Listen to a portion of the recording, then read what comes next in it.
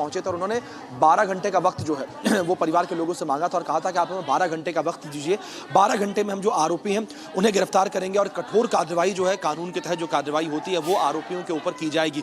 लेकिन माफ़ कीजिएगा, लेकिन परिवार का यहाँ पर यह कहना है कि 12 घंटे का समय तो पुलिस की टीम के द्वारा मांगा गया, लेकिन जो कार्रवाई पुलिस की टीम के द्वारा की जा रही है उस कार्रवाई से हम लोग संतुष्ट नहीं हैं, क्योंकि आप देखिए किस तरीके से यहाँ पर जय श्री राम के नारे लगते नजर आ रहे हैं। आप देखो, तस्वीरों दिखाऊंगा किस तरीके से लोग नजर आ रहे हैं। बात करने की कोशिश करेंगे, क्या कहेंगे इस पूरे घटनाक्रम को लेकर, क्या कहेंगे? देखिए, अभी मुझे सूचना प्राप्त हुई, हमारी पूरी टीम राष्ट्रीय हनुमान दल की और समस्त हिंदू समाज बड़ा आक्रोशित है और मैं कल बाहर था दिल्ली से।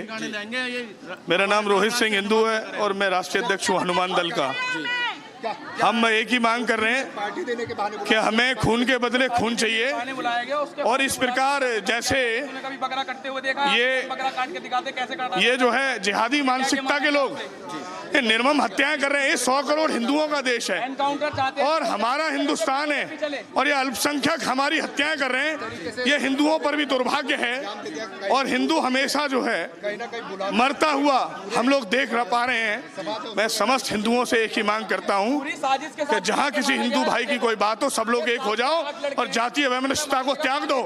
आज ये हमारा भाई है, कल हम भी हो सकते हैं, आप भी हो सकते हैं। ये भारत देश है, हिंदुओं का देश था, हिंदुओं का देश है, हिंदुओं का रहेगा।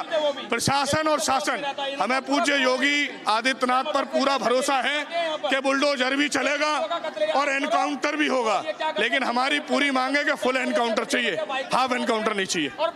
देखिए शिवानी, आप देख सकते हैं किस तरीके से यहाँ पर सीधे तौर पर फुल एनकाउंटर की मांग यहाँ पर की जा रही है और सीधे तौर पर यह कहा जा रहा है कि आरोपी का एनकाउंटर हो, क्योंकि जिस तरीके से, जिस निर्मम तरीके से यहाँ पर सूर्या की हत्या की गई है उसे लेकर सीधे तौर पर परिवार भी यही कह रहा है कि हमें खून के बदले खून चाहिए और हम ये चाहते हैं कि जो पुलिस की टीम है वो गिरफ्तारी ना करे बल्कि एनकाउंटर करे। जी शिवानी। That's right.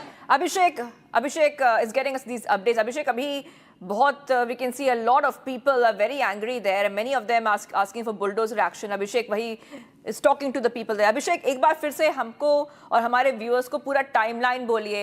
ये टाइमलाइन क्या हुआ था? पूरा टाइमलाइन है इस हादसा का, बोलिए line by line, minute by minute, what happened and why was the victim killed?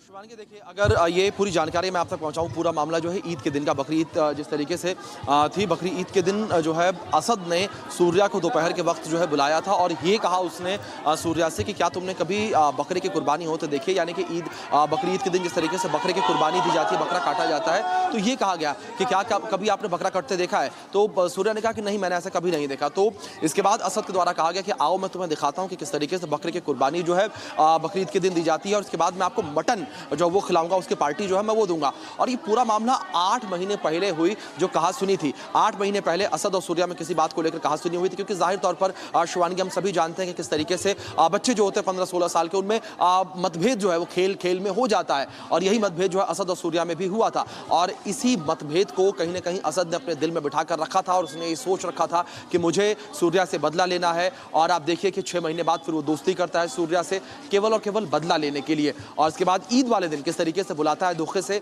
और कुछ लोग असद के साथ और मौजूद होते हैं जो सूर्या का हाथ पकड़ते हैं और उसके बाद असद जो है वो सूर्या के पेट में धारदार हथियार से हमला कर देता है और इसके बाद गंभीर अवस्था में जो है फोर्टिस हॉस्पिटल में एडमिट करवाया जाता है सूर्या को, जहां पर कुछ देर के बाद सूर्या की मौत हो जाती है और उस मौत के बाद लोगों में भारी आक्रोश देखने को मिलता है। आप देख सकते हैं मेरे आगे पीछे भी किस तरीके से मैंने भी लोगों से बातचीत की कि किस तरीके से लोगों में भारी आक्रोश जो इस वक्त देखने को मिल रहा है। बड़ी संख्या में लोग यहाँ पर एकत्रित हो रखे हैं और लोगों का सीधे तौर पर यही कहना है कि हमें न्याय चाहिए, हमें बुलडोजर कार्रवाई चाहिए, हमें एनकाउंटर चाहिए, खून के बदले खून हमें चाहिए, क्योंकि केवल और केवल आरोपियों की गिरफ्तारी से बात नहीं बनेगी। अगर आरोपियों को गिरफ्तार किया जाएगा तो इन आरोपियों का मनोबल आगे भी बढ़ेगा, इनका हौसला जो है वो आगे भी जो है इस तरीके से बढ़ेगा।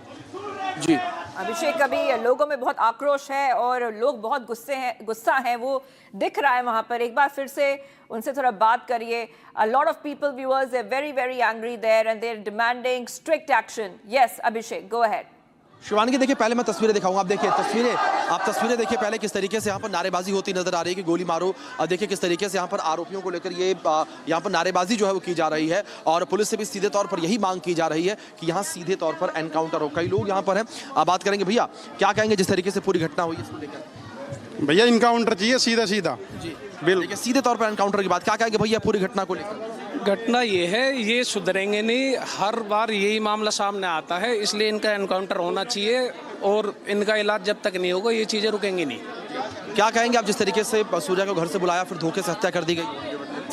ये हमेशा इनका प्लानिंग होता है, प्लानिंग होती है इनकी सारी, और ये साजिश के तौर पे सारे काम करते हैं। इनके बस की नहीं है कि सामने से वार कर सकें, ये अकेले ही व्यक्ति को ले जाकर मार दे, हर बार इनका यही मामला होता है। क्या लगता है आपको अगर एनकाउंटर होता है तो इस तरीके से मतलब असर पड़ता नजर आएगा? सुधार होगा, एनकाउंटर होने के बाद डर का माहौल बैठेगा इनके अंदर, कोशिश ये कम चीज़ें होंगी ये भाई, अब खुलेआम चीज़ें चलेंगी। अगर अब की बार एनकाउंटर नहीं हुआ तो ये चीज़ें बिल्कुल नहीं रुकेंगी और बढ़ावा मिलेगा इन्हें। अगर एनकाउंटर नहीं होगा तो फिर इनको बढ़ावा मिल जाएगा। बिल्कुल, ये बदमाशी इतनी चल रही है, हद से ज़्यादा बदमाशी है। हर गली में जाओ, हर सब में जाओ, बदमाशी मिलेंगे, लड़ते रहेंगे, मरते रहेंगे। इंसाफ तभी मिलेगा जब एनकाउंटर हो। इनके अंदर डर नहीं है, चाहे खाने के लिए इनके पास कुछ हो या ना हो, और ये बहनचोद इस चीज़ें जरूर करेंगे।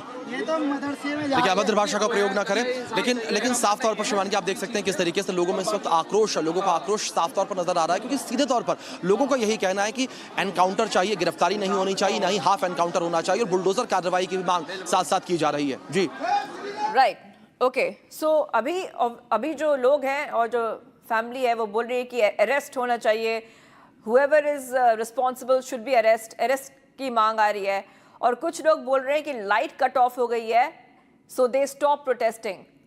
अभिषेक, could you tell us more on this? इनके 72 उरों के पास जाना चाहिए।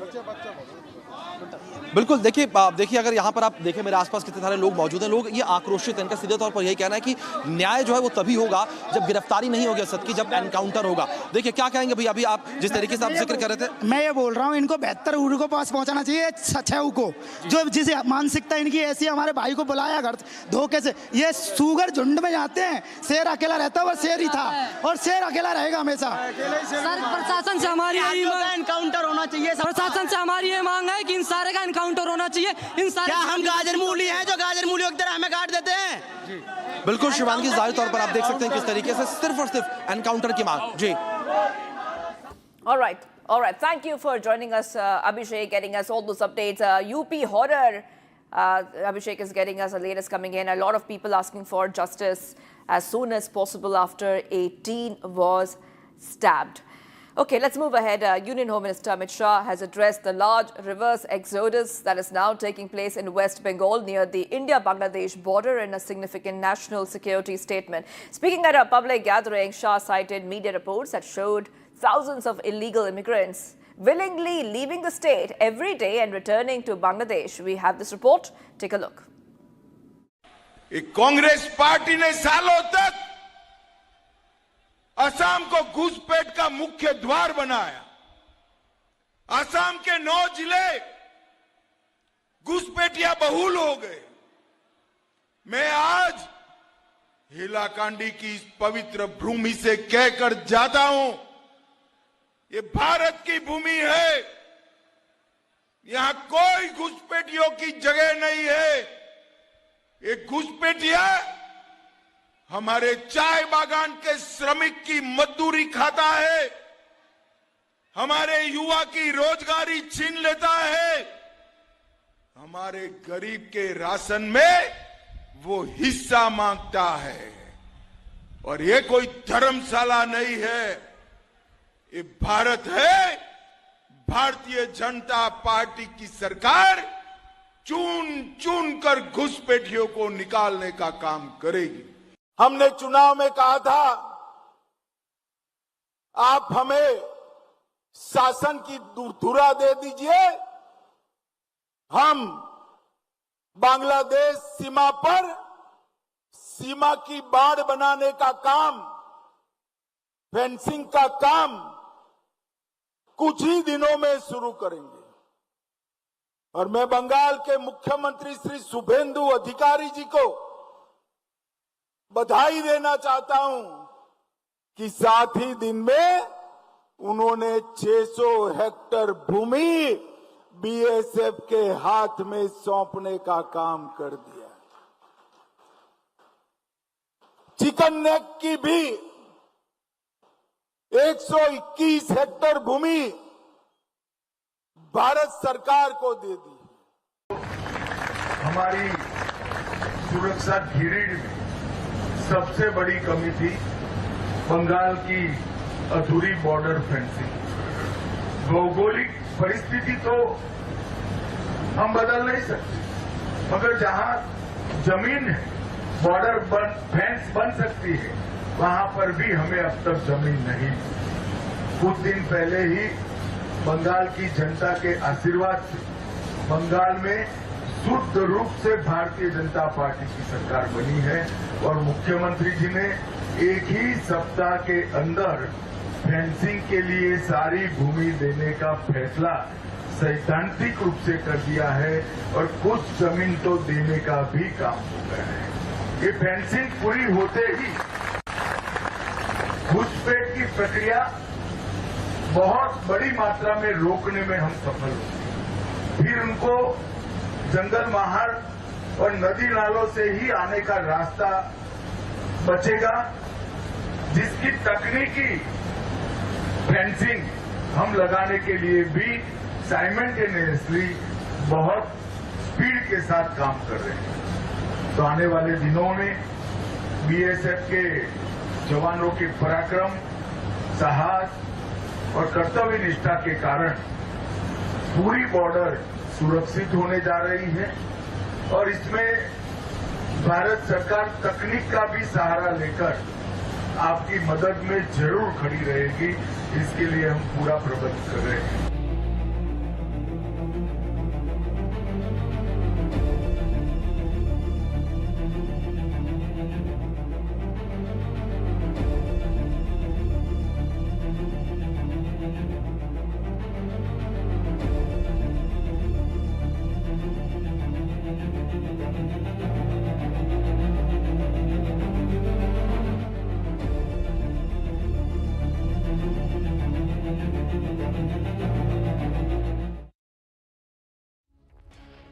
Do not go anywhere. Coming up, we will be tracking the biggest stories. Lieutenant General N.S. Raja Subramani to take charge as the Chief of Defence Staff today. Stay tuned. We'll continue to be live in breaking.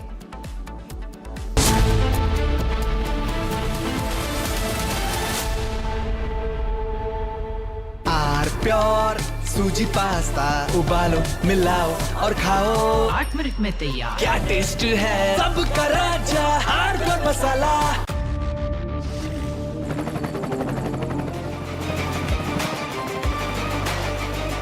Character, the taste of success. प्यास बुझाए ठंडक लाए सबको भाए जीरा Singh MDH का जलजीरा जीरा सिंह। जीरा सिंह असली रिफ्रेशिंग, असली स्वाद, असली मजा। MDH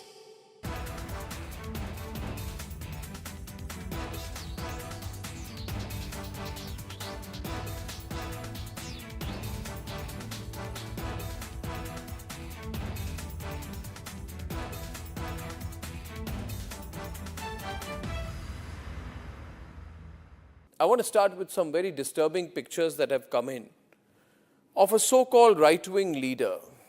His name is Sushil Prajapati. He's accused of rape. After being in jail for 9 months, he gets bail, which means he's still an accused. He's an accused in a rape case. And the case goes back to 2025 when he took an LLB student to one place on the pretext of introducing her to a senior advocate. He drugged her drink and then he sexually assaulted her. He is still under trial for rape. He has not been released. But when he comes out, this rape accused, garlands are put on him as if he's some kind of a hero, as if he's achieved something great. Is a rapist to be celebrated, ladies and gentlemen? I ask you that question. This week on Get Me Right, the Pope weighs in on the morality conundrum of artificial intelligence in his first encyclical that has gone viral. Would the tech bros of Silicon Valley listen to the pontiff? Second, we take a deep dive into the cow slaughter ban debate that surfaced around the Eid festivities, the civilizational ethos that guide the Hindu sentiments on cow and what the Muslims can do about it. And finally, we deal with the private sector ostrich that corporate India seems to have become when it comes to betting on our economy. Are they going to be the black sheep in black forever with no skin in the game? This weekend, only on Republic TV. चमकी चाट से क्या बना है? आलू चाट या fruit चाट? स्वाद बनाए चमकी चाट। क्या बात है? स्वादिष्ट पकोड़े और फरसान, अरे चमकी चाट है इसकी जान। असली स्वाद सिर्फ चमकी चाट। केसरिया से मन जोगी हुआ रे, दिल झूमे देखो मतवारा हुआ रे। केसरिया से मन जोगी हुआ। हर पल मनाओ केसरी त्योहार। विमल, बोलो जुबान केसरी। थोड़े में ज्यादा स्वाद, यही तो है इसकी खास बात। वाओ मामा, क्या स्वाद है? अरे मेरे राजा। In fact, very often I believe the only way to get justice in India is a media trial. So there's no reason for the media, if it's doing a good job of a media trial, to be on the back foot. In fact, the courts should stop making these overarching remarks about media trial and contemplate about one very basic thing. With the greatest of respect to the courts, when the other institutions fail, when people get let down by the system, when even the judiciary does not seem to be listening or raising a noise about issues, like in the case of Twisha Sharma, who does the public look to for justice, for raising their voice, for bringing something that's utterly false, illegal or wrong to public attention? It is only and only the media. And today, therefore, we are doing a media trial in this specific case, ladies and gentlemen, of Twisha Sharma, the 33-year-old daughter-in-law of an ex-judge, in a case where the ex-judge and the ex-judge's advocate's son appear to be more than involved. Ladies and gentlemen, 15 questions tonight. And if they think it's a media trial, so be it. So be it. Why did the ex-judge in the case of Twisha Sharma, neither she nor her son call a police or an ambulance? What took them 57 minutes to bring the body down? Where are the 3 men who are seen in the video dragging Twisha's body, destroying evidence? What was the police doing? Did they question the house staff? Did they question the judge? Was Twisha carrying headphones in her bag, in her hand, or a rope? Where is it now? Where is that so-called belt that cops claim was used by her to commit suicide? Why was it hidden? The mother-in-law, the ex-judge, walks up calmly while the body is being dragged down and evidence is being destroyed before the judge's eyes. Is that normal? Why don't the judges raise a hue and cry about it? Why don't the appellate courts take up this case suo motu? So people don't start believing that when an ex... From Asia's largest news headquarters, setting the agenda for Bharat.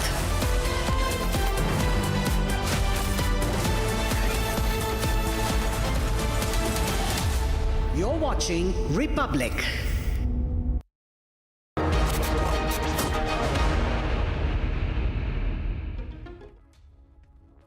नमस्कार दर्शकों, मैं हूं ऐश्वर्या कपूर और आज हमारे साथ हैं केंद्रीय मंत्री श्री धर्मेंद्र प्रधान जी। इसलिए क्योंकि सिर्फ मैं नहीं, पूछता है सारा भारत कि आखिरकार नीट एग्जाम्स में हो क्या रहा। री एग्जामिनेशन का पेपर लीक हुआ, खबर आ रही है धर्मेंद्र प्रधान जी की अब एयरफोर्स और आर्मी यूज होगी। एयरफोर्स और आर्मी ऑपरेशन सिंदूर में यूज होती है सर, अब कह रहे हैं कि पेपर के लिए यूज होगा। इतना सीरियस सिचुएशन है। देखिए, हमारे बच्चों की भविष्य है सर, बच्चों के भविष्य के लिए हम लोगों को दायित्व लेना ही पड़ेगा। नीट की जो एग्जामिनेशन पिछले 3 मई को हुई थी, उसमें क्वेश्चन जो बनाए लोग, वो लोग कॉम्प्रोमाइज़ हो गए। जो ट्रांसलेशन किए वो लोग कॉम्प्रोमाइज़ हो गए। यही अभी सीबीआई की जो इंक्वायरी हुई है, सीबीआई की जो इन्वेस्टिगेशन चल रही है, उसमें से प्रथम दृष्टया वही प्रमाण में आता है। सरकार ने संवेदनशीलता के साथ हमारी लक्ष्य रहा कि एक भी सही व्यक्ति की अधिकार हक परीक्षा माफियाओं के दबाव में ना दब जाए, उनकी रास्ता से उतर ना जाए, डिरेल ना हो जाए। इसीलिए हमने तुरंत एग्जामिनेशन को कैंसिल किया, पुराने एग्जामिनेशन को री एग्जामिनेशन की निर्णय किया जो 21 जून को होने वाला है।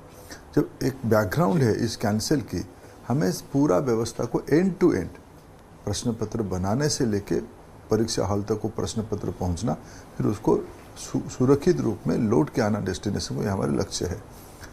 इसमें पहले भी एक होल ऑफ गवर्नमेंट अप्रोच में हम लोग काम करते हैं। भारत सरकार के अनेक विभाग दायित्व लेता है, मेटी दायित्व लेता है, पोस्टल दायित्व लेता है, गृह विभाग सारे विषयों को राज्यों के साथ कोऑर्डिनेट करता है, राज्यों के शिक्षा विभाग हमारी सहयोगी होता है। पहले से भी भारत सरकार राज्य सरकार मिलकर उसको इम्प्लीमेंट करते हैं। इस बार एक एक्स्ट्रा कदम लिया गया है कि इसकी जो जिस समय में हमने एक तो हमको परीक्षा के रिजल्ट जल्दी करके लाना है, उस समय की मर्यादा को हमको महत्व देना पड़ेगा, समय की आवश्यकता को ध्यान देना पड़ेगा। और 21 जून तक देश की जो मौसम होगा, सरकार ने ये तय किया कि हम क्यों ना हम जो पोस्टल डिपार्टमेंट क्वेश्चन पेपर को परीक्षा केंद्र तक ले जाता था, बैंकों तक ले जाता था, वो नॉर्मल रूट में अपना कोरियर सर्विस जैसे ले जाते वैसे लेते थे। कभी कोई कहीं एरोप्लेन में, कहीं गाड़ी में। सरकार ने ये तय किया कि क्यों ना हम उसको एयरफोर्स की मदद से हम उसको लिफ्ट कर दें। देखिए मैं आपको ये क्या बच्चों की भविष्य को हमारी मेरा दूसरा सवाल हमारी 21 जून को जो होने वाला है, हमारी बच्चे जानना चाहते हैं हमारी बच्चों की भविष्य को सुरक्षित करने के लिए एयरफोर्स कार पे नहीं आनी चाहिए। मैं विश्व के अनेक देशों के बारे में कह सकता हूँ, जब बच्चों की एंट्रेंस एग्जामिनेशन भविष्य तय होता है, जो हम भारत में कहते हैं उसके कई गुना निगरानी, कई गुना कड़ाई बरता जाता है। इसलिए जो लोग इसको अपने एक इंटरप्रिटेशन कर रहे हैं, ऐसे क्यों? मैं मानता हूँ देश की सीमा जितना महत्वपूर्ण है, हमारी देश की बच्चों की भविष्य उतना ही महत्वपूर्ण है, कोई कम नहीं है। Point taken sir, but what I वो फिर एक सवाल आता है, और ये सिर्फ विपक्ष की बात नहीं है। ठीक है, विपक्ष आलोचना करेगा, पेपर लीक हुआ है, उनका आलोचना करना ठीक है, उनका सवाल पूछना ठीक है, पर क्या ये डिसीजन पहले नहीं लिया जा सकता था? आपने बिल्कुल ठीक कहा, जितनी सीमा को बचाना है उतना हमारे भविष्य को बचाना है। देश का भविष्य देश का युवा है, क्योंकि 21 जून को जो पेपर होगा वो सारे बच्चे जब आपको देखेंगे, सुनेंगे, वो आपसे जानना चाहते हैं, you are the minister concern, कि सर क्या इस बार तो ऐसा नहीं होगा? नहीं होगा। मैं अभी तक देखो, हम पिछले बार भी क्या हुआ, गड़बड़ी कहाँ हुई? देखो, हमने अगर रक्षक भक्षक बन जाएगा, जिन शिक्षकों पे हमने भरोसा किया कि उन्हीं के भरोसे हम क्वेश्चन पेपर बनाएंगे, उन्हीं की मंद उद्देश्य, उन्हीं की गलत इरादे बच्चों के भविष्य को कॉम्प्रोमाइज किया। इसलिए हमने एंड टू एंड मैंने कहा कि उसकी प्रश्न पत्र बनाने से लेके परीक्षा हॉल तक जाना, परीक्षा हॉल से फिर लौट के एनटीए तक आना, ये सारे को एक नई अप्रोच के साथ सरकार ध्यान दे रही है। सब मिल के हम लोग काम कर रहे हैं, राज्य सरकारों को अनबोर्डिंग किया जा रहा है, कई प्रकार की कोऑर्डिनेशन हो रही है, शिक्षा विभाग के सारे विषय का समन्वय कर रहा है। उसमें हम सब लोग इस बार आश्वस्त करते हैं बच्चों को कि गड़बड़ी नहीं होगा। There is a sense of lack of trust mister minister, जैसे आपने कहा कि रक्षक भक्षक, ये आपके शब्द, तो क्या ये सवाल नहीं उठेगा कि ठीक है, आप आर्मी को ला रहे हैं, एयरफोर्स को ला रहे हैं, आपको जिसको लाना है आप लाएंगे, वो बच्चों के भविष्य की बात है, वो जरूरी है, लेकिन क्या शिक्षा विभाग के ऊपर सवाल नहीं खड़े हो गए? आपने कहा छोटे छोटे ये गैप्स हैं सर, लेकिन एक टंकी में अगर हल्का सा भी छेद होता है तो सारा पानी निकल जाता है, और आपके शब्द है ये रक्षक भक्षक, ये रक्षक टीचर्स, अगर टीचर्स भक्षक बन रहे हैं तो सर फिर तो दिक्कत हो जाएगी। देखिए, चंद टीचर, पूरा टीचर नहीं, चंद टीचर जिनको हमने भरोसा किया सर, एक से पूरे नहीं सर, ऐसा नहीं, इस प्रकार की जर्नलिस्टिक कम से कम रिपब्लिक आरोप ना लगाए। नहीं, मैं आपसे पूछ रहा हूं, आरोप नहीं लगा रहा, मैं इस प्रकार उसका असर ना पड़े। ऐश्वर्या जी, इस प्रकार की इंटरप्रिटेशन बच्चों की मानसिकता को सहज नहीं करेगी। Point taken sir. जो लोग गड़बड़ी किए, सीबीआई उसको पकड़ में लिया है। मैं आपको आश्वस्त करना चाहता हूँ कि इसको उसकी तह तक जाया जाएगा। इस परीक्षा माफियाओं को, ये एक सामाजिक व्याधि है, समाज में जो लोग कम नंबर रखने के बाद भी अपने बच्चों को डॉक्टर बनाने की जो एक अनावश्यक मोह उनके मन में है, उनको भी समझना पड़ेगा। मैं तो आपकी चैनल के माध्यम से ये एक सामाजिक वितर्क का अपेक्षा करता हूँ। ये बहुत जरूरी है जो आप बोल रहे हैं। क्यों भाई, ऐसे होना चाहिए क्या? ऐसा क्या प्रेम? ऐसे होना चाहिए क्या? ये तो एक सामाजिक व्याधि है, ये सोशल लेवल है। परीक्षा माफिया अनावश्यक आग्रह, यही व्यवस्था को तोड़ता है। और बाकी रहा शिक्षा विभाग की जिम्मेदारी, मैं इस घटना से पहले दिन से ये दायित्व लिया हूँ। शिक्षा विभाग इसके लिए बिल्कुल निगरानी रखी है, इसके लिए हम जिम्मेवार है अच्छे से परीक्षा करवाने की। सर 2024 में ये प्रोटोकॉल्स बने थे, 2024 के प्रोटोकॉल इतनी जल्दी टूट गए, ऑब्वियसली इसमें फिर पॉलिटिक्स आ जाती है। Your best friend these days is Rahul Gandhi. वो जितनी बार कांग्रेस पार्टी का नाम नहीं लेते हैं आजकल दिन में, उतनी बार आपका नाम ले रहे हैं, धर्मेंद्र प्रधान। और दी ऑपोजिशन बोल रहा है कि भाई 2024 का प्रोटोकॉल 26 अभी आधा भी नहीं हुआ, सब खराब हो गया। अब जो बन रहा है उस पर कैसे भरोसा करें कि आगे तक चलेगा? देखिए 24 में राधाकृष्ण कमेटी ने जो रिकमेंडेशन किया, राधाकृष्ण जी कल सुप्रीम कोर्ट के सामने, कल सुप्रीम कोर्ट ने जिस विषय को संज्ञान में लेके राधाकृष्णन जी से भी एक एफिडेविट मांगा था। स्वयं राधाकृष्णन जी ने कल कोर्ट में इस विषय को कहा है, उनकी कमेटी की 100% इम्प्लीमेंटेशन, जितने शॉर्ट टर्म रिकमेंडेशन थे 100% इम्प्लीमेंट हुई है।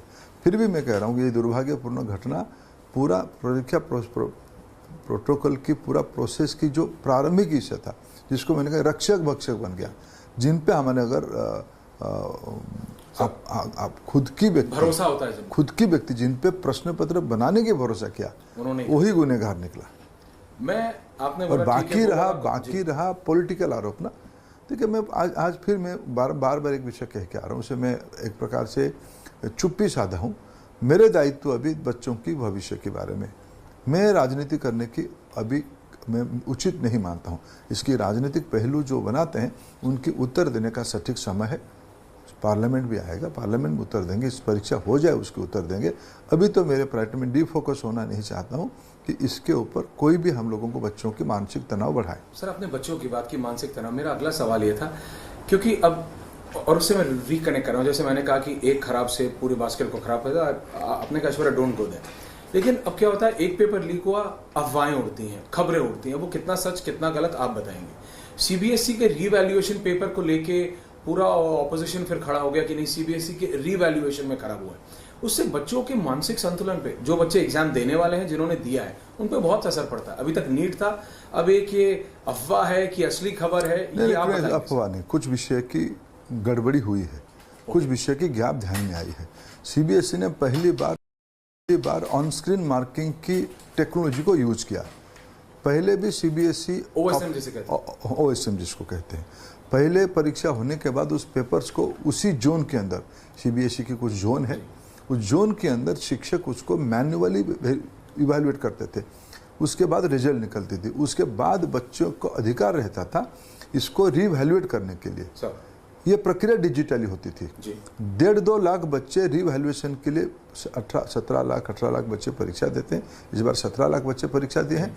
पिछले दिनों की जो ट्रेंड था, बच्चे 1.5-2 लाख बच्चे आते थे लौट के, भाई मेरे प्रश्न पत्र रीवैल्यूएट करना चाहिए। सीबीएसई रीवैल्यूएट करके देते डिजिटली। इस बार मार्किंग की इवैल्यूएशन को इम्प्रूव करने के लिए सीबीएसई ने एक संस्था को टेंडर के माध्यम से, उनका जो कहना है टेंडर के माध्यम से उन्होंने उसको नियुक्ति किया था। उन्होंने उस प्रक्रिया को टेक्नोलॉजी सपोर्ट देके इसको ऑनलाइन मार्किंग कर दिया, ओएसएम कर दिया, ऑनलाइन स्क्रीनिंग कर दिया, ऑन स्क्रीन मार्किंग कर दिया। बाद में क्या हुआ, जब इनकी 17 लाख बच्चे परीक्षा दिए, लगभग 98 लाख क्वेश्चन पेपर के ऊपर परीक्षा दिए।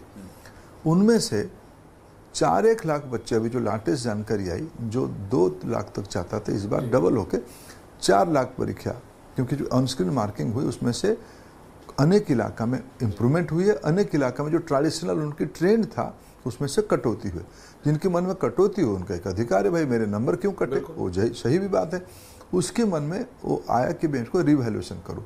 रिवैल्यूएशन करने के लिए जो पोर्टल तक पहुँचा, पोर्टल में टेक्निकल गड़बड़ी के कारण तंदुरुस्त नहीं था। सीबीएसई ने एक इन हाउस पोर्टल बनाया था।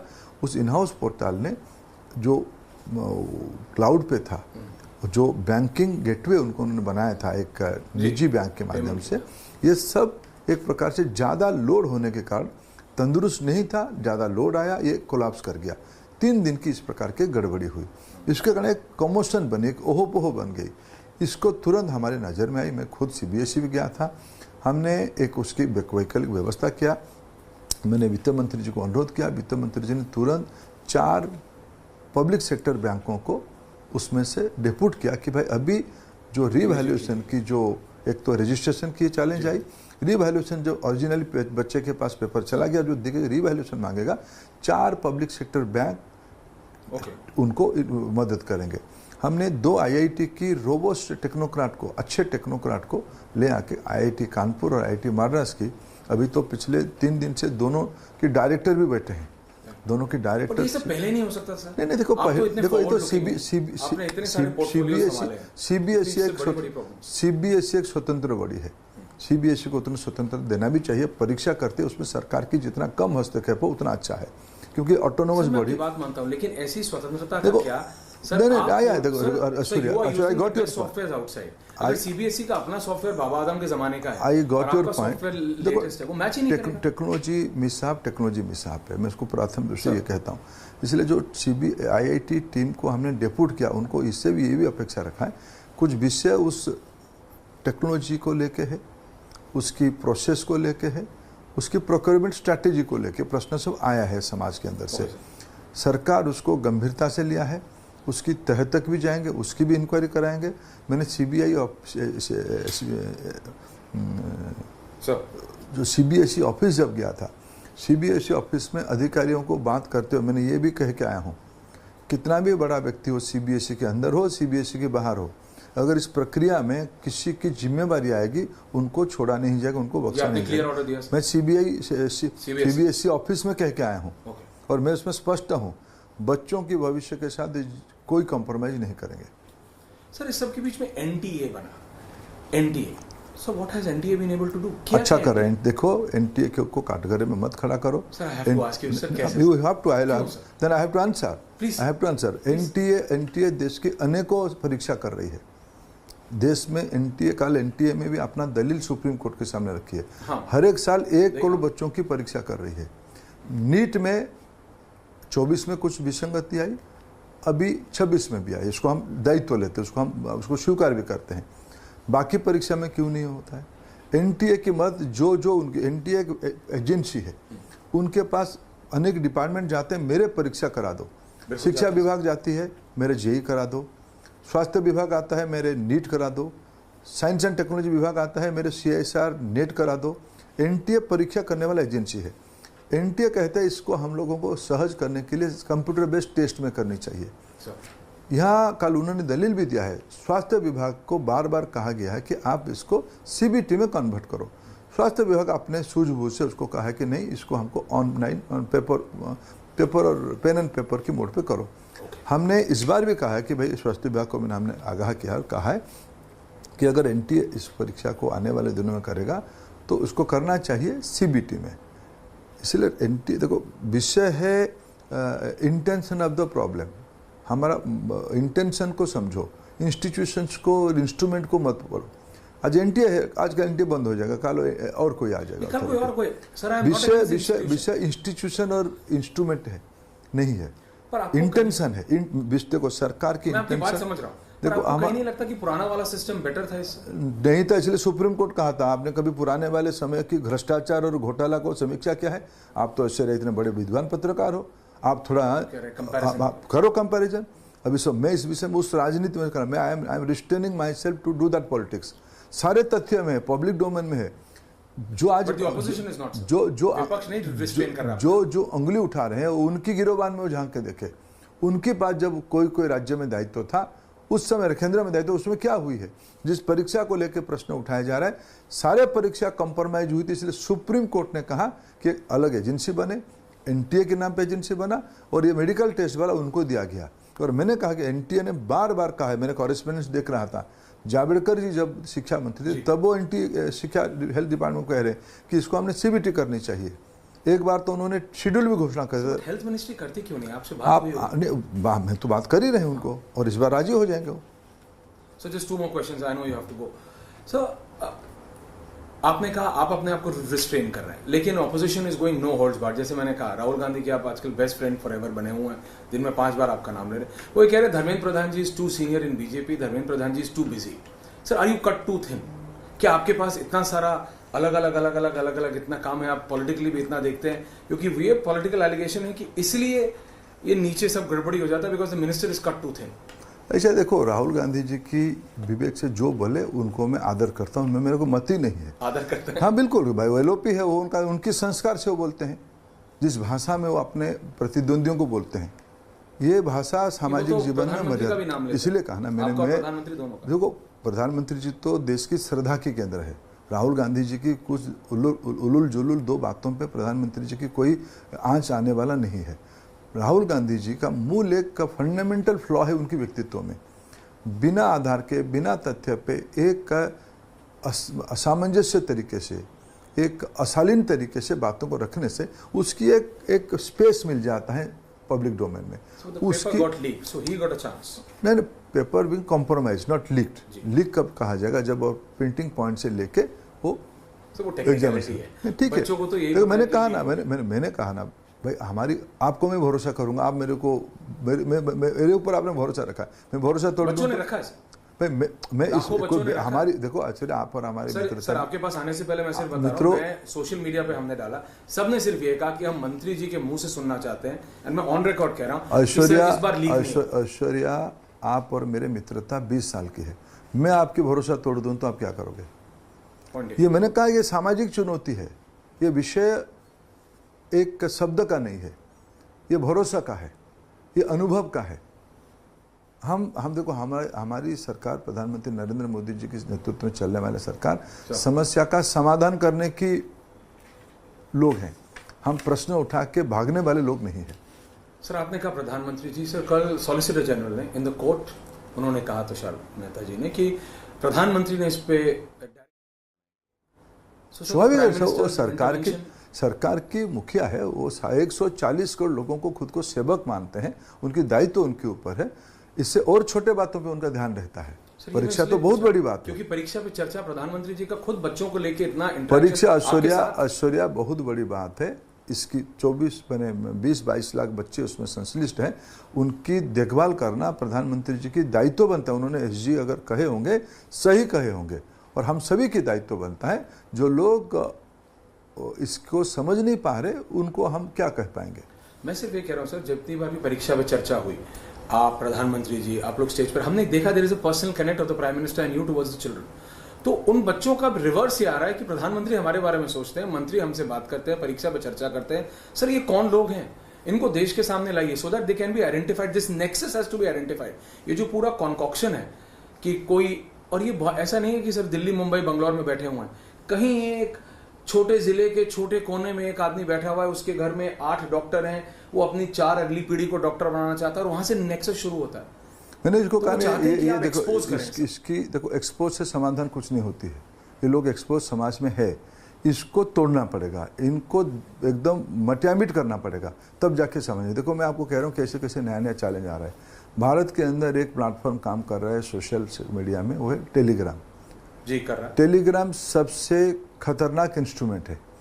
अभी भी टेलीग्राम पे आप जाओगे, नीट की पेपर, री-नीट की पेपर बनी नहीं, जहाँ नीट बना रहे हो अपने तरीके से बना रहे हैं, अभी भी टेलीग्राम में आपको चैनल मिलेंगे, आप यहाँ आओ, री-नीट की एग्जामिनेशन पेपर आपको इस मूल्य में हम देंगे। क्या बात कर रहे हैं? अभी आप देखो, इसे आप देखो टेलीग्राम पे, टेलीग्राम में अभी भी डालने का क्लेम कर रहे हैं, कोशिश कर रहे हैं, क्लेम कर रहे हैं। हमने उनको बुलाया, टेलीग्राम वालों को बुलाया, भारत सरकार की सारे सिक्योरिटी एजेंसी। टेलीग्राम तो कोई बाहर की कंपनी है? ये चैलेंज है हमको। देखो ऐश्वर्या जी, चीज़ों को हमको समझना पड़ेगा। हमारी दुनिया बदल चुकी है, इसकी जो साइबर वॉल निकल के आई है, उसकी अच्छा भी है, उसकी चुनौती भी है।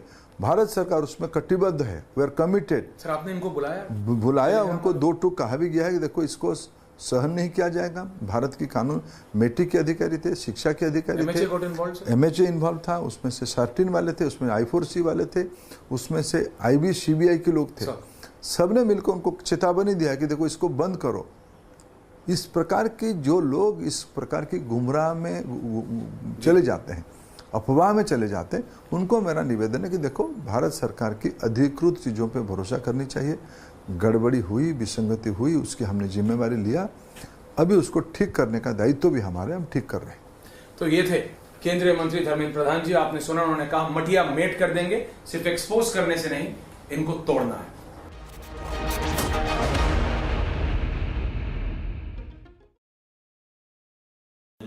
Amity has been ranked India's #1 not-for-profit private university for 11th year, with top 10 ranked institutions in management, engineering, biotech, law, masscom, telecom, hospitality, fashion and more. Yet another top ranking for Amity University. थोड़े में ज्यादा स्वाद ये ही तो है इसकी खास बात। वाओ मामा क्या स्वाद है? अरे मेरे राजा कोशिश को कामयाबी, कामयाबी को शोहरत बनते देखा है। हाँ, पिछले 60 सालों में मैंने देश को बनते देखा है। कमला पसंद, 60 सालों से अनोखा स्वाद।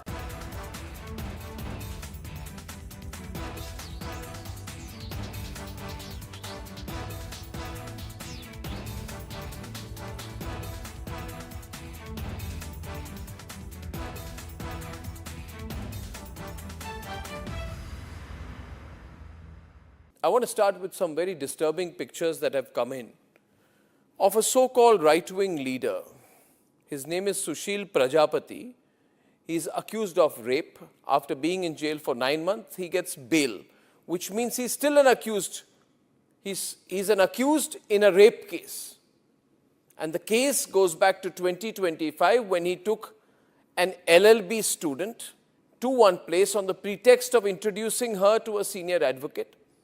He drugged her drink and then he sexually assaulted her. He is still under trial for rape. He has not been released. But when he comes out, this rape accused, garlands are put on him as if he's some kind of a hero, as if he's achieved something great. Is a rapist to be celebrated, ladies and gentlemen? I ask you that question. And more than anyone else, I ask the right wing of this country. Very often I come on television and I say, yes, on several issues, I'm happy to be called a right-winger. But ladies and gentlemen, let me put it clearly.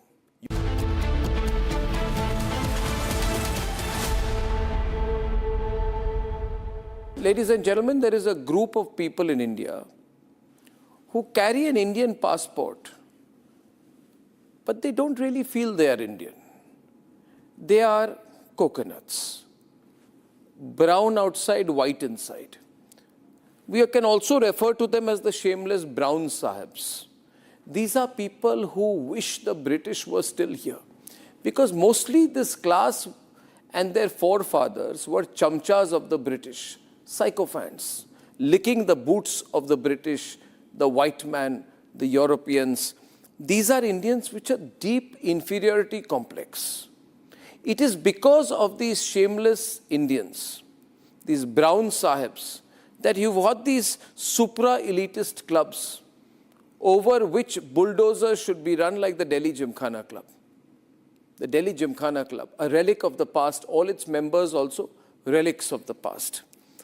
And now there is apparently a club in Mumbai, the Breach Candy Club, in which I am told, it's been reported, that the Breach Candy Swimming Bath Trust, founded in 1878 during the British Raj, continues to restrict trusteeship only to European inhabitants of Mumbai.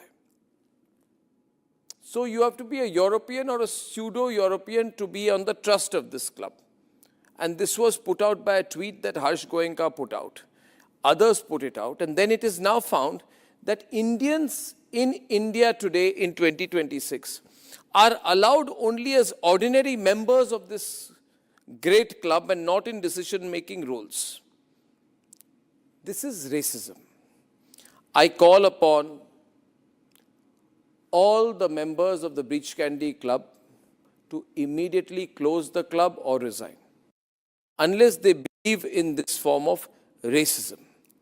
I want to tell all these members of the Breach Candy Club, remember how this small country called England ruled India by dividing Indians and by creating a small subgroup of brown sahibs, coconuts. To them, I would say, to these people, if you are not coconuts and you are members of the Breach Candy Club, please resign. Keep your sense of nation and nationalism and national duty. To the Maharashtra government, I would tell them that if it is true that this Breach Candy Club is running on the lease of the Maharashtra government, then it is best that the Maharashtra Chief Minister of the government, the MVA government in Maharashtra, should immediately, ladies and gentlemen, cancel the license of this club, stop it from functioning. If the constitution of this club restricts the trustees only to Europeans, then I would like to say to the members of this club that in India today, public resources cannot be used to uphold only Europeans. Those days are gone. In fact, when I heard about it, I was shocked that these sort of colonial era privileges are still prevalent. This is apartheid on our soil. It is apartheid against Indians. It is a Brown Sahab mentality. Down with the Brown Sahab. Remove the coconuts. Let's free India from these people with an inferiority complex and a fake accent. Let's save the country from the supra-elitism of these colonial clubs. Ladies and gentlemen, spread this message as much as you can. Let's change India.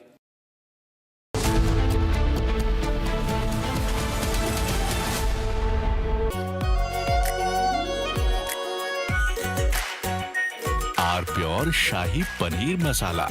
Delicious, healthy, every day.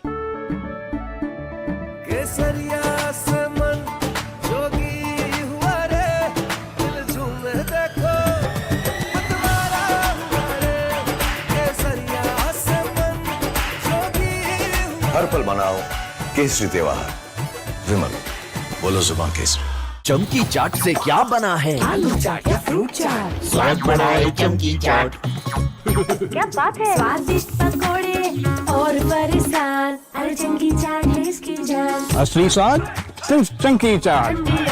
In fact, very often I believe the only way to get justice in India is a media trial. So there's no reason for the media, if it's doing a good job of a media trial, to be on the back foot. In fact, the courts should stop making these overarching remarks about media trial and contemplate about one very basic thing. With the greatest of respect to the courts, when the other institutions fail, when people get let down by the system, when even the judiciary does not seem to be listening or raising a noise about issues, like in the case of Twisha Sharma, who does the public look to for justice, for raising their voice, for bringing something that's utterly false, illegal or wrong to public attention?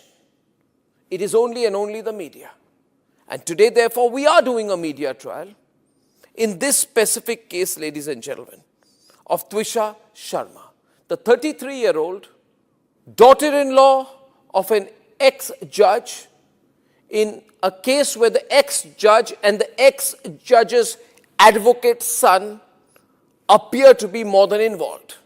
Ladies and gentlemen, 15 questions tonight. And if they think it's a media trial, so be it. So be it.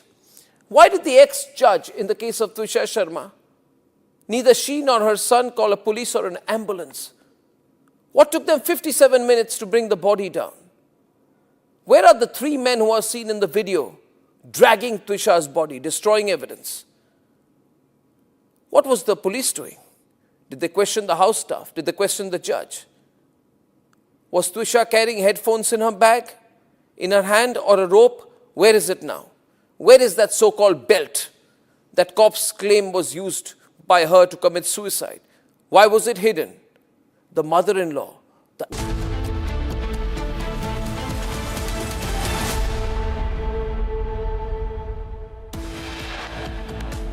Operation Sindoor is concerned, firstly, it is still continuing. There is temporary cessation of hostilities. So the Indian Army or all the 3 services are preparing well for Operation Sindoor 2.0 if it takes place. Army Chief warns Pakistan, says Operation Sindoor continues.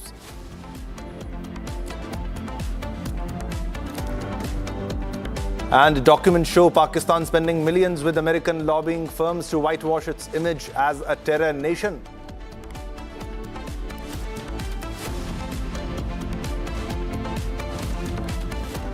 And top Congress leaders arrested for the murder of a lawyer in Hyderabad. Congress leaders face 15 lakh supari for the killing.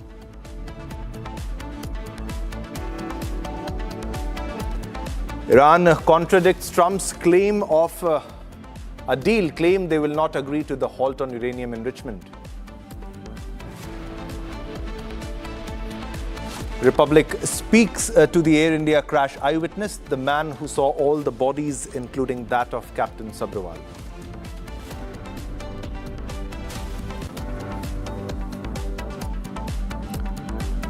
From cash to arms, the Bengal police discovers a massive arms factory from the Saha brothers in the Trinamool Congress.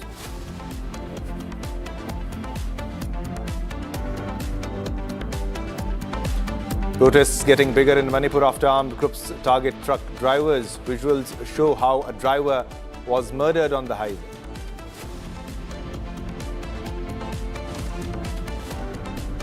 CID to take over the investigation as spurious liquor kills 14 people in Pune's Pimpri Chinchwad.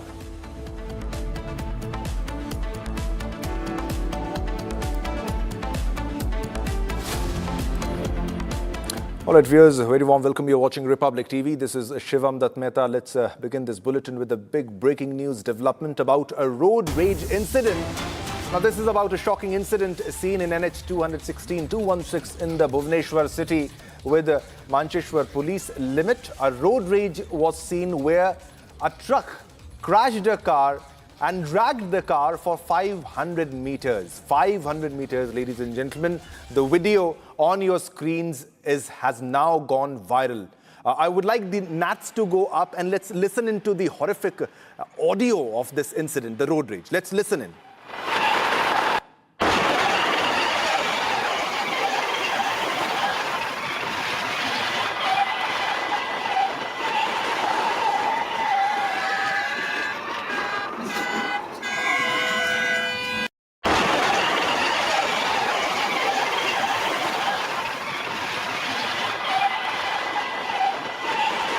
These are the frightening visuals, ladies and gentlemen. The truck rammed into a car and kept dragging the car for more than 500 meters. And this video is now gone viral on social media. And after this incident came to police notice upon witnessing the incident of a road accident at about 12 midnight at Gangua Nala Bridge under Mancheshwar police station. The PCR team immediately assessed the situation and realized that any direct attempt to intercept the truck could provoke the driver to ram the PCR vehicle instead. So there was a threat to even the PCR vehicle, that is the police in this case, because they feared that if they tried to intercept this tipper, this big vehicle, then even they could be at threat and they could also be dragged in this case and the driver could have rammed into the PCR vehicle. Look at the condition, look at the road rage incident where the truck kept on dragging the car for a very long time. 500 meters is what we are getting to know. He kept on dragging the car.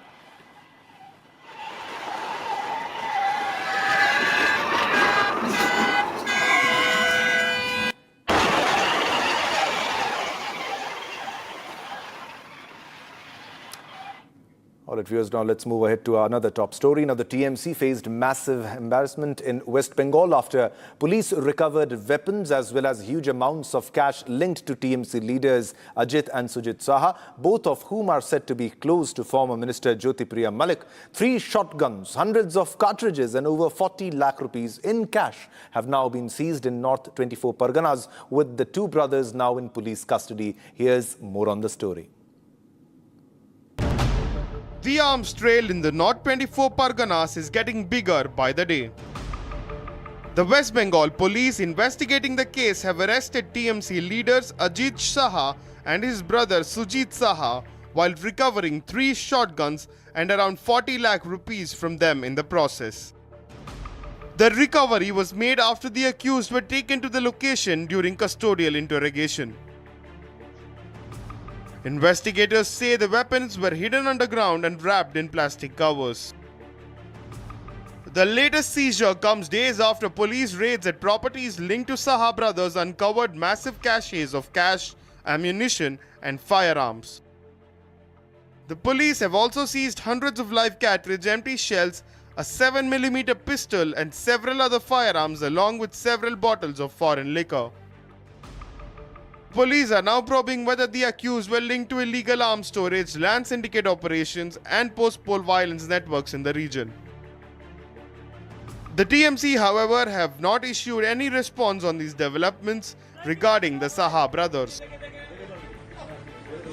Meanwhile, both the Saha brothers remain in police custody as investigators continue questioning them over the source of their cache of arms, ammunition and cash recovered during the raids.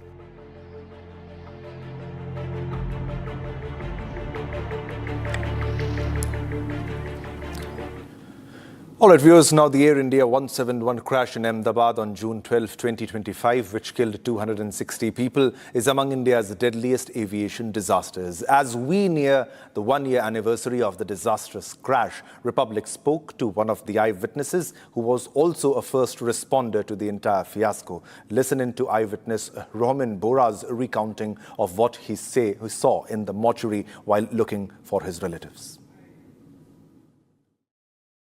Captain जो हैं उनकी uniform जला हुआ नहीं था, आपने खुद देखा अपनी आंखों से। मैं आपसे विस्तार के साथ बताना चाहूँगा आपको कि जैसे ही मैं वो टेबल के पास गया, जैसे ही मैं बोल रहा, वहाँ पे बहुत बड़े बड़े अधिकारी थे जो लाइक अच्छी पोजीशन पे बिलोंग करते होंगे, जो सब बॉडीज़ को आइडेंटिफाई और करने की कोशिश कर रहे थे और उसके आगे क्या प्रोसेस करना एक्सेट्रा एक्सेट्रा वो भी वो लोग कर रहे थे। तो उस टाइम पे जब सुमित सुब्रवाल सर की बॉडी जो एक साइड में रखी हुई थी, मैं उसके नज़दीक गया, एकदम नज़दीक, मतलब लाइक टेबल और मेरे डिस्टेंस के बीच में अराउंड ½ फीट का डिस्टेंस होगा, उससे ज़्यादा नहीं। All right, viewers, let's go back to a big breaking news development that we are getting about from Ghaziabad. The massive unrest in Ghaziabad after a teen boy's stabbing. A teen was stabbed to death over an argument in Khoda colony, Ghaziabad. Asad, who invited Surya to his house on the pretext of hosting a party, he then took revenge for a minor dispute 8 months earlier by killing Surya. So he killed him after 8 months of small altercation, and now Asad stabbed Surya multiple times in the stomach with a very sharp weapon, and afterwards locals rushed him to Fortis Hospital in Noida. Now Surya's mother says that just as her son was murdered, the accused should also be given death penalty. हम तो पालते नहीं है बच्चे को, हैं? हमको इंसाफ चाहिए। उस बड़ी महिलाएं हैं यहाँ पे, महिलाओं की भारी भीड़ जो है वो देख सकते हैं। हालांकि देखिए इस पूरे मामले को लेकर के अगर हम बात करें तो अलग अलग रिएक्शंस निकल करके सामने आ रहे हैं। वीएचपी के जो अध्यक्ष है, हम बात अगर करें विनोद बंसल की, माफ कीजिएगा, जो प्रवक्ता है, उन्होंने भी इस पूरे मामले में देखिए अपनी प्रतिक्रिया दी है। उनकी प्रतिक्रिया को हम सुनाते हैं। But this is a big breaking news development. This is coming in from Khoda, and this is exactly the visual of how he was stabbed. Now, this is Surya, who was stabbed by Asad, and he called him to show how a goat is sacrificed, and he brought him there, and on the pretext of inviting him, he murdered him, he butchered him, he stabbed him in the stomach multiple times. And you can see this is a dangerous mob who killed this young fellow, this young teen who was stabbed to death while he was invited to witness a goat being sacrificed, and they killed him indeed. Now, this is exactly the moment, and now tensions are high in Ghaziabad after this incident. The people are demanding justice. They want justice because the mother is also saying that what happened to him, they want immediate justice in this case. Big breaking news development. This is Asad, who stabbed Surya multiple times. This is exactly the moment when this happened, and he was stabbed multiple times in the stomach with a very sharp weapon. And afterwards, locals rushed him to Fortis Hospital in Noida. Surya's mother says that just as her son was murdered, the accused should also be given the death penalty. The police should encounter the accused. So that is the demand. And as soon as members of Hindu organizations learned of this, they immediately launched a protest and went to Fortis Hospital demanding justice for Surya. Justice for Surya is what the people of Ghaziabad are demanding right now as we speak, because this is very sad development, horrific visuals on your screen. 3 बजे। Ma'am क्या हुआ था, पूरा incident बता सकती हैं आप सब प्लीज थोड़ी देर में, 10 मिनट बाद, 10 मिनट बाद। मैं वही कह रहा हूँ, उस चीज को समझो, वो निकल चुके हैं, इनकी जरूरत अभी नहीं है। जब हमारे भैया को आ जाने दो इधर प्लीज, बहुत ज्यादा जरूरत है, अभी के लिए छोड़ दो।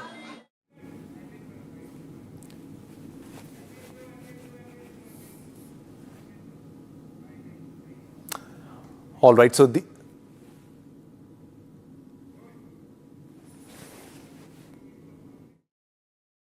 दिखा था आपने, कब पता चला आप लोगों को, क्या पूरा इंसिडेंट था? मुझे नहीं पता, मैं तो ससुराल से आई थी, मैं यहाँ पे नहीं थी जब मेरे भाई के साथ ये सब हुआ। मेरे बड़े भाई का फोन आया था कि दीदी ऐसे किसी ने चाकू मार दिया छोटे भाई को, अपने फोर्टिस हॉस्पिटल में आ जा, मैं वहीं लेके जा रहा हूँ। मैंने लास्ट आवाज मेरे भाई छोटे वाले भाई की इतनी सुनी थी, मतलब वो दर्द में करा रहा था सर। मैं बड़े भैया बस ये कहते आगे बंद मत करियो, मैं हूँ तेरे साथ, आगे बंद मत करियो, बस हॉस्पिटल जाने वाले। मैंने बस फोन पे यही सुना था। मैं उसके बाद फिर हॉस्पिटल पहुंची, तब मुझे मेरे भाई का चेहरा तक नहीं देखने दिया, वो एडमिट कर चुके थे तब तक, और ना अभी तक सर देखने दिया, ना हॉस्पिटल में देखने दिया, ना अभी तक देखने दे रहे हैं। आपकी क्या डिमांड है प्रशासन से? हमारी बस एक ही डिमांड, जैसे हमारा भैया हमसे छीना गया वैसे उस असद का फुल एनकाउंटर करके हमारे सामने रखा जाए, हमें देखनी उसकी डेड बॉडी, तब भी मेरे भाई के यहाँ से अंतिम संस्कार होगा, वरना नहीं होगा, चाहे उसे कितने भी दिन लग जाए। हम नहीं जाने देंगे अपने भाई को यहाँ से जब तक असद की बॉडी यहाँ पे नहीं आती और उसके घर पे बुलडोजर चलवा जाए, बस इतनी डिमांड है बस sir. Thank you for speaking to Republic.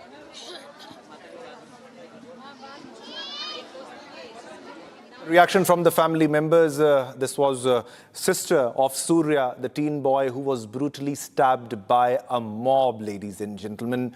These are shocking visuals, horrific visuals, and graphic visuals, I would like to say, because on your screens, as you can see, exact moment of stabbing of Surya by Asad, who called him on Bakri Eid and called him that, come, Surya, I will show you how a goat is sacrificed, and on the pretext of that, he murdered his friend. They earlier used to be friends, and now, just because of a small altercation, a small scuffle that they had earlier, 8 months earlier, he called him and he brutally murdered his friend. And now tensions are high in Ghaziabad. Live visuals also on your screen, and this is exactly the moment, this is exactly the visual of the stabbing of Surya.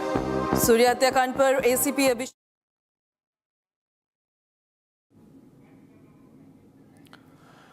All right, viewers, we'll play some reactions also in a short while, but this is exactly the moment when the young teen was stabbed in Khora Colony, in Ghaziabad, in Uttar Pradesh. Let's listen into reactions from senior police officers.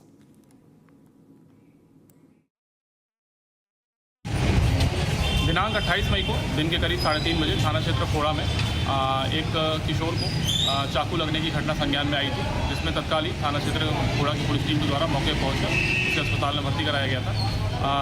इलाज के क्रम में उक्त किशोर की दिनांक 29 मई को दिन में लगभग 12 बजे के आसपास मृत्यु हो गई थी। उक्त प्रकरण में परिजनों से प्राप्त तहरीर के आधार पर सुसंगत धाराओं में अभियोग पंजीकृत किया गया था तथा अभियुक्तों की गिरफ्तारी हेतु टीमें गठित की गई थी। आज उस प्रकरण में थाना क्षेत्र खोड़ा की पुलिस टीम के द्वारा 3 नामजद अभियुक्तों को गिरफ्तार कर लिया गया है। इसके अतिरिक्त 2 अन्य संदिग्धों को भी हिरासत में लिया गया है। पूरे प्रकरण में पूछताछ साक्ष्यों के आधार पर अग्रिम वैधानिक कार्रवाई सुनिश्चित की जा रही है।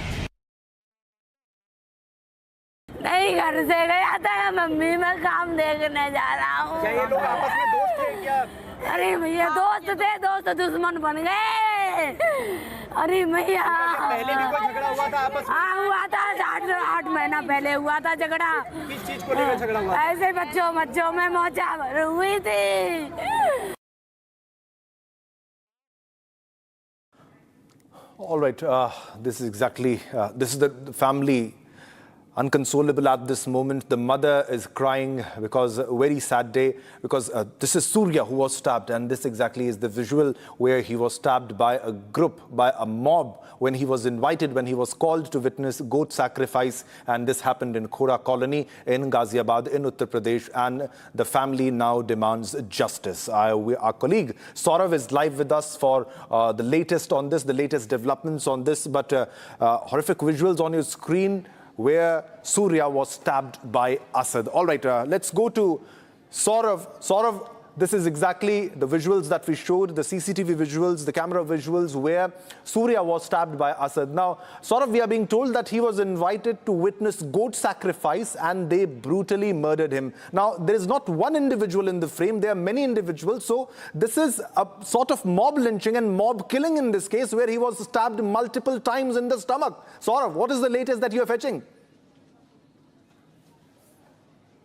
Yes, just now the mother of the victim told Republic that the accused Azad came to his house on the occasion of the Bakra Eid, and he asked Surya to come to his house with him so that he can witness the goat sacrificing ritual on that day.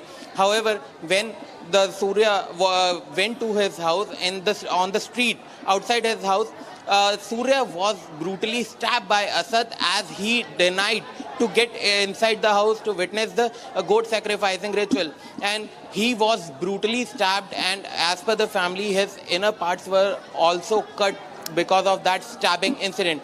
And at nearly 3:30 p.m. in the afternoon, the family got a call from his elder brother Yash, who told them that the younger brother Surya got stabbed and he is taking him to the Fortis hospital. And after they got to know this, the family rushed to the Fortis hospital, and there they got to know that Surya did not survive that brutal attack. And now the family is grieving, and they are demanding the police officials that the encounter should be done of the accused Asad, who has done and conducted this major crime in the Khoda village. And as Republic has also accessed the CCTV footage of the incident, and in that incident, the people can see that there are more than 5 to 6 people who hold Surya, and then Asad stabbed him on the street outside his house. This incident is horrific incident took place on 28 May 2026 on the occasion of Bakra Eid, and now the body of the Surya is still lying in the Fortis hospital, and his brother is bringing his body back, and the family has also denied to conduct the last rites of Surya. They are demanding first the police should catch the accused Asad, and then they should do an encounter. Following that, only the family will perform the last rites of the victim Surya. Okay. Back to you, Shivam. Saurav, you're making a very important point here when you are telling that while Surya was invited to witness a goat sacrifice, they might have invited him for Bakri Eid. And while he was there, he denied to enter where the goat sacrifice was happening. Is that what you are saying, Saurav? That he did not enter the place where the goat sacrifice was happening? Yes, exactly, Shivam. Yes, exactly, Shivam. Surya just told no, that I will not get inside the house as the goat sacrificing ceremony. I don't want to witness it. And after that, the victim Surya denied to enter the house. The accused Asad, multiple stabbed him on the street itself.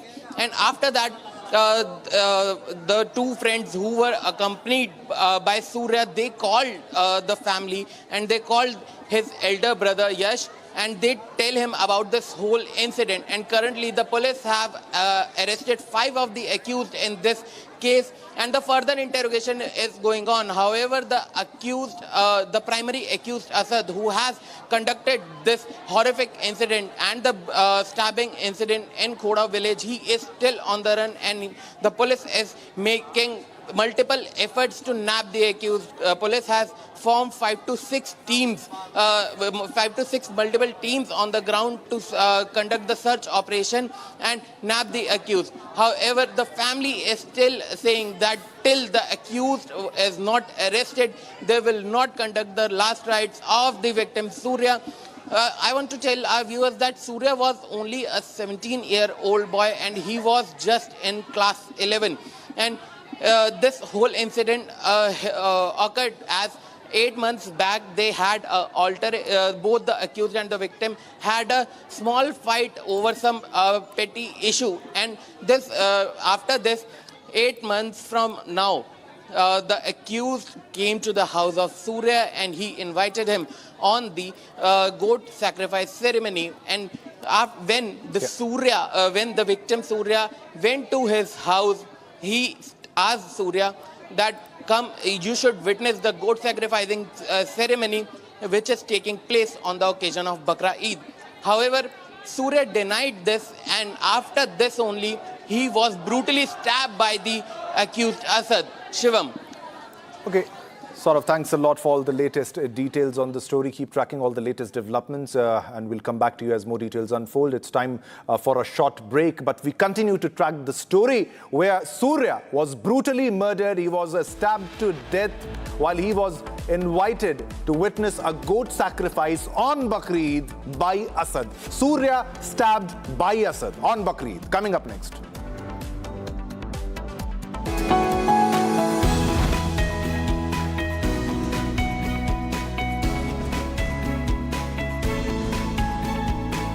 Amity has been ranked India's #1 not-for-profit private university for 11th year, with top 10 ranked institutions in management, engineering, biotech, law, masscom, telecom, hospitality, fashion and more. Yet another top ranking for Amity University.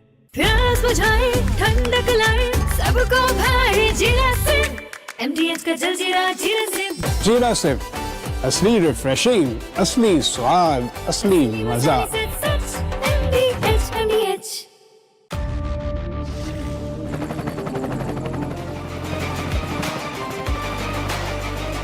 Director, the taste of success. R pure सूजी pasta उबालो मिलाओ और खाओ 8 minute में तैयार। क्या taste है सबका राजा R pure masala.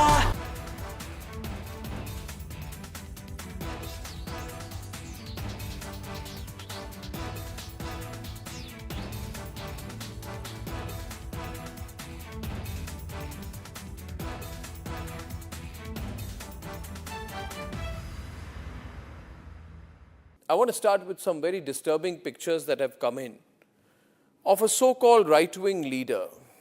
His name is Sushil Prajapati. He's accused of rape. After being in jail for 9 months, he gets bail, which means he's still an accused. He's an accused in a rape case. And the case goes back to 2025 when he took an LLB student to one place on the pretext of introducing her to a senior advocate. He drugged her drink and then he sexually assaulted her. He is still under trial for rape. He has not been released. But when he comes out, this rape accused, garlands are put on him as if he's some kind of a hero, as if he's achieved something great. Is a rapist to be celebrated, ladies and gentlemen? I ask you that question. And more than anyone else, I ask the right wing of this country. Very often I come on television and I say, yes, on several issues, I'm happy to be called a right-winger. But ladies and gentlemen, let me put it clearly. You cannot let a person like this man, this Sushil Prajapati, a leader of the Hindu Yuva Vahini, a local thug, a man accused of rape, you cannot celebrate his act of rape or celebrate the fact that the rapist is out on bail. If that is the message we want to send to our society, and if all the BJP leaders want to be quiet about it, I want to ask them, why are they quiet about this? Why are they quiet? In the silence of the BJP leader, You have a huge role to play in one of the marquee products of the Kalyani Group and the Bharat Forge, which is your artillery gun. I'd like to hear from you the story of that artillery gun. There's a gentleman called Baba Kalyani. When we started, he started by saying that make an artillery gun. It's close to my heart. I cannot imagine that India, with all its manufacturing competence, cannot make a gun, and we have to depend, since by that time you should realize the background, till 1986. The last Indian gun which was developed was IFG and LFG by an Indian team. And artillery gun has some few thousand parts. It's not a, it's a complex equipment with a lot of science and little bit of art. So this was the backbone of 40, 50 young bunch of kids with you. They were with me. They were totally committed to the project. The aim was to make a gun.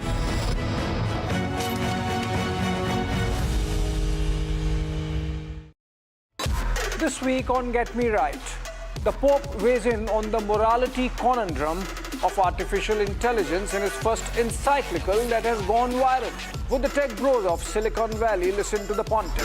Second, we take a deep dive into the cow slaughter ban debate that surfaced around the Eid festivities, the civilizational ethos that guide the Hindu sentiments on cow, and what the Muslims can do about it. And finally, we deal with the private sector ostrich that corporate India seems to have become when it comes to betting on our economy. Are they going to be the black sheep in black forever with no skin in the game? This weekend, only on Republic TV.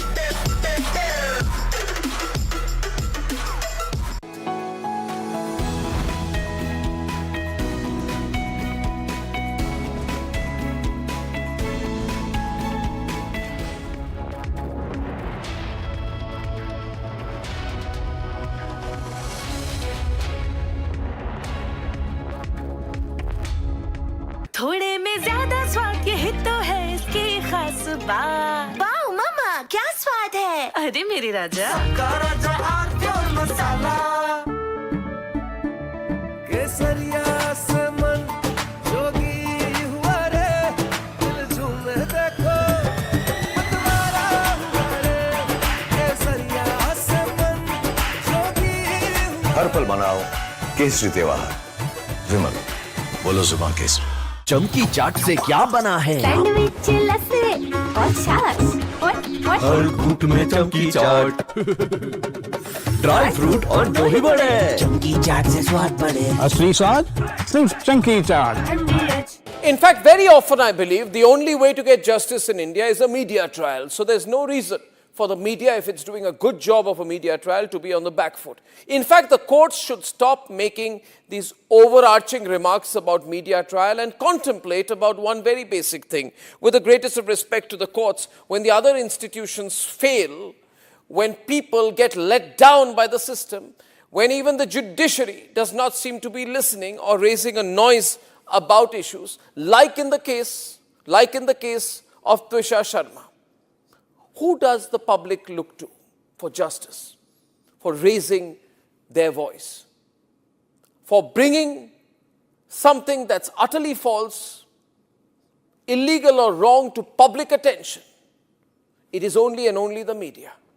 And today, therefore, we are doing a media trial in this specific case, ladies and gentlemen, of Twisha Sharma, the 33-year-old daughter-in-law of an ex-judge, in a case where the ex-judge and the ex-judge's advocate's son appear to be more than involved. Ladies and gentlemen, 15 questions tonight. And if they think it's a media trial, so be it. So be it. Why did the ex-judge in the case of Twisha Sharma, neither she nor her son call a police or an ambulance? What took them 57 minutes to bring the body down? Where are the 3 men who are seen in the video dragging Twisha's body, destroying evidence? What was the police doing? Did they question the house staff? Did they question the... From Asia's largest news headquarters, setting the agenda for Bharat.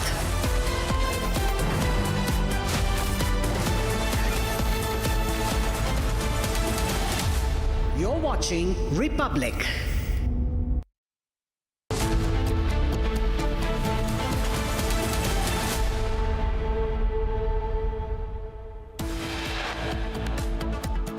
Operation Sindoor is concerned, firstly, it is still continuing.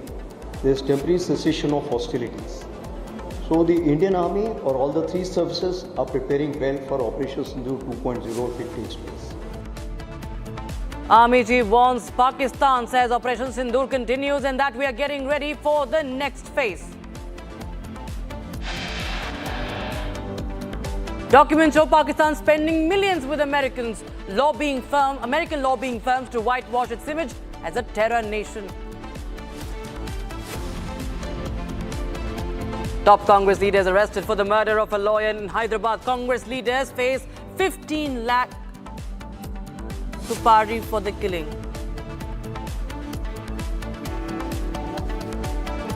Iran contradicts Trump's claim of a deal, claim they will not agree to the halt on uranium enrichment.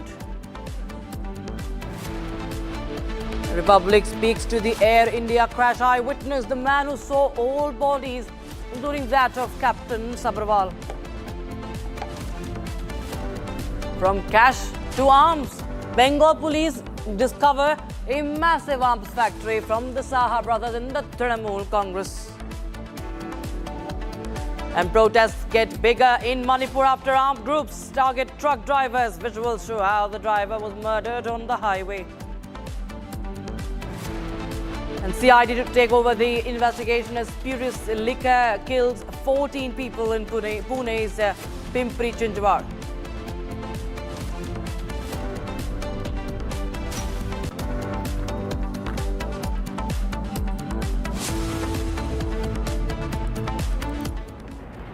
Good evening, good afternoon, viewers. You're watching Live and Breaking. I'm Rakshita Mishra with you this Saturday, and let's get started with the news that is coming in from Ghaziabad, viewers. This is a horrific incident that took place on the occasion, or just after the Eid al-Adha, and a teen has been stabbed to death over an argument in Khoda colony of Ghaziabad. Asad invited Surya to his house on pretext of hosting a party, and then he took revenge for a minor dispute 8 months earlier by killing Surya. Asad stabbed Surya multiple times in the stomach with a sharp weapon, and afterwards locals rushed him to Fortis Hospital in Noida. Surya's mother said that just as her son was murdered, the accused should also be given the death penalty. Police should encounter the accused, she says. And as soon as members of the Hindu organizations learned about the incident, they launched a protest and went to the Fortis Hospital demanding justice for Surya. In fact, the boy Surya was told allegedly that he will be shown how halal is done, how the goat is sacrificed, and he has suffered multiple stab injuries. Saurav is joining us live on the broadcast for more. Saurav, tell us, what are you picking up these light right now? The report from the scene. We also understand that the accused is still on the run. Yes, Rakshita, currently the accused is on the run, and as you can see, the elder brother of Surya, Yash, has brought this deep freezer here at the spot outside his house. He is saying that till the main primary accused has not been nabbed by the UP police, then only the last cremations will not be done till then. And now the deep freezer is here, and the body of victim Surya is on the way to his home back. And Yash has said that the family will not perform the last rites of Surya till the main accused Asad, who has conducted this horrific incident on the occasion of Bakra Eid on the pretext of showing Surya how the goat is sacrificed on the occasion. He has conducted this crime, and he said that last rites of the victim Surya will not be done till the police arrest the main accused Asad and brings him here. And currently, as you can see, there are hundreds of people gathered here at the spot, and they all are demanding only one thing, that the police should do the encounter of the main accused Asad, who is still on the run. And currently, UP police has arrested 5 people in this regard, but the main accused Asad is on the run, and the police has failed to nab him, as the incident took place 3 days back on the 28th of May 2026, and currently several people have gathered here. They are protesting against this, and now they are demanding that an encounter should be done of the main accused Asad. And police has found 5 to 6 teams to conduct searches at several locations in the area and nab the accused. However, the family is still saying that the last rites will not be done of the victim till police nabs the main accused Asad, who has conducted and done this major crime in Khoda village of the Ghaziabad area. Back to you, Rakshita. Saurav, were there any other accomplices? Were there any other people who were, a part of this crime, who were with Asad? And what about them? What about their whereabouts? Any action against them? Yes, according to the initial information by the police official, more than 5 people have been arrested by the police, and out of that 5 people, 3 people are directly involved in that incident. And now the police has made 5 to 6 multiple teams to nab the accused who has conducted this heinous crime in the Khoda village. And now teams have been made, and the searches are on. to nab the main accused Asad. However, the family is still grieving, and the family is saying that the body of the Surya will not be cremated till the main accused is nabbed by the police. However, 3 people were directly involved, as the Republic has accessed the CCTV footage of the main incident, and the whole incident was captured on that CCTV footage. In that CCTV footage, the viewers can see that there are 6 to 7 people who have hold the Surya, and after that the Asad has stabbed him.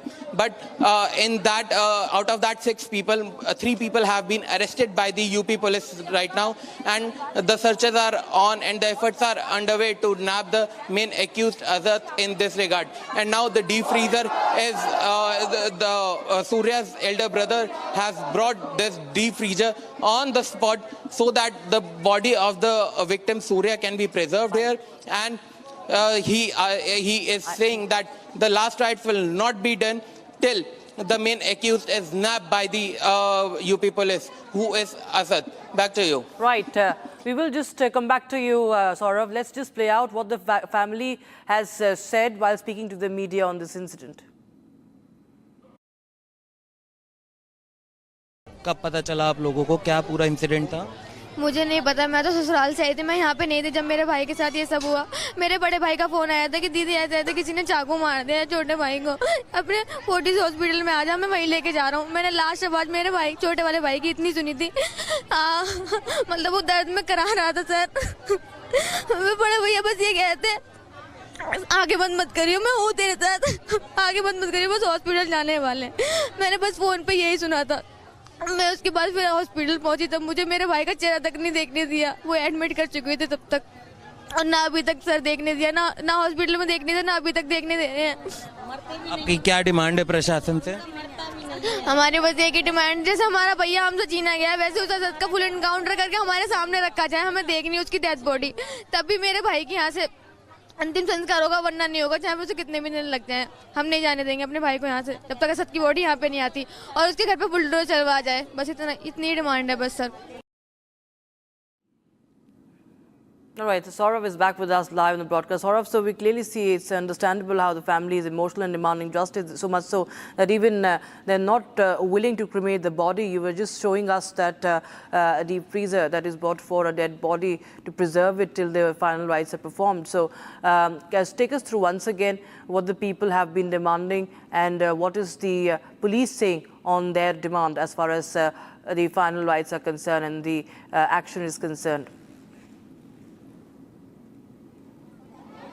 Yes, Rakshita, as far as the police is concerned, the police is saying that this whole incident took place on 28 May and now the efforts are underway to nab the main accused Asad. However, they have arrested 5 people in this regard, and out of the 5 people, 3 people were exactly involved in this incident, and 3 people are out of the total 6 people, which we can see in the video. And as you can see in the video, the CCTV footage which the Republic have accessed, in that footage, 6 people were present in this whole incident.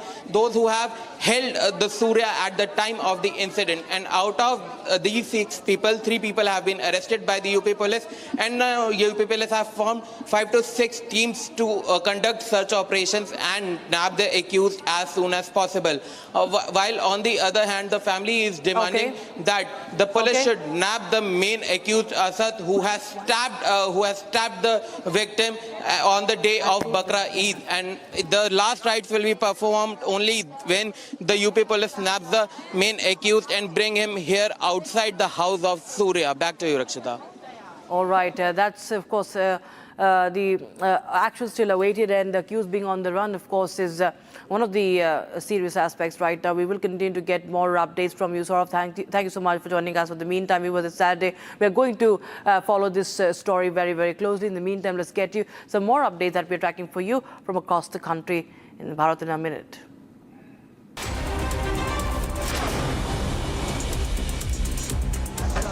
Karnataka Pradesh Congress Committee President D.K. Shivakumar and other leaders have been leaving from the Lok Bhavan in Bengaluru. This follows the intense political developments in which outgoing Chief Minister Siddaramaiah submitted his resignation to the Governor's office at Lok Bhavan, paving the way for D.K. Shivakumar to take over as the next Chief Minister.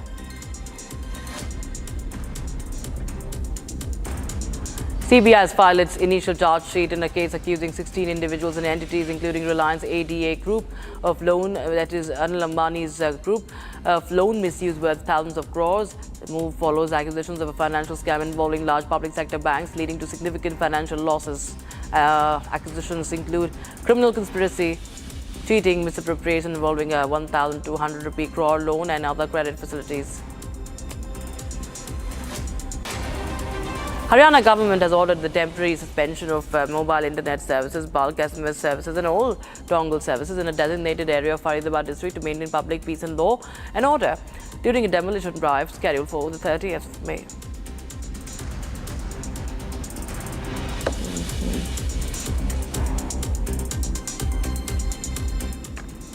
All right, viewers, the NTA has now responded to the delay in the CUET examination in Pawan Ganga Education Centre of New Delhi, where it was delayed for 2 hours 30 minutes. NTA has responded to the delay in that examination. Students have been inside since 7:30 a.m. and there has been a technical glitch, as per the NTA, from their end, and the delayed commencement of CUET 2026 at some centres. That's what the NTA has said in a statement. It has cited a technical glitch basically, and the issue has since been, as per the NTA, resolved. Exam is being conducted with full compensatory time so that no candidate is disadvantaged, says the NTA. Afternoon session timing have been revised. Morning session candidates are being given the full duration of the paper and may exit only after completing. So NTA responding to another controversy surrounding an exam, and this is the CUET exam, and NTA says that it regrets the inconvenience, and it has now addressed the delay. It was due to a technical glitch, and a compensatory time has been given. We have reactions, I think, coming in from the students as well, or the parents listening.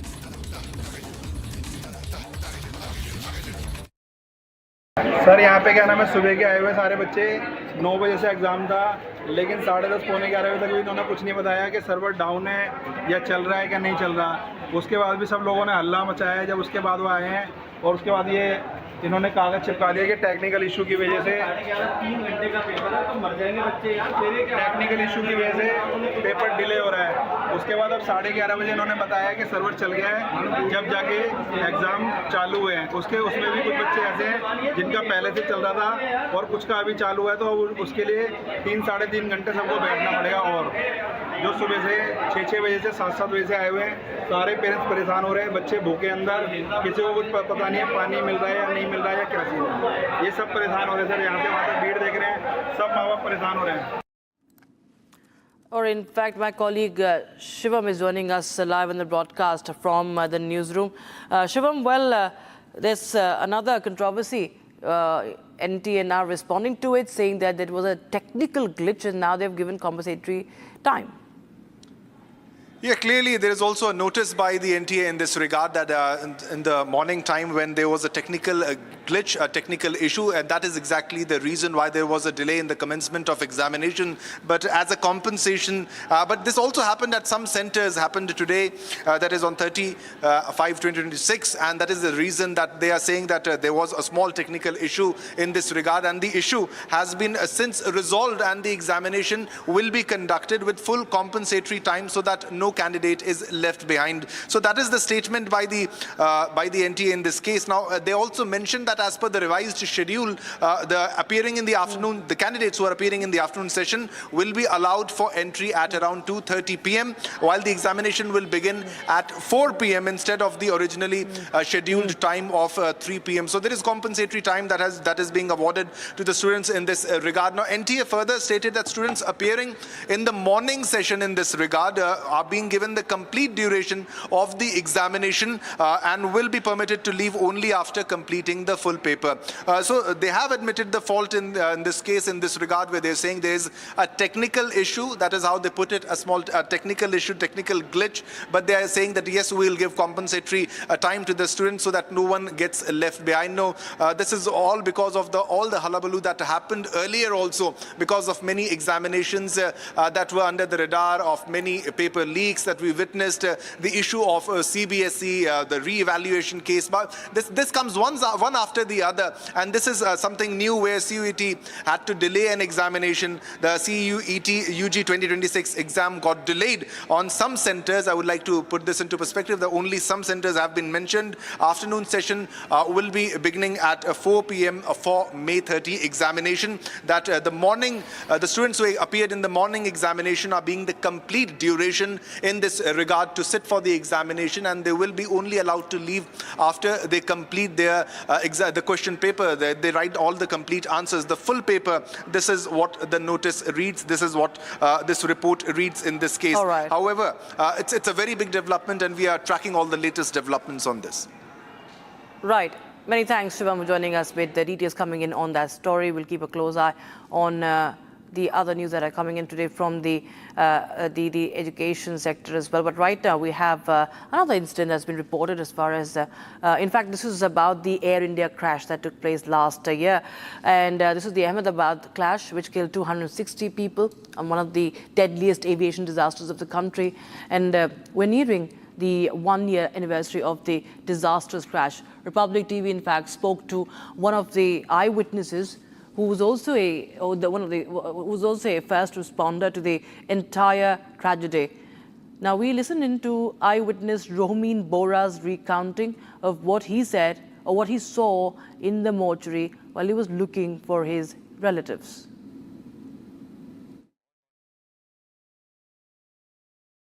जो हैं उनकी uniform जला हुआ नहीं था, आपने खुद देखा अपनी आंखों से। मैं आपसे विस्तार के साथ बताना चाहूँगा आपको कि जैसे ही मैं वो टेबल के पास गया, जैसे ही मैं बोल रहा, वहाँ पे बहुत बड़े बड़े अधिकारी थे जो लाइक अच्छी पोजीशन पे बिलोंग करते होंगे, जो सब बॉडीज़ को आइडेंटिफाई और करने की कोशिश कर रहे थे और उसके आगे क्या प्रोसेस करना एक्सेट्रा एक्सेट्रा वो भी वो लोग कर रहे थे।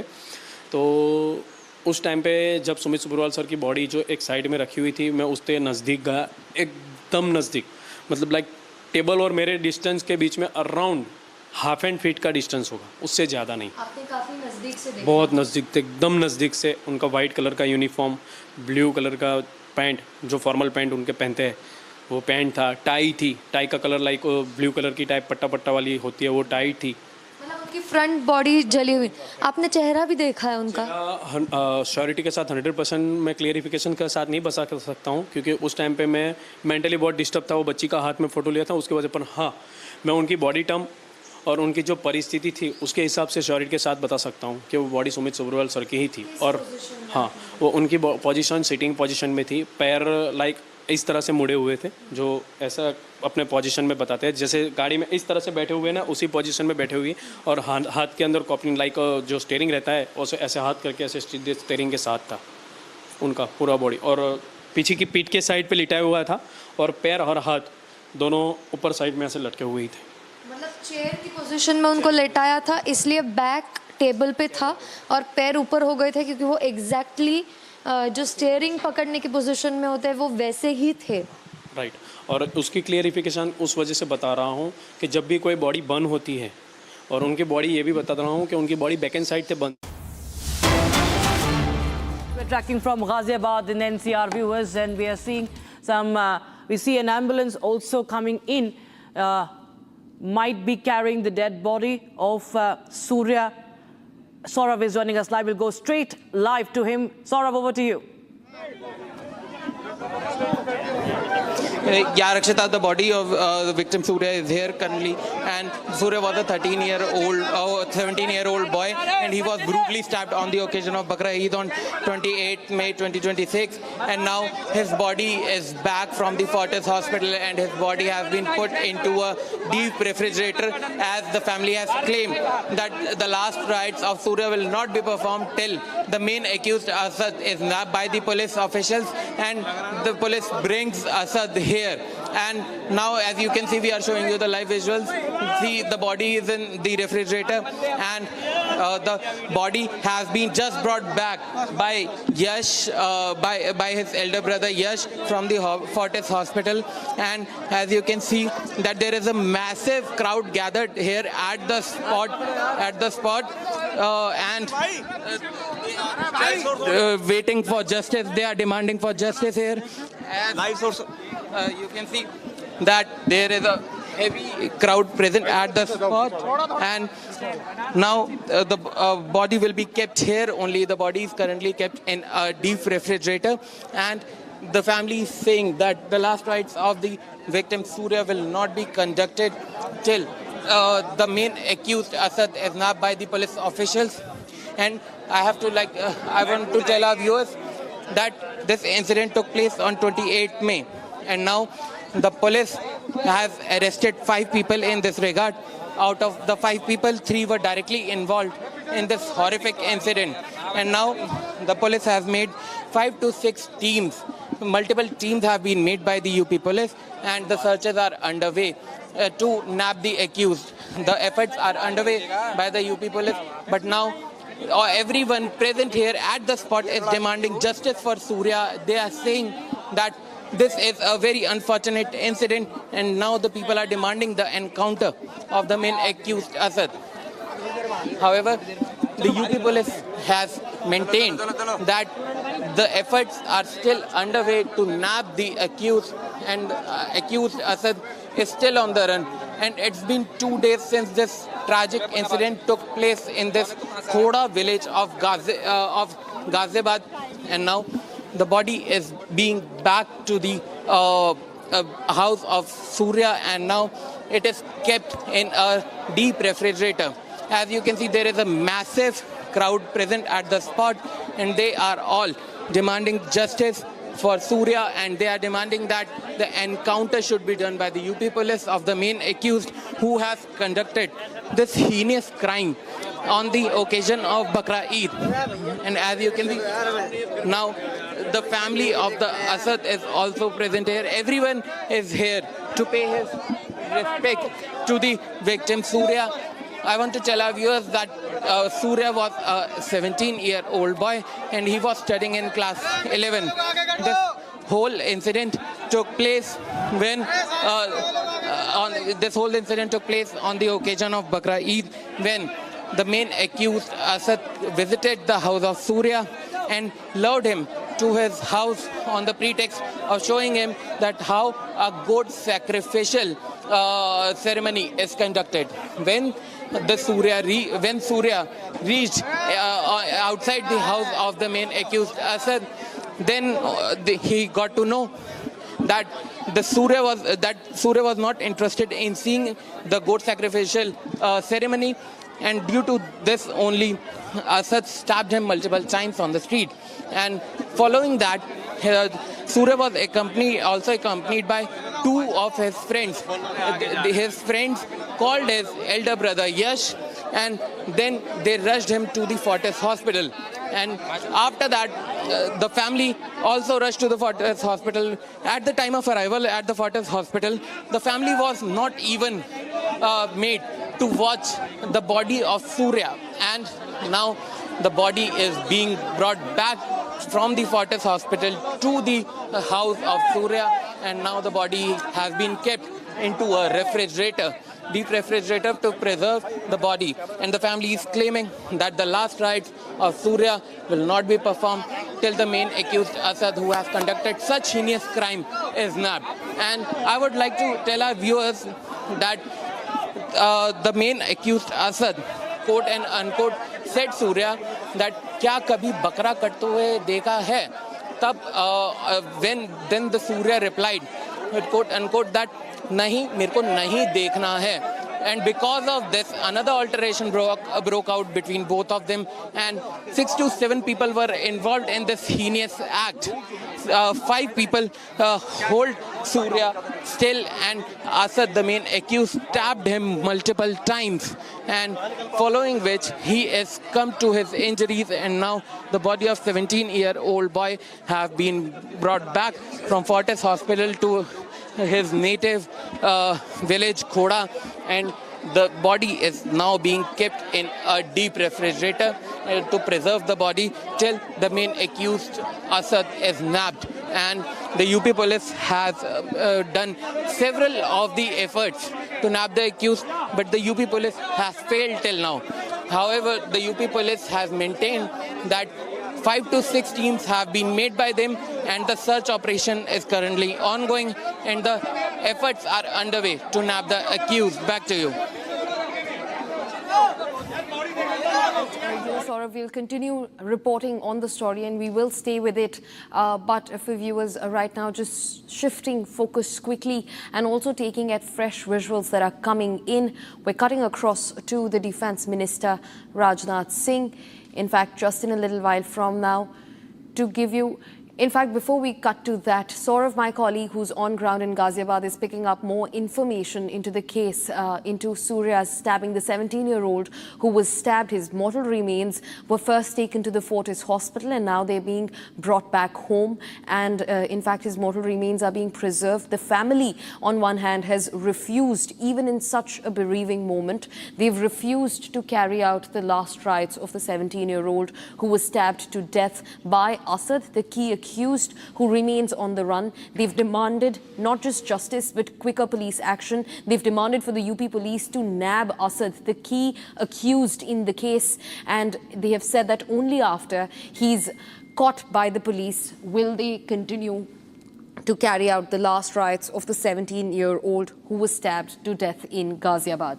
Now, these are the live visuals that we're getting for you, the bereaving family that's standing hopelessly near Surya's body. In fact, Saurav, my colleague, continues to be on the ground. Saurav, what more can you tell us? Yes, as you can see that currently there is a heavy crowd gathered at the house of Surya, where his mortal remains have been brought back from the Fortis hospital. They have now preserved the body into a deep freezer and they are claiming that they will not perform last rites till the main accused Asad is nabbed by the UP police. And currently, I would like to tell our viewers that out of the total 6 to 7 people who are directly involved in this heinous crime, 5 people have been arrested, and now the police has made 5 to 6 teams to conduct search operations and to nab the accused.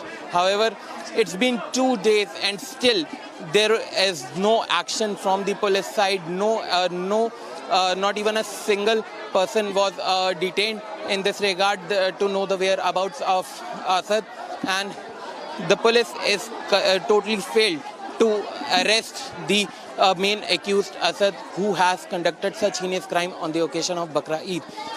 I would like to tell our viewers that on 28 May, on the occasion of Bakra Eid, this Asad came to the house of 17-year-old boy Surya. He asked him to come to his house and witness the goat sacrificial ceremony. But when he took him outside his house, the victim Surya denied to enter the house, and he said that I do not want to witness goat sacrificial ceremony. But goat sacrificial ceremony was just a eyewash, and the main motive of these accused was to kill the 17-year-old boy Surya. And when a 17-year-old victim Surya denied to enter the house, the accused multiply stabbed him at the spot, and they have fled from the spot. 2 friends of Surya who accompanied him called his family, and he also rushed Surya to the hospital. And now Surya's body has been brought back from Fortis hospital to his Saurav, you know, house, when you say and that the police operations are currently underway.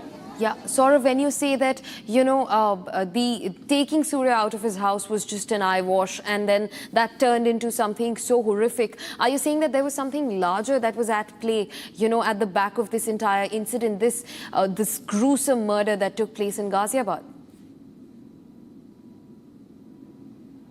Yes, I would like to tell our viewers that Asad lured the victim to his house on the pretext of making him as a witness of a goat sacrificial ceremony on the occasion of Bakra Eid. However, when the victim denied to enter the house where the goat was sacrificed on that occasion, the major plan, I want to tell our viewers that early 8 months ago, there was an alteration between both the accused and the victim, Surya and Asad. However, after that alteration on the occasion of Bakra Eid, Asad lured him to his house, and where the goat sacrificial ceremony was underway. Surya denied to become a witness of that, and on that moment only, Asad stabbed him multiple times, and Surya was accompanied by two of his friends. Both those friends called his family and told him that Surya was stabbed in this street, and they rushed Surya back to the Fortis hospital, which is nearby, and currently and where Surya succumbed to his injuries. And as soon as the family got to know about this incident, the whole family rushed to the Fortis hospital. The family is also claiming that the doctors and the hospital officials even refused them to show the body of the victim Surya, and now his body is being brought back to the Khoda village, where the house of Surya is situated, and the body has been kept into a deep freezer to preserve the body. And now the family is claiming that the last rites of the victim will not be conducted till the main accused Asad will be nabbed by the police, and they are also demanding an encounter of him. And currently massive crowd has been gathered at the spot here where the house of Surya is situated, and they all are demanding justice for him. And they are saying that the police should do an encounter of the main accused Asad, so that there is an eye for an eye justice for Surya. There is no sign of Asad till now, and the police and the major efforts of police are currently underway to nab the accused. Back to you. Right, Gaurav. In fact, on our screens, the visuals that looks like Surya's mother, who's been on his casket for so long. In fact, that looks like his father on the other side. Speak to us about who all are present, and what exactly is the family going to do next? Yes, currently the mother, sister and the elder brother of the victim is present at the spot. They have brought the deep freezer to preserve Surya's body, and they are claiming that till the police do not catch the main accused Asad, who has done this heinous crime, they will not cremate the body, they will not perform any last rites, and the body will be kept on the street only outside his house. And I would like to tell our viewers that the father of Surya passed away 2 years back, and there is no one in the family to earn their livelihood. And Surya was one of their last hopes, as his elder brother is. Right, Gaurav. In fact, viewers, those are the visuals of the bereaving family of the 17-year-old identified as Surya, who was stabbed multiple times in Ghaziabad in broad daylight, right outside his house. In fact, he was stabbed by the key accused Asad, who, on the pretext of showing him lambs being sacrificed for Bakrid, asked him to come out of his house. And then, when Surya refused to be a part of the ceremony, he stabbed him multiple times. In fact, Saurav continues being with us. Saurav, speak to us about what's happening at the moment. Yeah, currently massive crowd has gathered here at the spot, and they all are demanding justice for Surya, and they are saying that the police should do an encounter of the main accused Asad, who has conducted such heinous crime on the pretext on the occasion of Bakra Eid. And Surya was lured to the house of Asad on the pretext of showing him the goat sacrificial ceremony, which was about to take place at the accused's house. But when he denied to, when the victim denied to enter the house and witness that ceremony, the main accused Asad stabbed him multiple times outside his house only, and they fled from the spot. And in this incident, nearly 6 to 7 people were involved, and Republic has also accessed the exclusive CCTV footage in which the viewers can see that 6 to 7 people were present at the spot when this heinous crime was about to take place, and the main accused Asad stabbed Surya multiple times. And currently there is a huge crowd gathered here. People in a number of hundreds have gathered at the spot to see Surya and pay their respect to him. And the family has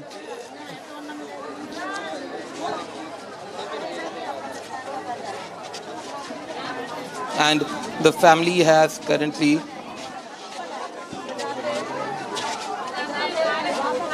Right, Saurav, while you gather the environment around and you pick up more details, viewers, just to give you a lowdown of what exactly unfolded in broad daylight in Ghaziabad, right outside his house, a 17-year-old Surya was stabbed multiple times by the key accused Asad, and this happened after Asad pulled him out of his house at the pretext of showing him lambs being sacrificed on Bakrid. And on Surya's refusal, an argument broke out that got heated and quickly turned volatile, where Surya was stabbed multiple times. In fact, he was rushed to the Fortis hospital, the most reachable hospital from his house, from his residence's area.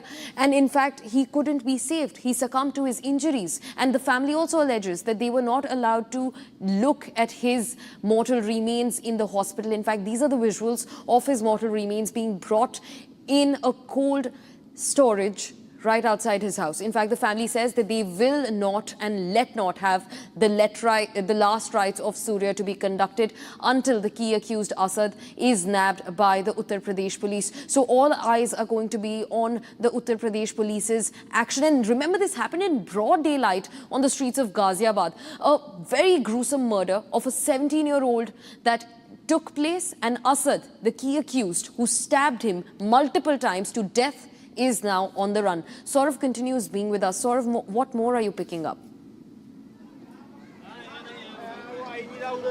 Yeah, currently, as you can see, there is a massive crowd gathered at the spot where the body of the Surya is being kept in a deep freezer to preserve the body, and their family is now saying and maintaining that the last rites of Surya will not be performed in any condition till the main accused Asad is nabbed by the police officials and being brought to the house of Surya. And as you can see, there is a massive crowd gathered here, and they all are just demanding one thing: justice for Surya. They are demanding that the encounter of the main accused Asad should be done by the UP police, and then only the last rites of the victim Surya will be performed by the family. And currently the family is grieving, and the body of the victim Surya has been kept in a deep freezer. And this is the major point here, that the last rites of the victim will not be conducted.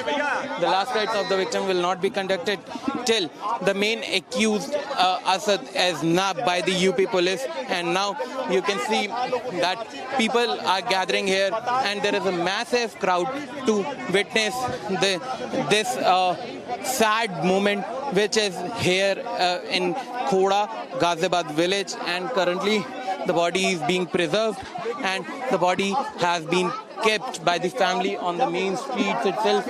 And currently the people are here, and they are paying their tribute to the 17-year-old boy. And now the family has maintained that they will not conduct last rites of Surya till the main key accused Yash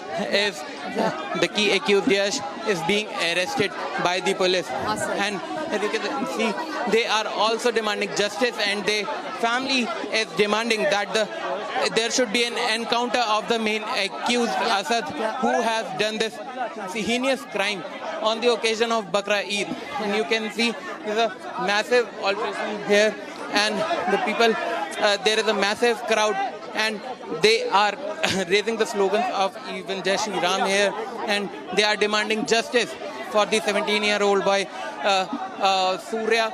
And this incident has shaken the whole village of Ghaziabad, and now their body is being kept in a deep refrigerator, and even the family is currently paying their last respects and grieving, and the body is also present here. The body is being brought back from the Fortis hospital, which is situated in Noida itself. That is the nearest hospital, and where the friends of Surya took him on the after this major incident took place. And currently the body is being kept in the deep refrigerator, and and the family has said that there will be no last rites, there will be no cremation of the body till the main accused Asad is being nabbed, till the main accused is nabbed by the UP police here. And you can see that the massive crowd, the people are coming one by one to pay their last respects to Surya. And as you can see, we have with us some of the neighbors. And ma'am ये जो major incident हुआ है इस पे आपको क्या बोलना है? भाई कुछ भी नहीं चाहिए, खून के बदले खून चाहिए और कुछ भी नहीं चाहिए। एक हिंदू का बच्चा मरा है तो इनकी भी यहाँ पे लैस होनी चाहिए। जब इनका बेटा जाएगा तब कुछ होगा, तब ये बैठेंगे चुप कैसे, बल्कि चुप नहीं बैठेंगे ये। आज इनको नहीं कुछ भी न्याय मिला ना तो ये आगे भी बढ़ेंगे और को टारगेट करेंगे। तो इसकी मांग यही है कि खून के बदले खून चाहिए, इनका एकाउंटर होना चाहिए बस। मैम आपकी क्या डिमांड है प्रशासन? डिमांड यही है कि इनको न्याय चाहिए, वो एनकाउंटर होना चाहिए इनको, और गरीब नहीं जिसका बच्चा गया है उसको पूरा मतलब वो होना चाहिए, ठीक है ना। इनने जीना आराम कर दिया, बच्चा गया है उसका बेचारी किराए पर रह रही, गरीब नहीं है, बेमतलब के 17 साल के बच्चे की उसकी मौत हो गई और फिर भी अभी कानून ने कुछ भी नहीं करा। 3 दिन हो गए आज, कुछ भी नहीं करा। आपकी क्या डिमांड है प्रशासन? यही है कि उनको सजा देनी चाहिए और क्या कहते हैं कि जो डिमांड एनकाउंटर होना चाहिए उनका, बिल्कुल होना चाहिए उनका। खून के बदले खून चाहिए। जब उनको पता लगेगी कि हाँ कि बच्चा को, इंसान को कैसे मारा जाता है और कैसे दर्द होता है उसका। सर ये जो पूरा इंसिडेंट हुआ है इस पे आपको क्या कहना है और क्या डिमांड है प्रशासन? देखो डिमांड ये योगी जी से हम एक ही प्रार्थना करते हैं, आज हम बहुत डरे हुए हैं और हमारे साथ बहुत बुरा हो रहा है, और अगर अभी इन्होंने नहीं देखभाल करी तो आगे बहुत क्राइम बढ़ते जाएंगे। इस पे संज्ञान लें और इनके घरों पे बिल्डोजर चले, तुरंत इनकाउंटर हो 24 घंटे के अंदर। हमें यही चाहिए और कुछ नहीं चाहिए। जिसका बेटा 17 साल का इतना सा पाला, 17 साल तक पालने में बहुत टाइम लगता है, पढ़ाने लिखाने में टाइम लगता है, लेकिन बहुत यहाँ पर इतना गदर मच रहा है जिसका कोई जवाबन बहन बेटी निकल के नहीं जा सकते, टोन कसते हैं उसके साथ। कोई ढंग के कपड़े पहन के जाए, क्या पहन के जा रही है, कैसी जा रही है, इनका टोन यही रहता है, हमेशा रहता है, क्योंकि गढ़ बना हुआ है इनका। मामला क्या है, ये कैसे हत्याकांड को अंजाम दिया गया, पुलिस की कार्रवाई क्या है? देखिए 28 मई को यहाँ पर थाना खोड़ा क्षेत्र के अंतर्गत एक व्यक्ति है जिसको चाकू मार दिया गया था। तत्काल उसको फिर इलाज के लिए ले जाया गया था, जहाँ पर उसका इलाज निरंतर चल रहा था। कल उसकी इलाज के दौरान मृत्यु हुई है और उस संदर्भ में परिजनों के द्वारा जो FIR पंजीकृत कराई गई है, पुलिस द्वारा तत्काल FIR पंजीकृत की गई है। उसमें जो नामजद 5 आरोपी हैं उनमें से 3 आरोपियों की गिरफ्तारी की जा चुकी है। शव का पोस्टमार्टम हो गया है। शव जैसा कि अभी आप देख रहे हैं परिवारजनों को सुपुर्द किया गया है। वो उसके जो अंतिम संस्कार की जो रिचुअल्स हैं उसको वो आगे बढ़ा रहे हैं और इसमें पुलिस के द्वारा कठोर कार्रवाई की जा रही है। सर मर्डर क्यों हुआ, मुख्य आरोपी कौन है और गिरफ्तारी किन किन की हुई है? देखिए मर्डर के पीछे जो कारण सामने आया है, ये लोग पहले से ही परिचित थे, दोस्त थे और बाइक चलाने को लेकर इनके बीच कोई विवाद की स्थिति बनी थी, जिसमें आवेश में आकर उसने चाकू से हमला किया था और जिससे वो बुरी तरीके से घायल हुआ था और इलाज के दौरान उसकी मृत्यु हुई थी। पहले मैंने जैसा कि बताया कि 5 आरोपी इसमें नामजद किए गए हैं और इसमें से 3 की गिरफ्तारी पुलिस के द्वारा कर ली गई है। सर कुर्बानी का नाम आ रहा है कि कुर्बानी देखने के बहाने बुलाया था, कितना सत्यता है, क्या है? नहीं, ये लोग पहले भी साथ में थे, उसके CCTV फुटेज हमारे पास हैं और बाइक चलाने को लेकर इनके बीच विवाद की स्थिति बनी थी और ये लोग पहले से परिचित हैं और उसके भी प्रमाण हमारे पास है। सर टोटल कितने आरोपी हैं इसमें? 5 लोगों को नामजद किया गया है और सबकी संलिप्तता की जांच पुलिस के द्वारा की जा रही है। नाबालिग है क्या चल रहा था इनके बीच? सर जिन लोगों की गिरफ्तारी हुई है उनके क्या रोल हैं? देखिए अभी तो आपराधिक षड्यंत्र के संदर्भ में उनकी गिरफ्तारी की गई है, अपना देखा जा रहा है। अभी पूछताछ का ये विषय है कि किसका क्या रोल है और जैसे ही बाकी 2 लोग भी अरेस्ट हो जाते हैं तो पुलिस अपनी कार्रवाई कंप्लीट करेगी। मुख्य आरोपी बालिग है नाबालिग है? अभी टीमें लगी हुई हैं 2 अन्य आरोपियों की गिरफ्तारी के साथ। क्योंकि चाकू उसके पास था, क्या पहले से प्री प्लानिंग थी ये पूरी? नहीं, ये जैसा मैंने बताया ये पहले से परिचित में थे और इसमें एक व्यक्ति का नाम आया है जिसने चाकू दिया था, उसको पुलिस के द्वारा गिरफ्तार कर लिया गया। सर ये आरोपी नाबालिग है या बालिग है? वेपन बरामद हुआ है सर? वेपन अभी बरामद नहीं हुआ। सर प्री प्लानिंग थी या नहीं थी, इतना बता? नहीं, ये प्री प्लानिंग नहीं, ये एक तरीके से आवेश में आके इस तरह की घटना हुई है। ये लोग पहले से परिचित भी है, जैसा कि मैंने बताया है। सर आरोपी बालिग है या नाबालिग? आरोपी जो है उसकी एज आधार कार्ड के हिसाब से अभी 18 वर्ष से कम है। धवल साहब एक और चीज की, क्योंकि मामला जो है सांप्रदायिक रंग ना ले, उसको ध्यान में रखते हुए पुलिस की तरफ से क्या कुछ प्रिकॉशंस लिए गए हैं सोशल मीडिया और स्पॉट पर? देखिए यहाँ पर हमारा पर्याप्त पुलिस बल तैनात है, मैं स्वयं यहाँ पे उपलब्ध हूँ। परिवारजनों से हम लोग बातचीत कर रहे हैं, जो हमारे यहाँ पे सम्मानित जो जनप्रतिनिधि हैं, जो अन्य लोग हैं, उनसे भी हम लोगों ने बातचीत की है। सभी लोग हमारे कॉन्फिडेंस में हैं और यहाँ पर मौके पर पर्याप्त सुरक्षा बल का भी इंतजाम किया गया है कि सारी चीज़ें जो अनुशासन के अंतर्गत जो परिवार की इच्छा है उसके हिसाब से आगे बढ़ाई जाएगी। सोशल मीडिया की मॉनिटरिंग के लिए भी लगातार टीमें सक्रिय हैं और मेरी आप सभी सम्मानित मीडिया से भी अपील है कि इस तरह की किसी भी अफवाहों पर ध्यान न दें और जो तथ्य है पुलिस ने आपके द्वारा मार्केट भी बताया बंद करवाई गई है सुरक्षा कारणों से ध्यान में रखते उसके लिए क्या कुछ नहीं, ये बातचीत की जा रही है, अभी इसकी पड़ताल की जा रही है। Salman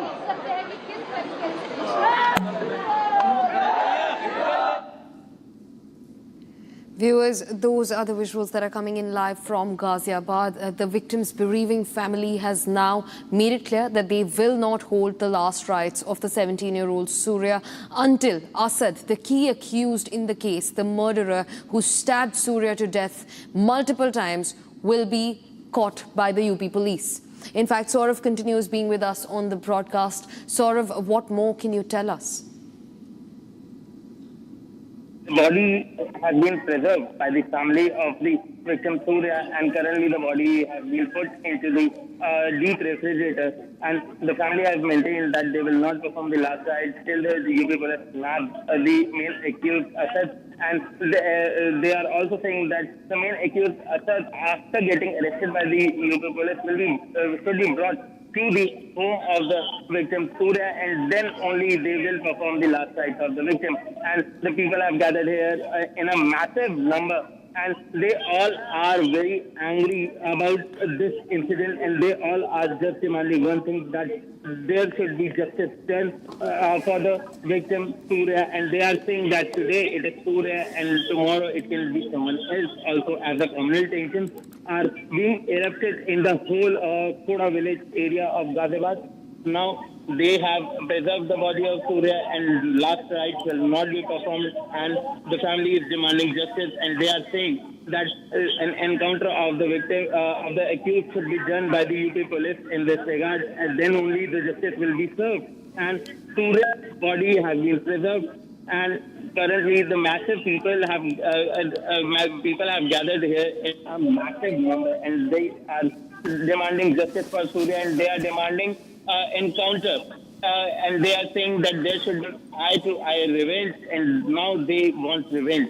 And the people are also claiming that the situation of this whole Koda village is very grim, as there is a large number of Muslim population is living here, and they are saying that there is everyday passing comments on the women is a daily thing here, and because of that, the situation of this whole village is not good, and the people have to cover their faces before walking out of their houses. And this is a major example that a 17-year-old boy was stabbed brutally on the day of Bakra Eid.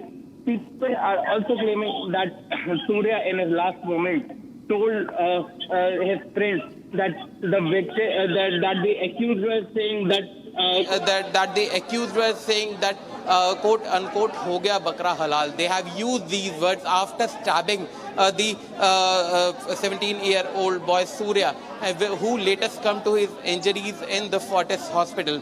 The whole family is present here. The father of the victim died 2 years back, and now only his mother, sister and elder brother is present. They are grieving, they are denying that they will not conduct the last rites and the cremation of victim Surya. And currently the body is here, and the people are coming one by one to pay their last respects to him. And the body has been kept just outside the house, and they are not removing the body. They are saying till the main accused Asad is nabbed by the UP police, till then they will not remove the body from the streets, and the body will be kept here only. There is a massive anger at this place, and the communal tensions are rising, and in view of that only the police have done a massive deployment in this area. However, according to the information by the UP police, they have told that 5 people have been arrested, out of which 3 people were directly involved in this heinous crime, and 5 to 6 teams have been formed by the UP police, and the search operations are underway, and the efforts are underway to nab the key accused. And now you can see there is a massive crowd gathered here near the body, and they are demanding justice for the 17-year-old boy Surya. Back to studio. Right, Saurav. Thanks for getting us a lowdown. In fact, viewers will come back to the story in just a bit. But before we call it a wrap on this edition, I also want to speak to you about another developing story. Chief of Defence Staff General Anil Chauhan today bid farewell to military service after receiving a ceremonial Tri-Services Guard of Honour at the National War Memorial in the national capital. The ceremony marked the culmination of his distinguished tenure as the country's top military officer. And after laying a wreath at the National War Memorial, General Chauhan said it was a matter of great honour for him to superannuate with the Tri-Services Guard of Honour. Marking his transition to civilian life after more than 4 decades of service, General Chauhan described his tenure as satisfying and fulfilling. Commissioned into the Indian Army in the 1981, General Chauhan served the nation for over 40 years and held several key command and staff appointments during his illustrious military career. He had been awarded the Param Vishisht Seva Medal, Uttam Yudh Seva Medal, Ati Vishisht Seva Medal, Sena Medal and Vishisht Seva Medal. Lieutenant General N.S. Raja Subramani will succeed General Anil Chauhan.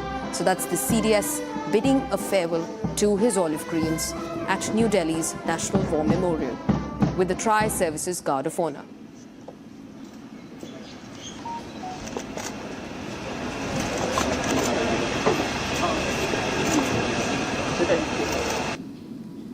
And viewers, that's all that we could wrap for you in this edition of the News Bulletin. But don't go anywhere. On the other side, we also get you how Lieutenant General N.S. Raja Subramani is all set to take charge as the next Chief of Defence Staff today. Getting you that and a lot more on the other side.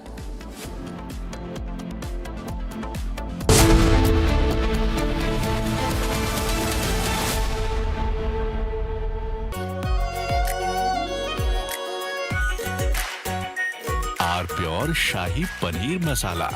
Delicious, healthy, every day.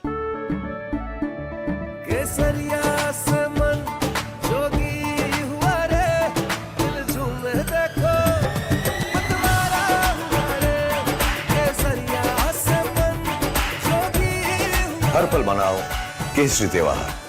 विमल, बोलो जुबान केसरी। चमकी चाट से क्या बना है? Sandwich, लस्सी और छाछ और हर घूंट में चमकी चाट। अब बताओ, स्वाद आया? आया।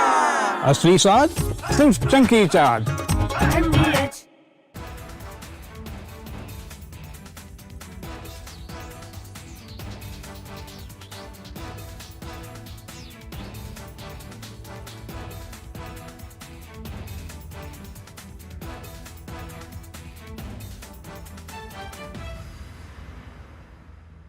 I want to start with some very disturbing pictures that have come in of a so-called right-wing leader. His name is Sushil Prajapati. He's accused of rape. After being in jail for 9 months, he gets bail, which means he's still an accused. He's an accused in a rape case.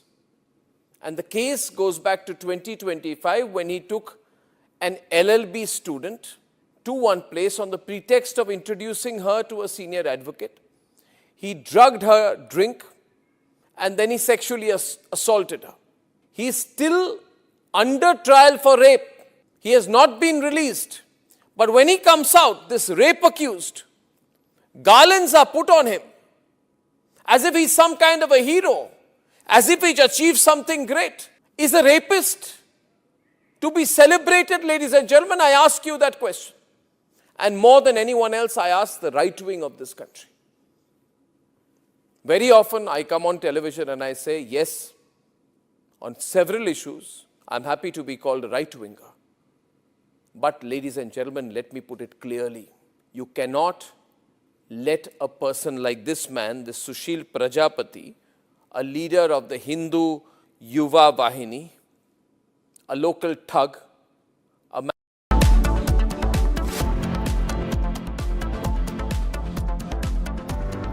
Amity has been ranked India's #1 not-for-profit private university for 11th year, with top 10 ranked institutions in management, engineering, biotech, law, masscom, telecom, hospitality, fashion and more. Yet another top ranking for Amity University. Pure सूजी pasta उबालो मिलाओ और खाओ 8 minute में तैयार क्या taste है सबका राजा आर्नब मसाला. In fact, very often I believe the only way to get justice in India is a media trial. So there's no reason for the media, if it's doing a good job of a media trial, to be on the back foot. In fact, the courts should stop making these overarching remarks about media trial and contemplate about one very basic thing. With the greatest of respect to the courts, when the other institutions fail, when people get let down by the system, when even the judiciary does not seem to be listening or raising a noise about issues, like in the case of Twisha Sharma. Who does the public look to for justice, for raising their voice, for bringing something that's utterly false, illegal or wrong to public attention? It is only and only the media. And today, therefore, we are doing a media trial in this specific case, ladies and gentlemen, of Twisha Sharma, the 33-year-old daughter-in-law of an ex-judge in a case where the ex-judge and the ex-judge's advocate's son appear to be more than involved. Ladies and gentlemen, 15 questions tonight.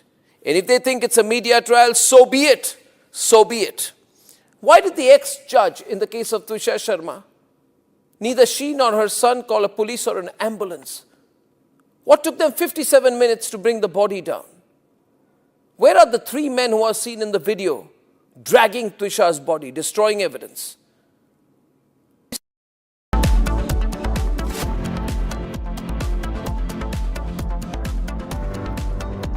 प्यास बुझाए ठंडक लाए सबको भाई जीरा से MDH का जलजीरा जीरा से जीरा सिप असली रिफ्रेशिंग, असली स्वाद, असली मजा. MDH.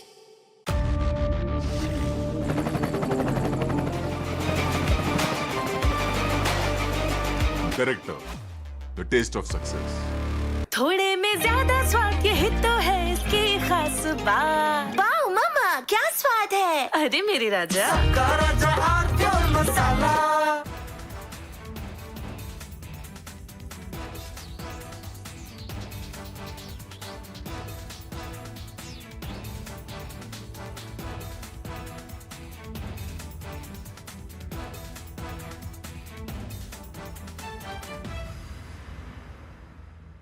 I want to start with some very disturbing pictures that have come in of a so-called right-wing leader. His name is Sushil Prajapati. He's accused of rape. After being in jail for 9 months, he gets bail, which means he's still an accused. He's an accused in a rape case. And the case goes back to 2025 when he took an LLB student to one place on the pretext of introducing her to a senior advocate. He drugged her drink and then he sexually assaulted her. He is still under trial for rape. He has not been released. But when he comes out, this rape accused, garlands are put on him as if he's some kind of a hero, as if he's achieved something great. Is a rapist to be celebrated, ladies and gentlemen? I ask you that question. And more than anyone else, I ask the right wing of this country. Very often I come on television and I say, yes, on several issues, I'm happy to be called a right-winger. But ladies and gentlemen, let me put it clearly. You cannot let a person like this man, this Sushil Prajapati, a leader of the Hindu Yuva Vahini, a local thug, a man accused of rape, you cannot celebrate his act of rape or celebrate the fact that the rapist is out on bail. If that is the message we want to send to our society, and if all the BJP leaders want to be quiet about it, I want to ask them, why are they quiet about this? Why are they quiet? In the silence of the BJP leaders, is there a tacit support to this person? Is there a feeling that anyone who wears... From Asia's largest news headquarters, setting the agenda for Bharat.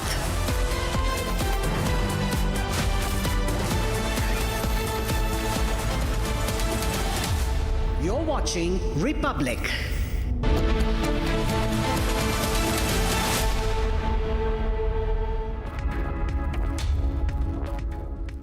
Hello viewers, a very good afternoon. We are live and breaking. I'm Shivangi Shukla getting you the latest. We have a lot lined up for you in this show. Especially we are focusing on the horror coming in from UP's Ghaziabad, where a teen was stabbed. Now we understand that there's still some accused on the run. We'll get to all those details, but the headlines first. Let's get started. As far as Operation Sindoor is concerned, firstly, it is still continuing. There is temporary cessation of hostilities. So the Indian Army or all the three services are preparing well for Operation Sindoor 2.0 if it takes place. Army Chief warns Pakistan says Operation Sindoor continues and that we are getting ready for the next phase. Documents show Pakistan spending millions with American lobbying firms to whitewash its image as a terror nation. Top Congress leaders arrested for the murder of a lawyer in Hyderabad. Congress leaders face 15 lakh supari for the killing. Iran contradicts Trump's claim of a deal, claims that they will not agree to the halt on uranium enrichment.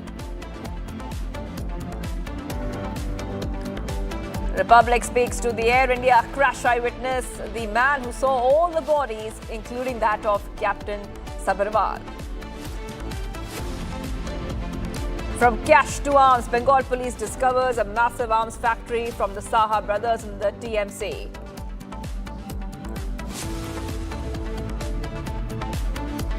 Protests getting bigger and bigger in Manipur after armed groups target truck drivers. Visuals show how a driver was murdered on the highway. CID to take over as investigation as spurious liquor kills 14 people in Pune's Pimpri Chinchwad.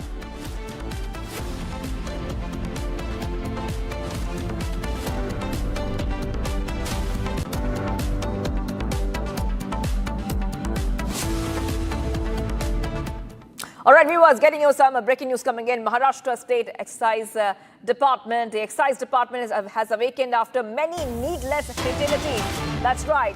So Maharashtra State Excise Department awakens after many needless fatalities. Major operation conducted across the district by the State Excise Department. In a single day, the State Excise Department raids 55 locations involved in the sale of illicit liquor.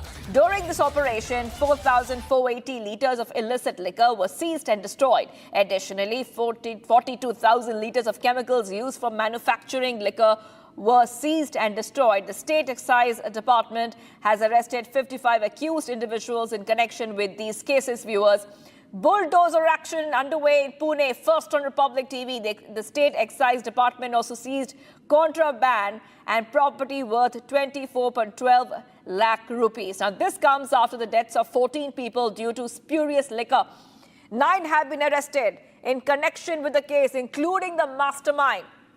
We have those visuals coming in for you on Republic TV, viewers. You can see the bulldozer action has already started. And this is coming in the backdrop of the deaths due to spurious liquor.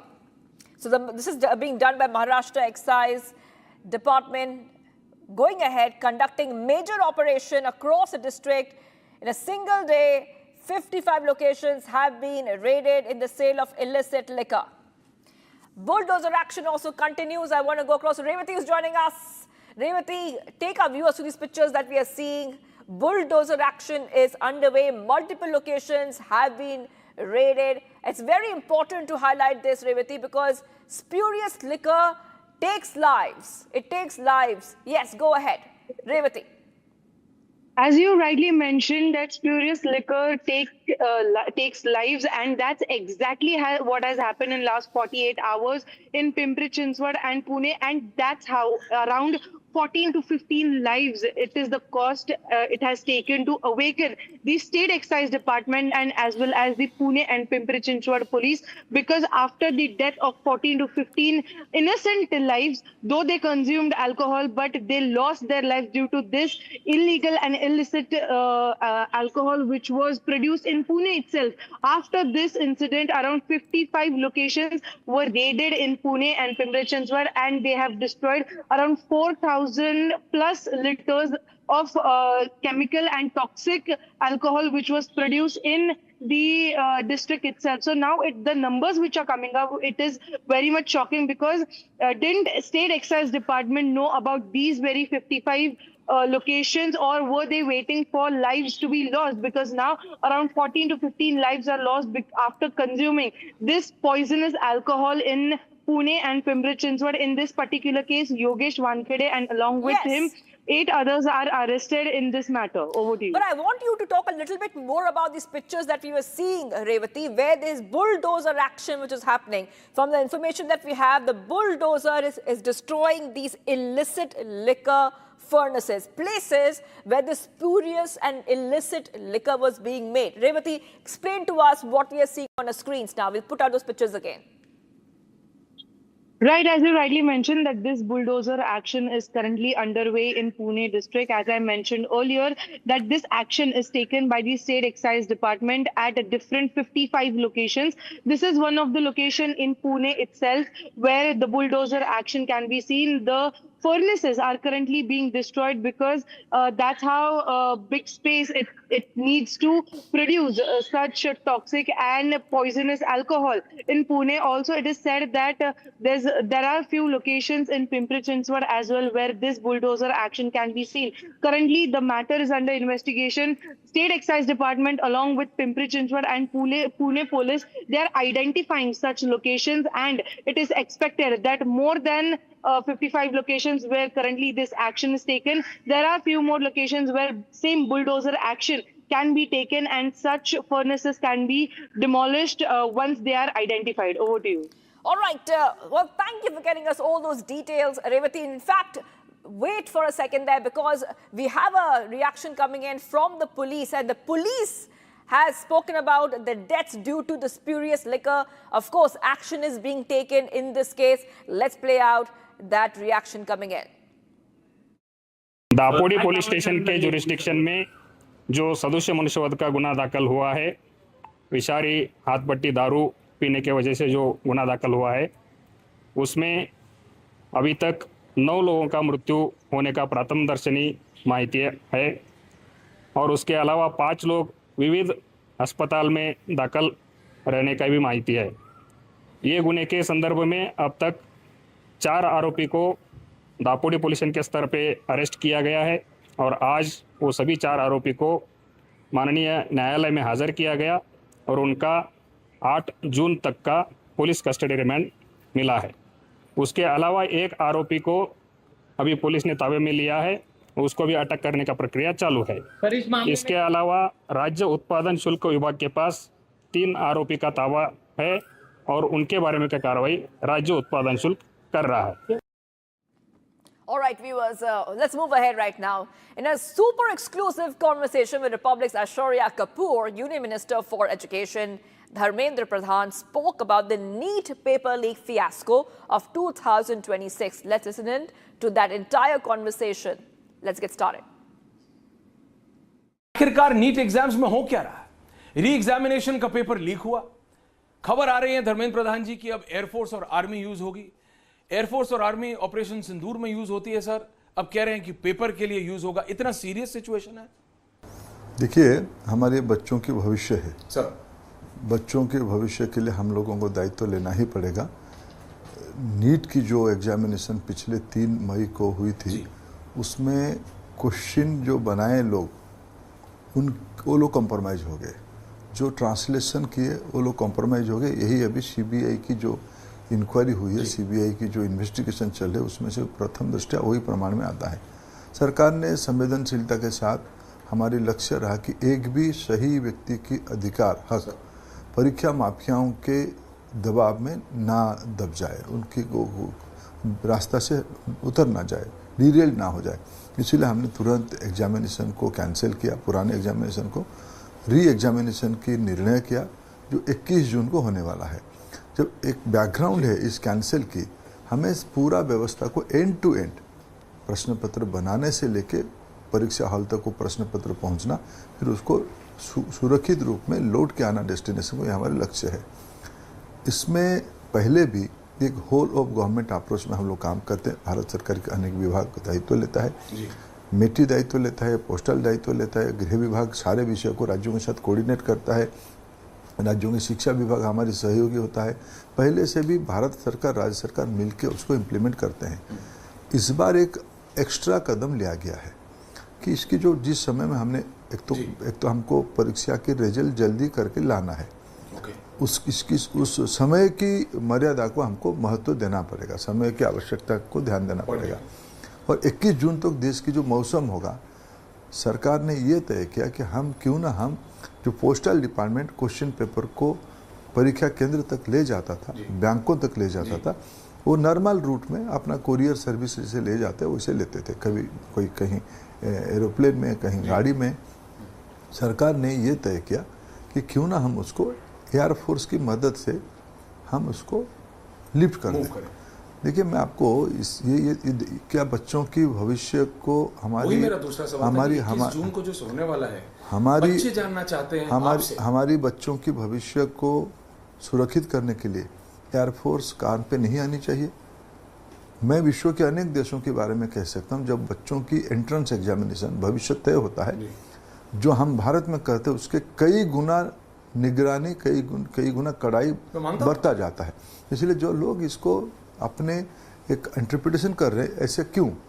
मैं मानता हूँ देश की सीमा जितना महत्वपूर्ण है, हमारी देश की बच्चों की भविष्य उतना ही महत्वपूर्ण है, कोई कम नहीं है। Point taken sir, but what I am वो फिर एक सवाल आता है। Breaking news coming in, viewers, right now. Let's move ahead right now to some breaking news. A major operation by the Delhi Police Special Cell. 9 accused linked to Pakistan's ISI and the Mumbai Underworld Network have been arrested. Now, the arrests were made by the Special Cell's NDR team. The accused were allegedly tasked with carrying out attacks on key installations and security forces in Delhi. The arrested individuals were allegedly working at the behest of the ISI. That is right, the ISI Mumbai Underworld Network. 9 people arrested. Weapons and explosives have been recovered from their possession. Delhi police claims to have foiled a major terror conspiracy in the national capital. Interrogation of the arrested accused is underway and investigators are probing other links of the network. This is a huge update coming in, viewers, on Republic TV. Let's tell you exactly what is happening. Very important, because the Delhi Police Special Cell has been very, very vigilant. They have gone ahead and on time foiled multiple plots recently, multiple plots. So it's a major operation which is coming in by Delhi Police Special Cell. Once more, 9 accused linked to Pakistan's ISI and the Mumbai Underworld Network have been arrested. Very important to note, this is a dual link, Pakistan's ISI and the Mumbai Underworld Network. The arrests were made by the Special Cell's NDR team. The accused were allegedly tasked with carrying out attacks on key installations and security forces in Delhi. Okay, so let's go straight across to my colleague who's joining us. Shivam is joining us live from our Republic newsroom. Shivam, coming across to you. 9 people arrested. Not only that, these people were working on the behest of Pakistan's ISI and the Mumbai Underworld as well. This is a huge plot which has been foiled. Yeah, definitely, Shivangi. It's one of the biggest stories, big developments. First on Republic, ladies and gentlemen, this is 9 terror suspects who are linked to Pakistan's ISI, and they were planning a major terror bid in the national capital region. Now, 9 have been arrested. This is a very big development and a success for our security forces and for the police in this case, because the 9 suspect terrorists are allegedly linked to the ISI-backed network and also the Mumbai underworld. Now, they were specifically tasked to attack various specific locations locations at New Delhi. Now, we very well remember how after Operation Sindoor, there is a very big threat to India and especially all the major cities in India. And it becomes a humongous task for our security forces and our police forces and our intelligence to thwart all these major trials and major efforts by the terrorists who want to do something big in India. And this effort, this terror bid was also foiled by our security forces and by our intelligence officials in this case. Now, the Delhi Police Special Cell in this regard have arrested 9 suspected terrorists allegedly linked to a Pakistan-based terror network that is also with the ISI, that is the intelligence services of the Pakistan in this regard. And also they had links with Mumbai underworld. So there will also be a press conference at around 3:30 by the Delhi Police Special Cell in this regard. And they say they were planning attacks on key installations and also security personnel in Delhi and other major cities. So you can understand the gravity, the magnitude of this news development that we are just reporting right now, because it was a very big achievement. It is a very big achievement of the Delhi Police Special Cell in this regard, where 9 of them have been arrested in a big achievement for our security forces, for our intelligence officers, because they were planning multiple attacks at various cities, at various locations in India, at various major cities. Now, as per the investigators, they were operating on the directions of handlers based across the border. So they were acting on behest of Pakistan and their leaders, their bosses, those who are based out of Pakistan, and also ISI, because ISI has been tasked to do something big in India, because they suffered a huge loss during Operation Sindoor, and after that there are many terror bids that have been foiled by our security agencies. We must not forget that there was a big blast that happened in Delhi which claimed the lives of many, and it becomes a humongous task for our security officers, our intelligence officers to thwart such attempts by these terrorists. Now, this was another big bid, and the handlers were based across the border. It's what we are getting, but it's a developing story. There will be a press conference at around 3:30 p.m. by the Special Cell of Delhi Police. I would also like to highlight the very fact that the arrests... Hold on for a second there, Shivam. I'm being joined by my colleague Saurav. Saurav is joining us live. Saurav, coming across to you. Now we see that the Delhi police earlier, a few weeks ago, in fact, time to time, has busted similar plots, ISI backed plots. One more case coming in. This is a dual link, not just ISI, but also the Mumbai underworld. Yes, go ahead, Saurav. Yes, Shivangi, this is a major success for the Delhi Police Special Cell, as they have arrested 9 terrorists in the national capital who were linked with the Pakistan's ISI agency. And now Delhi Police Special Cell has also recovered several state-of-the-art weapons along with the hand grenades and the explosive materials from their possession. And now the Delhi Police Special Cell will do a press conference at 3:30 in the evening, in the afternoon, and they will give the more details about this. However, their major planning was to conduct several anti-India activities and terror attacks on the several religious places situated in the national capital, along with the several renowned temples and the military installations, key vital installations situated in the area. This is a major success for the Delhi Police Special Cell, as they have arrested 9 terrorists, and they also said to have links with the Mumbai underworld, and they are also linked with the renowned and most wanted Don Daud Ibrahim.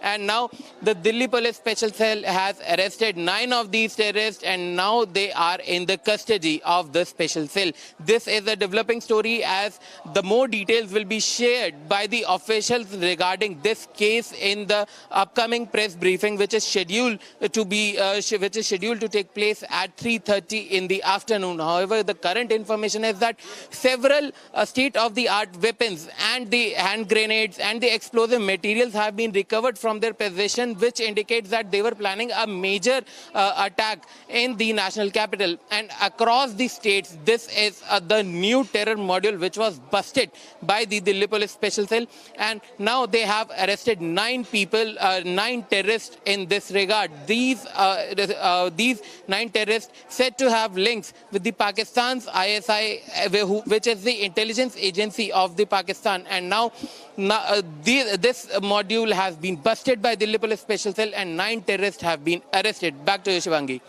So Gaurav. Well, thank you and stay on with us. Saurav is there. I want to go back to my colleague who's joining us from our newsroom, Shivam. You know, earlier Delhi police had an operation called Operation Gang Bust 2.0. So this is when also they had arrested around 400 plus people. It was again a connection with the ISI. But we're also coming to know that this time, Shivam, that there has been a lot of recoveries, grenades and sophisticated weapons. Yes, sophisticated weapons, which includes explosives, grenades also, Shivangi. So you can very well understand the kind of attack they might have been planning, and also very well highlighted and put by Saurav in this regard, where they might have been planning to attack religious institutions. Various institutions were at their radar, at their target, because they wanted to create chaos in India by some big terror bid. It foiled very badly. And also I would like to highlight the fact, as per our sources, officials also, they claim that there were also foreign nationals arrested in this entire matter. So it means that out of those 9 people who belong to different states in India, from Delhi, from Punjab and other places, and also from Maharashtra, and some foreign nationals are also among those who are detained, but police is yet to disclose their identities. So yes, we will definitely have to wait for the 3:30 p.m. press conference by the Delhi Police Special Cell in this regard. But different states, because they have been arrested from different states, they belong to different states, from Delhi, from Maharashtra and from Punjab also. Now they are investigating their links with the ISI, with Pakistan, their handlers in Pakistan, the Mumbai underworld, which is also quite active in this entire regard. And our security agencies believe that they have been using the criminal network. Now we need to understand, now it has been established, now it is being seen that there is a nexus between the terrorist organizations and the gangs that operate inside India, and also the gangs that operate in Pakistan. Just today in the morning, there has been a very big action against Shehzad Bhatti's gang, and also the DGP of Jammu and Kashmir has warned Shehzad Bhatti that you will be decimated and we'll hound you, will hunt you. Shivangi. That's right, Shivam. Well, thank you for getting us all those details. Thank you, Shivam, and our colleague Saurav. Waiting for that press conference very soon to get more details on this case. Taking a short break. Do not go anywhere. Much more coming up on the other side. A Congress leader and his son arrested for 14 lakh rupee Supari murder of an advocate from the Waqf board in Telangana. Stay tuned.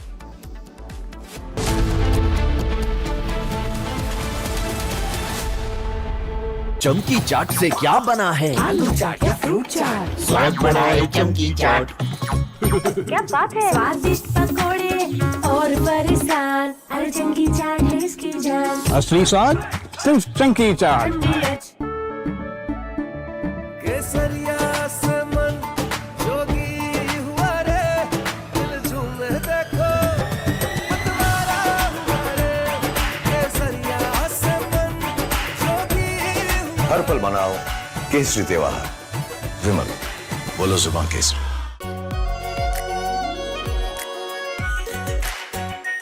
Are pure शाही पनीर मसाला, delicious, healthy, everyday.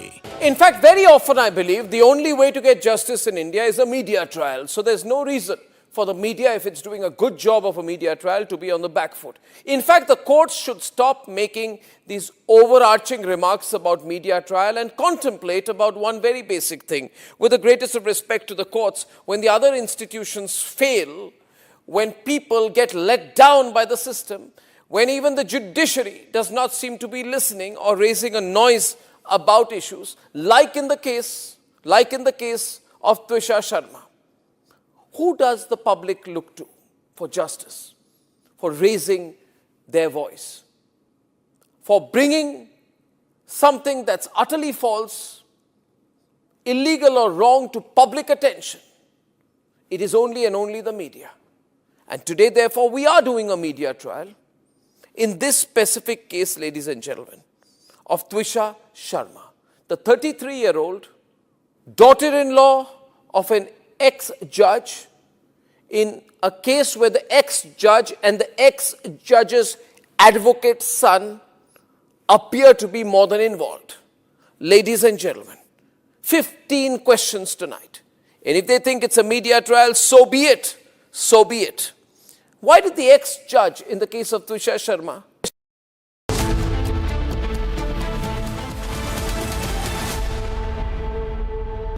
Amity has been ranked India's #1 not-for-profit private university for 11th year, with top 10 ranked institutions in management, engineering, biotech, law, mass comm, telecom, hospitality, fashion and more.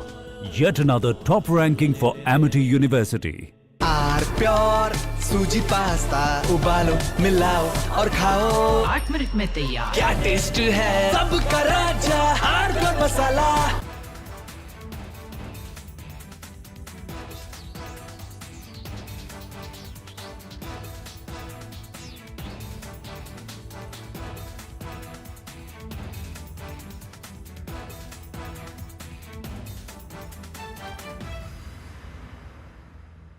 I want to start with some very disturbing pictures that have come in of a so-called right-wing leader. His name is Sushil Prajapati. He's accused of rape. After being in jail for 9 months, he gets bail, which means he's still an accused. He's an accused in a rape case. And the case goes back to 2025 when he took an LLB student to one place on the pretext of introducing her to a senior advocate. He drugged her drink and then he sexually assaulted her. He is still under trial for rape. He has not been released. But when he comes out, this rape accused, garlands are put on him as if he's some kind of a hero, as if he's achieved something great. Is a rapist to be celebrated, ladies and gentlemen? I ask you that question. And more than anyone else, I ask the right wing of this country. Very often I come on television and I say, yes, on several issues, I'm happy to be called a right-winger. But ladies and gentlemen, let me put it clearly. You cannot let a person like this man, this Sushil Prajapati, a leader of the Hindu Yuva Vahini, a local thug, a man accused of rape, you cannot celebrate his act of rape or celebrate the fact that the rapist is out on bail. If that is the message we want to send to our society, and if all the BJP leaders want to be quiet about it, I want to ask them, why are they quiet about this? Why are they quiet? In the silence of the BJP leaders, is there a tacit support to this person? Is there a feeling that anyone who wears or puts a, proclaims that he is from a so-called Hindu organization, that he will be allowed to get away with absolutely everything, including an act of rape? Is there a feeling that this man, do right-wingers feel, this man, this accused rapist is one of our own? So hence, regardless of what happens, one of our own should never be accused. It's like all those people, those radical Islamists who say that as long as the act of murder or crime of terrorism is carried out by a Muslim, it must be defended. This very thought, ladies and gentlemen, is completely unacceptable. And we need to make the point more strongly because it's not the first time this has happened. This happened in the case of Bilkis Bano. When in Gujarat, the rapists of Bilkis Bano came out, they were greeted with tikas and sweets. And it was happening openly. This was an act of defiance. A manner of saying, so what? It is a Hindu who carried out the act of rape and hence we will celebrate him. We will forgive the person. Ladies and gentlemen, we are nobody to forgive. And the last thing we should do is celebrate rapists. This was a shameful moment then. This is a shameful moment now. Sengar was another shameful moment when some people said, oh, Sengar is from, the BJP and hence he can be seen smiling after carrying out the act of rape. And people would celebrate him and say, no, our leader can do no wrong. That was another shameful moment for the right wing. And ladies and gentlemen, Jayant Sinha, remember, son of Yashwant Sinha, stood there, ladies and gentlemen, and garlanded people accused of lynching. And he had come to my studio and I had told him, Jayant, I think you should be ashamed of what you've done. Because for all the good you will do in your political career, this moment will be the black spot on your career. And therefore, my point is to those who call themselves right-wingers. You cannot be right-wingers, say you're fighting for the right and be supporting lynchers and rapists at the same time. You cannot have this attitude that if you are pro-Hindu, then if someone who is a Hindu or from a Hindu organization commits the most ghastly crime, you will say it's all right because he claims membership of a Hindu organization. Why doesn't the Hindu Yuva Vahini sack and throw out Sushil Prajapati? Why can't they take a stand on issues such as this? Food for thought. Food for thought, ladies and gentlemen, not just for the people who are doing this, but for all of us. In fact, very often I believe the only way to get justice in India is a media trial. So there's no reason for the media, if it's doing a good job of a media trial, to be on the back foot. In fact, the courts should stop making these overarching remarks about media trial and contemplate about one very basic thing. With the greatest of respect to the courts, when the other institutions fail, when people get let down by the system, when even the judiciary does not seem to be listening or raising a noise about issues, like in the case of Twisha Sharma, who does the public look to for justice, for raising their voice, for bringing something that's utterly false, illegal or wrong to public attention? It is only and only the media. And today, therefore, we are doing a media trial in this specific case, ladies and gentlemen, of Twisha Sharma, the 33-year-old daughter-in-law of an ex-judge, in a case where the ex-judge and the ex-judge's advocate's son appear to be more than involved. Ladies and gentlemen, 15 questions tonight. And if they think it's a media trial, so be it. So be it. Why did the ex-judge in the case...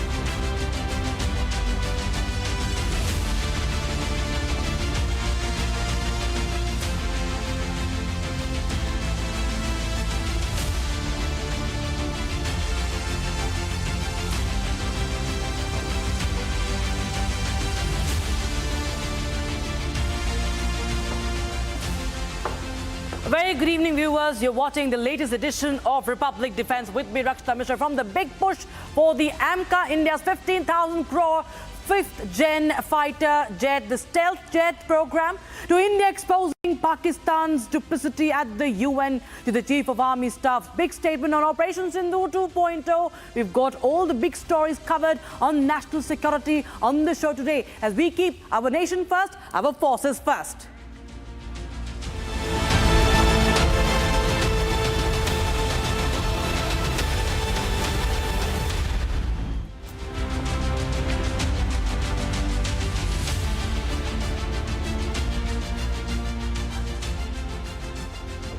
Now, in a landmark move for air defense, India is moving forward with the execution plan of the AMCA, the AMCA, Advanced Medium Combat Aircraft. That is India's first ever homegrown 5th gen stealth fighter. The fighter aircraft is being developed by the Aeronautical Development Agency under the Defense Research and Development Organization, the DRDO. Now, this twin-engine multi-role stealth fighter is intended to strengthen India's air superiority capabilities against evolving threats from the neighborhood countries, a pillar of Atmanirbhar Bharat initiative. It is expected to feature the advanced stealth shaping, AI-assisted avionics, and the network-centric warfare systems. We're just telling you an overview of what's really the AMCA about. It's, in fact, also going to bring India's air defense at par with the other major militaries also.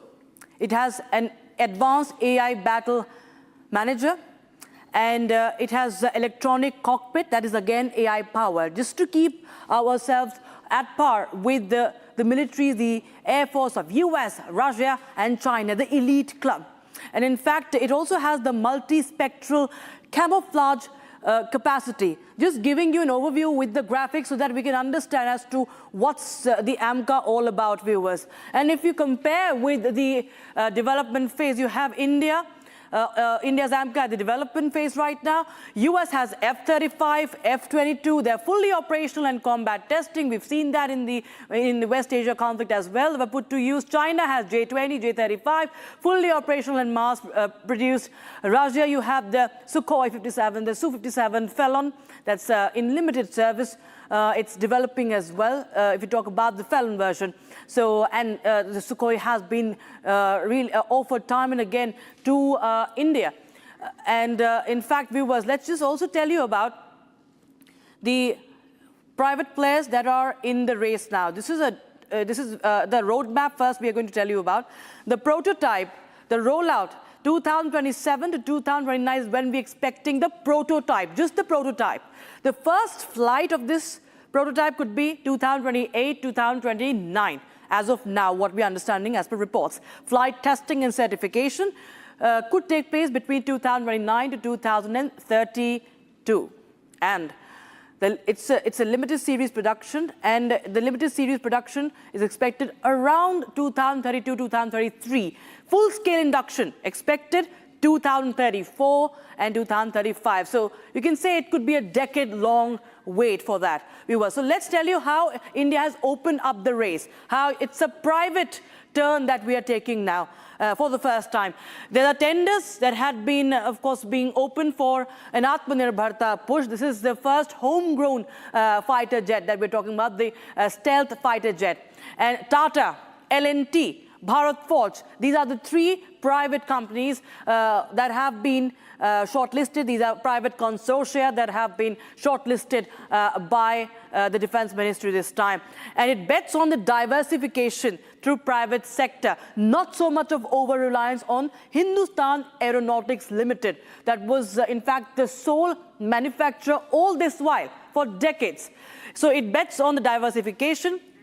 We also talk about how it accelerates the private technological innovation. So there is, of course, more of a race, and there is more of an innovation that we can look at. We can keep moving fast and fast. HAL now sits out during the AMCA tender. It might come in during the mass production stage. HAL is right now, for the time being, overstretched with backlogs for the Tejas, the LCA. So it cannot actually, afford to really take on this. It has too much on its plate in simpler terms. So, in fact, HAL has its overstretched backlogs, and henceforth we see finally there are private firms, just like we see in the United States, also in the race to build jets. And we have a former fighter pilot from the Indian Air Force, Group Captain Augustine Vinod, joining us on the broadcast. Pleasure having you, sir, on the show once again.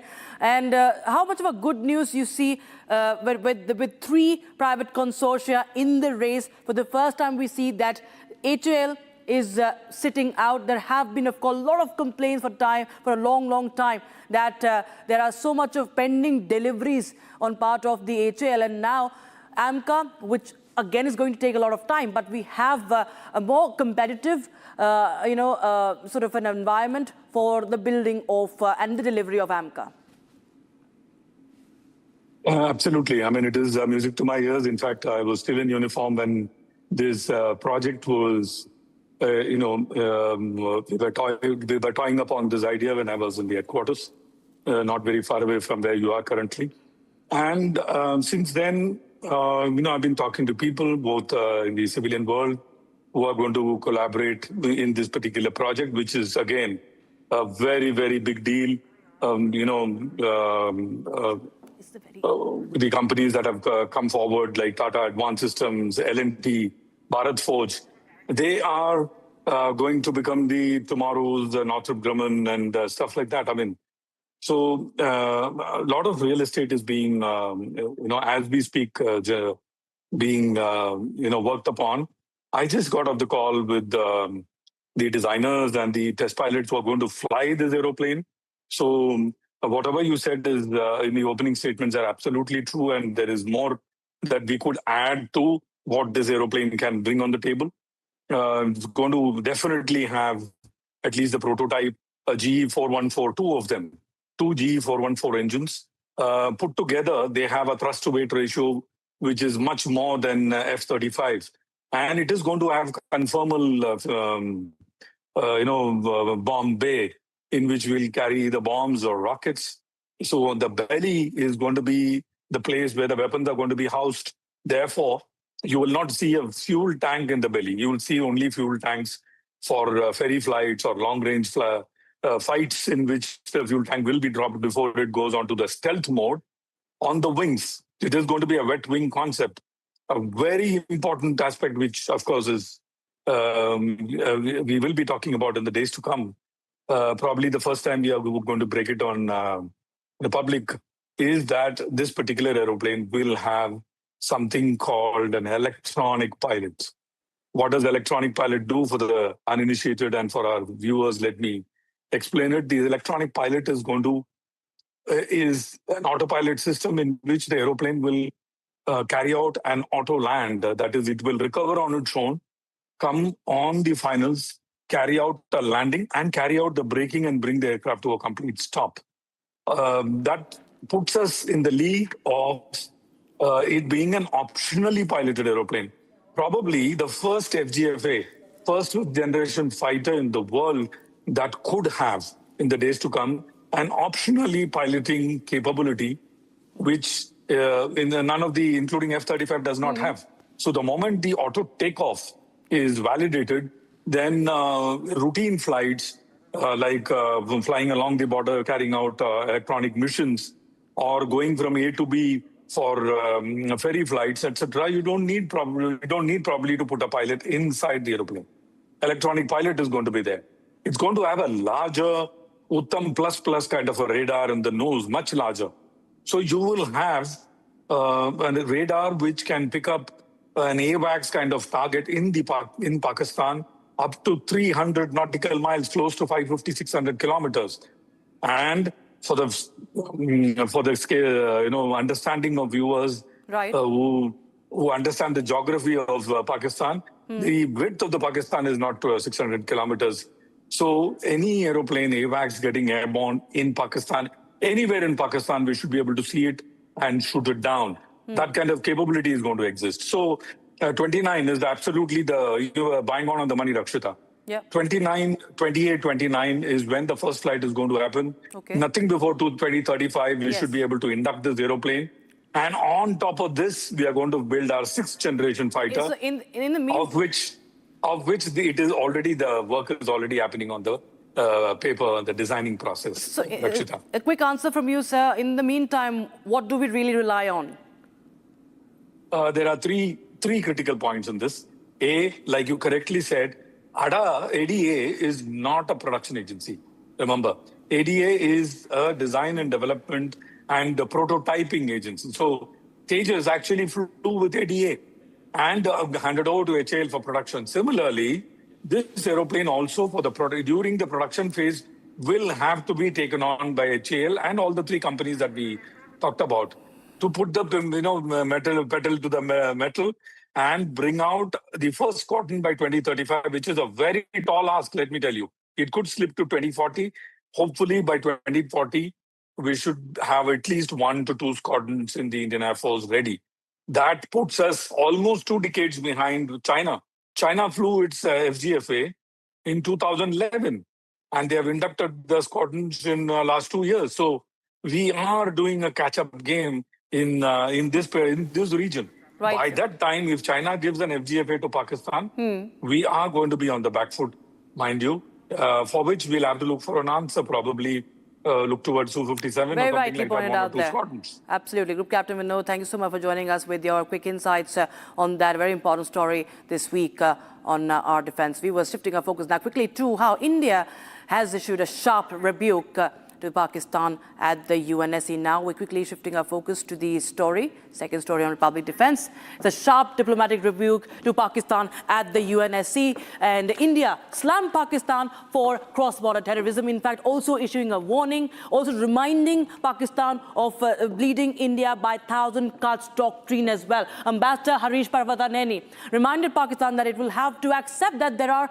consequences to its actions. The Indian diplomat also said that Pakistan's use of cross-border terrorism and the doctrine of bleeding India by 1,000 cuts exposes its hollow rhetoric. And in fact, this was raised after Pakistan once again raked up the Kashmir issue at the UNSC. Not to forget how Mr. Parvataneni also mentioned about a need for global condemnation for terrorism. Listen in. Member state, the permanent members must deliberate on this matter. Mr. President, I am compelled to respond to baseless and unwarranted remarks made by Pakistan today. India would like to set the facts straight. Independent India began its life battling with cross-border aggression by Pakistan, which coveted Indian territories that had become a part of India as a result of their complete legal and irrevocable accession. Pakistan, by waging several wars and inflicting unprovoked aggression against India, and through its continued sponsorship of cross-border terrorism, has violated the principles of sovereignty and territorial integrity and peaceful coexistence. The use of cross-border terrorism by Pakistan and its doctrine of bleeding India by 1,000 cuts exposes its hollow rhetoric and the rhetoric of commitment to the UN Charter. India has every right to defend itself from such cross-border terrorism. Pakistan will have to accept that there are consequences to its sponsorship of cross-border terrorism. Pakistan's harnessing of the malevolent forces of terrorism, religious extremism, violent radicalism, and anti-India rhetoric has continued unabated since its creation. The facts in this regard are on public record and need no further elucidation. Pakistan must credibly and irrevocably end its support for all forms of terrorism. Okay, we are being joined by Ambassador Yogesh Gupta, former High Commissioner to Pakistan and former Affairs Secretary at the Indian Embassy in Islamabad, and also is live from Delhi right now. Thank you so much, Ambassador Gupta, joining us. We've seen time and again that Pakistan has tried to provoke at the UNSC, raking up Kashmir time and again, and India has always given a befitting reply. But what also, made me notice this time was that how India also stressed not just on the genocidal record of Pakistan, which is again important to highlight before the world, but also how it has asked for a global condemnation. And there could be no hypocrisy, that the platform of the United Nations cannot be a paper tiger, that everybody needs to be on the same page when it comes to condemning and opposing terrorism. Yes, Rakshita, that indeed has been our effort for many years, that we should urge members of the UN, United Nations, to condemn the terrorism, cross-border terrorism waged by Pakistan against India. And I would say that we have made a lot of success in this. A large number of countries over the years have condemned Pakistan's vicious attacks against India. But there are some like China, for instance, which have always taken an escape route or indirectly supported Pakistan in different ways. And in recent years, China has become even more bolder in supporting Pakistan in this. And this is what happened at the UN Security Council a few days back. All right, Ambassador Gupta, I appreciate you joining us here on Republic Defense on the broadcast, viewers. And with that, we are shifting to the other story on Republic Defense. So India, viewers, is looking forward to the biggest defense reform since independence. That's the theaterization of commands. General Dwivedi, the Chief of Army Staff, today said that the plan for the major reform is on track and that the plan has been submitted to Defense Ministry, as we told you in one of the previous editions of Republic Defense. This is on theaterization, and India, viewers, is seeking to integrate the Army, the Navy and the Air Force into specific geographical theater commands, and it is to increase efficiency, coordination, and of course boosting India's defense against regional as well as global threats.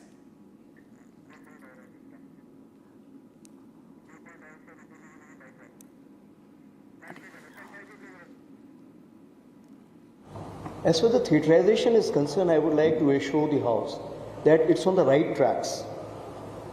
As of now, all the discussions on theaterization have got over within the Chiefs of Staff Committee. The complete report has been submitted to Defence Minister. It is undergoing a review from various stakeholders at this stage. In this, the CDS and the present three chiefs, including the outgoing CNS and the CDS, we have taken a conscious view that all the major interests of all the three services are met with. And of course, whenever you will find there is a kind of a synergy which is to be brought in, there will be some kind of a giveaway by all the three services. Therefore, the service chiefs will be responsible for the raise, train and sustain, and the theatre commanders will be responsible for the operation orchestration of the forces. We are hopeful that the next setup which is coming under the new CDS should be able to take the journey forward, and in next 2 to 3 years we should be able to see it happening on ground or getting translated on ground. So viewers, let us just get you an idea about how the theatres are going to function and where we are witnessing or where we are looking at these theatres to be positioned now. Just take a look at the Western Theatre. This could be possibly headquartered at Jaipur, subsuming Army's Western, Southwestern and Southern Commands and Indian Air Force's Western, Southwestern Command. And we shift to Eastern Theatre, that is in Kolkata, subsuming Air Force and Army's Eastern Command. Like we have the Eastern Command. So Integrated Maritime Theatre in Karwar, that is subsuming Navy's Eastern, Western and Southern Commands and the Andaman and Nicobar Tri-Services Command. And in Prayagraj, the Integrated Air Defence Theatre could be planned, subsuming Air Force Central Air Command and Army's Air Defence Regiment as well in Prayagraj. The other proposed theatres, what we have picked up. That has not been really put on a record right now, but that's what we are learning via sources and via the reports. So that's, of course, very important statement that has been made by the Army Chief. But another important statement was made by the Army Chief today, and that was on Operation Sindoor. We'll take that reaction, that statement of the Army Chief when he says that India is preparing for Operation Sindoor. We are going to pay that bite of Operation Sindoor by the Chief of Army Staff today, and that how India is ready for any misadventure from the enemy. Listen in. As far as Operation Sindoor is concerned, firstly, it is still continuing. There is temporary cessation of hostilities. So the Indian Army or all the three services are preparing well for Operation Sindoor 2.0 if it takes place. Presently, we are looking at enhancing our synergy within the three services. We are looking at equipping ourselves for the next warfare. As I have told you, the next warfare will not be limited to the land, maritime and air alone. The new entries, that is the space, cyber and cognitive warfare, will play a very important role. What we have seen over a period of time, that it's 24/7, the battlefield is so transparent that every movement is known to the other side. Therefore, we have to be very cautious in terms of our deployment, in terms of our employment and the protection which is required to protect our troops as well as the civilians in the border areas. As regards the information warfare, what has been brought out, victory is always in the mind, it's not on ground. Therefore, the information warfare is only successful if the whole of nation gets together and trusts the people who are giving the information. And if that happens, I can assure you that the nation will trust each other and all these stakeholders will always win the war. Viewers, while in Meghalaya this week, exercise Pragati 2026 has been in full swing. India hosting 13 Asian armies in an exercise crucial for securing the Indian Ocean region. Though the exercise has concluded, but there have been 2 weeks of intense drills to equip the armies for counter-terrorism and counter-insurgency. Let's take a look at the latest edition of the Pragati.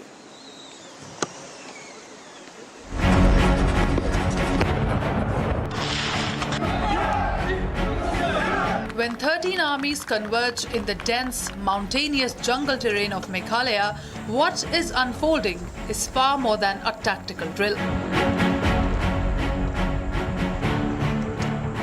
Exercise Pragati 2026 is a first-of-its-kind multinational military drill hosted by India.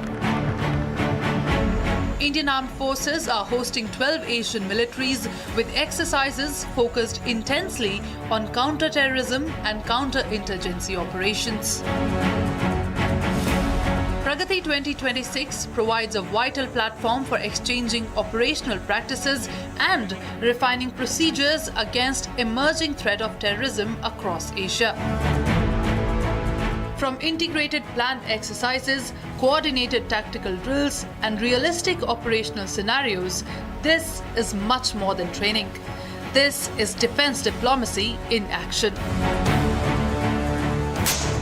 Indigenous, advanced, and combat ready, this exercise reflects India's commitment to innovation and strategic partnership. Conducted in challenging semi-mountainous and jungle terrain, the exercise sharpens counter-terrorism capabilities, improving adaptability under demanding conditions and strengthening the ability of operating in multinational environments. More than an exercise, Pragati 2026 reinforces a shared vision of a secure and prosperous Indian Ocean region. Underway in Meghalaya, Pragati 2026, strengthening partnerships, enhancing interoperability, and securing the future. And now, viewers, let's take you to Khadakwasla, where the National Defence Academy, the NDA, held its historic 150th passing out parade, successfully commissioning 355 cadets in the defence services. We leave you with the visuals. Thanks for watching this edition of Our Defence. Jai Hind.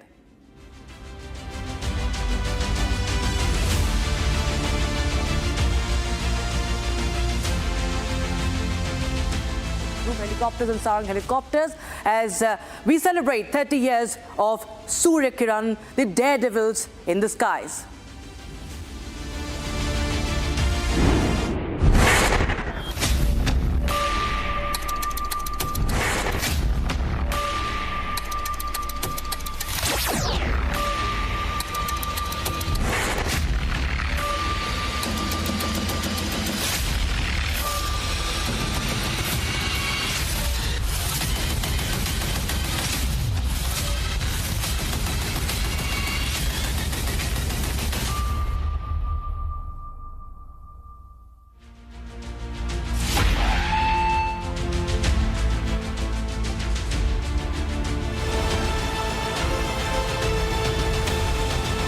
चमकी चाट से क्या बना है? Sandwich, लस्सी और छाछ और हर घूंट में चमकी चाट, ड्राई फ्रूट और दही बड़े। चमकी चाट से स्वाद बढ़े। असली स्वाद सिर्फ चमकी चाट।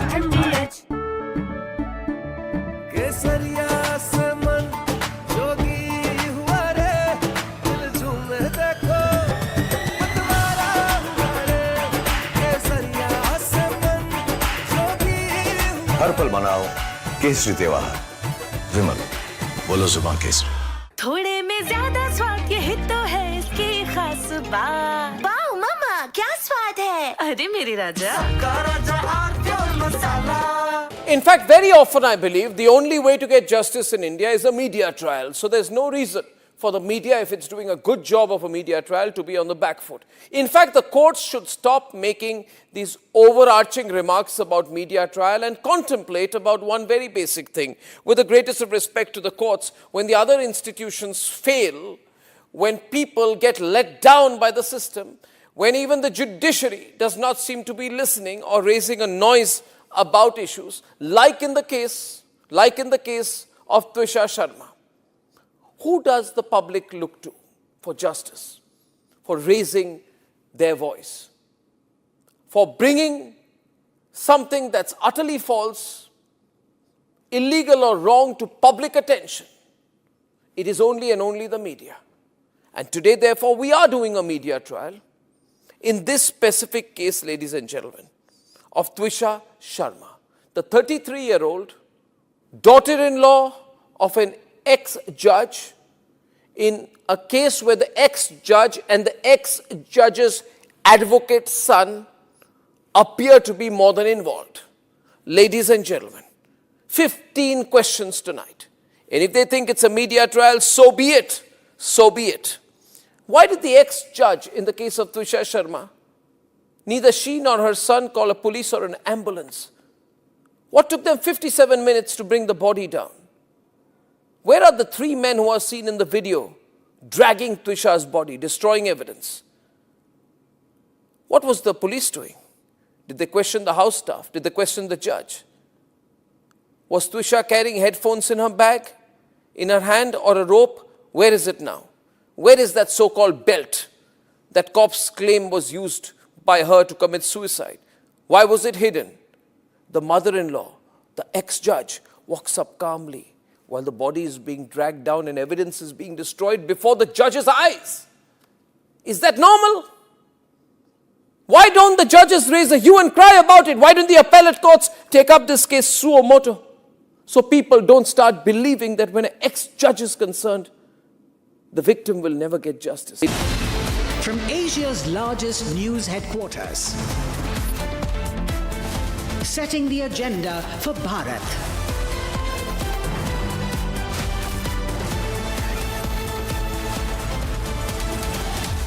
You're watching Republic.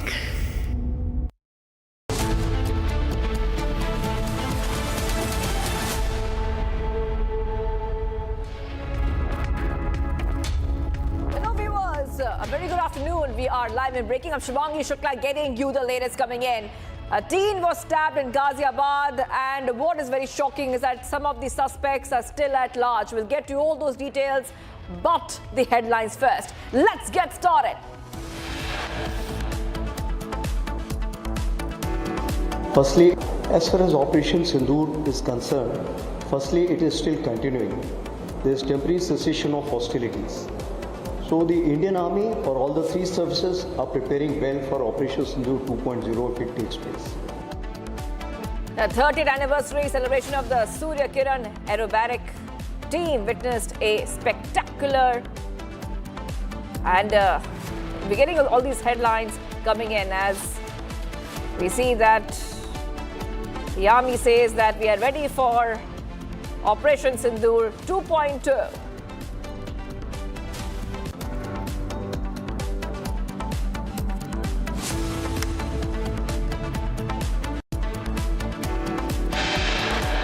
Documents show Pakistan spending millions with American lobbying firms to whitewash its image as a terror nation.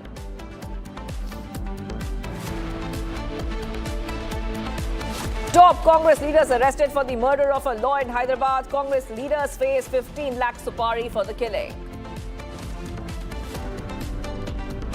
Iran contradicts Trump's claim of a deal, claim they will not agree to the halt on uranium enrichment.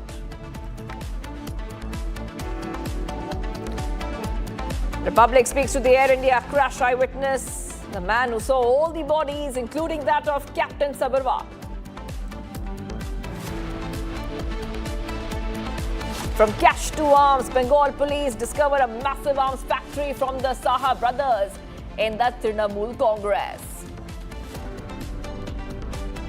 Protests getting bigger and bigger in Manipur after armed groups target truck drivers. Visuals show how a driver was murdered on the highway. The CID to take over the investigation as spurious liquor kills 14 people in Pune's Pimpri Chinchwad.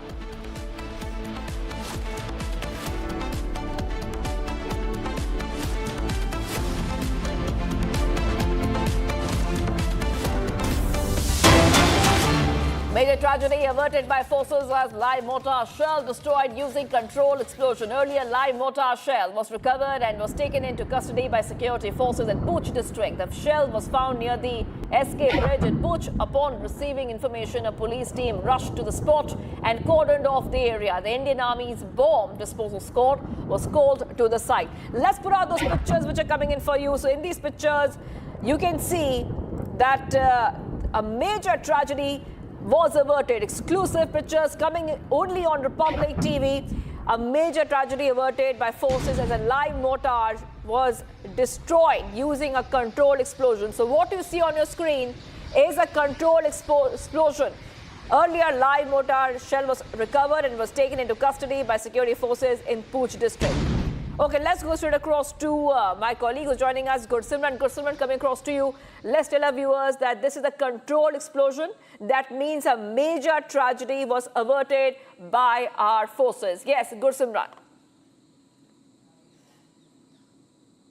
Yes, this morning a live mortar shell was recovered by a civilian who was moving in the area. It is close to the SK bridge where it was recovered. And soon after, the locals informed the police teams reached the spot, and also the Indian Army and the bomb disposal squad was also called into the spot. The Indian Army's BDS reached the spot, and first of all, the entire area was cordoned. The civilian movement to that very area where it could impact the civilian population, that was restricted. And after a couple of hours using the controlled explosion, this has been triggered and the live mortar shell has been exploded using the controlled explosion. Now the area has been cleared by the authorities.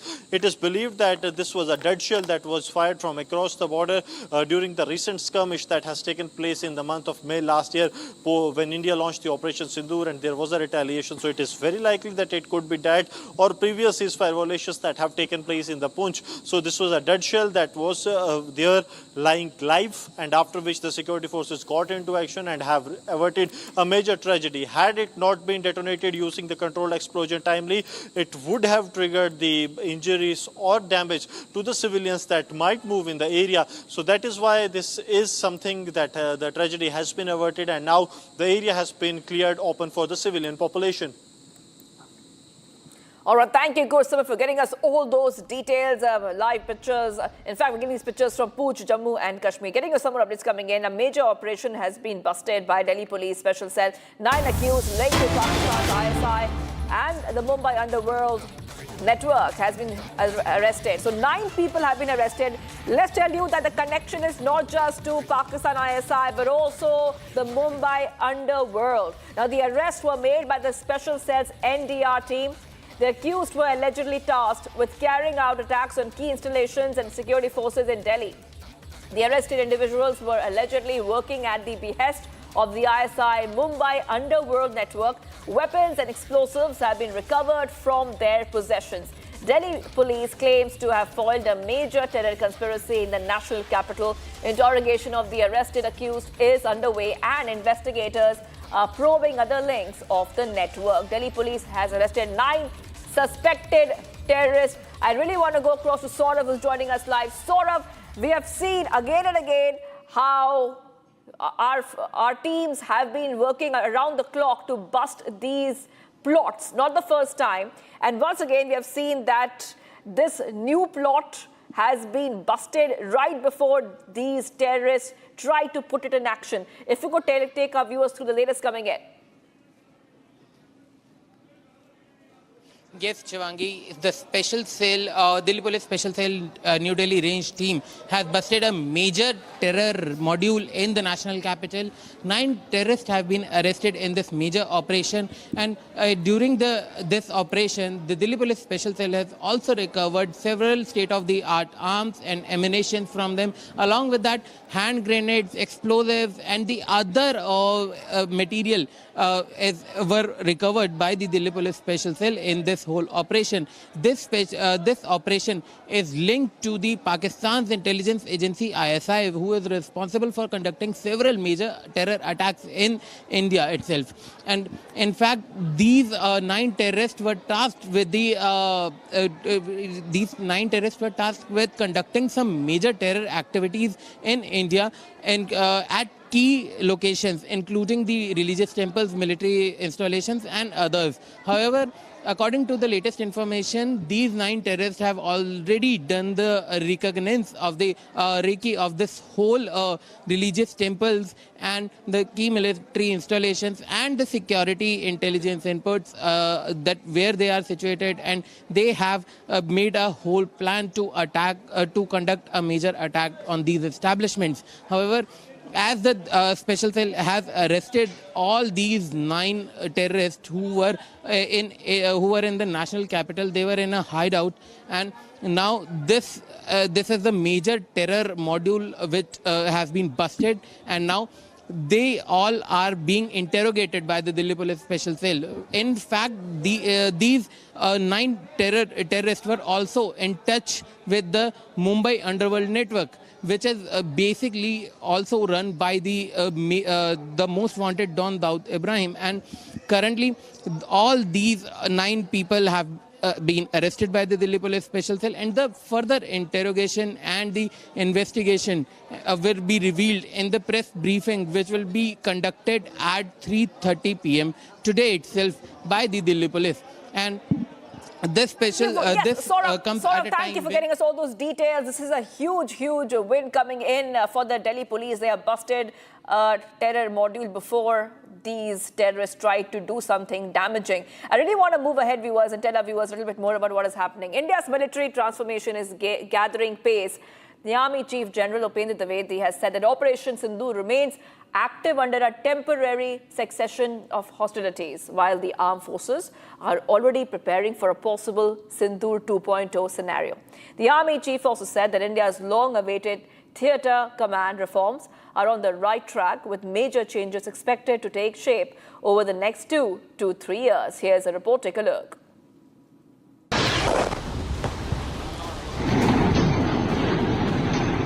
Operation Sindoor may be witnessing a temporary cessation of hostilities, but India's military remains on high alert. The Army Chief says all 3 services are preparing for a possible Operation Sindoor 2.0 scenario. As far as Operation Sindoor is concerned, firstly, it is still continuing. There is temporary cessation of hostilities. So the Indian Army or all the 3 services are preparing well for Operation Sindoor 2.0 if it takes place. Presently, we are looking at enhancing our synergy within the 3 services. We are looking at equipping ourselves for the next warfare. General Dwivedi stressed that future wars will not be limited to land, sea and air alone. Space, cyber and cognitive warfare are now emerging as critical battlefronts. As I have told you, the next warfare will not be limited to the land, maritime and air alone. The new entries, that is the space, cyber and cognitive warfare, will play a very important role. What we have seen over a period of time, that it's 24/7, the battlefield is so transparent that every movement is known to the other side. Therefore, we have to be very cautious in terms of our deployment, in terms of our employment and the protection which is required to protect our troops as well as the civilians in the border. The Army Chief further warned that modern battlefields are increasingly transparent, requiring greater caution and preparedness. As regards the information warfare, what has been brought out, victory is always in the mind, it's not on ground. Therefore, the information warfare is only successful if the whole of nation gets together and trusts the people who are giving the information. And if that happens, I can assure you that the nation will trust each other and all these stakeholders will always win the war. Calling for a whole of nation approach, the Army Chief said trust and unity remain key weapons in modern warfare. Alongside operational readiness, India's biggest military reform project is also moving ahead. General Dwivedi said discussions on theatre commands have been completed and the proposal has been submitted to the Defence Minister. As far as the theatrization is concerned, I would like to assure the House that it's on the right tracks. As of now, all the discussions on theatrization have got over within the Chiefs of Staff Committee. The complete report has been submitted to Defence Minister. The reform aims to improve coordination between the Army, Navy and Air Force through integrated operational commands. The Army Chief expressed hope that the transformation could begin taking shape on the ground within the next 2 to 3 years.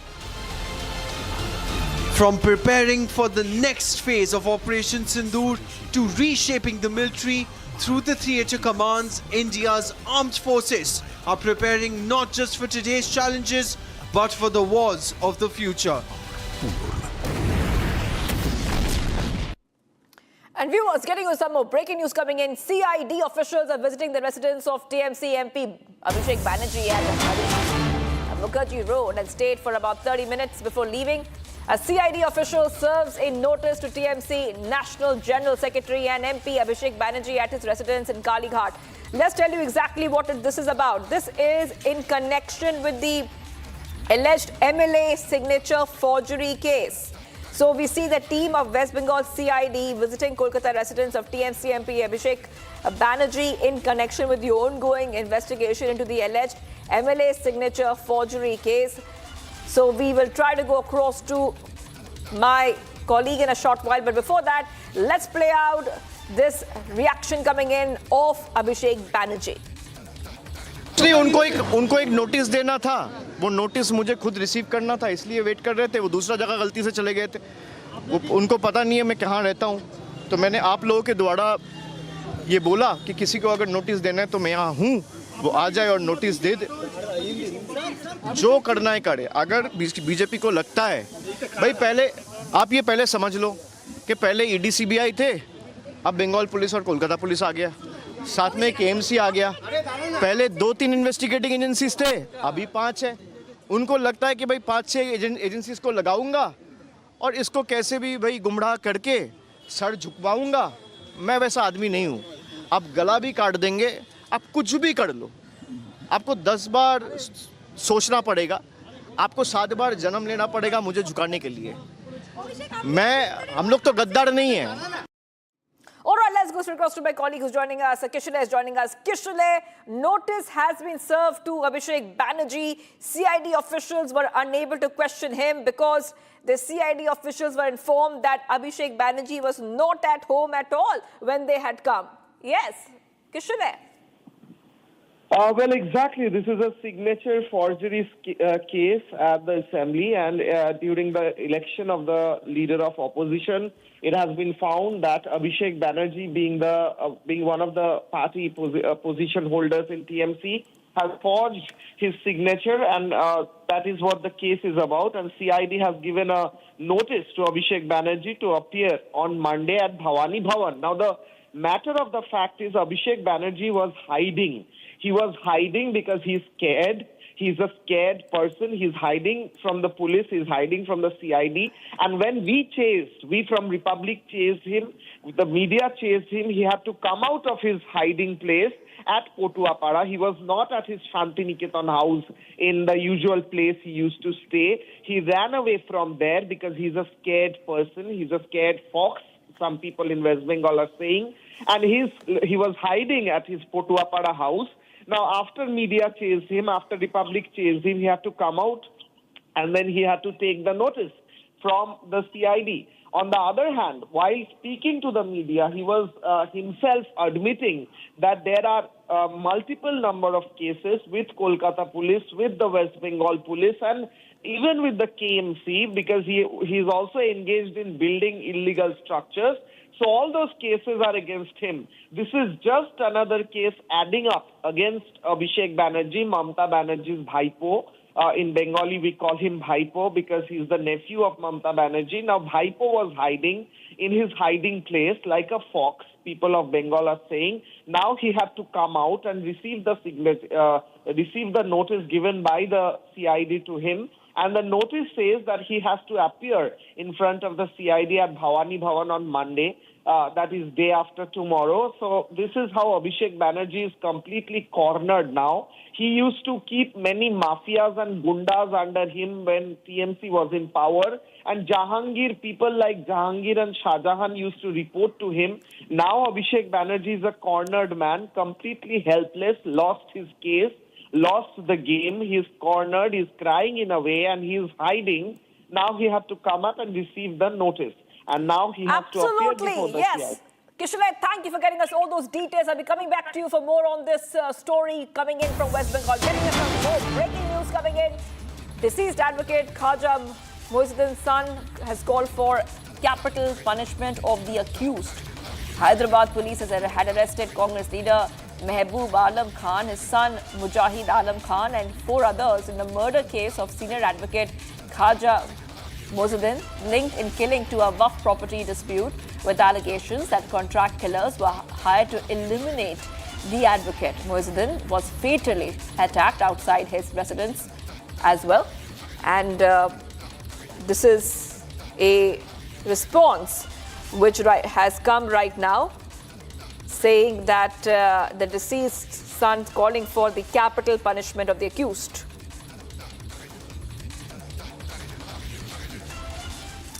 And viewers, taking a short break, do not go anywhere. We'll be right back. CID will be taking over the investigation as spurious liquor kills 14 people in Pune's Pimpri Chinchwad.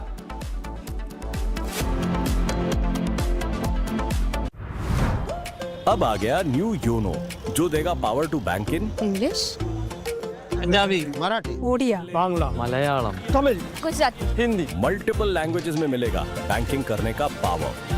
New YONO देगा power to every Indian. Brought to you bye SBI, the banker to every Indian. पापा, मुझे America की scholarship मिल गई है। अरे I am so proud of you बेटा।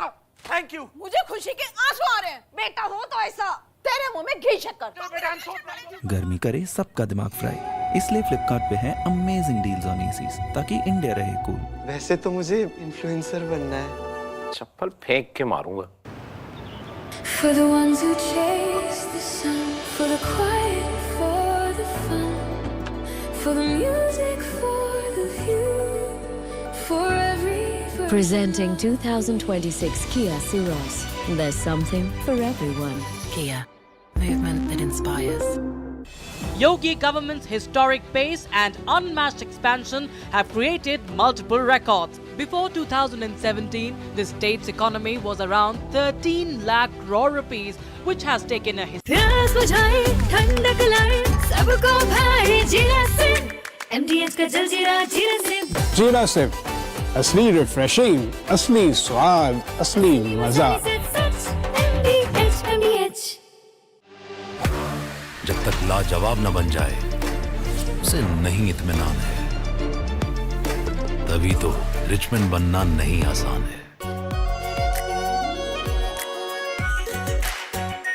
Are pure शाही पनीर मसाला, डिलीशियस, हेल्दी एवरी डे।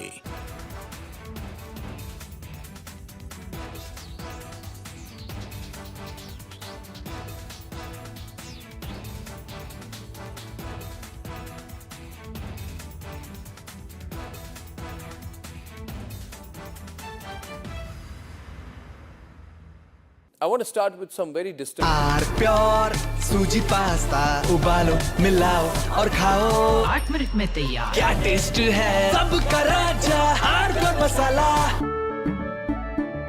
केसरिया से मन जोगी हुआ रे, दिल झूमे देखो मतवारा हुआ रे।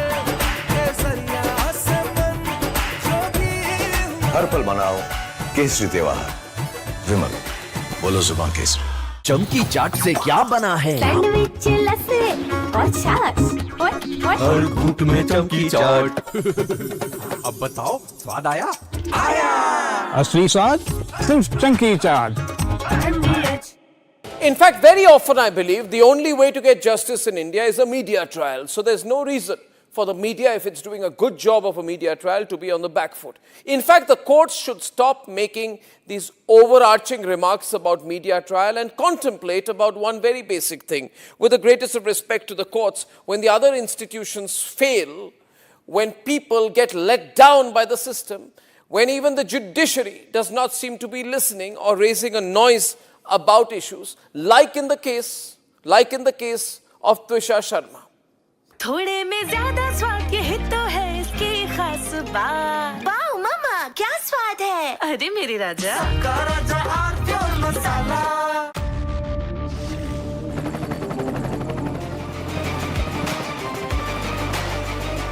Character, the taste of success. प्यास बुझाए, ठंडक लाए, सबको भाए जीरा सिंह। MDH का जल जीरा, जीरा सिंह। जीरा सिर्फ असली रिफ्रेशिंग, असली स्वाद, असली मजा।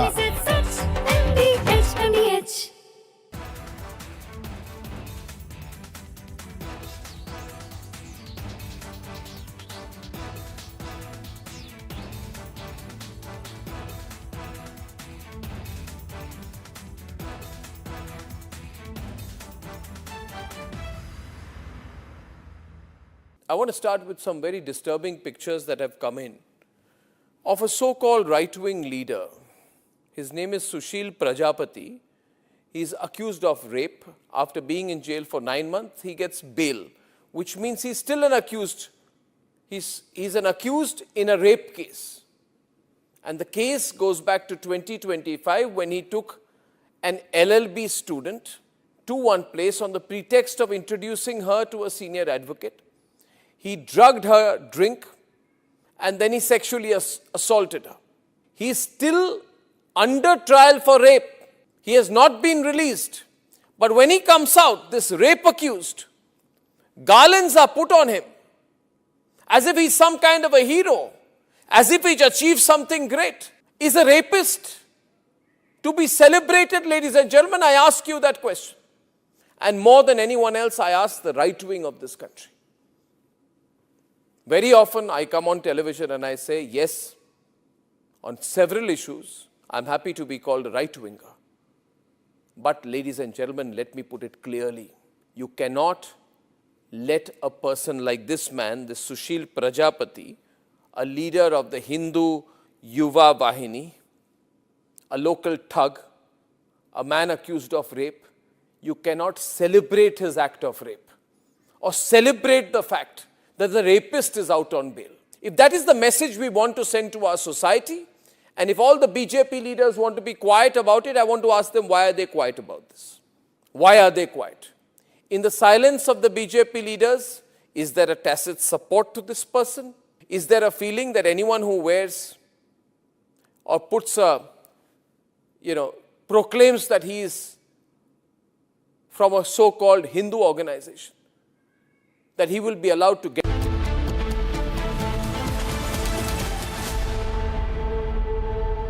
Amity has been ranked India's #1 not-for-profit private university for 11th year, with top 10 ranked institutions in management, engineering, biotech, law, masscom, telecom, hospitality, fashion and more. Yet another top ranking for Amity University. Our pure Shahi Paneer Masala. Delicious, healthy, every day. In fact, very often I believe the only way to get justice in India is a media trial. So there's no reason for the media, if it's doing a good job of a media trial, to be on the back foot. In fact, the courts should stop making these overarching remarks about media trial and contemplate about one very basic thing. With the greatest of respect to the courts, when the other institutions fail, when people get let down by the system, when even the judiciary does not seem to be listening or raising a noise about issues, like in the case of Twisha Sharma. Who does the public look to for justice, for raising their voice, for bringing something that's utterly false, illegal or wrong to public attention? It is only and only the media. And today, therefore, we are doing a media trial in this specific case, ladies and gentlemen, of Twisha Sharma, the 33-year-old daughter-in-law of an ex-judge, in a case where the ex-judge and the ex-judge's advocate's son appear to be more than involved. Ladies and gentlemen, 15 questions tonight. And if they think it's a media trial, so be it. So be it. Why did the ex-judge in the case of Twisha Sharma, neither she nor her son call a police or an ambulance? What took them 57 minutes to bring the body down? Where are the 3 men who are seen in the video dragging Twisha's body, destroying evidence? What was the police doing? Did they question the house staff? Did they question the judge? Was Twisha carrying headphones in her bag, in her hand, or a rope? Where is it now? Where is that so-called belt that cops claim was used by her to commit suicide? Why was it hidden? The mother-in-law, the ex-judge, walks up calmly while the body is being dragged down and evidence is being destroyed before the judge's eyes. Is that normal?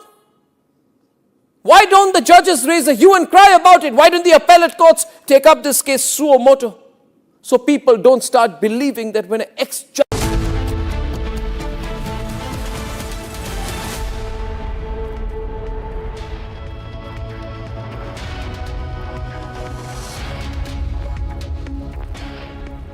Hello and a very warm welcome. You're watching Republic TV. I'm Yesu Bharadwaj, and India gets their new CDS. In fact, Lieutenant General N.S. Raja Subramani is all set to take over after General Anil Chauhan has now stepped down as the CDS of India. Getting you all the details, here's a check on your headlines.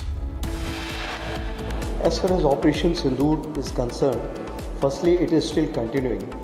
There is temporary cessation of hostilities.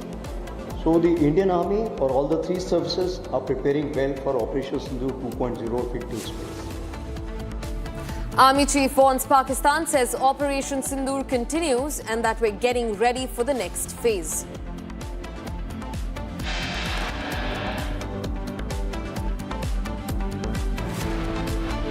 Documents show Pakistan spending millions with American lobbying firms to whitewash its image as a terror nation. Top Congress leaders arrested for the murder of a lawyer in Hyderabad. Congress leaders face 15 lakh supari for the killing. Iran contradicts Trump's claim of a deal, claim they will not agree to the halt on uranium enrichment. Republic exclusively speaks to the Air India crash eyewitness, the man who saw all the bodies, including that of Captain Sabharwal.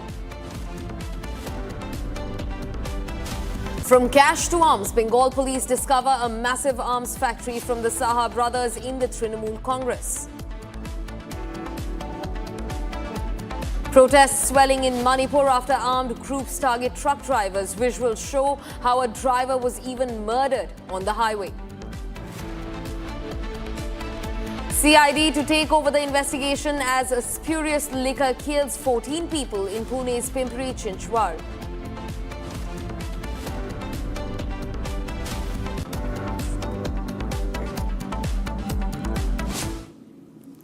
Viewers, now the first story that we're getting for you comes from Churu in Rajasthan, where a darkness at noon has set in, and this comes after a massive sandstorm rose from the northern sectors of the deserts today, plunging Sadr Shahar into complete darkness at 2 p.m. in broad daylight. Now, daylight turned to night in minutes, forcing vehicles and buildings to switch on lights. In fact, the sky from horizon to zenith was choked with red and yellow dust as high-speed, gusty winds, dust-laden winds swept through the town. The blackout-like conditions persisted for nearly half an hour. Visuals from the ground show an apocalyptic scene, streets lost in swirling dust with visibility near zero. No immediate reports of damage have been reported as of yet. No loss of life has been reported either. These are coming in from three areas. Remember, all of these three very close to each other: Bikaner, Churu and Sri Ganganagar in Rajasthan, where sandstorm and severe dust storms have erupted from the northern sector. Now, this happens because of gusty winds that take over the northern sector of the desert, and these winds have now caused a blackout in afternoon in Sri Ganganagar, Bikaner and even Churu. Now, authorities are monitoring the situation as the region braces for more dust activity. In fact, no information has been issued by the state government on the sandstorms yet. However, the weather warnings have been issued. People have been advised to not step out over the gusty winds and the sandstorm. In fact, these visuals come in from Sri Ganganagar in Rajasthan, very close to the border sectors also. In fact, 3 places have been affected, including Bikaner, Churu and Sri Ganganagar in Rajasthan.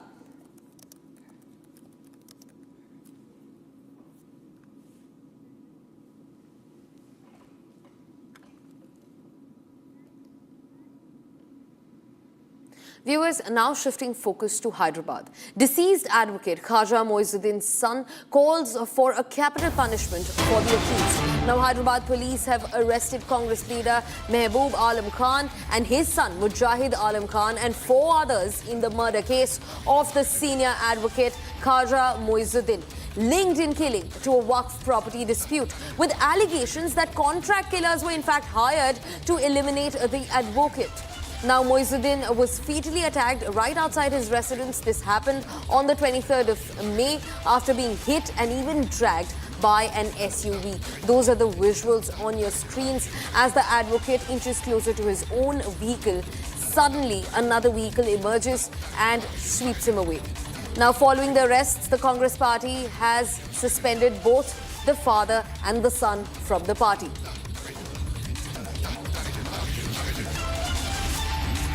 In fact, there's also some reactions that we're gathering on the story. Take a look.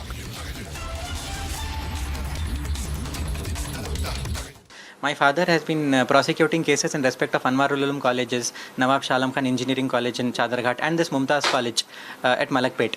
So this rival committee of father and son, Mujahid Alam Khan and Mehboob Alam Khan, they had privatized this Waqf institutions. Waqf is basically for the masses, downtrodden.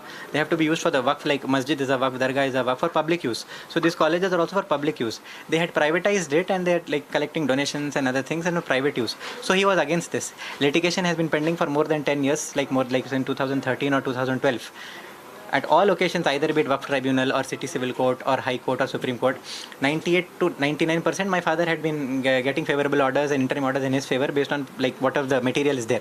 They were unable to get. So out of frustration, they had carried out this, like they're uneducated or illiterate people, I don't know, a lot of money, like a spoilt brat, how you say, like born with a silver spoon, but like if you have a lot of money also, like if a spoilt upbringing of this accused number one, Mujahid Alam Khan. Based on that, the end result that has happened is that they plan to eliminate my father, and which they have done, with the belief that once he is eliminated, what all the bottlenecks are there for them to completely take over the Waqf properties, that will go away. He was the main hindrance and they have taken that step and they have eliminated him. But I would like to thank the Hyderabad City Police, which they have conducted the press conference yesterday. I have gone through the press note of Honorable Sajjanar sir also. I was under frustration because of meeting them every day, why they are not being arrested, why they are not being arrested. They assured me that investigation is underway, please wait. Within a span of 1 week, like last Saturday, this fateful incident, like unfortunate incident happened, and this just almost exactly a week. I've been through the statement. Accused number one, Mujahid Alam Khan, and accused number two, Mehboob Alam Khan, both have been arrested along with other accused. Few of them are on the run. I thank the police for that, and I'll request the police also to make sure that they are not they don't get any bail. I'll speak to the public prosecutor also. I'm an advocate also myself. I'll see that the case is conducted in a speedy manner, in proper manner, judicial transparency, and I'll write to the concerned to appoint a special public prosecutor, and if possible to appoint a special court also, and to see that trial happens in an effective and a fast manner. I'm sure they'll go to appeal, they'll go to High Court, they'll go to Supreme Court. I'll definitely go there also. They'll file if tomorrow. I'm definitely sure circumstances and evidence, what all is there, they will definitely be convicted. Mujahid Alam Khan and Mehboob Alam Khan, all accused will be convicted. I'll demand the highest punishment, which I said, death sentence to Mujahid Alam Khan and Mehboob Alam Khan and all the accused, and they'll file appeal, High Court, Supreme Court, President of India clemency. I'll go all forums. I'll see that their petitions are not entertained, and I'll see that tomorrow, inshallah ta'ala, Mujahid Alam Khan is executed by hanging. He should be hanged until dead, and Mehboob Alam Khan, both this father and son, if he survives, Mehboob Alam Khan, both of them shall be hanged until dead. And Mehboob Alam Khan is a very good, exceptional actor. What all you have seen the visuals yesterday, the cannula on his hand and walking with 4 or 5 people. He's a very fit person. He can run better than me and better than many other police. Don't come under that false, like figment that he's creating. An exceptionally fit person, only to get bail. He's building up his ground now to take bail tomorrow. He's trying to, by creating all these tactics, he's building up his ground. He's a very fit individual. Mujahid also a very fit individual. Both of them, I'm sure that I'll see that they're convicted and they shall be hanged until dead. Viewers, in fact, Republic also spoke to the TPCC President Mahesh Kumar Gaur on the arrest of Congress leaders in the deceased advocate's murder case. Listen into what he has to say.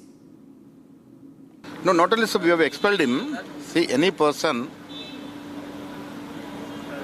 who involves in any criminal activity, Congress party won't spare him.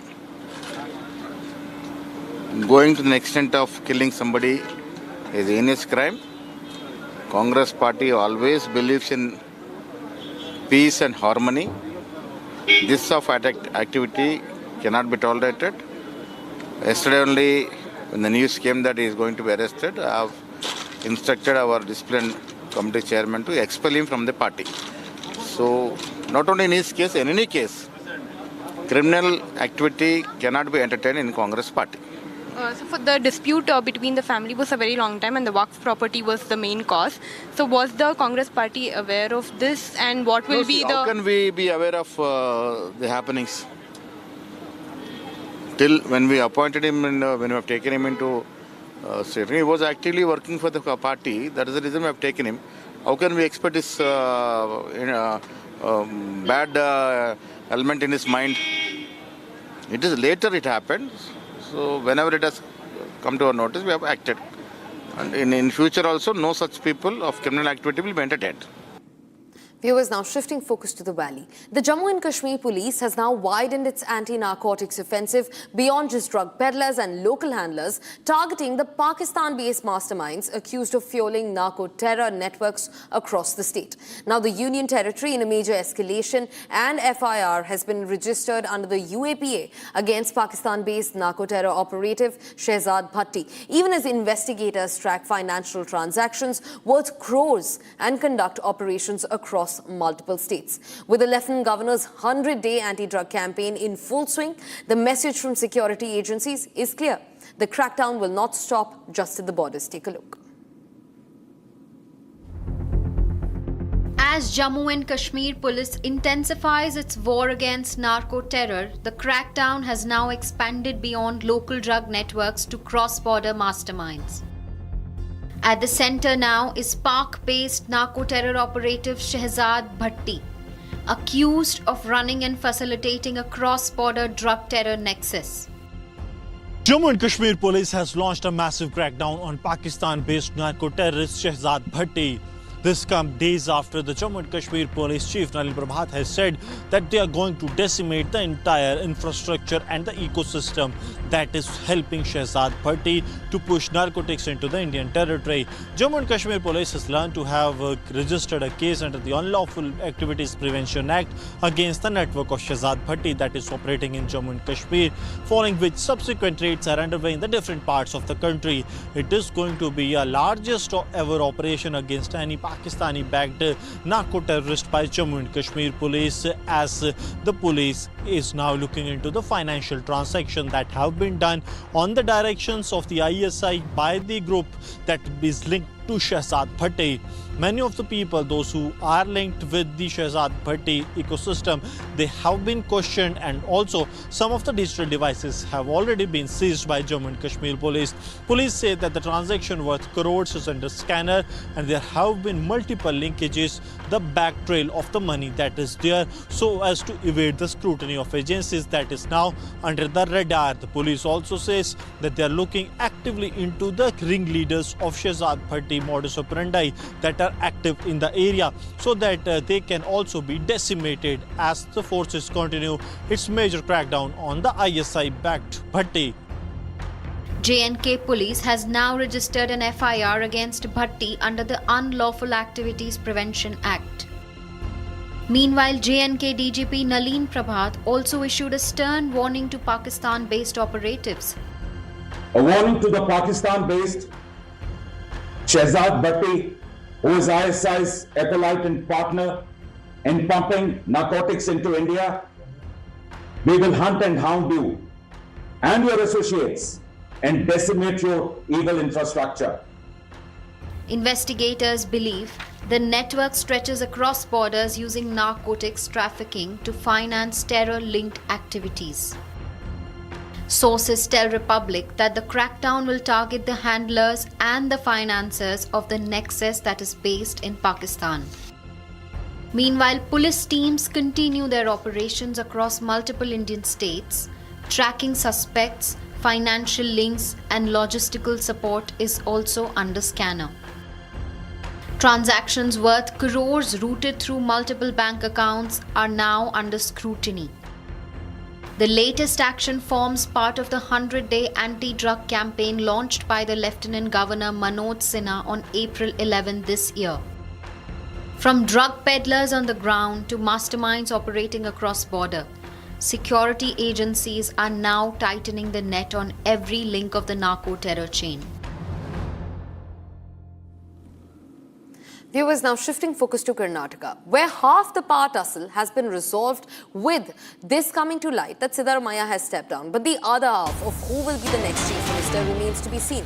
Now, Congress will decide Siddaramaiah's successor at 4 p.m. today. The meeting is expected in Karnataka, where the Congress legislature party will meet just today at 4 p.m. for a leadership transition discussion.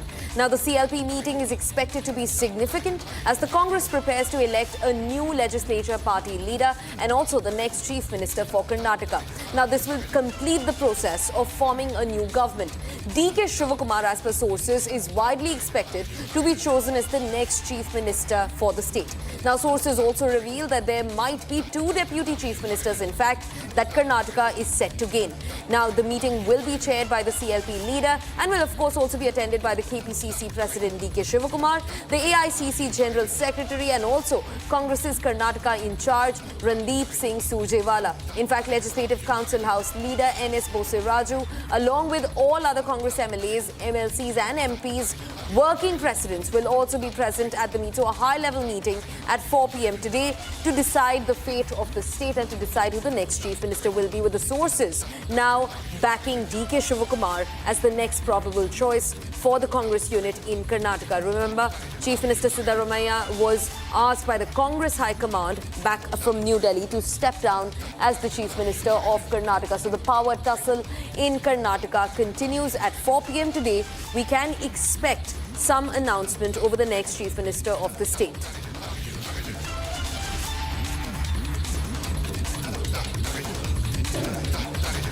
Viewers, now quickly, in a short while from now, we'll be cutting across to a press conference that's been held by the police. Over nine people who've been accused of terror charges and have been nabbed by the Delhi Police Special Team. Special cell ने और intelligence agencies की मदद से we Busted ये एक पाक ISI sponsored और underworld Mumbai underworld से जुड़ा हुआ नेटवर्क है। स्पेशल सेल ने 19 तारीख को और उससे पहले 17 तारीख को एक विजय शूटर नाम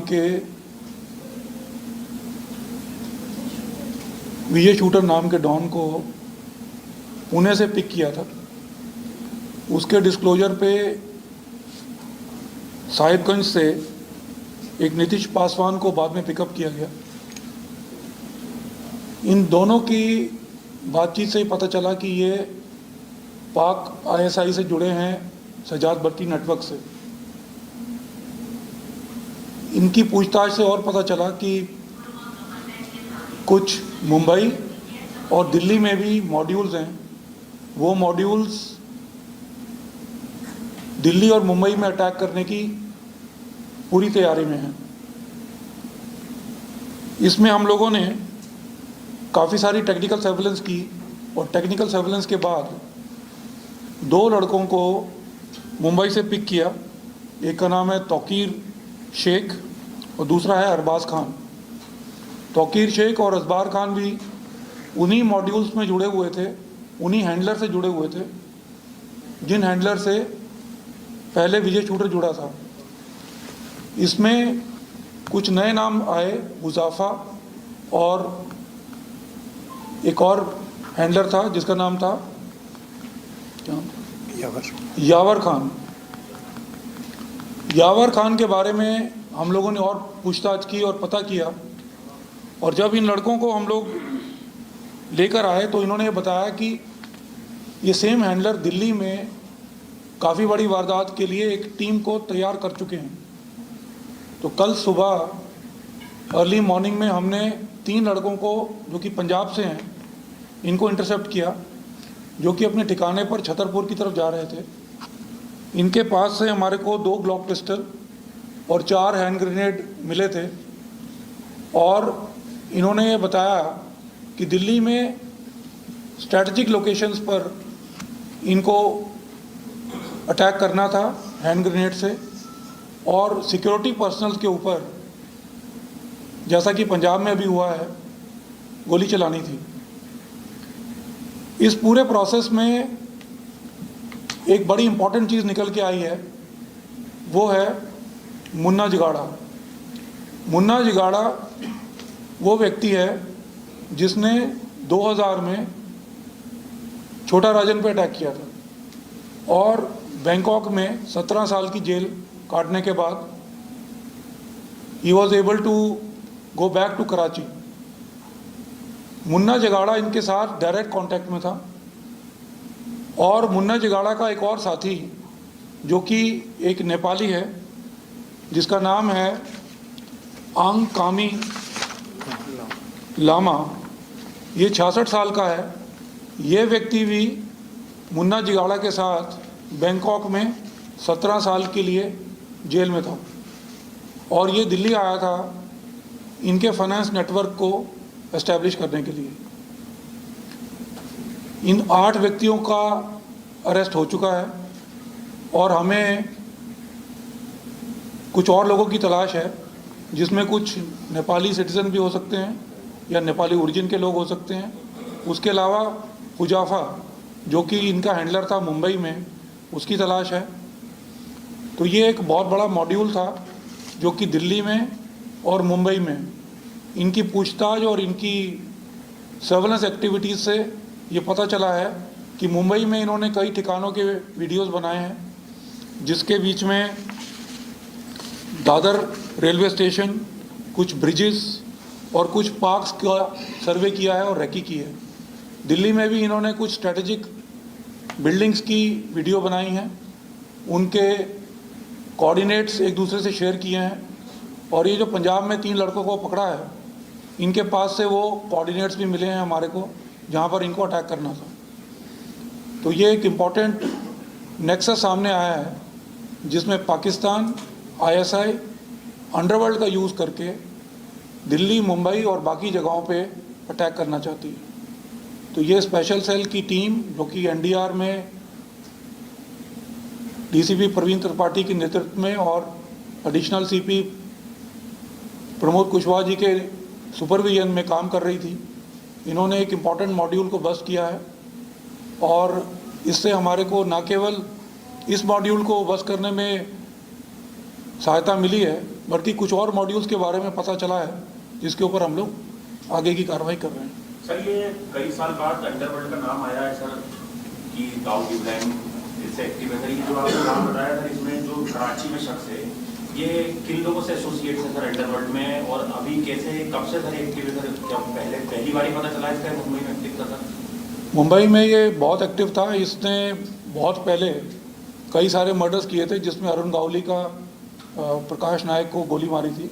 उसके अलावा छोटा शकील के कहने पे छोटा राजन पे अटैक हुआ था 2000 में जिसमें इनको लंबे समय तक सज़ा मिली थी और उसके बाद काफ़ी देर तक एक्स्ट्राडिशन का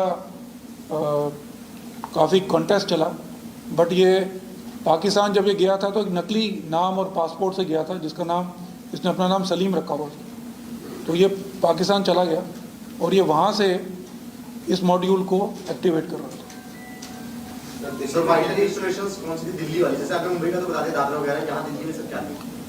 कई सारी वाइटल इंस्टॉलेशन है जिसमें इंपॉर्टेंट बिल्डिंग्स हैं और सिक्योरिटी की जो एस्टेब्लिशमेंट्स हैं उसके ऊपर भी अटैक करने की बात है। क्या वो बिल्डिंग गवर्नमेंट ऑफिस के? वो गवर्नमेंट ऑफिस भी हैं, वो इम्पॉर्टेंट पब्लिक स्पॉट्स भी हैं, उसके ऊपर हम खुलासा हम बाद में करेंगे। सर, ये अब तक देखा गया था सर कि ये शहजाद भट्टी एक अपना पाकिस्तान ISI की जगह तो अलग मॉड्यूल चला रहा पूरे इंडिया में, जिसका आप लोगों ने अभी हाल में रेड्स भी करी थी कई स्टेट में। अब ये सर पहली बार आया था कि इसमें अंडरवर्ल्ड की जो एंट्री हुई है सर, ये जो मॉड्यूल आपने पकड़ा जिसमें 9 लोग अरेस्ट हुए, तो क्या लग रहा था कि ये एक पूरा कॉकटेल है सर पाकिस्तान ISI का अंडरवर्ल्ड? शहजाद भट्टी गैंगस्टर नेटवर्क को यूज़ करता था, वही गैंगस्टर नेटवर्क का अपग्रेडेशन है मुंबई अंडरवर्ल्ड। वो भी गैंगस्टर ही हैं और ये अंडरवर्ल्ड जो है ये हमेशा से ही मुंबई में और बाकी जगहों पे एक्टिव रहा है। बट इसकी एंट्री जो है ये कोई चौंकाने वाली बात नहीं है। हमारी हमेशा इनके ऊपर सर्वेलेंस रहती है और we are in constant touch with sister intelligence agencies and Mumbai police. सर, इनके पास से कितने ग्रेनेड वगैरह ये पाकिस्तान मेड बताए जा रहे हैं? हाँ, ये पाकिस्तान ऑर्डिनेंस डिपो के बने हुए हैं, वहाँ की ऑर्डिनेंस फैक्ट्री के हैं। इसमें 4 ग्रेनेड हैं जिनको कि रात को NSG की टीम को बुलाया गया था और NSG की टीम ने अपनी प्रोटोकॉल को फॉलो करते हुए, क्योंकि ये लाइव थे तो इनको डिफ्यूज़ किया गया, रादर ब्लास्ट आउट किया गया इनको। उसका जो वीडियो है वो हम आपसे शेयर कर देंगे। उसके अलावा जो 25 कार्ट्रिज मिले हैं जो कि ग्लॉक पिस्टल में लगते हैं, ये भी पाकिस्तान की ऑर्डिनेंस फैक्ट्री के बने हैं।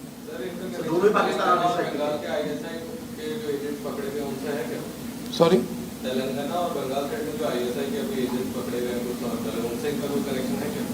इसके बारे में अभी हम लोग इन्वेस्टिगेट करेंगे, क्योंकि ये रात को ही लोग पकड़े गए हैं। इनके बारे में ये कह सकता हूँ कि इनके डीप एसेट है, जो ये जो नेपाली सिटीज़न है, ये डीप एसेट है और ये काफ़ी सारे लोगों को पैसा और लॉजिस्टिक प्रोवाइड करने के लिए भी दिल्ली में भेजा गया था। सर मुन्ना जगह कहाँ पे था? इसकी पोजीशन शायद कराची हो सकती है। सर मुन्ना ने ही इसे भेजा था नेपाली शख्स के यहाँ। हाँ, ये उसका कॉन्टैक्ट है। पंजाब में कैसे कॉन्टैक्ट किया? क्योंकि पंजाब के पकड़ के कैसे संपर्क में आए? ये लोग डायरेक्टली इंस्टा आईडीज़ पे और व्हाट्सएप ग्रुप्स पे ये लोग संपर्क में रहे हैं और इनको एक कटआउट के थ्रू शायद संपर्क किया गया था। Can you brief a little bit in English as well? So,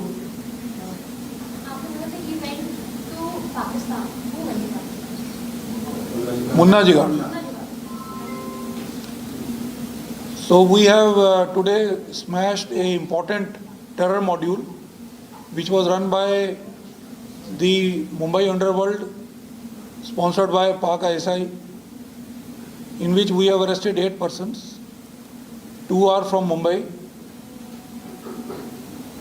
2 initially were picked up, Vijay Shooter and Nitish were picked up in the early part of this month. And on their investigation we found that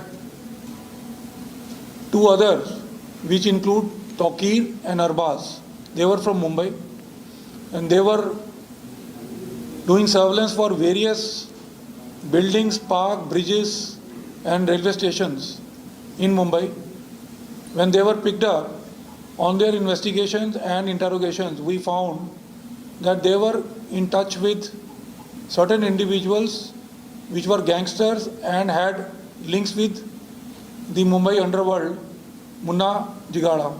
Munna Jigada, as you know, is an important underworld entity who was arrested in Bangkok for the attack on Chota Rajan in 2000, and he survived 17 years of imprisonment and later went back to Karachi on a fake passport initially, and then later he was contested and he was extradited to Pakistan.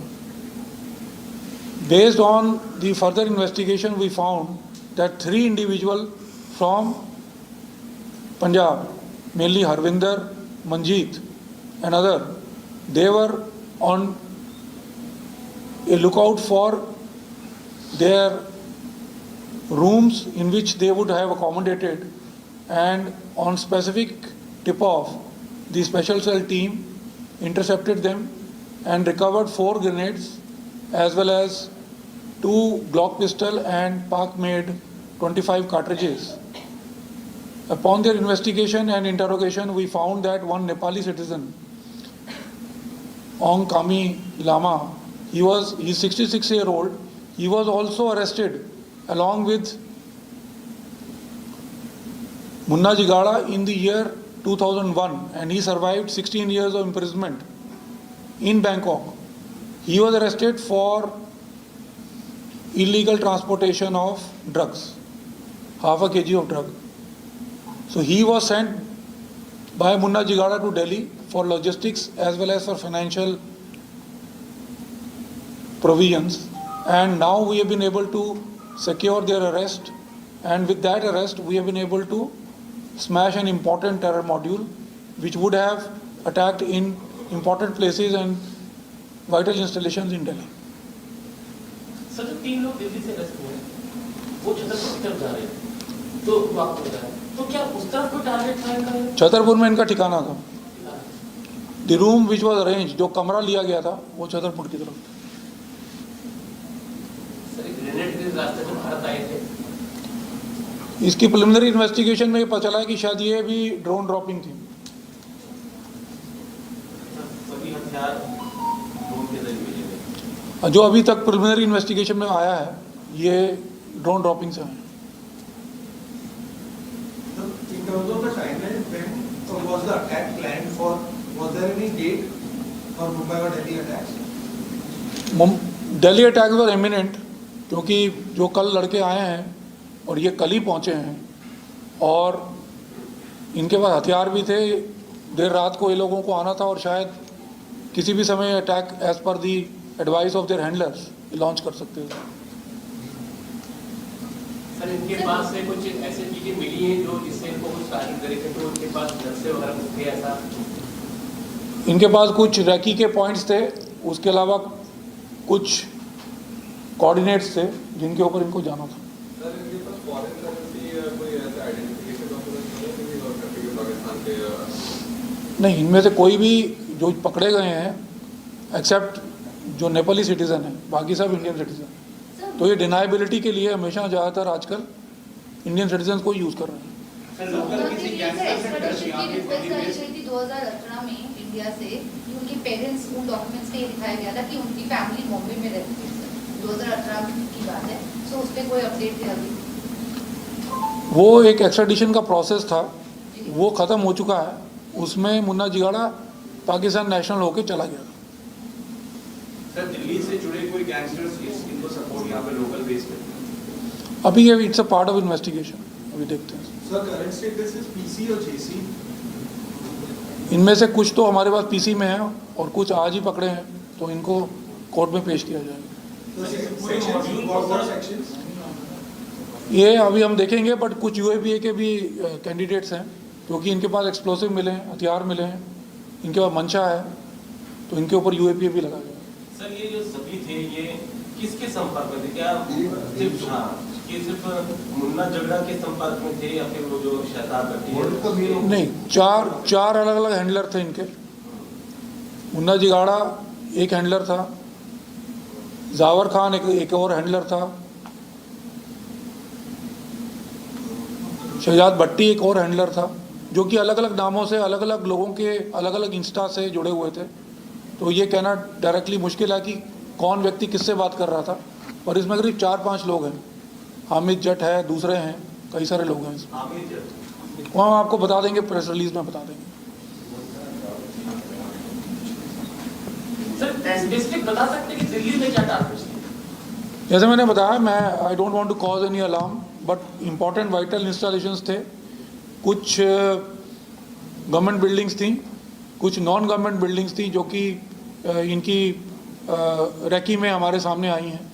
इसके अलावा public spots थे important, जहाँ पर public का footfall ज़्यादा होता है, जैसे मार्केट एरिया, ये थे। Thank you very much. Thank you.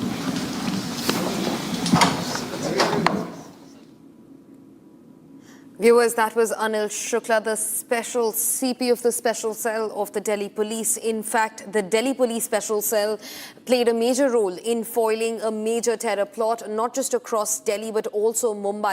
In fact, they have said, they've made it clear that this was being carried out by the Mumbai underworld and was largely funded by the Pak ISI network. And it was also connected to the Mumbai underworld. In fact, Mumbai and Delhi terror modules have been busted. 2 accused, in fact, have been nabbed from Mumbai itself. In fact, they also said that the 2 that are nabbed and are currently in police custody have also led them to multiple other networks who continue to operate in urban areas. In fact, Mumbai accused also confessed of a probable attack in Delhi's strategic locations. In fact, as per the police, the accused was asked to use hand grenades and indiscriminately fire at security personnel. Viewers, now shifting focus to Lucknow. A 23-year-old motorcycle rider was killed and a 10-year-old boy critically injured after a car allegedly driven by the wife of a police sub-inspector collided with a motorcycle on the Bagga Road on a Friday afternoon. That's yesterday. Now, according to eyewitness accounts, the impact was so severe that the motorcycle rider, identified as Sahil, was thrown into the air and landed on the bonnet of another car. He sustained severe head injuries and also ended up dying on the spot. The pillion rider, Mohammad Maaz alias Ajan, the 10-year-old, suffered serious injuries and was immediately rushed to the hospital where he remains in a critical condition. Now, eyewitnesses claim that the car was being driven by the wife of a sub-inspector while the police officer was seated right beside her in uniform at the time of the occurrence of this accident. Now, the officer has been identified as a 2023 batch sub-inspector who's posted in the Hardoi district. So, an unfortunate news that comes in from Lucknow, where a pillion rider, a 10-year-old, has been severely injured while a 23-year-old motorcyclist has been killed in an accident. Now, in fact, the car that rammed into the motorcycle was being driven by a sub-inspector's wife. In fact, these are the visuals on your screens, while the sub-inspector was seated right next to her in the co-driver's seat in his uniform. Now, in fact, he's been identified and he's also posted in Hardoi. In fact, we're also being joined by Adarsh, to speak to us about the matter. Adarsh, talk to us about the details of the case. You know, this is extremely unfortunate. The 23-year-old motorcyclist died on the spot, while the 10-year-old pillion is still in the hospital. What are the updates on his condition? देखिए, बिल्कुल अभी तक की जानकारी के मुताबिक police ने इस मामले में रोड एक्सीडेंट का FIR दर्ज कर लिया है। साथ ही साथ जो दूसरा व्यक्ति घायल बताया जा रहा है उसका लखनऊ में ही मेडिकल कॉलेज में इलाज चल रहा है। बता दें आपको कि उससे पहले लखनऊ हरदोई मार्ग जो है वो पूरा जाम कर दिया गया था। इसके साथ साथ जो रॉयल रिजॉर्ट है उसके ठीक सामने की घटना बताई जा रही है, जिसमें एक कार ने टक्कर मारी और आरोप ये है कि जो सब इंस्पेक्टर की पत्नी है वो कार चला रही थी और उसके साथ ही दूसरी कार भी उसी की चपेट में आकर घायल हुई है। निश्चित तौर पर इसमें कुछ लोगों के ऊपर FIR दर्ज की जा रही है और साथ ही विभागीय कार्रवाई जो पुलिस सब इंस्पेक्टर है उसके खिलाफ होनी तय मानी जा रही है। हालांकि आधिकारिक तौर पर पुलिस ने अभी इस पर कोई भी बयान जारी नहीं किया है। धन्यवाद आदर्श हम तक ये सारी इन्फॉर्मेशन पहुंचाने के लिए. Now viewers, shifting focus to what's happening in Maharashtra in Pune. An excise team has now started conducting raids in Pune, and this is in connection with toxic liquor deaths that has claimed over 10 lives. That's the latest that we're learning in. Over 10 people have been killed over toxic liquor. And in fact, now raids are being conducted. Excise teams have sprung into action and raids are being conducted across Pune in Maharashtra in connection with the toxic liquor deaths. Now, at least 10 people have been killed by consuming toxic liquor in Pune.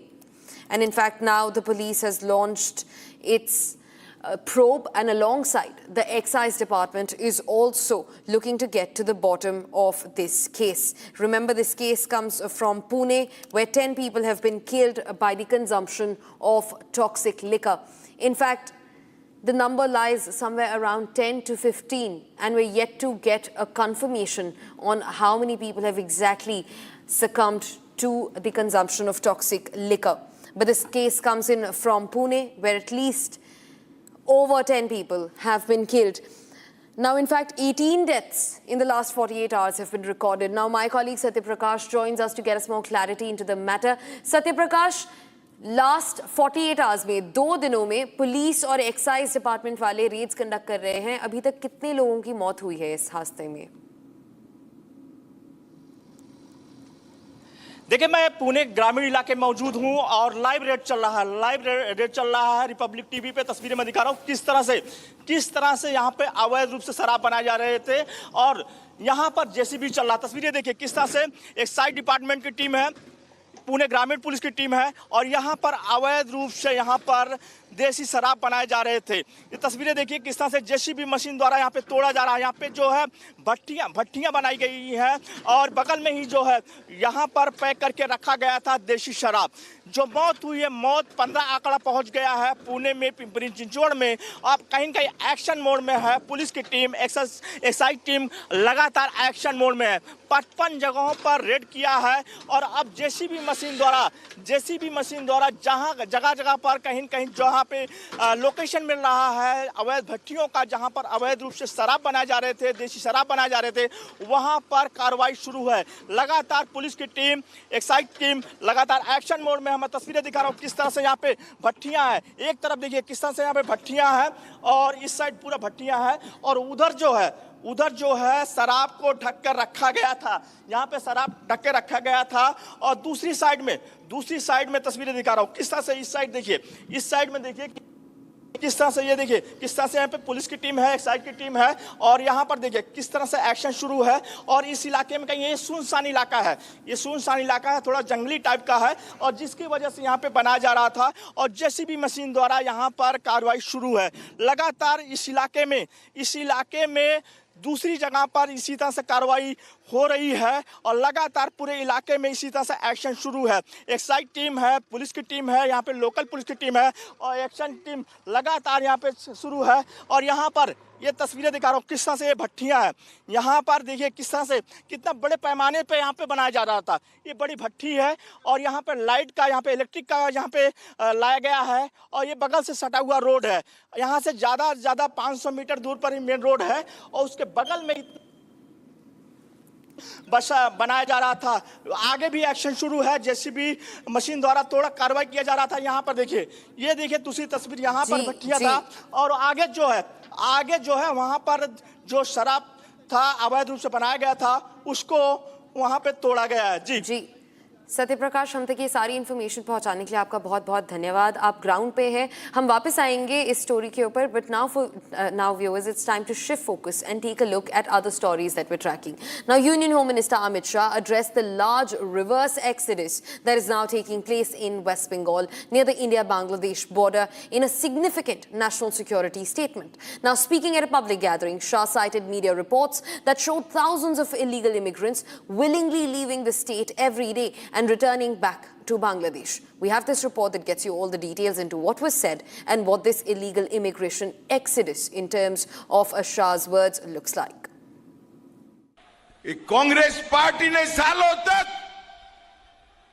Assam को घुसपैठ का मुख्य द्वार बनाया। असम के 9 जिले घुसपैठिया बहुल हो गए।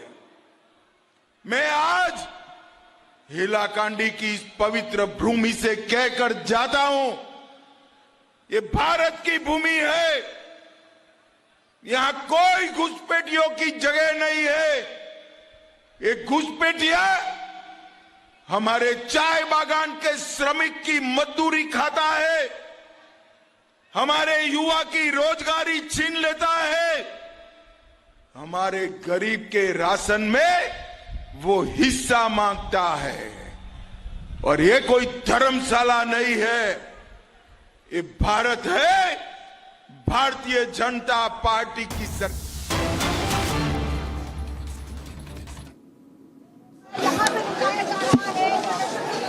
Viewers, these are the visuals that are coming in from Ghaziabad. Remember, a 17-year-old Surya was stabbed multiple times by Asad, the key accused who remains on the run. करो पैच करो। My colleague Saurav is on ground. He joins us with more information. Saurav, what's the latest that we're learning in? A lot of police deployment in the area around the mortal remains of the 17-year-old Surya. Yes, there is a heavy police deployment present at the area, and yes, you can see the ambulance has left for the cremation ground. This comes after the police officials and the officials of the police officials and the administration officials and the family of the family reached a consensus, and their demands are met by the police officials. The demands were written by the police officials, and they have signed the paper of the demand and they have given it to the family of the victim. And the demand, let me tell our viewers, the demand of the family of the victim was that first that they should get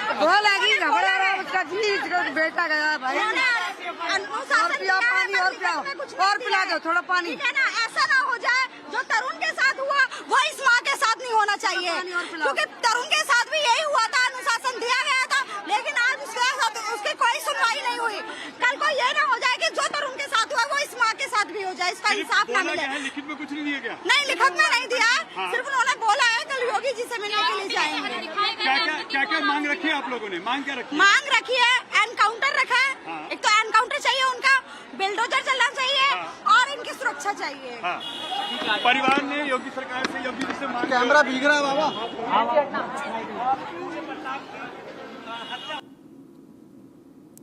Viewers, these are the live visuals that we're getting in from Ghaziabad. An anger that's erupting in between people, and rightfully so. A 17-year-old Surya, in broad daylight, was stabbed multiple times. Those are the visuals of his mortal remains in a cold storage being carried away. Now, in fact, he was immediately taken to the Fortis hospital. He was stabbed multiple times by Asad. And Saurav, my colleague, remains on the ground. Saurav, speak to us about this moment. There's grief, there's anger. Speak to us about the details, Saurav. Yes, as you can see, there is a massive police deployment here. Along with that, there are massive crowd gathered at the location to pay their last respects to the victim Surya. And now the body of the Surya has been taken to the Ghazipur cremation ground to perform the last rites. This comes after the police officials and the family reached a common ground, and the police officials have met all the demands of the family. They have agreed to all the demands which the family had. Let me tell our viewers the demands which the family had. The first demand was that a person from the family should get a government job, and apart from that, they want a fair compensation over the death of their son. And moreover, they also wanted the encounter of the accused Asad, who is still absconding.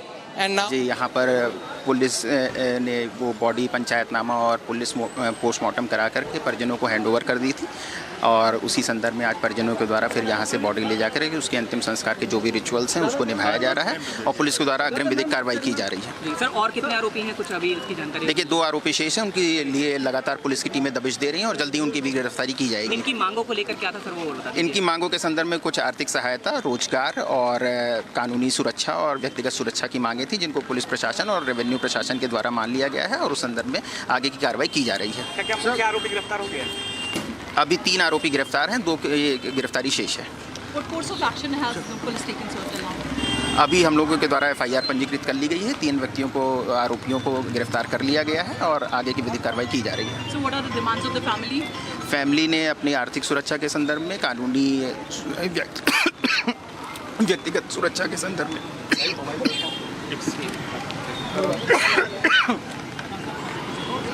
के संदर्भ में जो मांग की है उसको प्रशासन और पुलिस के द्वारा मान लिया गया है।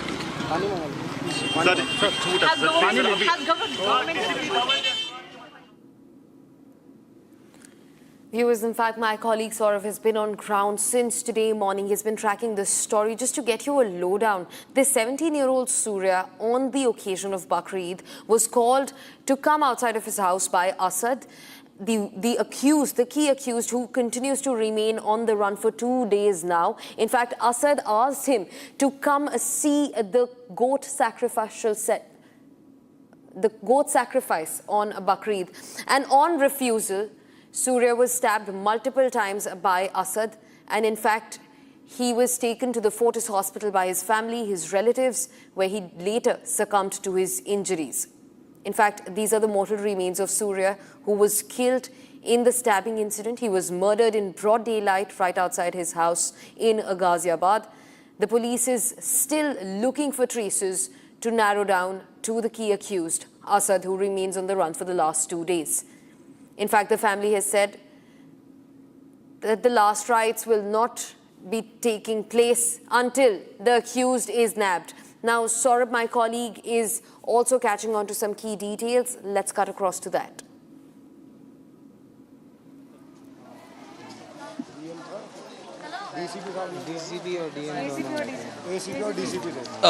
बेसिकली क्या बात हुई थी आपके अभी पुलिस वालों से? वो तो इन्होंने अंदर ले जाके बात की है, पता नहीं क्या हुआ है क्या नहीं हुआ है। वो उन्होंने बोला था कि मैं लिखित में दे रहा हूँ और कल योगी जी से आपकी मुलाकात होगी। अब पता नहीं कितना सच है कितना झूठ है। वो यहाँ पे कल आएंगे तभी पता चलेगी। और आपने बॉडी को ले जाने दिया है तो फिर साइन करके उन्होंने पेपर दिया है? हाँ, वो बोल रहे हैं कि भाई को दिया है तो भाई के पास होगा। हाँ, भाई के एक भाई ने यहाँ पे भी किया था साइन और उधर भी ले गए। हाँ। कौन कौन था वहाँ पे अंदर जो मीटिंग हो रही थी? तो ये तो मैंने वो नहीं किया है कि मेरे को जाने नहीं दिया अंदर। तो वो मेरी मौसी थी, माँ थी और बहन थी। कहाँ है मौसी जी? ये मेरी मौसी है। अच्छा। हाँ। अंदर कौन कौन था और इनमें से यहाँ पे कौन कौन था अंदर? अंदर नहीं था। अच्छा। अंदर कोई नहीं था। अंदर जाने नहीं दिया किसी को। You heard the brother of the victim Surya. He told that the police has agreed to all the demands, and he said that police officials have also guaranteed their meeting with Yogi Adityanath tomorrow in the morning, who is the UP CM. This is the current situation on the ground as the family is grieving. The mortal remains has been taken to the Ghazipur ground for performing the last rites of victim Surya, and now there is a grief in this whole environment of Khoda village as people have gathered here in a massive number, and they are just demanding that justice should be served, and the people should stand up for their selves and for their religion, and they are saying that the police should nab the accused as soon as possible, and the people are demanding that the encounter should be done of the key accused, who is Asad, in this regard. Back to studio. Right, Saurav. In fact, also speak to us about what's happening right now. What's the state of the family? They are, of course, this is a very grief-filled moment for the family. They're also absolutely angry. They're very furious at the fact that for the last 2 days, the UP police has not been able to get hold of the key accused, Asad, who remains on the run. But the guarantees given by the Chief Minister, where, he's going to meet the family tomorrow morning, of course, it remains to be seen whether or not that will happen. But that must have brought some respite to the family in terms of seeking justice. Saurav.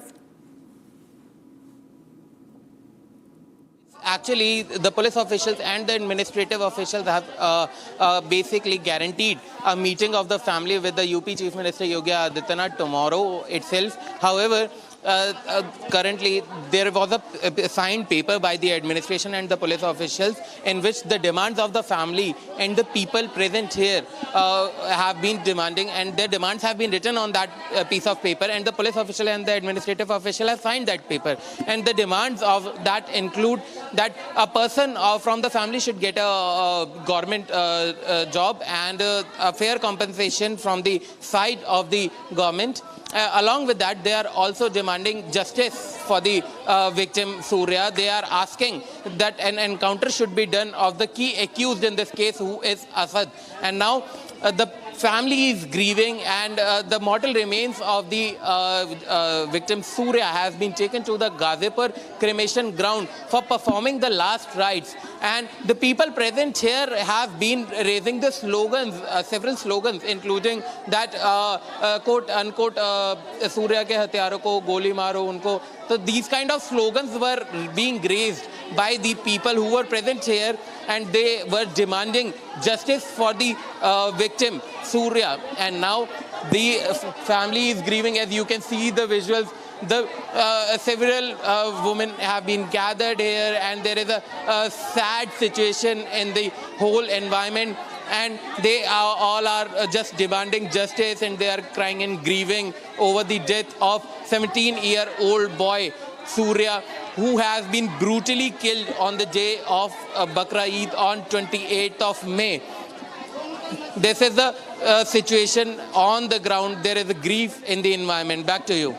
Right, Saurav, thanks for getting us a lowdown on that. In fact, of course, we'll closely keep tracking this story and every development that happens in Ghaziabad. Saurav, my colleague, will remain on the ground. He will continue getting us all the updates. Surya, a 17-year-old, stabbed multiple times, succumbed to his injuries. The accused, Asad, on the run, and the UP police unanswerable. Getting you all the details on the other side. Pure सूजी pasta उबालो मिलाओ और खाओ 8 minute में तैयार क्या taste है सबका राजा आर प्योर मसाला केसरिया से मन जोगी हुआ रे, दिल झूमे देखो मतवारा हुआ रे, केसरिया से मन जोगी हुआ। हर पल मनाओ केसरी त्योहार। विमल, बोलो जुबान Kesari.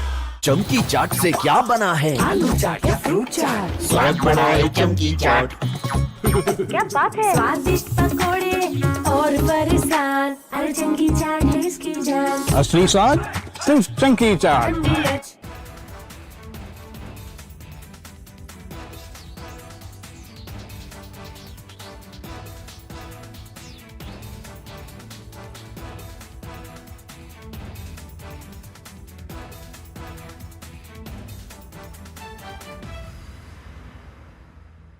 I want to start with some very disturbing pictures that have come in of a so-called right-wing leader. His name is Sushil Prajapati. He's accused of rape. After being in jail for 9 months, he gets bail, which means he's still an accused. He's an accused in a rape case. And the case goes back to 2025 when he took an LLB student to one place on the pretext of introducing her to a senior advocate. He drugged her drink and then he sexually assaulted her. He is still under trial for rape. He has not been released. But when he comes out, this rape accused, garlands are put on him.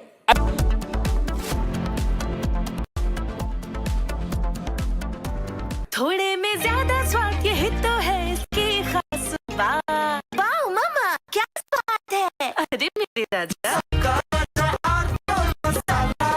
रानी, इस घर में कुछ है जो टूटता नहीं। ये pillar कभी नहीं टूटेगा। रुंगटा स्टील टीएमटी से बना। रुंगटा नहीं तो घर स्ट्रॉन्ग नहीं। रुंगटा स्टील टीएमटी बार एकदम solid.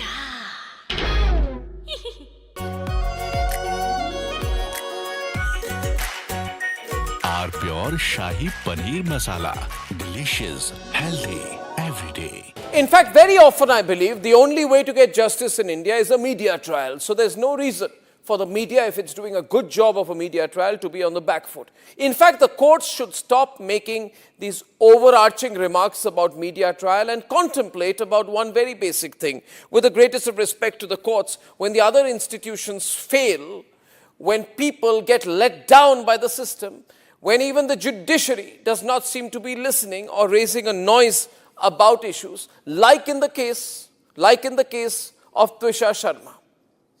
Who does the public look to for justice, for raising their voice, for bringing something that's utterly false, illegal or wrong to public attention? It is only and only the media. And today, therefore, we are doing a media trial in this specific case, ladies and gentlemen, of Twisha Sharma, the 33-year-old daughter-in-law of an ex-judge in a case where the ex-judge and the ex-judge's advocate's son appear to be more than involved. Ladies and gentlemen, 15 questions tonight. And if they think it's a media trial, so be it. So be it. Why did the ex-judge in the case of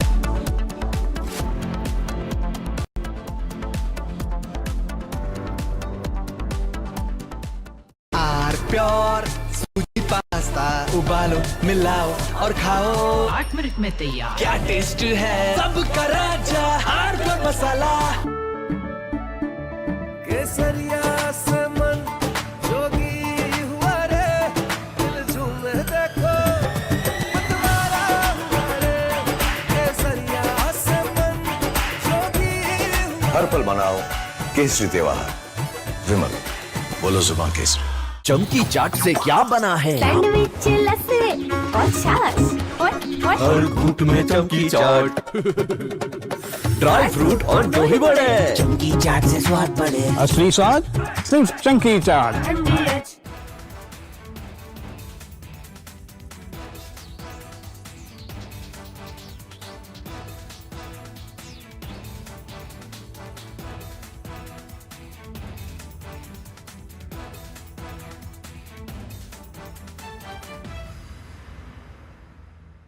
I want to start with some very disturbing pictures that have come in of a so-called right-wing leader.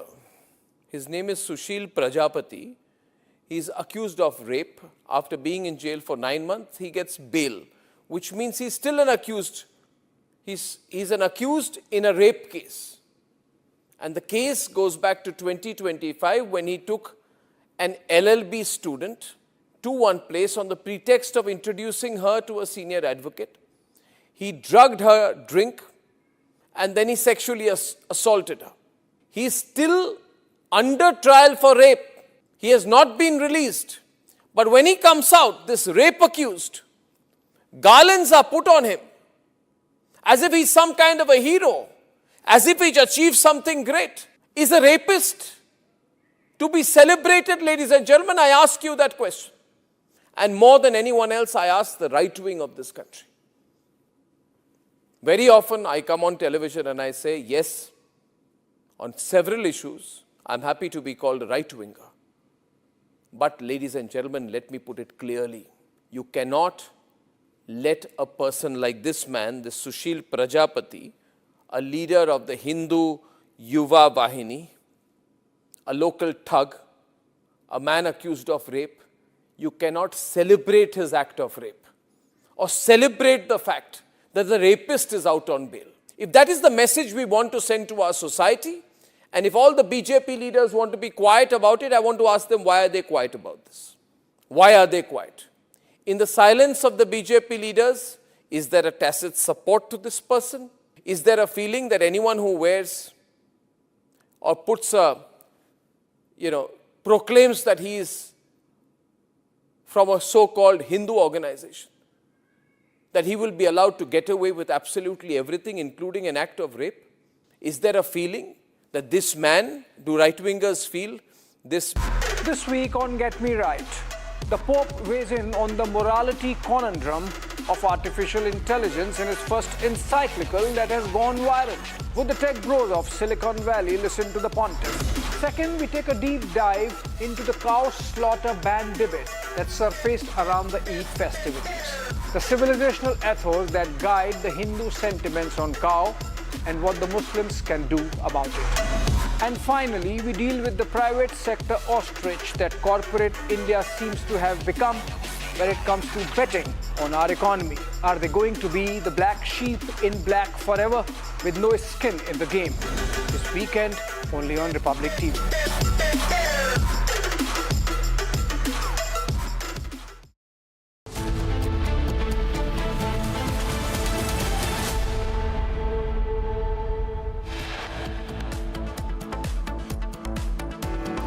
Major terror plot foiled in Delhi. Network allegedly had vital locations across Mumbai and Delhi on target.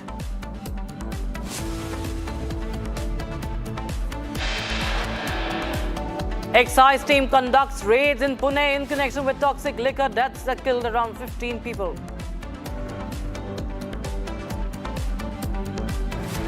Top Congress leaders arrested for the murder of a lawyer in Hyderabad. Congress leaders face 15 lakh supari for the killing.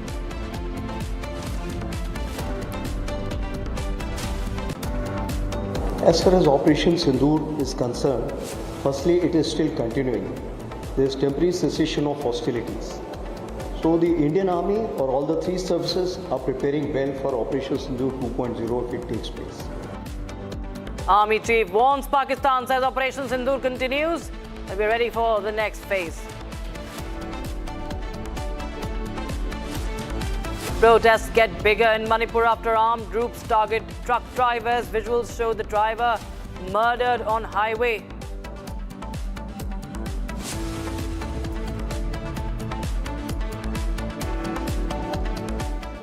Good evening, viewers. You're watching Live and Breaking, and I'm Rakshita Mishra with you. We start with the terror bust in the national capital, as we just had the Delhi police special cell also holding a press conference in this regard.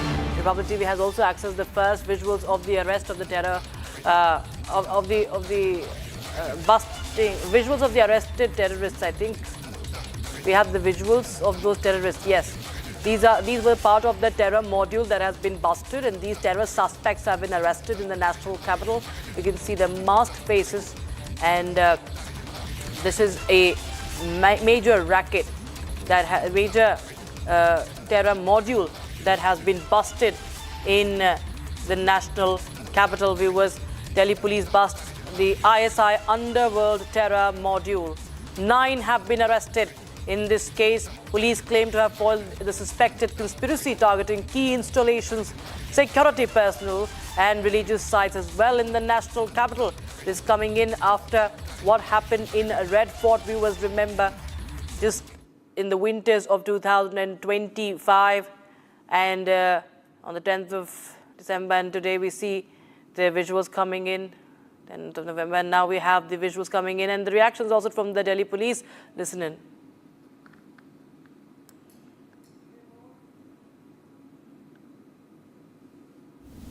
Special cell ने 19 तारीख को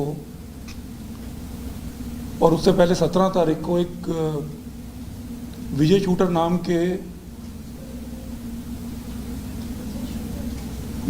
नाम के don को पुणे से pick किया था। उसके डिस्क्लोजर पे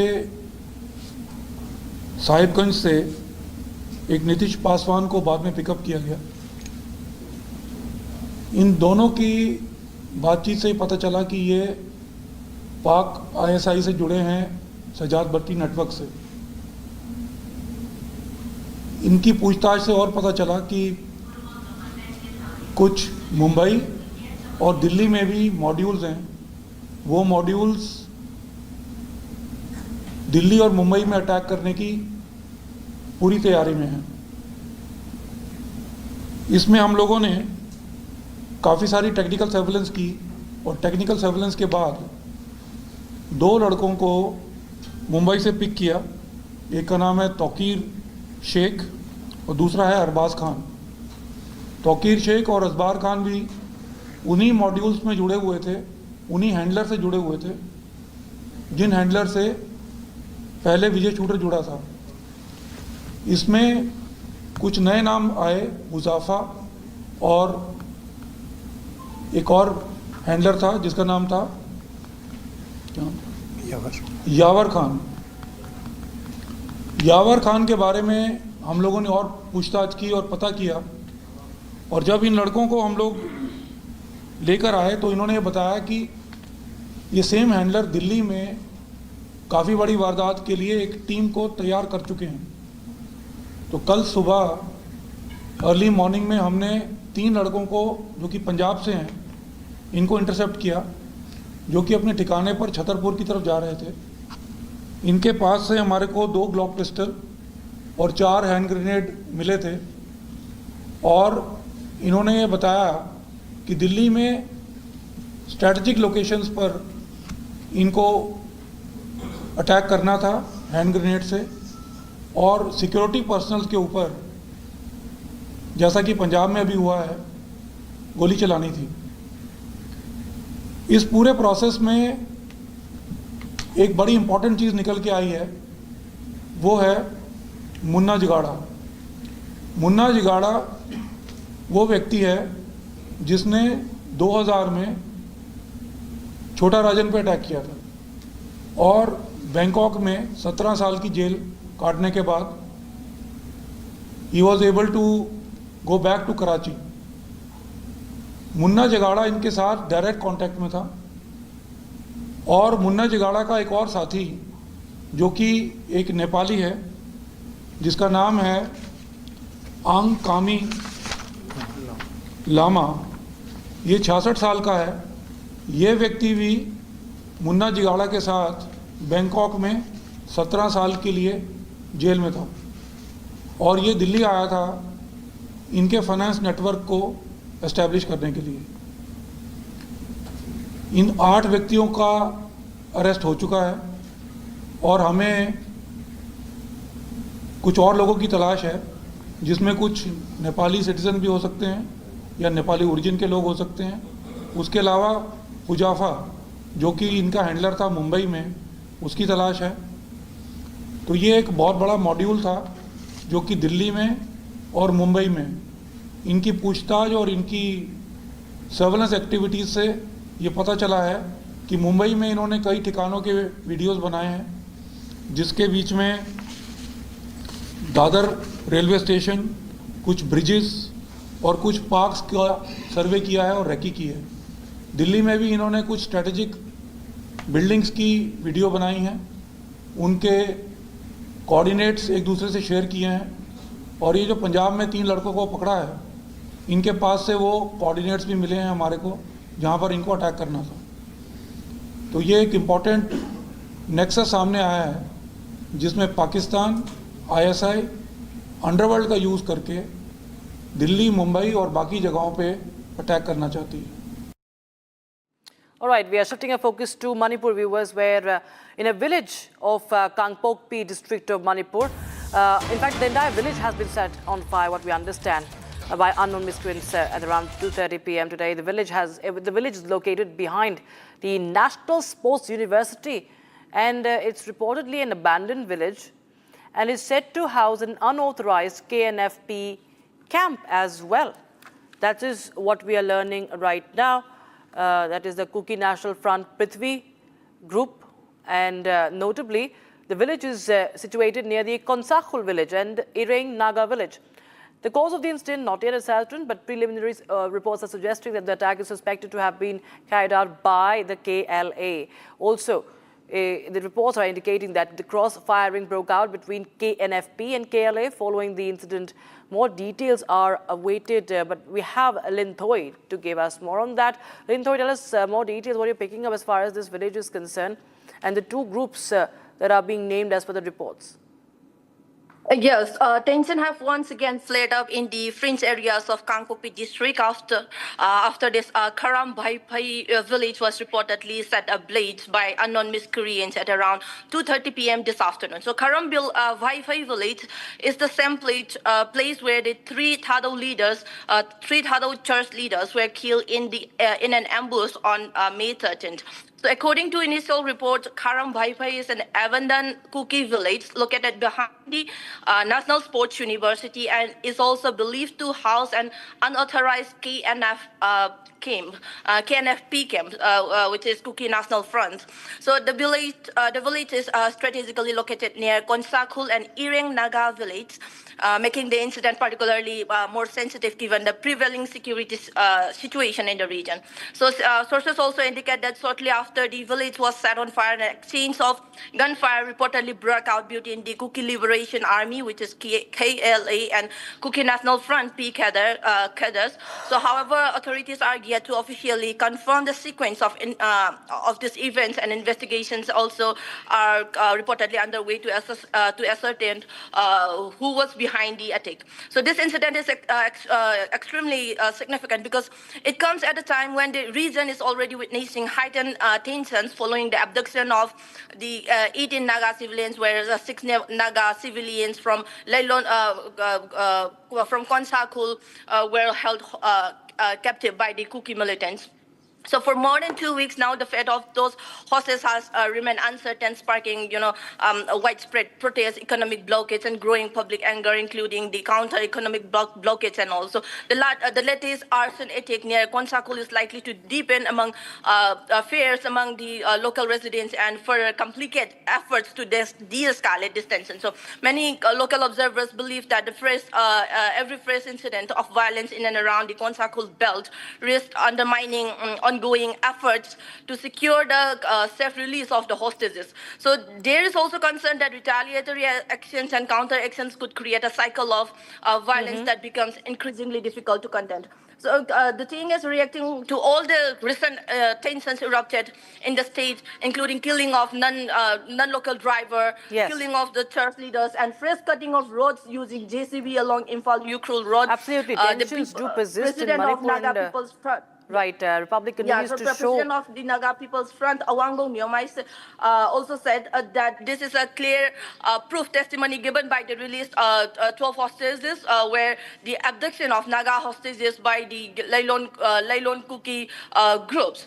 So he was with the abductor militants. One of the guy who is currently working as a police personnel in the state government, who is identified as Thangin Len.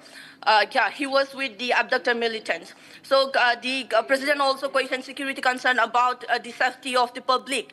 If security personnel could not enter a small village and undergo this operation where the abduction took place. So the people of, he said that the people of Manipur deserves a response from all those high-ranking security personnel who are in charge of maintaining law and order of the state. Absolutely. Well, there is a lot of tension that we are understanding right now, but we will continue to take more updates. Thank you so much, Rinto, for joining us with those details coming in. Viewers, now we shift our focus to, of course, how this is, of course, a big statement that's coming in from the army chief also. All right, I think we are cutting across to Bengal right now. These are visuals coming in right now. Live visuals coming in from Bengal right now, I think.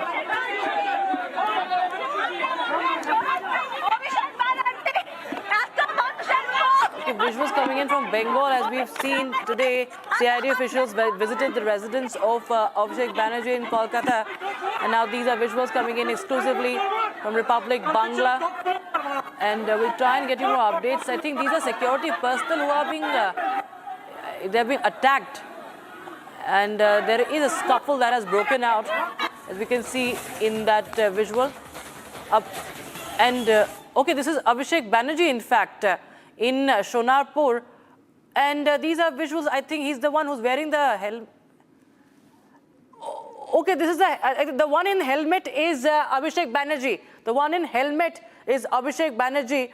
And he has been geared out by people, you can see. And you can see these are visuals coming in first on Republic TV, first on Republic Bangla in Shonarpur, first on Republic Bangla, first on Republic TV. And Abhishek Banerjee, Bhaipo, is geared out by the people there. Today, the CID visited his residence, and you can see the anger is on the streets. The outrage is on the streets. The streets which would be sealed for Abhishek Banerjee right outside his home. Today we see he comes out on the streets, and people have unleashed their anger against Abhishek Banerjee. These are visuals coming in from Shonarpur. Today he has to cover his head. He has covered his head in that gear. He's wearing a helmet, a headgear, and he is being rushed out. And he has no answers. He's not speaking to the media. But you can see the commotion around him, how he has been surrounded by the people. People of Bengal, people of Kolkata. This is happening not even a month that the new government has been elected in the state of West Bengal. And Mamata Banerjee's nephew, General Secretary of TMC, Abhishek Banerjee, the Bhaipo, has been geared out, and you can see the anger that is palpable, that has been built up and bottled up. Today you can see it being unleashed on the streets today. People are chasing him away. People chase away Abhishek Banerjee in Shonarpur. You can see the anger that's quite visible and audible also.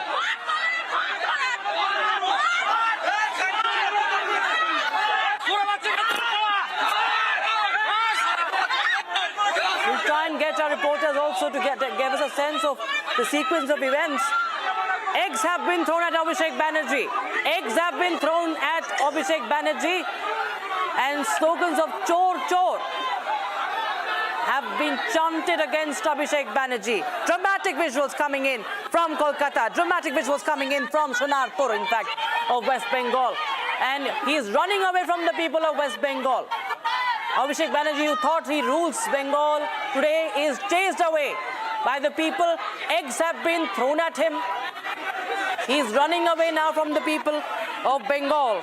Protesters are shouting slogans against him, calling him a thief, calling him a chor. And you can see he is running away. I don't know where he's running away, but he is just chased away by the people. And all this, in the past few days, we've seen that the CID has also been seeking accountability. The security agencies have been asking for the documents of different properties. And you see him wearing a helmet, and he is chased away.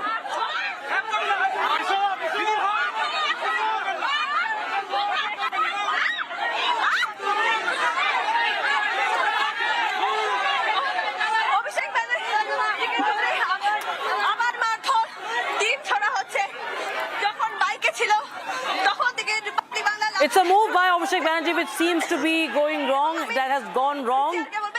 He reportedly had gone to meet some people, and those were the people who were affected by the post-poll violence. But no takers for this sham by Abhishek Banerjee. He can try and cover up, he can do anything for his sinking party, the sinking TMC, the party that is breaking apart. No takers for Abhishek Banerjee's Dadagiri or Didigiri in the TMC. He goes out on the streets to meet people in Sonarpur and he stays away. No takers for Abhishek Banerjee's drama, and he faces the anger, the ire of the people in West Bengal's Sonarpur. It's a reality check for TMC, reality check for Abhishek Banerjee, who went around threatening people. His men threatened the people of... Oh, there you have the visual where he was hit by eggs. He was hit by eggs. We've seen, viewers, ever since there has been a historic defeat of the Trinamool Congress, there have been protests after protests outside his house. And people, while the legal heat is also on Abhishek Banerjee, the people of Bengal are not sparing him.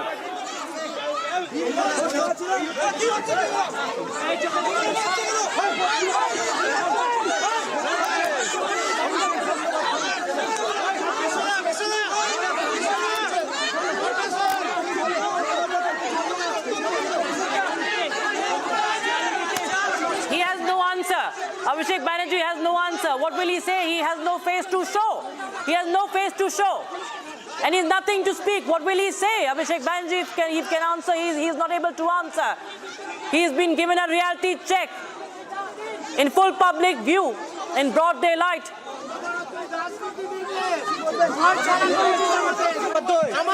Eggs have been thrown at him and he's chased away by the people. He's running away.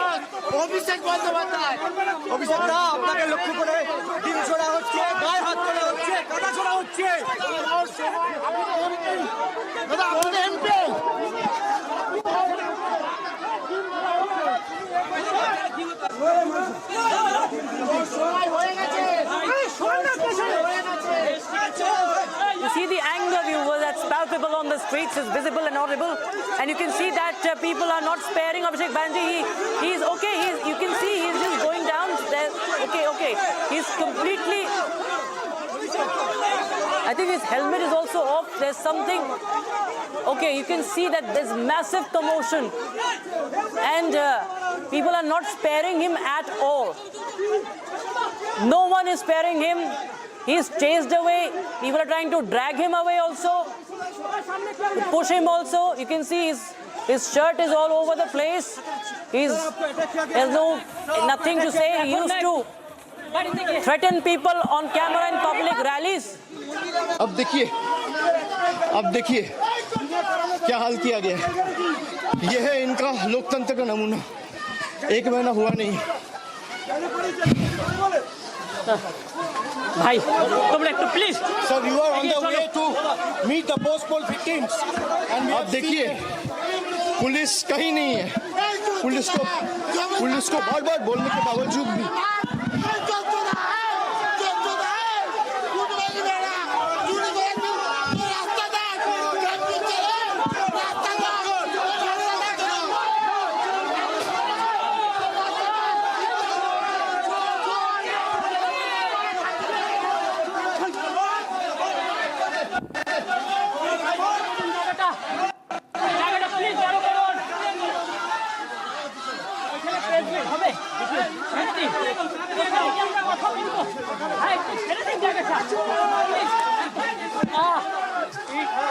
मार्च भाई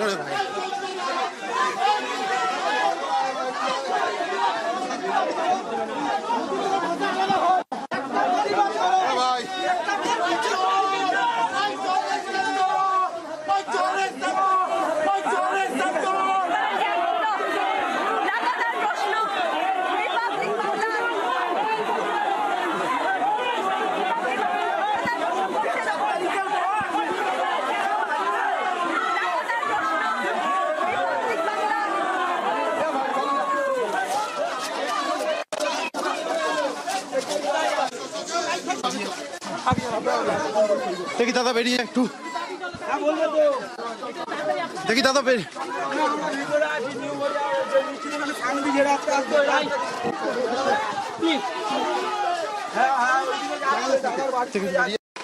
Republic TV, Republic Bangla's reporter is just getting us the audio also. He just will connect with us as you see the people are chasing him away. His shirt is ripped off and he's getting a reality check. He's getting to know what happens when you can just see his state right now. You can see the condition right now after he went to meet some victims and you see what he was doing. And there were no takers. It seemed the people, the locals there, they all dragged him out. They all dragged him out and eggs were thrown at him. You can see he's wearing a helmet for protection. He's the one who used to threaten people. He used to threaten even the Home Minister. And today he is chased away from that village in Sonarpur, West Bengal. And we've seen reporters being attacked. We've seen Republic Bangla crew being attacked. We've seen women weeping, crying for justice, wailing in West Bengal. Today the anger when the TMC government is not in power anymore. You see the people, he's getting, Bhaipo is getting the reality check today on the streets and he's dragged away. There are no takers for Abhishek Banerjee.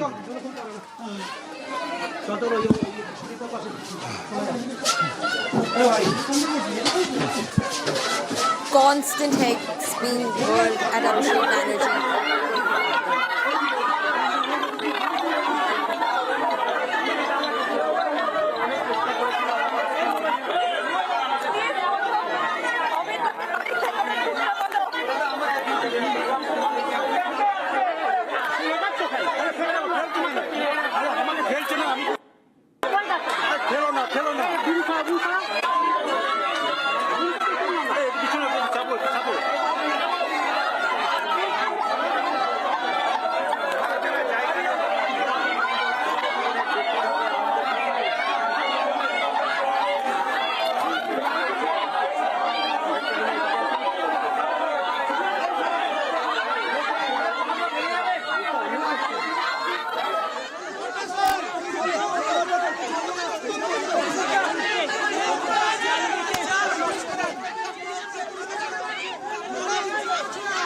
There was constant eggs being hurled at Abhishek Banerjee. Even the security deployed around him is unable to contain the angry crowd which does not want to even see Abhishek Banerjee, who's out and about on the streets. Now remember, the CID team reached his residence earlier today and also submitted and in fact gave him a notice summoning him to appear in the connection of the signature forgery case. So that happened earlier today. And take a look at that, TMC getting a reality check on the streets of West Bengal.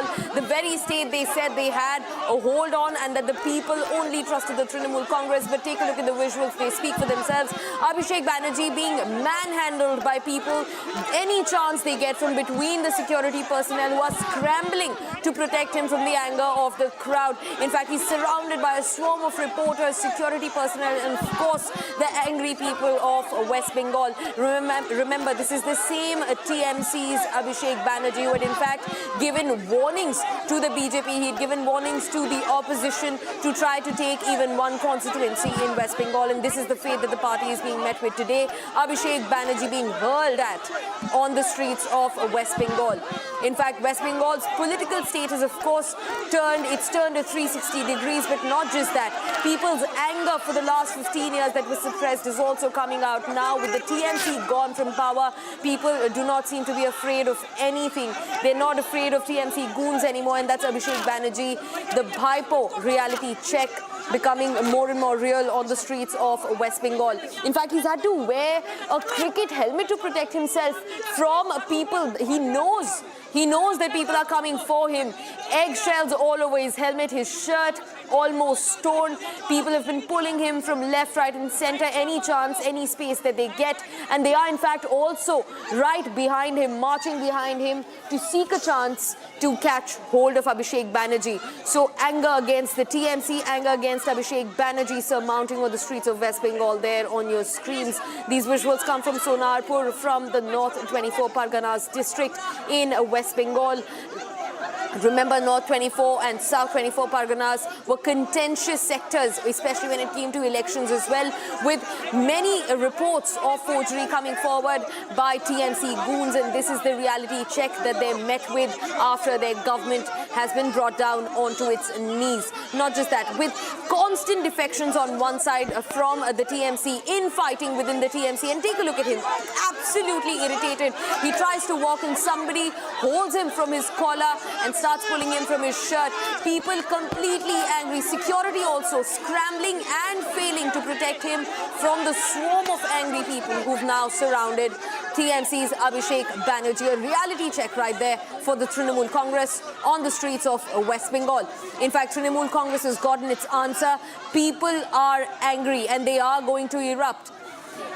In fact, Priyanka Thebrawal from the BJP joins us to speak to us about what's unfolding. Priyanka, take a look at these visuals. You know, nobody could have anticipated that this is what Abhishek Banerjee was going to face on the streets of West Bengal. People's anger has now come to the fore. What are your first comments? This is very, very sad, and I do not appreciate people taking law in their hands. But you see, people of Bengal have been, muddled and corrupted so much by this government that now that anger is coming out. Yeah. But even then, I would still say that taking law in their own hands is not good. Whatever wrong they have done, law will take its own course, and investigation and things like this are going on. And they'll have to face the brunt of it. Take a look at the visuals on your screens right now. Somebody even snatched the cricket helmet that he was wearing to protect himself. And now people are almost out to beat him from what it looks like on the visuals on our screens. Take a look at that. In fact, his helmet was handed over back to Abhishek Banerjee by one of the security personnel. The guards were trying to protect him. There are videos of Abhishek Banerjee standing in public, surrounded by public, and saying that if TMC comes in power with India Alliance, then ghar mein ghus ke marunga. Yeah. These are the words and statement of Abhishek Banerjee. So ghar mein ghus ke marunga, to public rasta mein nikal ke maar rahi hai. Yeah. What can happen, Because he is the one, Mamata Banerjee is the one who had said that if we come back in power, the CRPF will go away. What will be your fate then? These are the statements given by them. So now the anger of the public is coming out. Yeah, Priyanka, in fact, we've faced this ourselves. Our bureau co-workers from Republic Bangla have faced these attacks one too many times from the Trinamool Congress and their goons. And now that the political shift has taken place in West Bengal, this is the seat of TMC on the streets. So while you say that it's wrong for people to take the law and order in their hands, we agree, we definitely agree. But what people have been put through in the last 15 years under the TMC, and with people like Abhishek Banerjee, who are in fact becoming more and more aggressive, this is the people's reply to the TMC's delusion that, the people of Bengal wanted the Trinamool Congress in power in the state. Priyanka. Each and every leader of TMC, all the MLAs of TMC, they have done this kind of corruption in their own constituencies. In my constituency only, the MLA of TMC had done all this. That is the reason that from the last 28 days, he's not entering the constituency, because he'll also face the same thing. Yeah. Priyanka, what would you also say? People have been so flustered for the last 15 years under the TMC, and now their anger is out and about. It's out in the open. So even though Chief Minister Suvendu Adhikari has promised, he's vowed that every perpetrator will be brought to justice and every victim will be served their due justice. But people here, they've taken it upon themselves. They're out in the streets and they are hurling, in fact, eggs at Abhishek Banerjee, a fate that nobody would have seen coming in West Bengal. The way after 2021, the Trinamool government, Abhishek Banerjee and Mamata Banerjee, they had behaved with the public at large in Bengal, where women had to face rape, and so much of violence was there all over Bengal. And Mamata Banerjee and Abhishek Banerjee continued in the court saying that no, nothing has happened. They will have to face the brunt of this. You can't stop. Bhaiya, Janta is Janardan. Yeah, yeah. And you are right. People are remembering Orji Kaur. People are remembering Sandesh Khali. When this happens, every time that the common man takes to the streets, the common man takes it upon himself to get his own justice. This is, the anger that's coming out. And had it not been for the security that's trying to surround Abhishek Banerjee, in fact, even then people are, holding his collar, they're throwing his helmet around, they're hurling eggs at him. Sonarpur and Baraipur. places like Sonarpur and Baraipur, I visited after the post-poll violence, and number of times I had visited there. Around 800 people were thrown out of their houses. Their houses were burnt. Nothing was left. So don't you think now that anger is going to come out? Of course it will. And they have to face it. And in fact, viewers, the list doesn't just end there. You know, the corruption and embezzlement under the TMC it heightened to a point in West Bengal that people were unable to even demand justice for themselves. They were so scared of the Trinamool Congress. In fact, you know, a lot of us as journalists also personally know people who come from weaker socioeconomic backgrounds and how they have had to face the wrath of the Trinamool Congress. But that discussion is, of course, for another day. Priyanka Tibriwal, while she is here with us on the broadcast, you know, Priyanka, also speak to us about how this anger that's erupted against Abhishek Banerjee, what kind of a message does this send against the Trinamool Congress and its political fate? How much of it is left in West Bengal now? Priyanka. See, this is a very strong message, and this message should be, you know, understood by all, I say. Also by the BJP or whosoever is in the government, that at certain point of time, it is not that you can stay in power forever. This power is given to you by the people. You are here because of the people. So learn to respect the people. You know, Priyanka, other than all the scams, other than the chit fund scam and, you know, other than Sandesh Khali and RG Kaur, of course, people were also intimidated. They were facing intimidation on a daily basis. This was happening in every constituency, like you pointed out before also. So this, in a way, is, you know, is people's sort of rebellion against the TMC. They have now come out under the BJP, and this is their way of saying that, hey, listen, we're free now. And every time that you've intimidated us, this is the answer that we want to give you. So the kind of anger that we see on the streets of West Bengal, very unusual. And possibly this is the first relief space that people's anger has gotten right now. Priyanka. See, this is a big message from the people that we have rejected you. Don't you dare try to roam here and there showing that you are a great opposition. Because, see, what is the role of opposition? The role of opposition is to show what is wrong being done by the government. Yeah. When the opposition itself is wrong, when they were the government, so do you think people will appreciate them as an opposition? No, they will not even take them as opposition. So TMC is nobody opposition here in Bengal. That is a direct message which the people are giving. Definitely, Priyanka. And, you know, completely with you in everything that you've spoken about right now with us on Republic. Thanks very much for joining in. In fact, viewers, we're also being joined by Amitav Roy, who is the BJP State Vice President for West Bengal. Let's, in fact, listen in from him for what this situation looks like. Now, Mr. Roy, I want to understand from you, TMC's political game in West Bengal seems to be over. This is not the first incident where Abhishek Banerjee is being hurled at by the common people in West Bengal. Good afternoon. Listen, in every election, one political party wins and another one loses. But this time, the people voted that against the misrule of the TMC. You have seen during the political rallies, Abhishek Banerjee and the TMC leaders very badly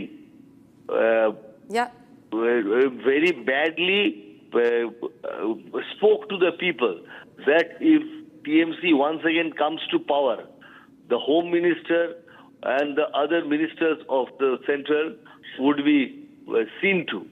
And this type of speeches provoke people, and people are very angry about that. In the last 2021 election, BJP lost, but none of the BJP leaders spoke like this.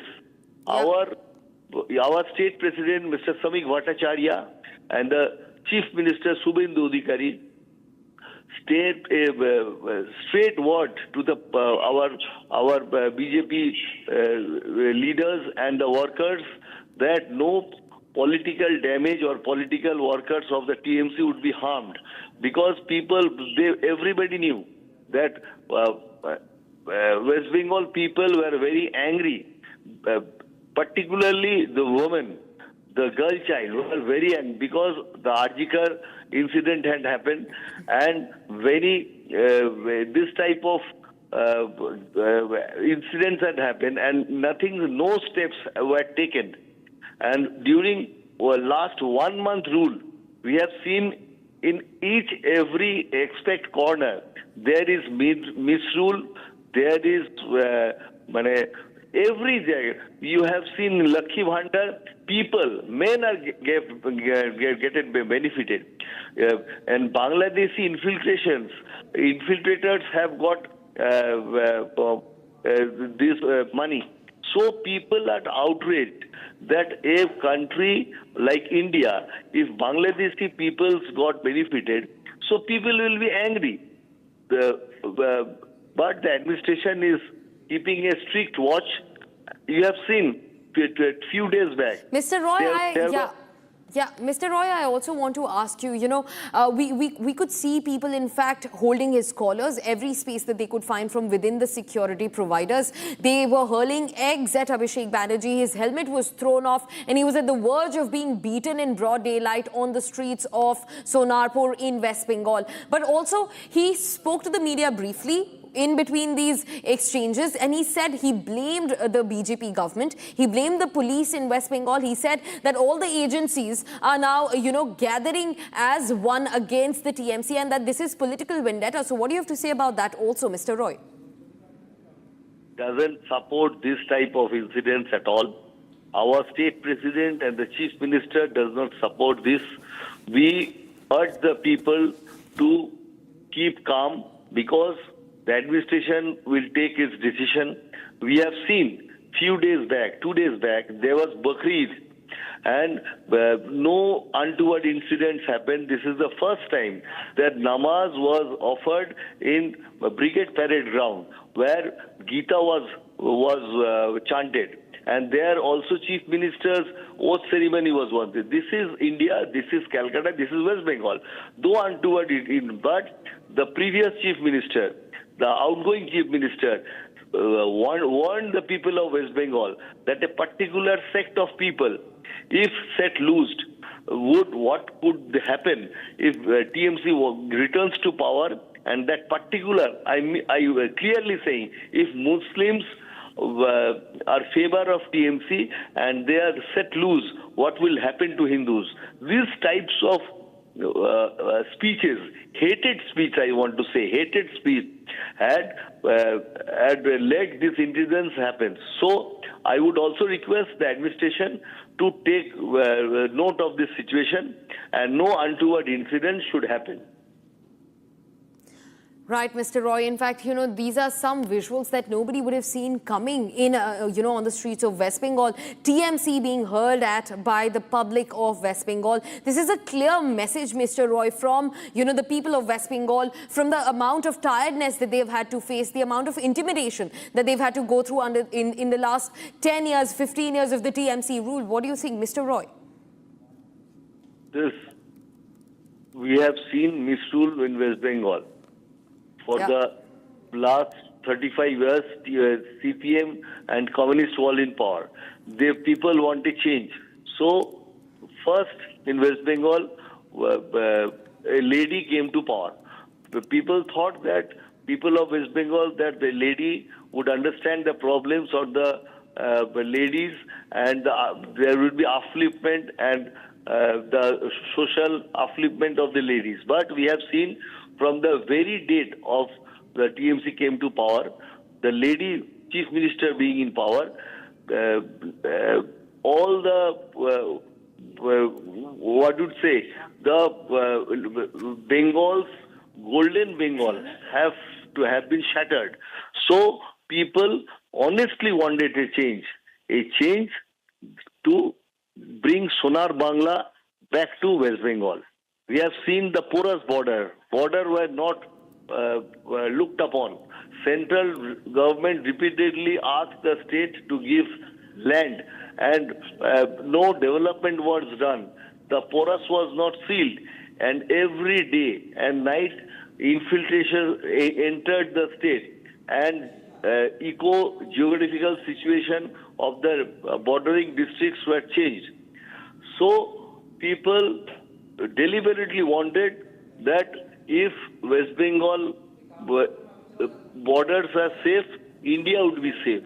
So now a new horizon has come in West Bengal, and the people of West Bengal would, and the government of West Bengal would see that every hook and corner of the state is being developed. And every day we are seeing that in every corner, in every ministry, when we are looking at the files, crores of scams have occurred. Crores of scams. So I would request Right, Mr. Roy. people of West Bengal to give us some time, and we will surely develop the state so that West Bengal can run with the government of India. It is like a two-way traffic. Surely develop the state so that West Bengal can run with the government of India. That's the last message that we take away from the BJP Vice President in West Bengal, Amitabh Roy. Sir, thanks very much for joining us on Republic. Viewers, now also quickly, let's listen in to Abhishek Banerjee, who managed to speak to the media for like a few seconds. And in that also, he's blamed the BJP government and the police for being hand in glove. Listen in. Sir, who are these hooligans? All BJP sponsored. अब देखिए क्या हाल किया गया है। ये है इनका लोकतंत्र का नमूना। एक महीना हुआ नहीं। भाई, come back to please. Sir, you are on the way to meet the post-poll victims. अब देखिए पुलिस कहीं नहीं है। पुलिस को बार-बार बोलने के बावजूद भी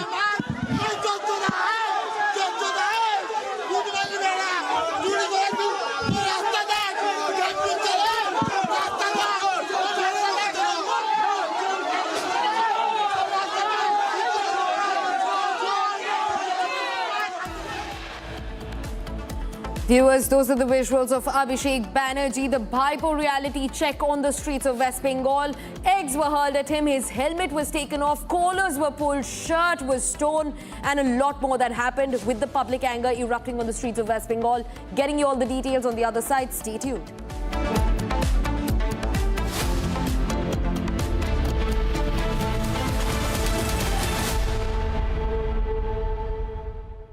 चमकी चाट से क्या बना है? सैंडविच लस्सी और छाछ और हर घूंट में चमकी चाट। अब बताओ, स्वाद आया? आया।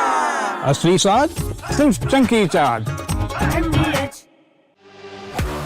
जब तक लाजवाब न बन जाए उसे नहीं इत्मीनान है।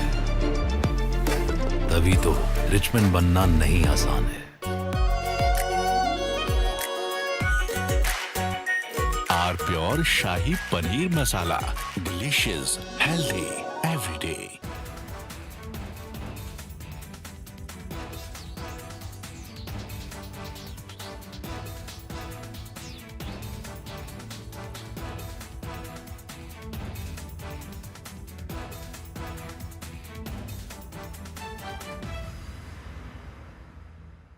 In fact, very often I believe the only way to get justice in India is a media trial. So there's no reason for the media, if it's doing a good job of...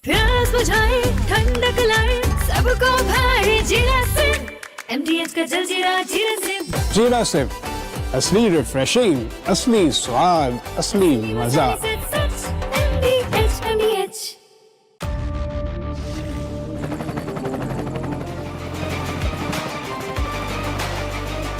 Character, the taste of success. थोड़े में ज्यादा स्वाद यही तो है इसकी खास बात। वाओ मामा, क्या स्वाद है? अरे मेरी राजा। I want to start with some very disturbing pictures that have come in of a so-called right-wing leader. His name is Sushil Prajapati. He's accused of rape. After being in jail for 9 months, he gets bail, which means he's still an accused. He's an accused in a rape case. And the case goes back to 2025 when he took an LLB student to one...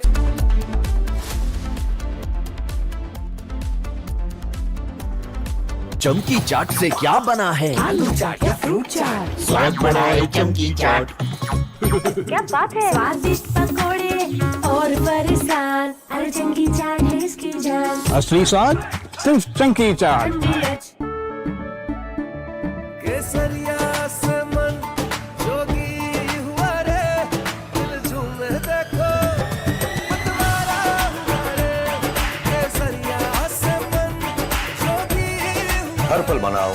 Kesari त्योहार विमल बोलो जुबान केसरी R pure सूजी pasta उबालो मिलाओ और खाओ 8 minute में तैयार क्या टेस्ट है सबका राजा hardcore masala In fact, very often I believe the only way to get justice in India is a media trial. So there's no reason for the media, if it's doing a good job of a media trial, to be on the back foot. In fact, the courts should stop making these overarching remarks about media trial and contemplate about one very basic thing. With the greatest of respect to the courts, when the other institutions fail, when people get let down by the system, when even the judiciary does not seem to be listening or raising a noise about issues, like in the case of Twisha Sharma, who does the public look to for justice, for raising their voice, for bringing something that's utterly false, illegal or wrong to public attention? It is only and only the media. And today, therefore, we are doing a media trial in this specific case, ladies and gentlemen, of Twisha Sharma, the 33-year-old daughter-in-law of an ex-judge, in a case where the ex-judge and the ex-judge's advocate's son appear to be more than involved. Ladies and gentlemen, 15 questions tonight. And if they think it's a media trial, so be it. So be it. Why did the ex-judge in the case of Twisha Sharma, neither she nor her son call a police or an ambulance? What took them 57 minutes to bring the body down? Where are the 3 men who are seen in the video dragging Twisha's body, destroying evidence? What was the police doing? Did they question the house staff? Did they question the judge? Was Twisha carrying headphones in her bag, in her hand, or a rope? Where is it now? Where is that so-called belt that cops claim was used by her to commit suicide? Why was it hidden? The mother-in-law, the ex-judge, walks up calmly while the body is being dragged down and evidence is being destroyed before the judge's eyes. Is that normal? Why don't the judges raise a hue and cry about it? Why don't the appellate courts take up this case suo motu? So people don't start believing that when an ex-judge is concerned, the victim will never get justice. Ladies and gentlemen, what was the ex-judge carrying in her hand when she went down? Where is all the CCTV footage? Did the police collect it? Why did the ex-judge's son Samarth Singh escape after bringing the body of his wife to AIMS? Is it true that the ex-judge's son's medical examination was not conducted? The police station is right behind the ex-judge's Giribala's house. Why was no call made? Why did it take 5 days to file an FIR in the case? Who stalled it? Why was the victim's family attacked in court if there's nothing to hide? And did a very senior police officer go to AIMS that night to try and fudge the post-mortem report? Ladies and gentlemen, I'm asking these questions. Now I ask you, am I right or wrong in asking these questions? And if I don't, who will? Will the government of Madhya Pradesh raise these questions? The Chief Minister doesn't have 30 seconds to meet the victim's family. Will the higher courts of the country raise these questions? So far, I have not seen this case being picked up by the appellate courts, though we are screaming and shouting about it. So I say tonight, what happens when other institutions fail? And if we do a media trial, should we be celebrated and supported for doing so? Was Aravali a media trial? Yes, it was. It was. Thank God for that. Thank God for that media trial which stopped the Aravalis from being destroyed. Was the Pune Porsche case a media trial where innocents were killed by a rich brat and the whole system colluded to give the rich brat a free run? Was it a media trial? I confess it was. Thank God for it. Thank God for that media trial. Was RG Kaur a media trial when the government of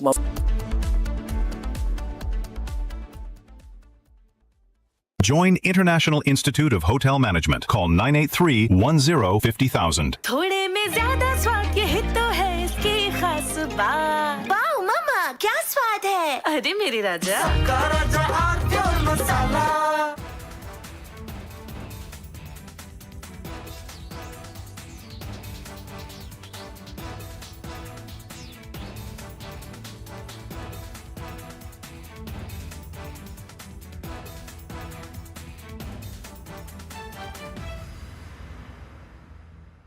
I want to start with some very disturbing pictures that have come in of a so-called right-wing leader. His name is Sushil Prajapati. He's accused of rape. After being in jail for 9 months, he gets bail, which means he's still an accused. He's an accused in a rape case. And the case goes back to 2025 when he took an LLB student to one place on the pretext of introducing her to a senior advocate. He drugged her drink and then he sexually assaulted her. He is still under trial for rape. He has not been released. But when he comes out, this rape accused, garlands are put on him as if he's some kind of a hero, as if he's achieved something great. Is a rapist to be celebrated, ladies and gentlemen? I ask you that question. And more than anyone else, I ask the right wing of this country. Very often I come on television and I say, yes, on several issues, I'm happy to be called a right-winger. But ladies and gentlemen, let me put it clearly. You cannot let a person like this man, this Sushil Prajapati, a leader of the Hindu Yuva Vahini, a local thug, a man accused of rape, you cannot celebrate his act of rape or celebrate the fact that the rapist is out on bail. If that is the message we want to send to our society, and if all the BJP leaders want to be quiet about it, I want to ask them, why are they quiet about this? Why are they quiet?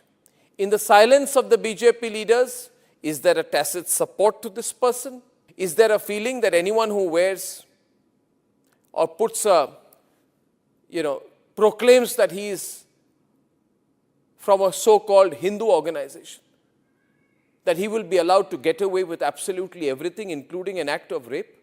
Is there a feeling that this man, do right-wingers feel, this man, this accused rapist is one of our own? So hence, regardless of what happens, one of our own should never be accused. It's like all those people, those radical Islamists who say that as long as the act of murder or crime of terrorism is carried out by a Muslim, it must be defended. This very thought, ladies and gentlemen, is completely unacceptable.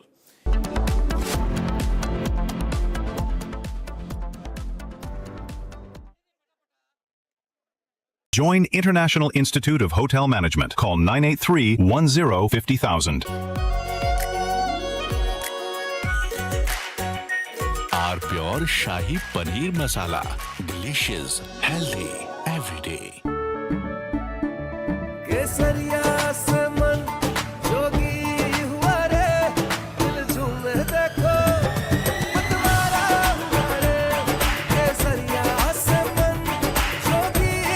हर पल मनाओ केसरी त्योहार विमल बोलो जुबान Kesari. In fact, very often I believe the only way to get justice in India is a media trial. So there's no reason for the media, if it's doing a good job of a media trial, to be on the back foot. In fact, the courts should stop making these overarching remarks about media trial and contemplate about one very basic thing. With the greatest of respect to the courts, when the other institutions fail, when people get let down by the system, when even the judiciary does not seem to be listening or raising a noise about issues, like in the case of Twisha Sharma. Who does the public look to for justice, for raising their voice, for bringing something that's utterly false, illegal or wrong to public attention? It is only and only the media. And today, therefore, we are doing a media trial in this specific case, ladies and gentlemen, of Twisha Sharma, the 33-year-old daughter-in-law of an ex-judge, in a case where the ex-judge and the ex-judge's advocate's son appear to be more than involved. Ladies and gentlemen, 15 questions tonight. And if they think it's a media trial, so be it. So be it. Why did the ex-judge in the case of Twisha Sharma, neither she nor her son call a police or an ambulance? What took them 57 minutes to bring the body down? Where are the 3 men who are seen in the video dragging Twisha's body, destroying evidence? What was the police doing? Did they question the house staff? Did they question the judge? Was Twisha carrying headphones in her bag, in her hand, or a rope? Where is it now? Where is that so-called belt that cops claim was used by her to commit suicide? Why was it hidden? The mother-in-law, the ex-judge, walks up calmly while the body is being dragged down and evidence is being destroyed before the judge's eyes. Is that normal? Why don't the judges raise a hue and cry about it? Why don't the appellate courts take up this case suo motu? So people don't start believing that when an ex-judge is concerned, the victim will never get justice. Ladies and gentlemen, what was the ex-judge carrying in her hand when she went down? Where is all the CCTV footage? Did the police collect it? Why did the ex-judge's son Samarth Singh escape after bringing the body of his wife to AIMS? Is it true that the...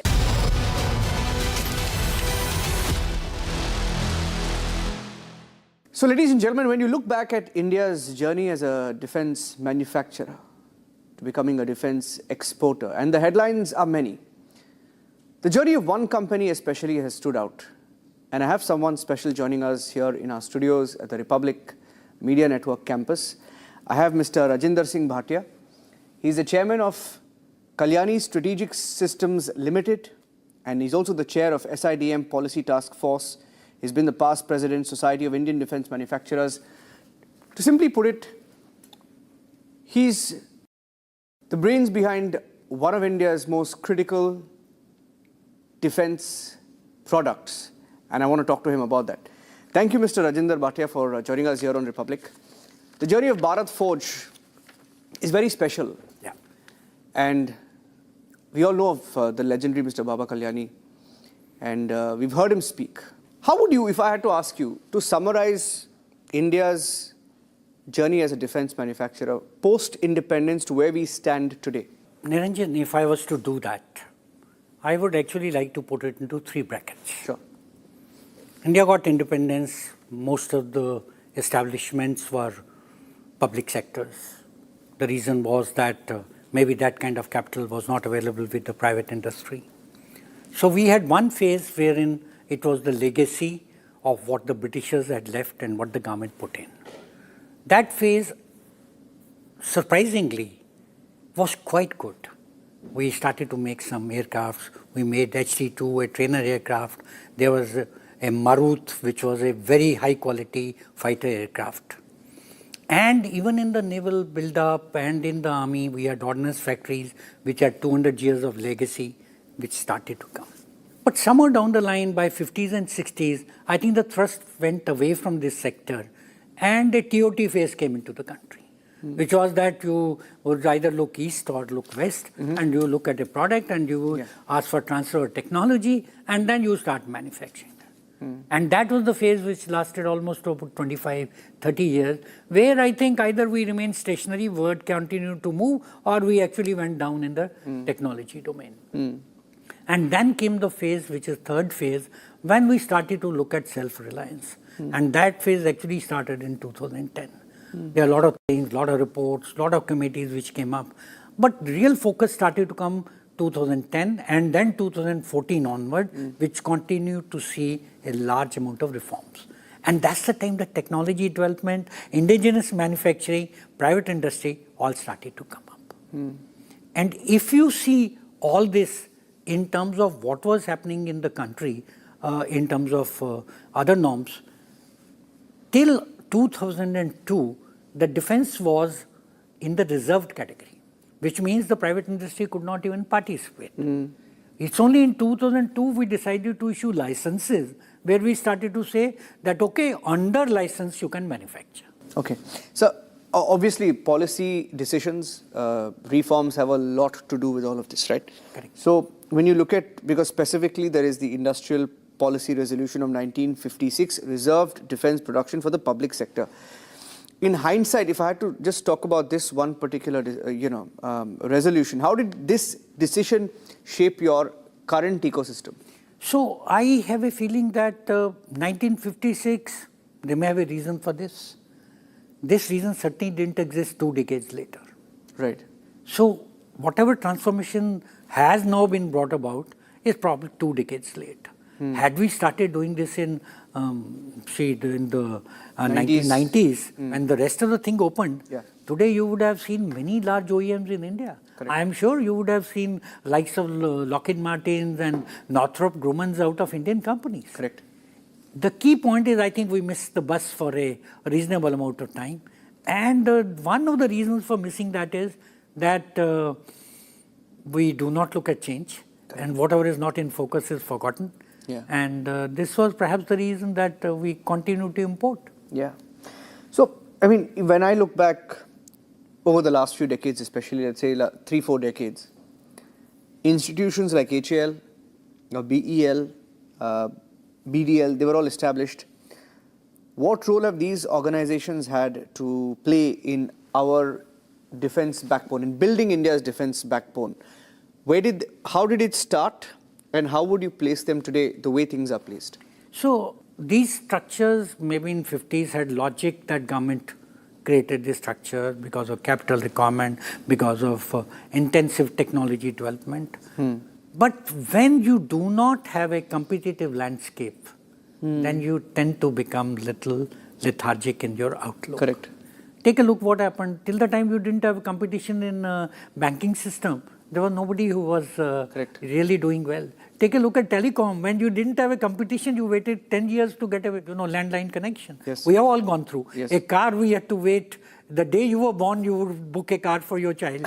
And then you will get it when he's getting married. Correct. From that scenario to today, walking into 100 showrooms is a totally different thing. Yeah. Same thing is required, that while it was okay to have these establishments, but if you give a competitive landscape, everyone becomes better. Yeah. If you take a look at what has happened to ordnance factories, when they were a government enterprise and what they are today, they have shaped up a bit. The reason is there is a little bit more competition in the market. Yeah. So I think competitive landscape was required. Yeah. The second thing I think which is paramount for a nation, that if you really want to achieve the goal which you have set out for, and if self-reliance is one goal, if technology development is a goal, can you keep half your team outside? If you were to play a cricket match tomorrow and tell 6 players which are the better ones to sit outside, you can't win a match. Correct. Private industry had come of age by 1980s, 90s. Yeah. Keeping them outside the defense ecosystem would not make sense. Yeah. So to that end, I think we were delayed. And while there was a logic in what they did in 40s, 50s or 60s, that logic did not extend to 1990s and 80s when private industry had started to show their mettle. If they would have been brought up earlier, maybe we would have been much better off. Yeah. So there have been historical landmarks. For one, the Kargil Review Committee. Yeah. These are moments that changed India's defense acquisition and manufacturing mindset. Yeah. How did the Kargil Review Committee, for example, just change the way India thinks about artillery? I think Kargil Review Committee was done by Mr. R. Subramaniam, who's incidentally the father of current External Affairs Minister S. Jaishankar. Yes. He was known as a thinker and a bit of a hawk as far as defense manufacturing in the country is concerned. You know, there were some people, there are people who always vied for self-reliance in defense, because at the end of the day, technology denials will remain an instrument of foreign policy. Yeah. If you want your nation to be effective and act according to its own interests, then you need to have the technology development and not technology dependence. So when after the Kargil, when this committee came up, they thought that there are large amount of actions which are required. Immediate action was that it was moved from reserve to licensed category. But that was by itself not enough. So this committee was followed by many other committees. Next one came up in 2006, Kelkar. I think Vijay Kelkar committee was one of the landmark committees. Correct. Yes. Thereafter it was followed by Dhirendra Singh committee. Yeah. And in between we also had committee by General Shekatkar, which came up in 2015. Yeah. I think each one of them did their job of bringing about reforms. Initial governments till about 2010 took up those recommendations which were soft and accepted. Hard recommendations were put on the wayside. Always, it always happens. You see the example OFB. Yeah. 2006 Kelkar committees asked for restructuring of ordnance factories. Correct. It did not happen till 2021, till somebody had all the desire to do. 2021 or little earlier, the current government, when they said nothing doing, we need to make them accountable. Do you know, all this time, ordnance factories used to sell their products cost plus. There was no budget, there was no sale price for them. It was cost of production. My God. So whatever is your cost of production, you take it at that. It has no relevance to the market price. Correct. So what I am trying to say is that you cannot, and the word has shown, in a protectionist environment, you cannot blossom with technology development. Yeah. So post Kargil, of course, it opened up to private manufacturers. What were the challenges that you have faced, if I had to ask your case study? What did you face, challenge post that? So, I'll be honest, because I think not telling the truth will not be right. Yeah. Initially, there was doubts about, talk about profit being a bad word, why private industry should come, they will not stand with us in the, time of real crisis, you will not. All that has now been put aside. We are as big a patriot as anybody else, in fact, in many ways, better than many. So those things are put aside. But the biggest challenges came up from the fact that even if you develop something, the comparisons would come in with people who have been doing this for ages. Then we do not have the kind of marketing setups, we do not have the terms. Give me an example. Anything. For example, let's say if I developed a gun in 2017, it was not possible for me to immediately come to the market and say to Indian Armed Forces to buy it. They would say, well, there is a competition, fill your gun. Okay. So these were the kind of thing. Then, of course, if you go back a little further down, people were not even prepared to accept that we can make an equipment, leave alone accept it. So these were all the issues. But the biggest, what happens in all this is, there are silos. We work in those silos. Breaking those silos, creating the trust, I think was the biggest work which we required to do. We could have made the products, but we needed to do these also. It will be unfair to say that people or the bureaucracy or the government hasn't done. They have done wonderfully well. But this is a continuous process. Ye dil mange more. You don't want to stop where you are, you need to do much more. And nation needs to do much more. Unfortunately or fortunately for us, Op Sindoor actually reinforced the idea that the Indian products are damn good. So, see a change. Initially, and I don't blame anyone for it. I think if you see somebody and a new kid on the block, you will always face those challenges which are there both on the product, both on your capability, both on your longevity. So, whether you will be there tomorrow to give after-sales support, whether you will be able to give. And last point was the feeling that whether I am picking up technology from somewhere or developing it. If I was to tell somebody this gun which we have made is 100% Indian, all the IP rests with me, there's still some questions which people will ask. I was hoping that we'll also cover in this question. You're an armed forces veteran, and you have a huge role to play in one of the marquee products of the Kalyani Group and the Bharat Forge, which is your artillery gun. I'd like to hear from you the story of that artillery gun and the journey of that artillery gun. See, there's a gentleman called Baba Kalyani, and you know him well. I would say that his passion and drive is very difficult to match.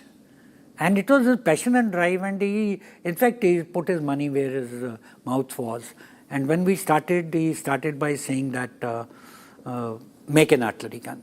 It's close to my heart. I cannot imagine that India, with all its manufacturing competence, cannot make a gun, and we have to depend, since by that time, if you realize the background, till 1986, the last Indian gun which was developed was IFG and LFG by an Indian team, and that was in 70s and 80s. And from 80s to 2010, for close to 30 years, 40 years, nothing. So he said, why can't we make a gun? And we have all the capital. I said, if you provide the right resources, give the capital and the thing, we can do it. But it was the passion, and it was, of course, I was also driven by that passion. It's not that. So it was like a challenge being accepted. And the journey is great. I can assure you, the young team had no fear in their mind. The youngsters actually knew nothing about gun.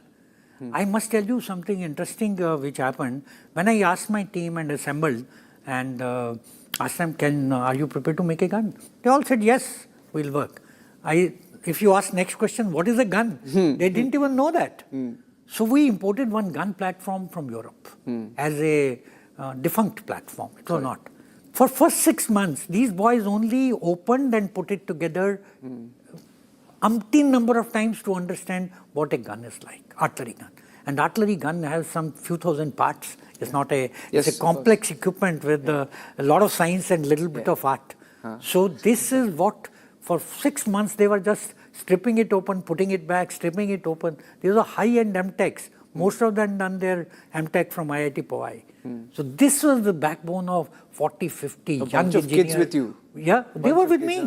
They were totally committed to the project. How many of them in all? Today maybe more than 100. To start with, about 40. Okay. And this was their full-time project? Of course, nothing else. Full-time project. The aim was to make a gun. My God. And all the resources of metallurgy, and we were lucky to get that gun plant. Correct. And that gun plant really changed the scenario. But after getting the gun plant, to get a first prototype out in less than 2 years was a great achievement. Less than 2 years? Yes. We got the first product out in 2 years' time. You have touched a very emotional subject with me. There must be a proud moment, because I was, like I was saying before this interview began, when I was growing up, one of the key events that shaped my journey as a journalist was the Kargil War. Yeah. And all of us, grew up watching what happened, and we would watch, and that's why I became a journalist. I mean, it shaped my career. And when I looked at, I remember those guns. And by the way, can I ask you how those guns compared to the ones we saw on TV? So I think we are a generation ahead. You know, that may have been a good gun in 70s, 80s. We have a modern gun. This has got better range, better automation, better linkages. We are autonomous gun platforms. I can pick up a data or a target from today directly from radar. My gun will lay automatically. So you're saying, like, sitting here you can you can do it. So these are all the command and control system guns. Okay. Man, we have moved way ahead, man. Wow. This is no longer, and anyone who has seen a gun believes that they are the. Were these guns used recently in operations? No, because Indian government didn't induct, but some other governments have already used it. Okay, but Indian government will be, the army will be. We have an order for 180 guns. Right. The delivery should commence this year. Yeah. And we are very hopeful. Our production capacity today is perhaps the maximum in the world.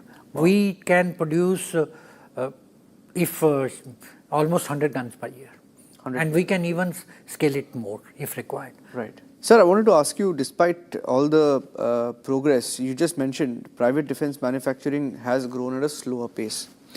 What are the key bottlenecks? I remember I told you, I was hearing Mr. Baba Kalyani when he gave me this example of the artillery gun, taking this gun to America, testing it there because, Indian rules didn't allow you. So what are the bottlenecks if you look at it? So if you take a look at bottleneck, there would be a different bottleneck for different segment of the industry. Yeah. OEMs or the large integrators like us will have a different bottleneck. Medium will have a different one, and startups will have a different bottleneck. Our bottleneck is that we want a very shorter acquisition cycle. Today the technology is changing very rapidly. And if the acquisition cycles are long, it cannot be longer than you are buying something which is obsolescent or obsolete. Correct. So firstly, it is from the technology perspective. Yeah. Second is, if I have a shortened acquisition cycle, I can afford to put my capital and try and make infrastructure to produce more and more. Wow, okay. Now that recycling of money is not taking place because the cycles are too long. Yeah. Government is alive. Everybody knows they are doing it. But, this is not a problem only for India. World over this problem is there.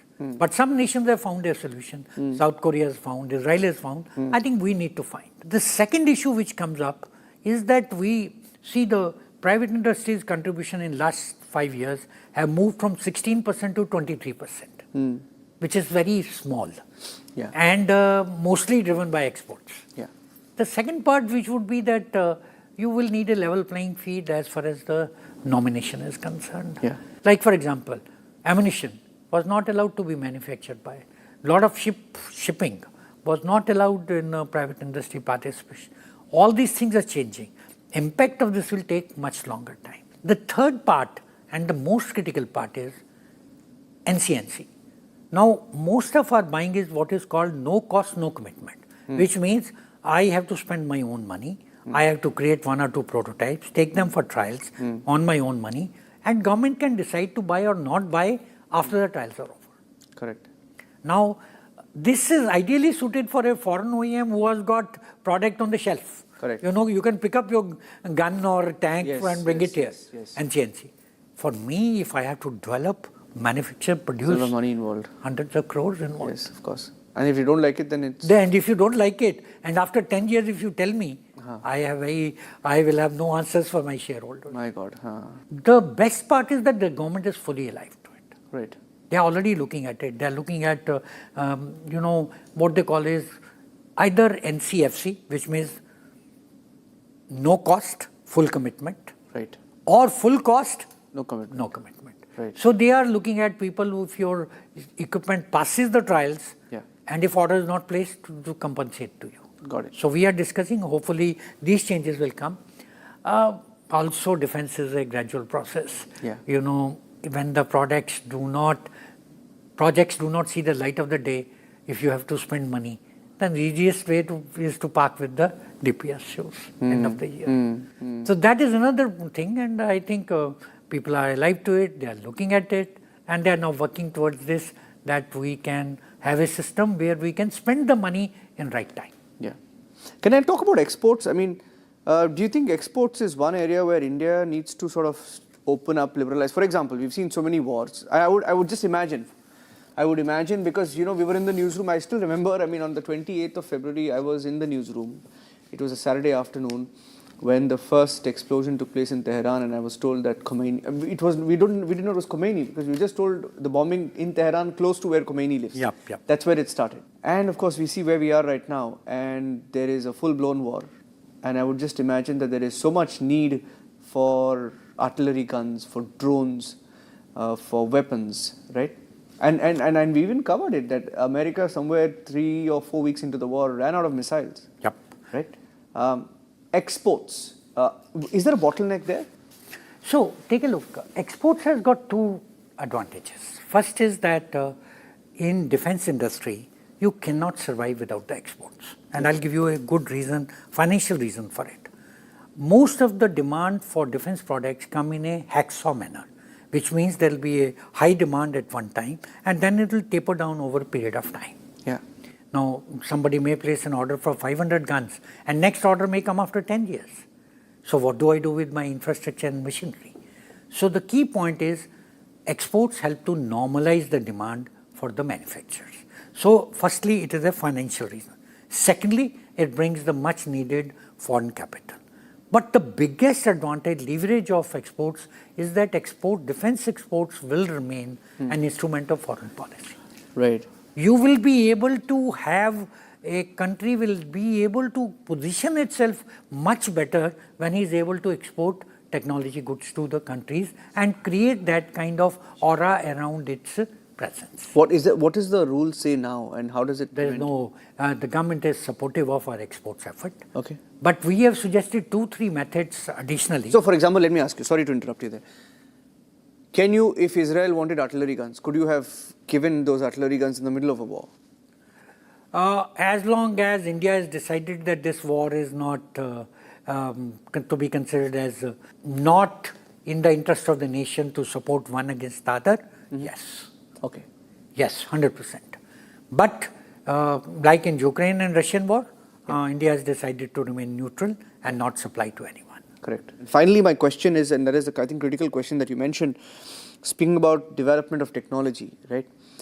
How critical is increased investment in R&D according to you, and for innovation in India's defense ambitions? Extremely critical, because there are 2 things which will make a country self-reliant. You need a manufacturing ecosystem and you need a technology base.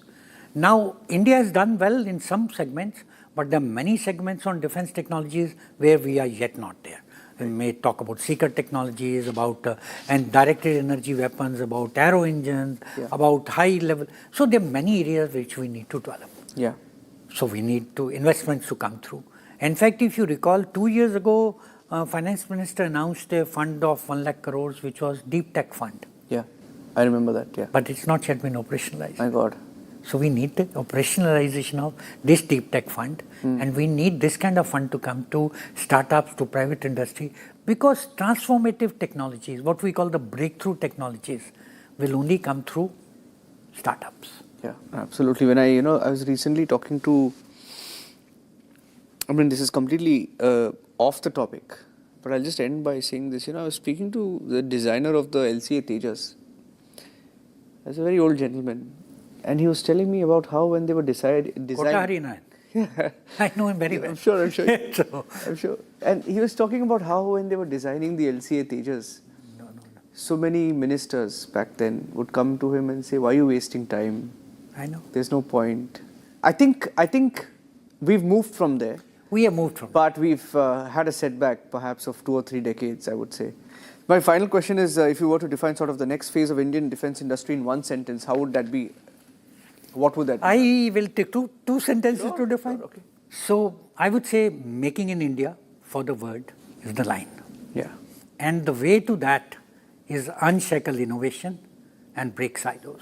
We need to work as a nation, whole of nation approach. Whenever we have done that, we have achieved success which is far excess of the money spent. Take a look at ISRO's achievements. Take a look at our nuclear energy's achievements. Correct. Because it was whole of nation approach. It was not under any, setup of controls. It was allowed for good Indians to work together. Yeah. We need that kind of approach. And then we can actually become factory to the world. Making in India for the world. Yeah. Fantastic. Fantastic talking to you, Mr. Bhatia. My pleasure. And I'm sure that the journey of Bharat Forge and the Kalyani Group is just starting, I would say. Hopefully. Very excited for your products and personally for what you have done to contribute to that artillery gun. I look forward to seeing it in action sometime. Of course. Hopefully not in our borders. Anytime you want to come, I will organize next firing. You want to come in, I can organize that for you. We do regular firings. Okay. I don't know how much I can move out because I'm more a desk guy. So that's but I will take you up on that. I'll take you up on that. Of course. Yeah.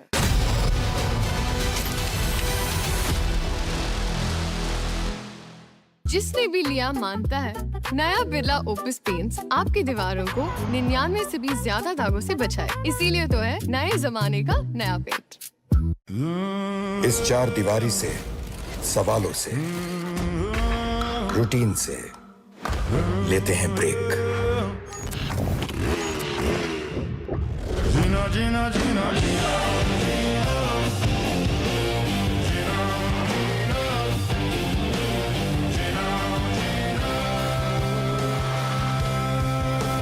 वो जीना भी क्या जीना जो extreme ना हो। Hero extreme, live extreme. Join International Institute of Hotel Management. Call 983-10-50,000. No escape for cyber criminals in Uttar Pradesh. Thanks to Chief Minister Yogi Adityanath's strict measures, UP has emerged as India's leading model for cyber security. Strengthening safety, dedicated cyber police stations are now fully operational across all 75 districts of the state.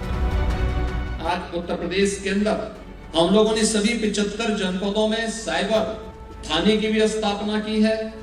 सभी 1587 थानों में एक cyber help desk भी दिया है। Creating India's largest anti-fraud network, UP Police has frozen and प्यास बुझाए, ठंडक लाए, सबको भाए जीरा सिंह। MDH का जलजीरा जीरा सिंह। जीरा सिंह, असली रिफ्रेशिंग, असली स्वाद, असली मजा। रानी, इस घर में कुछ है जो टूटता नहीं। ये पिलर कभी नहीं टूटेगा। रुंगटा स्टील TMT से बना। रुंगटा नहीं तो घर स्ट्रॉन्ग नहीं। रुंगटा स्टील TMT बार एकदम सॉलिड। आर प्योर सूजी पास्ता उबालो मिलाओ और खाओ 8 मिनट में तैयार। क्या टेस्ट है सबका राजा R pure masala. I want to start with some very disturbing pictures that have come in. of a so-called right-wing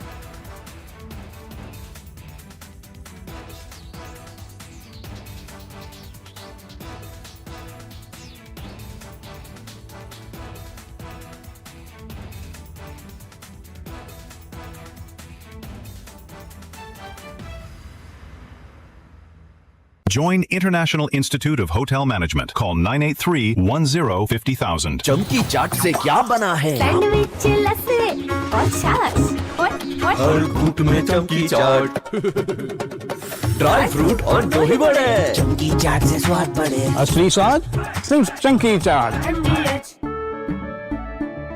केसरिया से मन जोगी हुआ रे, दिल झूमे देखो मतवारा हुआ रे।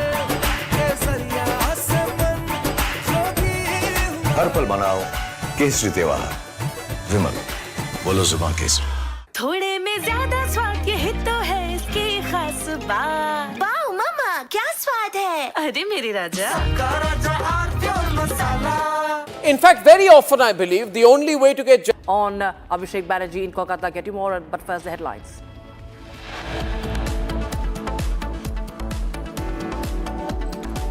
Anger against TMC leader Abhishek Banerjee in Kolkata. Sonarpur eggs thrown on Abhishek Banerjee. People chant "Chor Chor" slogans. The major terror plot foiled in Delhi. A big module busted. Allegedly vital connections across Mumbai and Delhi being on target. It's an ISI underworld terror module. Excise team conducts raids in Pune in connection with toxic liquor deaths that killed around 15 people. 17-year-old Surya Chauhan stabbed to death over argument in Ghaziabad on Eid ul-Adha. Killers on the run.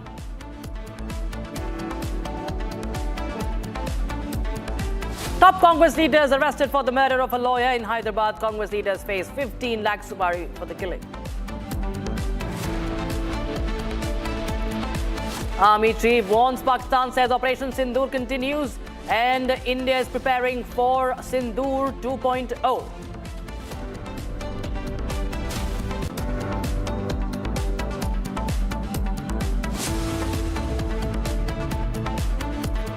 All right, we start with the big statement at the Shangri-La dialogue by the Defence Secretary of India, Rajesh Kumar, over the BrahMos defence deal with Vietnam.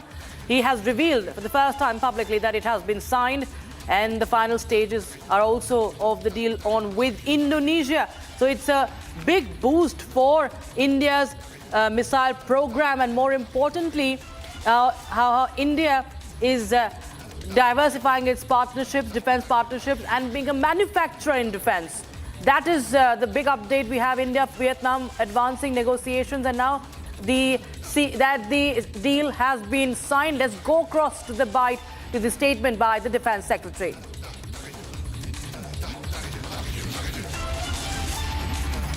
You asked a question, a very specific question about the BrahMos missile and potential buyers in this region. As was mentioned, Philippines was the first buyer. So, I mean, you asked that question in the context of the concept of trusted interdependence. So, obviously, any country will sell its more advanced weapons and platforms to countries which are friendly foreign countries. Obviously, you wouldn't sell it to an adversary or someone who can give it to an adversary. My understanding is that with both Indonesia and with Vietnam, the deal is in the final stages. That in fact, for Vietnam, I understand that it has already been signed. Probably not publicly announced, but it's already been signed. So yes, obviously you are in the category of friendly foreign countries with whom we would be happy to share this kind of advanced technology. And more broadly, in terms of whether you share technology, obviously you share technology with people you trust, and obviously you work out that the list of countries with whom you share these technologies in association with your foreign policy or with your foreign ministry rather. So, but I mean, I would imagine that that answers your question, that India has a strong commitment to the ASEAN nations, and we treat all of you as friendly foreign countries with whom we can share advanced defense technologies. We're going across to live visuals coming in from Kolkata, Sonarpur, where Abhishek Banerjee was out and chased away by the people. And live visuals coming in right now. These are unprecedented scenes from the streets of West Bengal. The people of Bengal unleashing their ire, their anger now is very much visible, as you can see. Bhaipo, who is the nephew of former Chief Minister former Chief Minister of Bengal and TMC Chief Mamata Banerjee, the TMC General Secretary, the TMC Lok Sabha MP, is chased away. His shirt is ripped off and eggs are thrown at him. You can see these are fresh visuals that have come in. We'll also play out what happened earlier, but these are fresh visuals. Left side of your screens, you can see Abhishek Banerjee being attacked. And he gets a reality check while he's out there on the streets as he goes to meet the victims of post-poll violence. And now you have the live shots coming in from Sonarpur. He is now surrounded by security personnel. As you can see, the police also escorting him out. But these were dramatic scenes earlier. What we saw, that was unimaginable during the term of TMC, during the TMC rule in West Bengal. And Abhishek Banerjee, in his statement to the media, blames the BJP, saying that it was orchestrated and there was no deployment. But now you see that there is heavy police deployment after the incident. And Abhishek Banerjee was attacked with, he had eggs thrown at him. He also was wearing a headgear so as to protect himself. There's fresh visuals as heavy police deployment is seen. Abhishek Banerjee being taken out there from the street. He is escorted by the state police in West Bengal. And this is a big update that we have on Saturday evening. Abhishek Banerjee facing the anger of the people of West Bengal as the Trinamool Congress rule ends in West Bengal.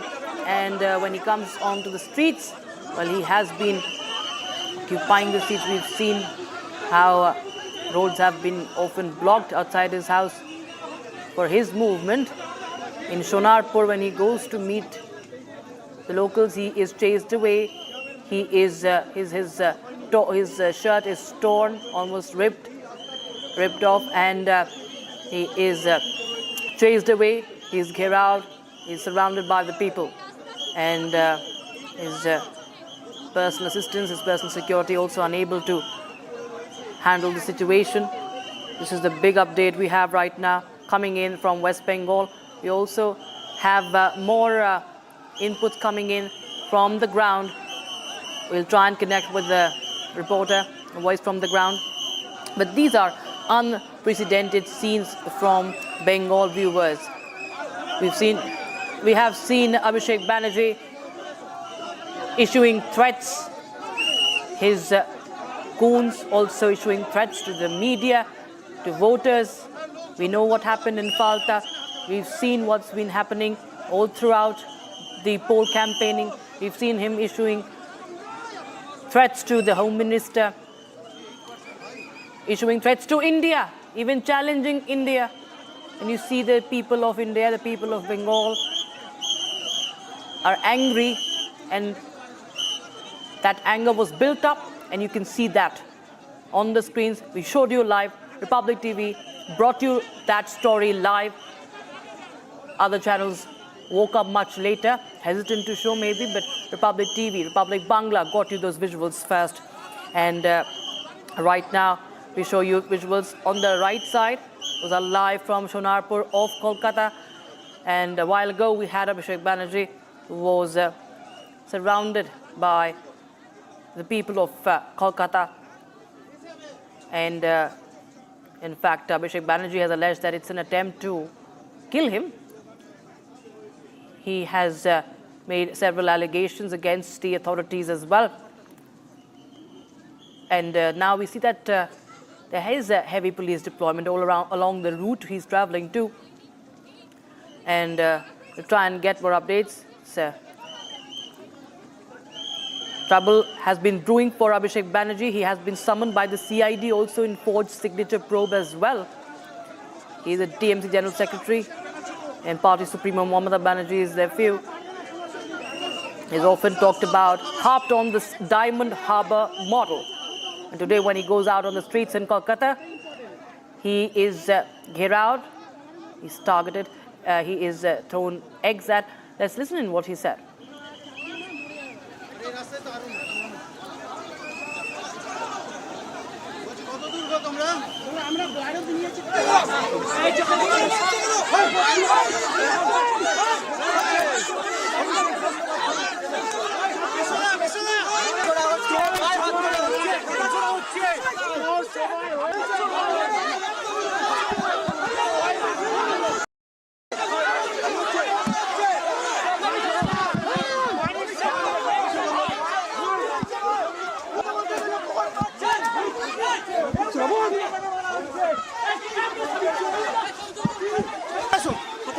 Sir आपको attack किया गया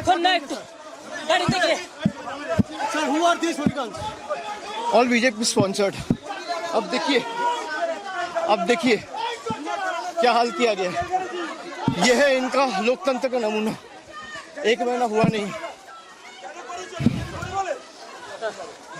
भाई please sir you are on the way to meet the post poll victims अब देखिए police कहीं नहीं है police को बार-बार बोलने के बावजूद भी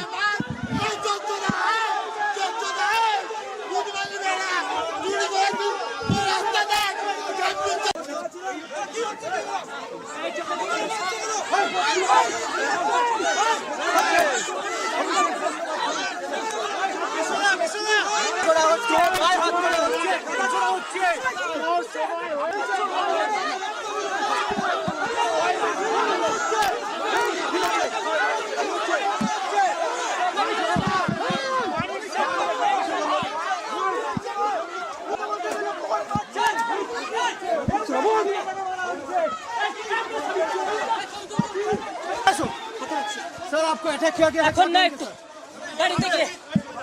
sir who are this hooligans all BJP sponsored अब देखिए क्या हाल किया गया ये है इनका लोकतंत्र का नमूना 1 महीना हुआ नहीं भाई please sir you are on the way to meet the post poll victims अब देखिए पुलिस कहीं नहीं है पुलिस को बार-बार बोलने के बावजूद भी We have Shishir Bajoria of the BJP West Bengal spokesperson. Shishir Bajoria, thank you so much for joining us on Public TV, sir. Your first reaction to what's happened in Shonarpur? First of all, as BJP, we do not support any violence on anybody. But having said that, one has to see what this person, Abhishek Banerjee, did. Before the election results, he had given an open threat. Come 4th of May, none of you will be able to be here. His aunt, our then Chief Minister, had said from a public platform that if I lose and those people I protect and keep you all safe, if they get less than 1 minute, you will all be finished. These are, people react to this. Today, what you have seen, I do not see anyone in an organized manner. The people there they were fed up with him. This guy has been taunting people. They have sent white saris to all the Hindu families. That means what? Your husband will be killed, you will be a widow. So he's paying the price for this. Once again, I would say, we as a party, we do not support this. But how do you stop the Janta's outburst? And this, what he has just said, which I've heard on your channel just now, that there was no police. My dear friend, if you were not surrounded by police, one doesn't know what would have happened to you. The helmet you're wearing is whose helmet? Yes. So, because he's clearly said that it is the job of the ruling government, that is of the BJP government in West Bengal, and that there has been no police deployment. But we do get now the visuals of police escorting him out. See, on this, the responsibility of the ruling government, has he forgotten 2021? He was still called the Crown Prince. When in a span of 45 days, 53 of our Karyakartas were murdered. from the 4th of May till today, has there been any such incidents? But that time, where was Mr. Abhishek Banerjee? Did we hear a word? Our hundreds of karyakartas were homeless. Women were raped just because they were supporting BJP. What happened then? Where was the Prashasan then that he's talking about? And by the way, if you go back and see his track record, whenever in his own government, whenever he would travel, a security detail of 2,000 policemen would travel with him. That means they knew that if he doesn't have this kind of a police protection, even in his own government, he would have been beaten up. Yeah. The point taken about when you say that BJP, if it's not condoning the violence and it's not condoning any kind of attack.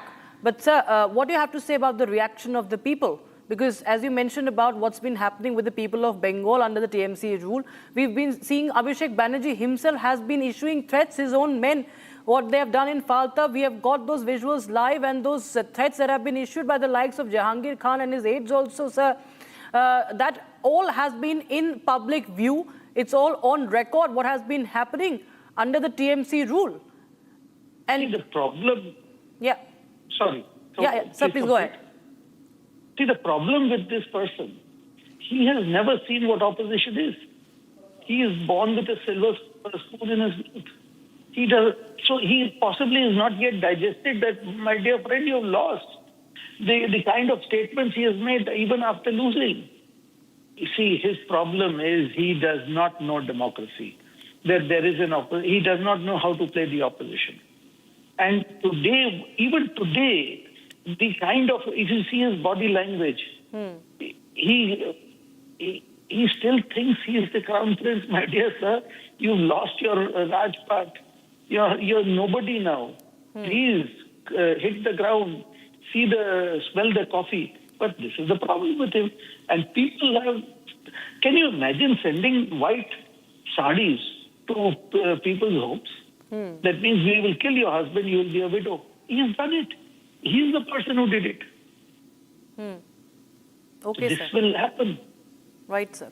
All right, Mr. Bajoria, many thanks for joining us on Republic TV with your fast reaction on that big story we're tracking from on Republic TV.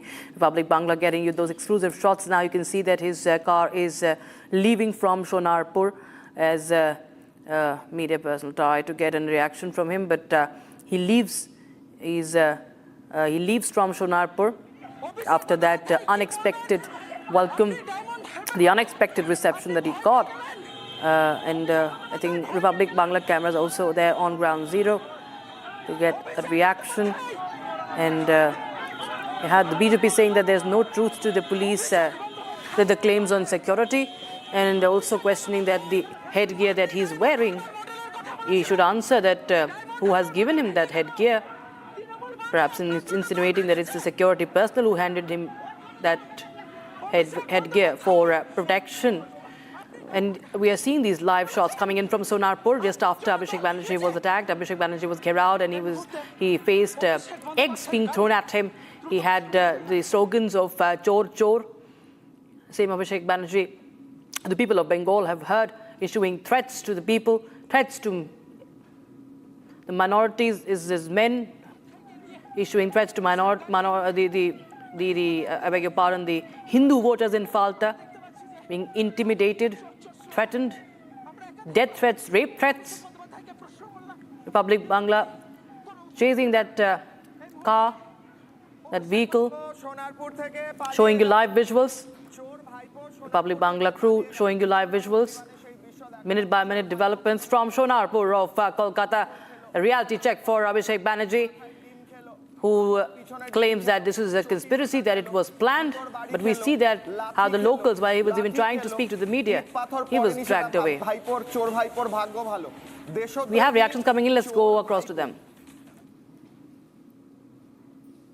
Bengal की जनता के मन में बहुत ज़्यादा आक्रोश है, क्योंकि वो जब पावर में थे, जिस लहजे से जनता के साथ, आम आदमियों के साथ बात करते थे, जिस तरीके से उन्होंने बीजेपी के कार्यकर्ताओं के साथ, आम जनता के साथ, बीजेपी के सांसद, मेरे ऊपर जिस तरीके से और बहुत सारे हमारे नेताओं के ऊपर जिस तरीके की अटैक्स हुए हैं उनके समय, उनके इलाके में, वो फौलता में हो, डायमंड हार्बर में हो, या डायमंड हार्बर के अंदर बौजबौज आता है, आप जानते हैं बौजबौज में मैं गया था, 1,500 कार्यकर्ता उनके मुझे मारने के लिए आए थे वहाँ पे। मेरे गाड़ी पे हमला हुआ था, कैनिंग जाते वक्त हुआ था, Kailash Vijayvargiya.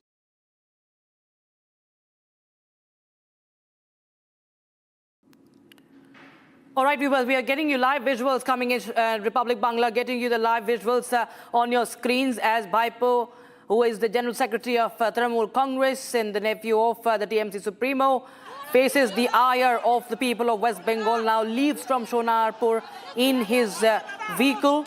And in fact, Republic TV's reporter is on ground zero getting you those first images of what happened today when this afternoon he was in Shonarpur.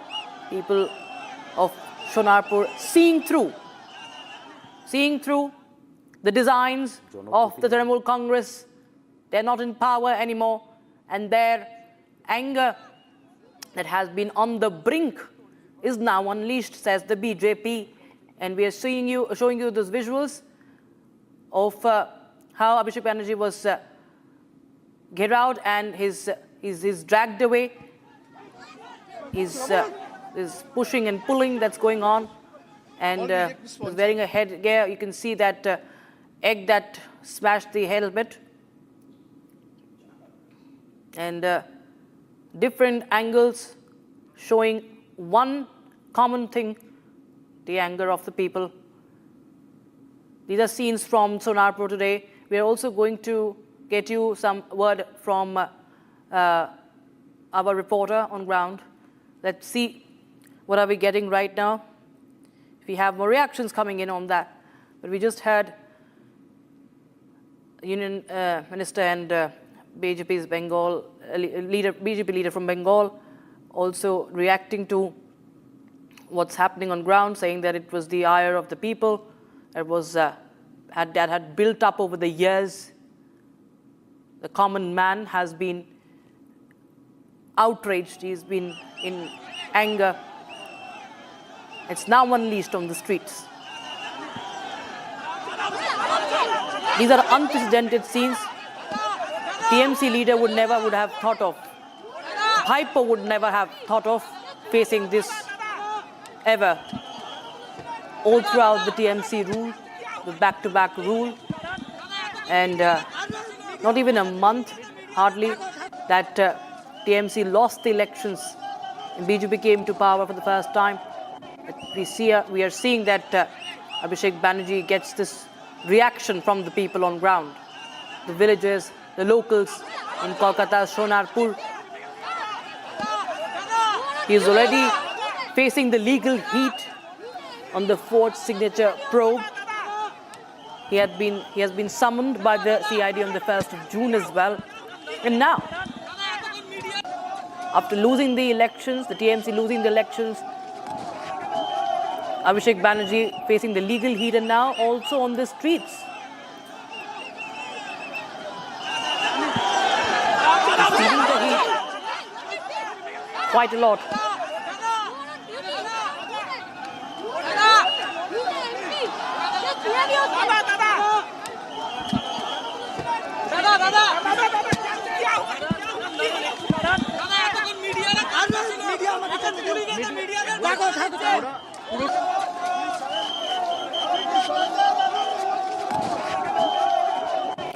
So as he moves and the police takes him along, I believe there are still some of the locals who are raising slogans against Abhishek Banerjee, what we saw earlier as well.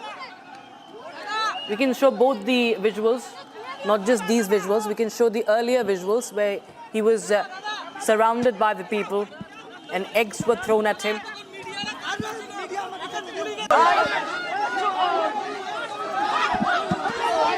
That was Abhishek Banerjee. You can see even his helmet came off. That headgear also came off. And his shirt also ripped. He was trying to speak to one of the channels, one of the agencies, and then he was again attacked.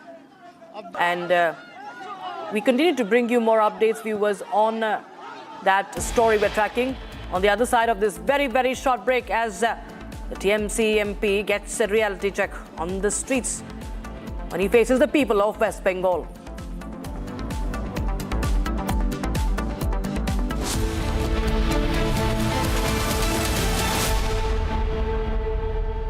थोड़े में ज्यादा स्वाद ये तो है इसकी खास बात। वाओ मामा क्या स्वाद है? अरे मेरी राजा।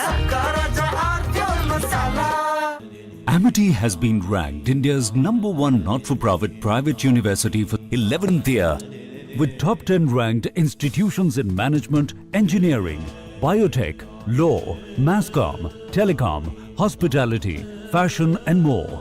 Yet another top ranking for Amity University. चमकी चाट से क्या बना है? आलू चाट या फ्रूट चाट, स्वाद बनाए चमकी चाट।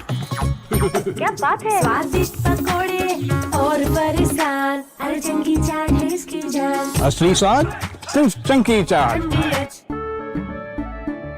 केसरिया से मन जोगी हुआ रे, दिल झूमे देखो मतवारा हुआ रे। केसरिया से मन जोगी हुआ। हर पल मनाओ केसरी त्योहार। विमल बोलो जुबान Kesari.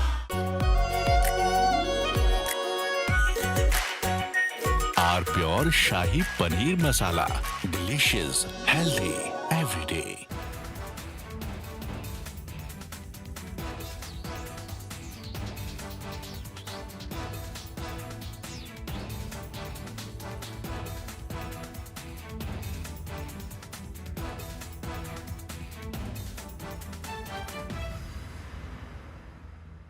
I want to start with some very disturbing pictures that have come in of a so-called right-wing leader.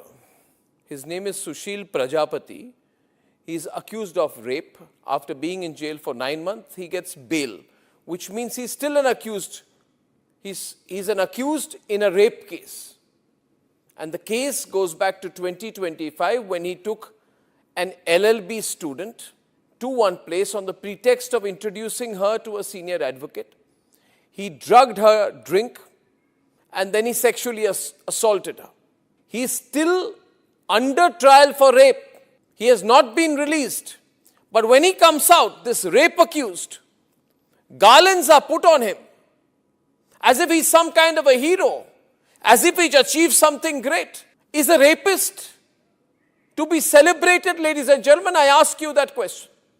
And more than anyone else, I ask the right wing of this country. Very often I come on television and I say, yes, on several issues, I'm happy to be called a right-winger. But ladies and gentlemen, let me put it clearly. You cannot let a person like this man, this Sushil Prajapati, a leader of the Hindu Yuva Vahini, a local thug, a man accused of rape, you cannot celebrate his act of rape or celebrate the fact that the rapist is out on bail. If that is the message we want to send to our society, and if all the BJP leaders want to be quiet about it, I want to ask them, why are they quiet about this? Why are they quiet? In the silence of the BJP leaders, is there a tacit support to this person? Is there a feeling that anyone who wears or puts a, proclaims that he is from a so-called Hindu organization, that he will be allowed to get away with absolutely everything, including an act of rape? Is there a feeling that this man, do right-wingers feel, this man, this accused rapist is one of our own? So hence, regardless of what happens, one of our own should never be accused.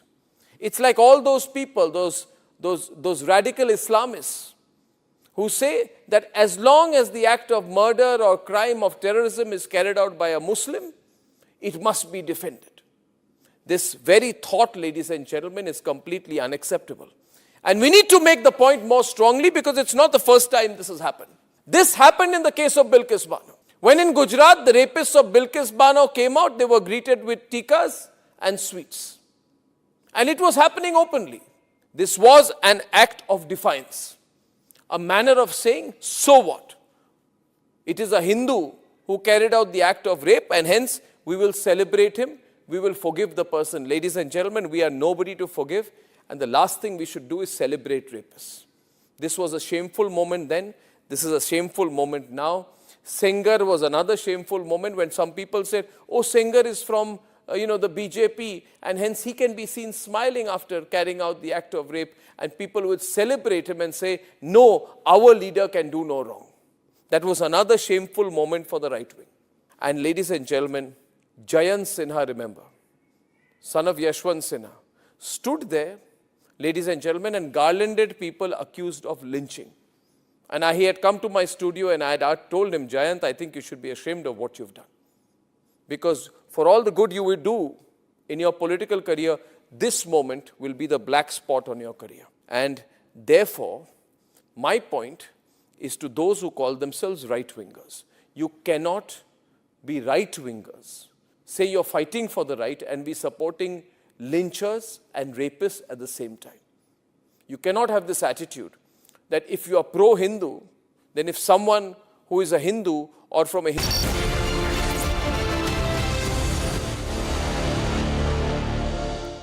Welcome to our Education Roundtable, Future of Learning, Episode 2. I am Rakshita Mishra for you, moderating this roundtable with an esteemed panel of guests. And today in this episode, we're going to talk about India's education system, Indian universities. India has had history of formal learning that has contributed to national identity.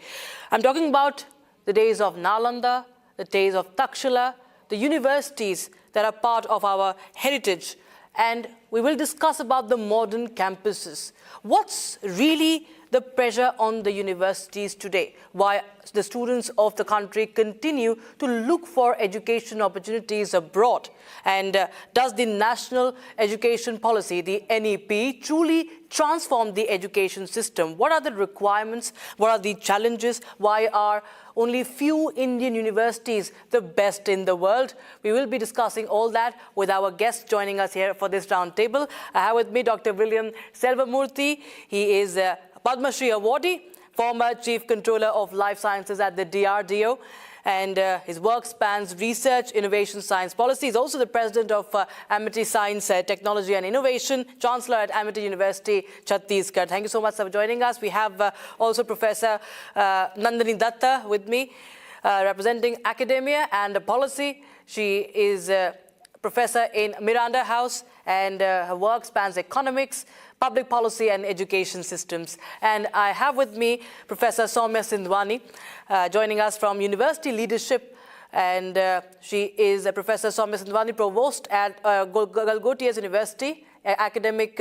leader focused on research and institutional growth. So thank you so much, ladies and gentlemen, for joining us here. This is our Education Roundtable, Future of Learning, Episode 2, co-powered by Galgotias University. And the first discussion I think we should start is with the history, sir. From Nalanda to now, to present day, what has really changed, sir? Of course, there have been decades of evolution in every field, especially after independence. But you particularly have spent decades building, working on research systems, the ecosystems. And today, there's a lot of talk about India still lacks the research culture. And we've been more degree focused. Do you agree with that? We've been more degree focused than, discovery driven. And what needs to change in that regard? Thank you, Rakshita, for having me in this discussion roundtable. Thanks to Republic. It's a very important topic which you are deliberating. We are all deliberating today, looking at strategy, plans, and also a roadmap. And how do we rejuvenate the whole higher education system in the country? And so this is the right time to put up our views and also particularly strategies and action plans, what the country should do. So when you look at the transition from Nalanda, Takshila, these are all universities which existed. We had Vedas, Upanishad, Bhagavad Gita, Yoga, Ayurveda, all this existed in our country. So we were a knowledge superpower at some point of time, thousands of years ago, when civilization has not picked up anywhere elsewhere in the world. So now, with the invasions which have come in, including the British colonial rule, where they destroyed our educational system. Otherwise, Many people from other countries used to come and seek knowledge from our universities and educational institutions and gurus. So this is India. So we still have that in our genes, sanskars, and also in our culture. And that is why, with the minimal input of 0.6% or 0.7% GDP input into science and technology, we are able to reach such a big height, third in the publication, and sixth in the patents. And Global Innovation Index, we have jumped from 81 to 38 position. So what I want to say is, the Indians have that intellect. We can do it. What we are discussing today, making our Indian universities as top universities globally, is possible. And I would also like to say that, if you look at Indian universities, how do you assess the university? In 3 parameters. One is the deliverable coming out is the students who are passing out, how they are doing. When I look at it, our students are there in other countries making them rich. So our students are there in other countries making them rich. So our educational system have churned out these people who are talented people. So I look at the strength in our system. It is not that we have to, the parameters with which you measure may be indicating global ranking, which I'll come to you later. But then what I want to say is, the deliverable coming out from a university is the student. If they are doing very well, they are happy in their life, then we have done our job. That is one parameter. The second parameter is, universities should also churn out new knowledge, should generate new knowledge. In the knowledge economy, knowledge era, universities should not be only teaching institution, but they should promote creativity, innovation, problem-solving ability. This is what is the focus which now we need to give our universities, because most of the colleges, universities are primarily focusing on teaching. But now universities should become cradle of innovation. So when you are looking at the discussion, I would put up certain views that how can we bring this transformation of universities becoming cradle of innovation, which is happening now in many of the universities. And then the next part will be the how do you connect with the society, what impact the universities made, what services we are giving. So 3 deliverables which come out from a university is the students, research outcome, and the services and impact you have made on the society through your outreach. So in all this, transformation is happening. And the National Education Policy 2020, which this government of India has brought out, is a game changer, because it gives all opportunities, the flexibilities which did not exist earlier. An engineering student cannot even look at other subjects, like an arts or a fashion technology or a mass communication. But today, the flexible choice-based credit system gives all the opportunity to excel. Whatever talents you have, the Kundalini Shakti a student has, can be expressed. That's a very important point you picked up as far as the ranking is concerned. And I wanted to bring this across to Professor Sindhwani. What, in your understanding, because I think Dr. Selvam covered all the parameters, but in your understanding, what really is a world-class university, and what is really a world-class university? Is it about the rankings, placements, as Sir told about, doctors about the placements or the research value or the innovation or the outcomes, the impact, as Sir said? Not understanding what really forms a world-class university. So firstly, I would just like to establish that rankings are a laggard effect. A university is not built to aspire to be in the ranking. Ranking just happens to be there. And it's great to be part of those rankings and be able to establish. We are also QS ranked. I mean, when I say we, Galgotias is also QS ranked. And the THE ranking and all that stuff. It meets all the bills. But it wasn't made for that. It was made to create impact. And that impact, as he rightly said, is coming from how you place kids. What is the thought leadership that's coming out of the university?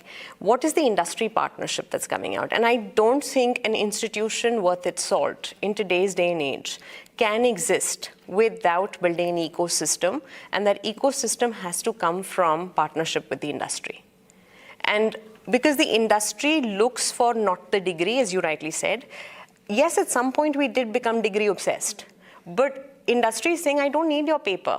I need the skills that your kid has. And those skills can only happen when part of the education is what's happening in the classroom is supplemented and complemented with what the industry is doing, which in our case, we're doing a lot of it. We've labs with NVIDIA, Apple, Cisco, and a whole lot. And those are the ones which kind of are making real impact. When kids are able to, because of that education and exposure, are able to kind of stand on global forums, put forward an app that they've created and defend it, defend a startup venture that they've been able to win, get funding for it. That is what real impact is, and that's how universities need to be rewarded. Also, as far as, if we go back to an organization or an institutional life cycle, a lot of our kids have aspired to go to the West. Yeah. Having said that, private universities in India are as recent as 20, 25 years old phenomena. We are attracting a lot of international students as well. We do get a lot of kids from Bangladesh, a lot of kids from Nepal, a lot of kids from Africa. And that is where we are kind of building that ecosystem, because as India, we are more affordable for those catchment areas as against going to the US or going to the UK or going to the Western countries. And that's also something that we need to work on. What is the beauty of a world-class university, in my definition, is largely that are we able to solve the problems for today and prepare a mindset of students which is ready to solve problems for tomorrow. And that a university can't do it in the classroom. It has to happen in partnership with industry, and a lot of that is needed. So rankings will come. They will come. And currently, when we look at the ranked ones, they're older universities who've been in existence for much longer than a lot of us. Professor Datta, we've seen that even in Delhi University, I'm from Delhi University, we've seen that a lot of focus on examination has always been there, like in other universities also. You feel that there should be a change in this culture, giving a lot of focus as far as, memorization or, getting the answer right is concerned. You think that there needs to be more of a push for critical thinking, for, building curiosity and, actually seeing how the curiosity actually, creates an impact, what it brings out from a student. You think there's a lack in that system, and, what can be done in that regard? Well, greetings from Miranda House. And I represent a university that is completely public funded. So we have a much greater responsibility. When we are talking about world-class QS ranking, what is it that makes a university a university? As Jacques Derrida would say, that the word universe is subsumed within the concept of the university. Addressing to a very specific question that has Delhi University remained to be a kind of a place for rote learning? And not really. I have to say that a process of evolution of any university and what we learn from a past experience, and as Oscar Wilde would say, that experience is also the name we give to our past mistakes. So we are trying to provide a holistic education in terms of creating a research-oriented 4-year undergraduate learning. We have entrepreneurship, innovation, startup lessons. There are incentives in terms of internship and other things. We are giving proper credits. And now we are into a situation where Delhi University has focused on a semester abroad program, dual degree, academic twining with other universities. Most colleges and university departments are drawing up fantastic MOUs with some of the top-ranking universities in the world, be it from UK, US, Australia, including in the sciences and liberal arts. So what I want to focus is the question that you cannot bring exclusive education. You have to bring education that is accessible to a large variety, but that has to be good quality education. Only then will it make sense. Particularly when we are addressing issues of women's education, I think public funded institutions have a very great role to play, because in a setup which remains to be patriarchal, when it is the choice of educating the girl child or the male child, you need exclusive spaces of investment specifically driven at that 50%. And that 50% is not your urban elite group alone. We are constantly drawing students who are first generation learners from remote villages of India, and they are excellent contributors to the total work life and cultural life of the college. So they are contributing in a way which is unparalleled, unprecedented. And in that, I think the focus of public education remains quite clear, and we know that our jobs are cut out, and we need to perform, and we need to provide that atmosphere. However, I would say that we continue to insist that the government raise its GDP share that it spends on education and health, because those are the areas which will actually translate the tomorrow of this country. Right, ma'am. So, Dr. Sabamurthy, you feel that, there has been a lot of talk about the merits and credibility of our education system. A case in point right now is the NEET paper leak that's been talked about and much wider debated that actually, gets covered globally also. These things make headlines, unfortunately, and sparks national outrage. And somewhere, it affects the public confidence also in our system. Given how India is in the largest youth population in the world, and education becomes very, very important. When these, incidents happen, these leaks get reported time and again. You feel that there are wider institutional loopholes in the systems, and how damaging such failures could be, in the long term for India's knowledge system and education system? Because, if we can hold democratic elections in such a vast country without any disturbance and with integrity, if we are able to hold this kind of examination, when you compare to the analogy to those situations, is not that much. So we can build that security issues. What I think government should now step in, whenever this type of competitive examination happens, there must be that kind of security to those which the question paper setting, and it is stored properly, and it is released at the right time. So this thing is possible to be corrected, but I think government will do it quickly, because these are certain things which happens in a democratic system. Yes. But then we should ensure that when we used to set our exam papers almost say 15 years back or 20 years back, we had to write down the question paper. We had to copy the question paper with carbon papers.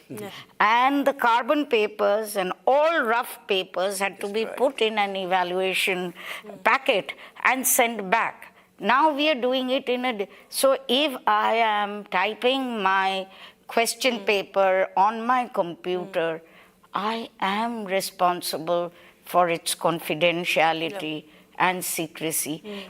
Right, ma'am. If I could just build on Yes, that. sure. Unfortunately, we don't encourage questioning.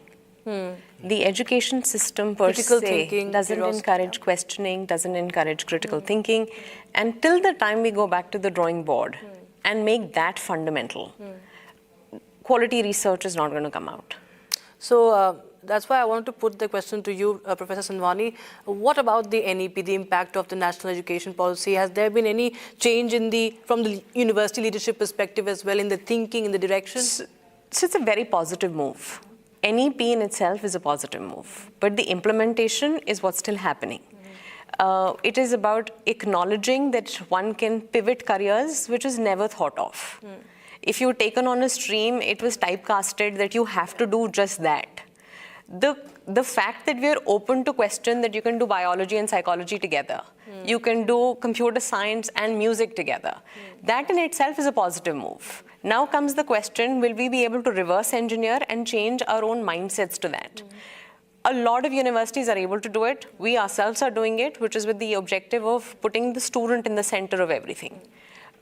Student-centered learning. And the moment you start making career paths which are student-centric, naturally NEP will fall in place. Unfortunately, we would earlier take a kid, plant them in a system, and then say you just follow through. Right. That now has to change, and that is changing. So it's a positive move. 2030 onwards is when we'll really, really see it in action, and I think universities are thinking of implementing it in a very big way. Let me add on to this. Sure, NEP. sir. See, NEP, why I say it's a game changer, if it's implemented in letter and spirit, it can bring the transformation of India becoming a knowledge hub. Yeah. This is what we are discussing today. How do we make world-class universities where people will come to India to seek knowledge? This is aimed at that. The primary aim is to make Indian universities and a higher educational institution as a hub of knowledge. People will come and partner with us. Now, a few countries are sending. We want more people to come. So this is the purpose. And also holistic development of the individual. So that is where, depending on the aptitude, interest, passion, junoon, that a person can take n number of choice-based credit system. The other flexibility which has been built is collaborations. Now we have dual degrees, joint degrees, campus and campus. That is, foreign university, whether it's Stanford or Harvard, Oxford, they can come and establish a campus here or in our own campus. So we are already started doing this. So this kind of collaboration will bring the synergy and also learn best practices of those universities, which is now highly ranked. So what do we learn from them? The other part is research is irrespective of the discipline, whether it's STEM or in non-STEM domains, research is mandatory because people have to think, create, innovate, which will come through research. Earlier, it used to be only teaching institutions. Most of them were focusing on teaching. Right. So we've talked about the multiple reforms, also talking about the credibility of the education system also and the scientific temperament or research base. But the system continues somewhere to be under pressure is what we understand. And we have discussed about the examinations, rote learning, the competition and the coaching culture as well. And there have been, of course, a discussion on the controversies like NEET leak and the fairness and questioning of the system, the trust in the system that is being shaken. But if we talk about learning, again, how the relationship with the student is important as far as the teachers are concerned. But I want to understand from you, Professor Sindwani, that you feel that there has to be focus on other skills like presenting themselves or communicating their own talent, like Sir mentioned about soft skills as well. Absolutely. So a student is at the end of their package. There is what is visible, which comes from communication skills, which is their presentation skills, which is the appearance and all that. But their gravitas is equally important, and that gravitas is what they've learned in the classroom and through exposure and through learning experiences and through industry interaction. So it's a whole package and one needs to work on that. Also, building on the point earlier, what is very, very important is that we need to pivot to student-centric learning. For the longest time, our education system has been very, very faculty-centric. We now need to move towards student-centric because the student that's coming into the classroom is not the same student who used to come into the classroom 15 years ago, 10 years ago. They come in with ChatGPT by their side. Yes. When they're coming with that, then one needs to pivot accordingly. And hence our pedagogy needs to change, our ability to interact with them, what we expose them to, the kind of assignments we give them, everything has to change. And that is where NEP is kind of supporting the whole idea, and that's where the pivot is going to happen. And that is where world-class universities will be established.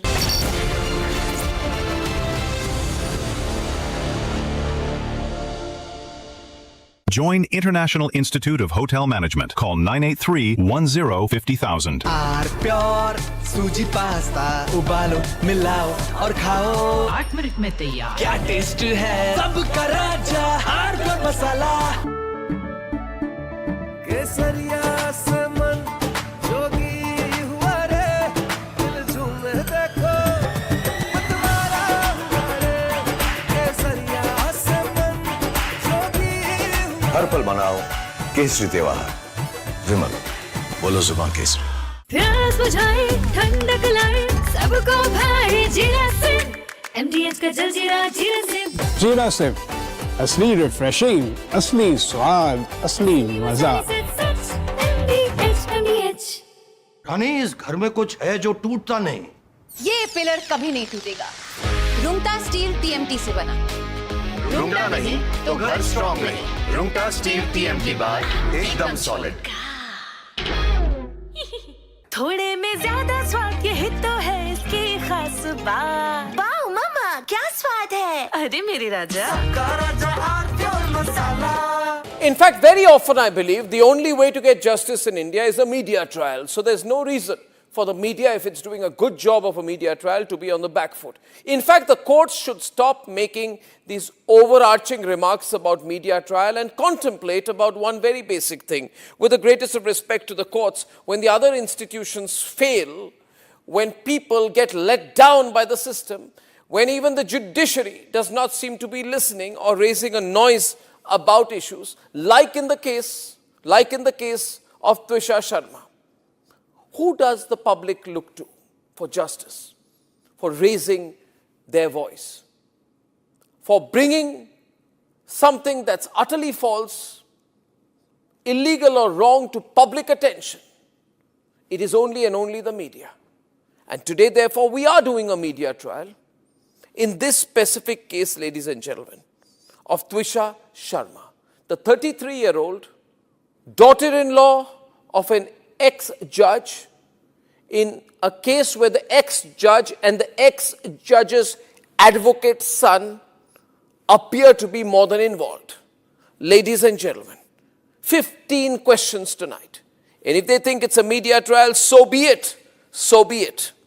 Why did the ex-judge in the case of Twisha Sharma, neither she nor her son call a police or an ambulance? What took them 57 minutes to bring the body down? Where are the 3 men who are seen in the video dragging Twisha's body, destroying evidence? What was the police doing? Did they question the house staff? Did they question the judge? Was Twisha carrying headphones in her bag, in her hand, or a rope? Where is it now? Where is that so-called belt that cops claim was used by her to commit suicide? Why was it hidden? The mother-in-law, the ex-judge, walks up calmly while the body is being dragged down and evidence is being destroyed before the judge's eyes. Is that normal? Why don't the judges raise a hue and cry about it? Why don't the appellate courts take up this case suo motu? So people don't start believing that when an ex-judge is concerned, the victim will never get justice. Ladies and gentlemen, what was the ex-judge carrying in her hand when she went down? Where is all the CCTV footage? Did the police collect it? Why did the ex-judge's son Samarth Singh escape after bringing the body of his wife to AIIMS? Is it true that the ex-judge's son's medical examination was not conducted? The police station is right behind the ex-judge's Giribala's house. Why was no call made? Why did it take 5 days to file an FIR in the case? Who stalled it? Why was the victim's family attacked in court if there's nothing to hide? And did a very senior police officer go to AIIMS that night to try?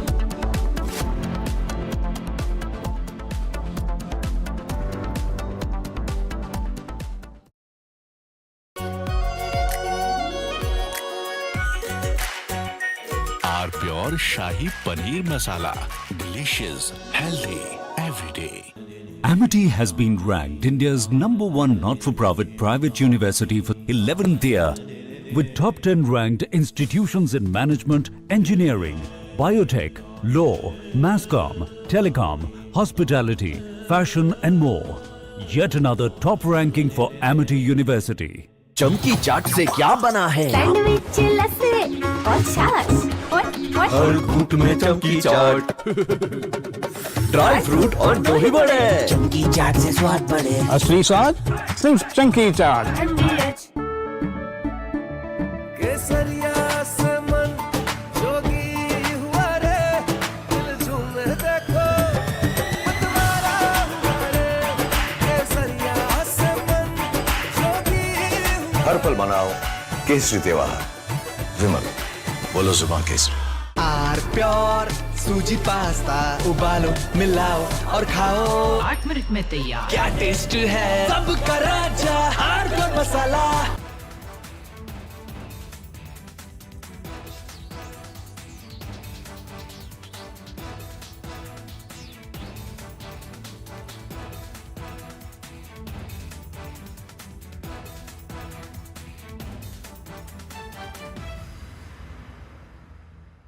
In fact, very often I believe the only way to get justice in India is a media trial. So there's no reason for the media, if it's doing a good job of a media trial, to be on the back foot. In fact, the courts should stop making these overarching remarks about media trial and contemplate about one very basic thing. With the greatest of respect to the courts, when the other institutions fail, when people get let down by the system, when even the judiciary does not seem to be listening or raising a noise about issues, like in the case of Twisha Sharma. Who does the public look to for justice, for raising their voice, for bringing something that's utterly false, illegal or wrong to public attention? It is only and only the media.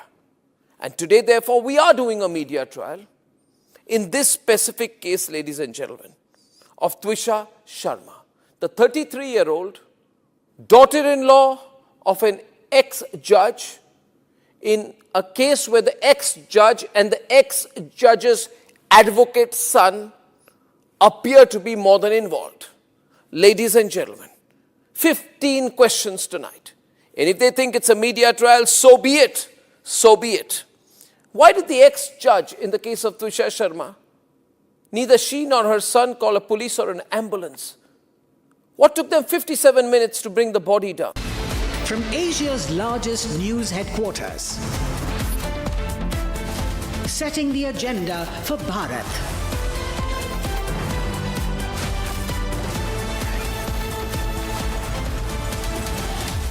You're watching Republic.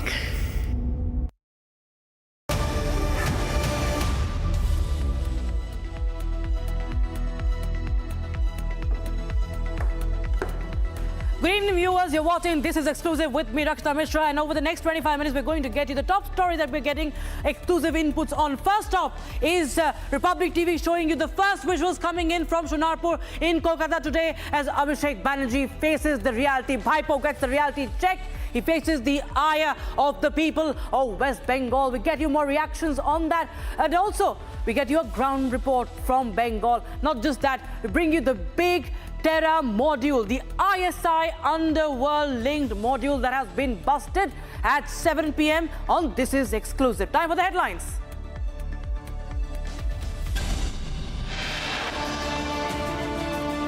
Massive public fury against TMC leader Abhishek Banerjee in Shonarpur of Kolkata.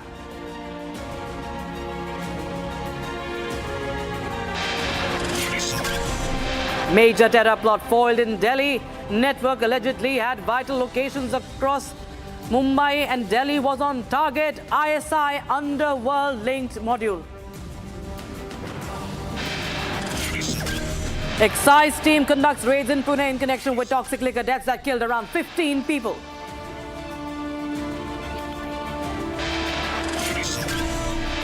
"17-year-old boy stabbed to death over argument in Ghaziabad. Killers on the run."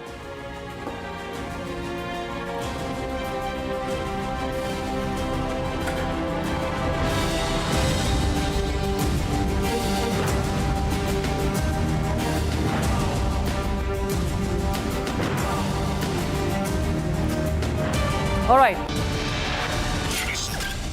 Let's start with the top story from Bengal viewers. Shonarpur in Kolkata saw witness scenes that would not have been imagined ever before. Trinamool Congress MP Abhishek Banerjee, also known as Bhaipo, nephew of former West Bengal Chief Minister Mamata Banerjee, TMC Supremo, went to meet some party workers affected by post-poll violence. But what he faced was something that was completely unexpected for him, for the TMC. This happened in South 24 Parganas, Shonarpur, where Trinamool workers we saw what we learned, there were some violence after the polling, but the visuals that came in, we saw Abhishek Banerjee being carried out and eggs were thrown at him. There were eggs, allegedly stones also thrown at him, his shirt ripped away, and the crowds confronted him with chants of chor chor, thief, calling him thief openly. In broad daylight, he was chased away. He faced Bengal's wrath. He faced the eggs being thrown at him, and he alleged that this is the job of the state administration. While we saw later on, there was the police that was escorting him out from Sonarpur. See those visuals, viewers. It was Republic TV reporting this story first. Let's take a look at this report to tell you, to get a sense of what really happened this afternoon.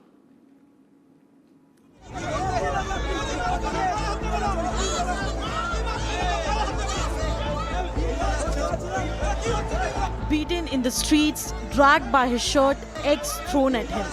TMC MP Abhishek Banerjee faced people's anger on the streets of Kolkata. Chor Chor slogans were raised against Abhishek on the streets of Kolkata.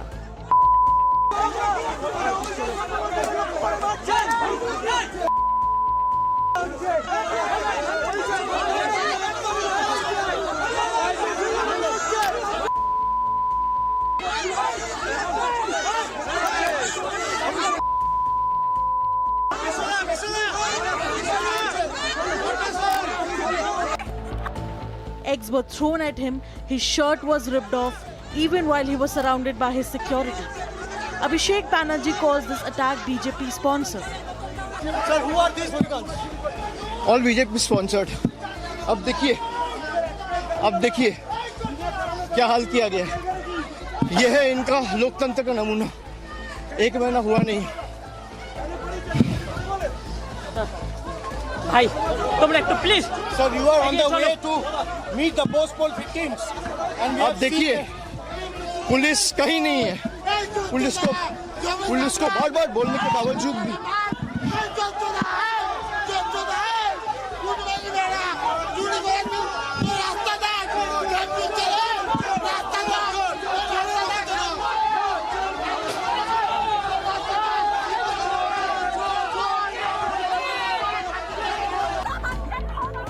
The violence broke out when he was visiting post-poll violence victims in Bengal's Sonarpur. Abhishek was eventually escorted away from the scene while wearing a helmet. It is important to remember that this is the same Bhaipo who unleashed threats against Home Minister Amit Shah. 7 তারিখে তৃণমূল আরামবাগ জিতুক বা হারুক আমরা গতবারও আরামবাগ হেরেছিলাম, গোঘাট হেরেছিলাম, খানাকুল হেরেছিলাম, পুরসুরা হেরেছিলাম, কিন্তু উদারতা পার পেয়ে গেছিলে। এবার আমি নিজে দায়িত্বে থাকব। 4 তারিখ 12টার পরে কোন জল্লাদের কত ক্ষমতা আর কার দিল্লির বাবা কাকে বাঁচাতে আসে আমি 4 তারিখ দেখব। The same leader turned a blind eye towards Sandesh Khali and the pre-poll violence in Falta, by his close aide Jahangir Khan now demands justice and calls for democracy in the state. They want to kill me. They want to kill me. এরা আমাদের প্রাণে মারতে চায়। মেরে দিক। The attack on Banerjee happened on a day when he was issued a notice by the West Bengal CID to appear before it in connection with the alleged use of forced signatures. After years of TMC's atrocities in West Bengal, the people of Kolkata have now had enough. All right, we have BJP leader Priyanka Tibrewal joining us on the broadcast. And this is exclusive. Ma'am, thank you so much for joining us. Good evening to you. And these are unprecedented scenes, and one would not have thought, at least the TMC would have thought, that they would have to face the ire of the people, not just in the ballot boxes, but also on the streets. What's your first reaction? Because we have Bhaipo, that is Abhishek Banerjee, saying that it's a plot to kill him. And even Mamata Banerjee has just tweeted that rulers have become killers. See, it's unfortunate that this kind of scene like we are witnessing today, but then again, I would like to say that, we do not have any kind of, promotion towards these kind of heinous activities which took place today. But again, I would like to remind that what were the statements of Mr. Abhishek Banerjee? This is the same Abhishek Banerjee who during elections said that whatever be the outcome of the election, we win or lose in these places, call your father from Delhi or who will come to save whom, I will personally ensure that, I will personally see that. Not just that, he stood on a car and he said that, I will get inside the house, ghar mein ghus ke marunga after the results. Now, whatever you are witnessing today, he might blame BJP for everything, but this is nowhere BJP is involved in these kind of activities. We have already made them lose in the elections by getting people's mandate. This is the anger of common people which is coming out on the roads and on the streets. This particular place, Sonarpur, where this incident took place, do you know that during 2021, after the post-elections, the kind of violence which took place in this place, more than 80 houses were burnt to ashes. More than 800 people were made to flee from this particular area. They were not allowed to stay in their houses. I personally fought that battle in the High Court. So that is exactly what has happened now, that today when they have found Abhishek Banerjee on the streets, they have taken out their anger, which again I say that I do not support. We condemn these kind of activities and law should take its own course and people should not take law in their own hands. Right, because there are questions being raised by, Abhishek Banerjee that there was no security deployment on this spot and that he's insinuating that it's deliberate. Abhishek Banerjee is forgetting that he is no more the CM's bhaipo, that wherever he will go, there will be security deployment. Let me again remind that when initially, when the Chief Minister Mamata Banerjee was the Chief Minister of Bengal, more than 400, 300 policemen were present on the streets wherever Abhishek Banerjee was going. But here today, if you fear that, you are going to a place where there can be any kind of incident, then you have to give a written notice to the police beforehand that you will be visiting these places. How would the police know that where he is supposed to go? Okay. They have said that this is a law and order failure, but this is not a law and order failure. All right. Because they had not informed about their program. If there was a prior permission or if there were prior information, then accordingly things would have been managed that way. All right. We also have my colleague Kisholai joining us on the broadcast from Kolkata newsroom, Republic Bangla newsroom. Kisholai, what is the latest you're picking up? Because we saw these scenes where Abhishek Banerjee was geared out and then later on we did see the police also escorting him out and then he left in his vehicle. What is the latest that you're picking up? What really had happened? Well, right now the latest update from West Bengal is Abhishek Banerjee, Chor Bhaipo, he has fled from Sonarpur. He was hiding like a rabbit, like a fox inside his party workers' house. But when he came out, again there were Chor Chor slogan against him. The common people of Sonarpur are angry. When he was trying to enter that place, he was egged, he was slapped, he was beaten with chappals, with shoes. Later on, he was hiding inside his party workers' house, inside a TMC party workers' house, like a sly fox, like a rabbit. He's a coward person. He's a thief. That is what the local people are saying. And also, he fled. He came out of that party workers' house and he fled from the scene. If Priyanka Tibrewal is still there, I'd like to ask a question to Priyanka Tibrewal. I would like to ask you, ma'am, that Abhishek Banerjee, Chor Bhaipo, he was challenging the Union of India. He was challenging the Union of India, and right now he's fleeing like a rabbit. He's a coward person, he's a thief, he's fleeing away. What is your reaction to that previous comment and today's situation?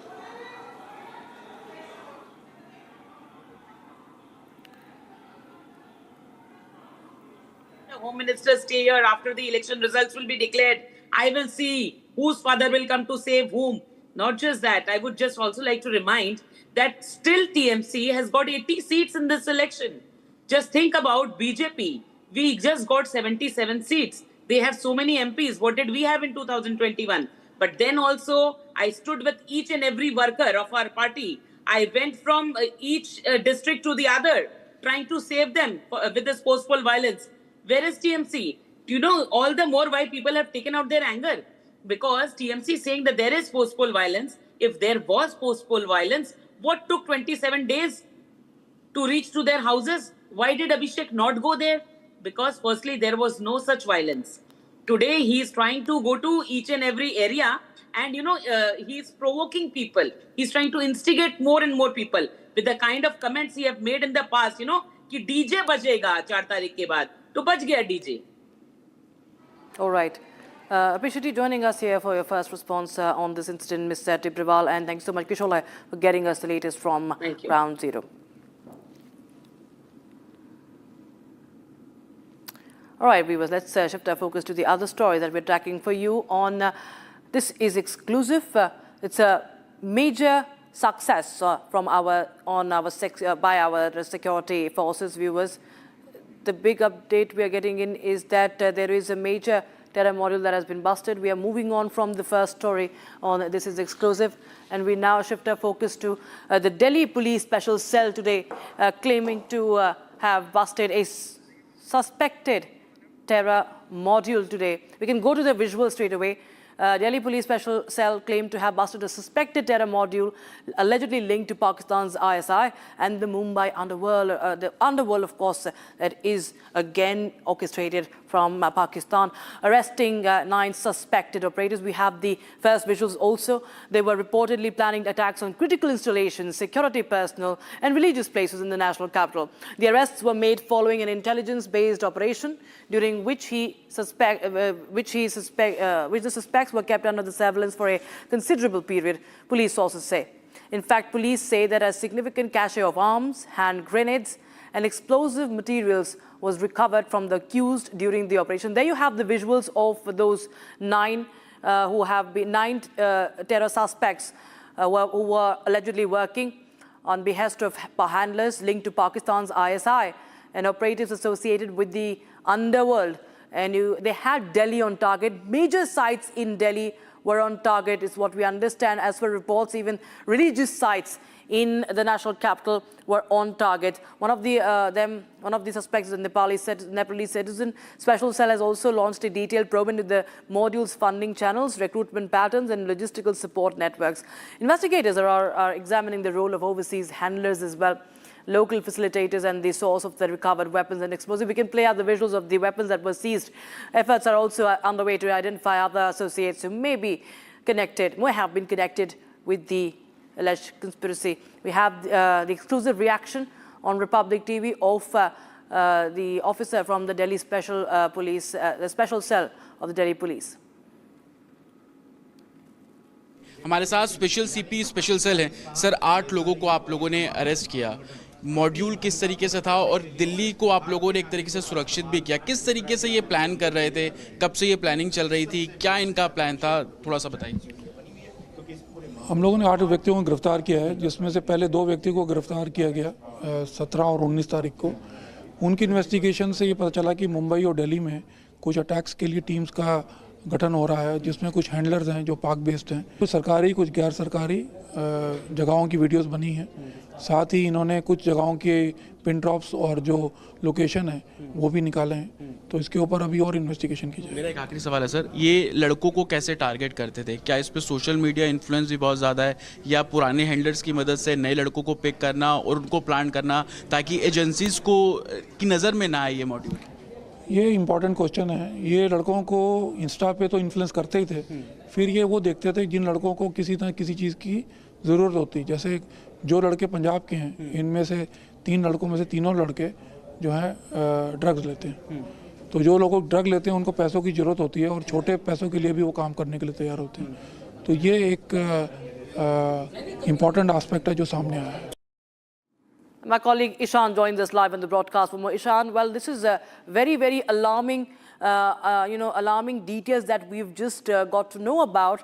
And clearly, they have a lot of, Delhi has been on alert. We've seen what happened near the Red Fort just last winter.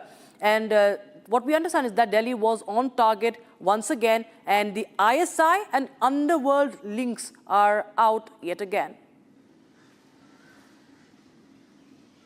Absolutely. This is a very harrowing incident, but it was prevented by the prompt action of Delhi police along with intelligence inputs. This is a network that spans 3 countries. It starts in Pakistan, where remnants of D Company were targeting gangsters in India, and they targeted gangsters from Punjab, Rajasthan, Jaipur and New Delhi as well. These gangsters then came in connect with a deep asset of the ISI, who was based out of Nepal, and he thereafter traveled from Nepal to India to help set up the terror funding infrastructure in India.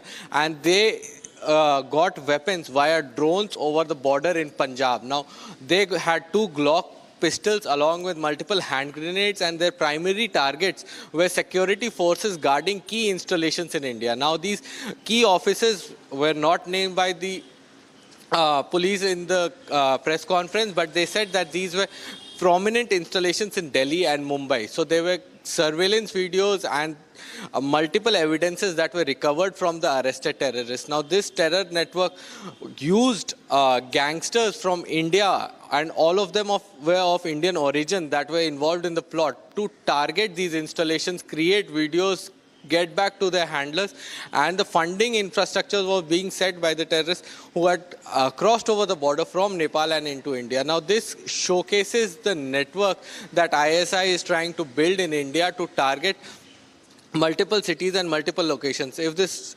plot were to be successful, it would have caused mass panic in both cities.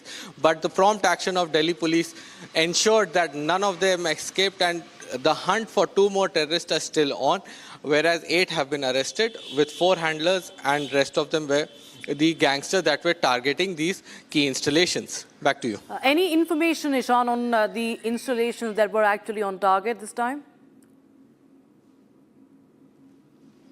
Right now, the Delhi police has stated that they will not be revealing these key installations, but they were clear that these were government offices and places where there was large public footfall to ensure that there is mass panic and mass scarcity in the city.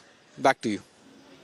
All right, Ishan, many thanks for joining us. With details on that big story that Property TV has been tracking all this long. And viewers, now we shift our focus to the breaking news that we're getting in right now. The Karnataka leadership change is happening, and now we have DK Shivakumar taking over as the Congress Legislative Party chief. He has stake claim to form the government, meeting the governor in Karnataka. Will be taking over as the next chief minister of Karnataka. And we have the Thawarchand Gehlot, the governor of Karnataka, inviting DK Shivakumar to take oath as the chief minister of Karnataka on the 3rd of June. So DK Shivakumar will be taking oath as the chief minister, new chief minister of Karnataka on the 3rd of June. Pictures coming in from the Lok Bhavan, the Raj Bhavan. You can see Thawarchand Gehlot along with DK Shivakumar. Siddaramaiah also on the other side. The outgoing chief minister, Siddaramaiah, he accompanied DK Shivakumar in this meeting with the governor. Images on your screens right now from the Lok Bhavan, and we've also accessed the governor's letter to invite DKS, that is DK Shivakumar, and governor has invited DK Shivakumar to take oath as the chief minister of Karnataka on the 3rd of June. So the transition in leadership is going to happen formally on the 3rd of June. DK Shivakumar is taking claim to form the government, and we show you the letter. That's the letter Public TV is showing you, and that is where he mentions, the governor mentions that I am in receipt of your letter, invite you to take oath as the chief minister of Karnataka along with team members. The oath ceremony will take place at 4:05 p.m. on the 3rd of June 2026 in Lok Bhavan premises. Of course, it will be important to see the composition of the government, what really will be the breakdown, what are the 2 camps getting. But DK Shivakumar, the latest updates is going to take over the chief minister of Karnataka now.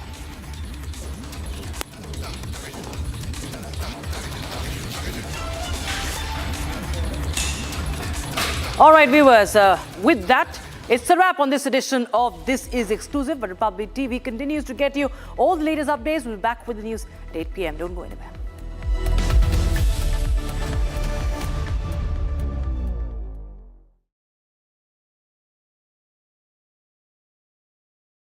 Amity has been ranked India's #1 not-for-profit private university for 11th year, with top 10 ranked institutions in management, engineering, biotech, law, masscom, telecom, hospitality, fashion and more. Yet another top ranking for Amity University. थोड़े में ज्यादा स्वाद ये हित तो है इसकी खास बात। वाओ मम्मा क्या स्वाद है? अरे मेरे राजा। राजा और मसाला केसरिया से मन जोगी हुआ रे दिल झूमे देखो मतवारा हुआ रे केसरिया से मन जोगी हर पल मनाओ केसरी त्योहार। विमल बोलो जुबान केसरी। चमकी चाट से क्या बना है? आलू चाट या फ्रूट चाट, स्वाद बनाए चमकी चाट। क्या बात है? स्वादिष्ट पकोड़े और फरसान, अरे चमकी चाट है इसकी जान। असली स्वाद सिर्फ चमकी चाट।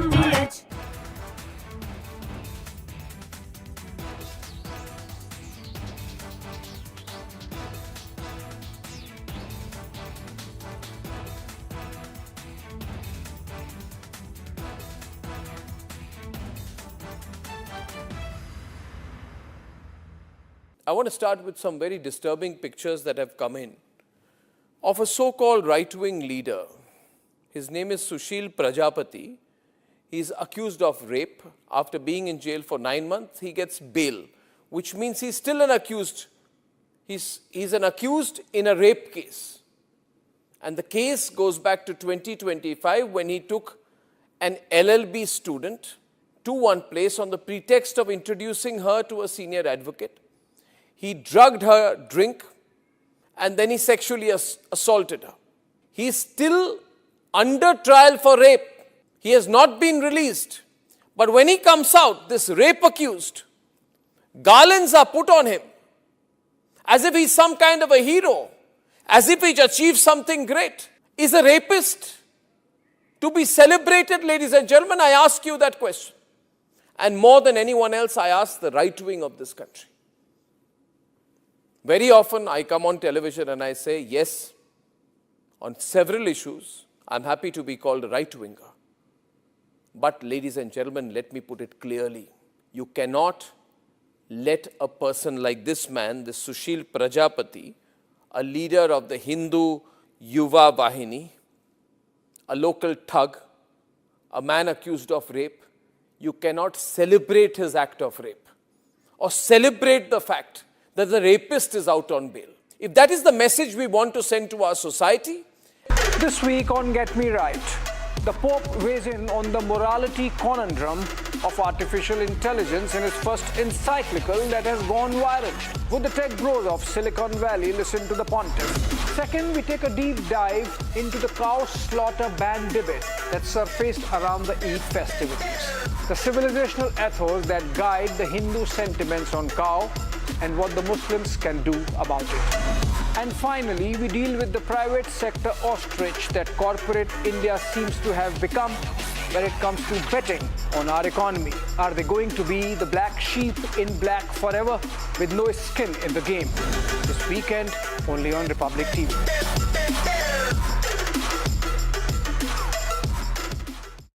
Join International Institute of Hotel Management. Call 983-10-50,000. Our pure Shahi Paneer Masala. Delicious, healthy, every day. ये जश्न है, जश्न का ये जश्न है। Rashmi Ilaichi, Dashan ka Jashan. प्यास बुझाए, ठंडक लाए, सबको भाए जीरा से। MDH का जलजीरा जीरा से। जीरा से असली रिफ्रेशिंग, असली स्वाद, असली मजा। In fact, very often I believe the only way to get justice in India is a media trial. So there's no reason for the media, if it's doing a good job of a media trial, to be on the back foot. In fact, the courts should stop making these overarching remarks about media trial and contemplate about one very basic thing. With the greatest of respect to the courts, when the other institutions fail, when people get let down by the system, when even the judiciary does not seem to be listening or raising a noise about issues, like in the case of Twisha Sharma, who does the public look to for justice, for raising their voice, for bringing something that's utterly false, illegal or wrong to public attention? It is only and only the media. And today, therefore, we are doing a media trial in this specific case, ladies and gentlemen, of Twisha Sharma, the 33-year-old daughter-in-law of an ex-judge, in a case where the ex-judge and the ex-judge's advocate's son appear to be more than involved. Ladies and gentlemen, 15 questions tonight. And if they think it's a media trial, so be it. So be it. Why did the ex-judge in the case of Twisha Sharma, neither she nor her son call a police or an ambulance? What took them 57 minutes to bring the body down? Where are the 3 men who are seen in the video dragging Twisha's body, destroying evidence? What was the police doing? Did they question the house staff? Did they question the judge? Was Twisha carrying headphones in her bag, in her hand, or a rope? Where is it now? Where is that so-called belt that cops claim was used by her to commit suicide? Why was it hidden? The mother-in-law, the ex-judge, walks up calmly while the body is being dragged down and evidence is being destroyed before the judge's eyes. Is that normal?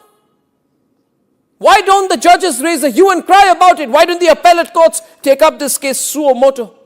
So people don't start believing that when an ex-judge is concerned, the victim will never get justice. Ladies and gentlemen, what was the ex-judge carrying in her hand when she went down? Where is all the CCTV footage? Did the police collect it? Why did the ex-judge's son Samarth Singh escape after bringing the body of his wife to AIMS? Is it true that the ex-judge's son's medical examination was not conducted? The police station is right behind the ex.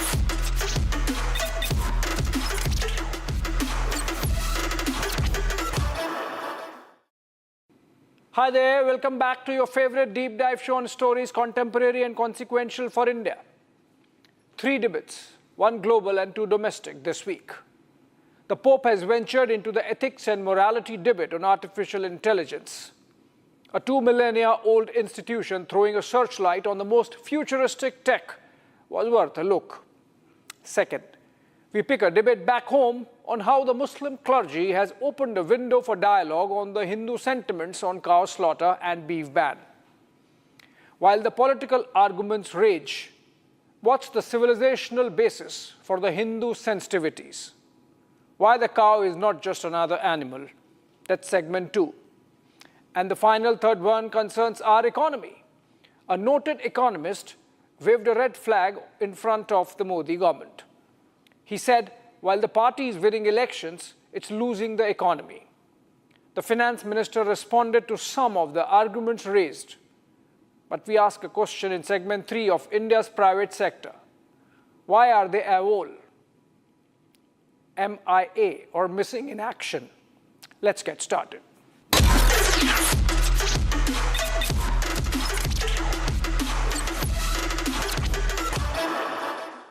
The world of artificial intelligence has been giving existential anxieties to us humans for some months now.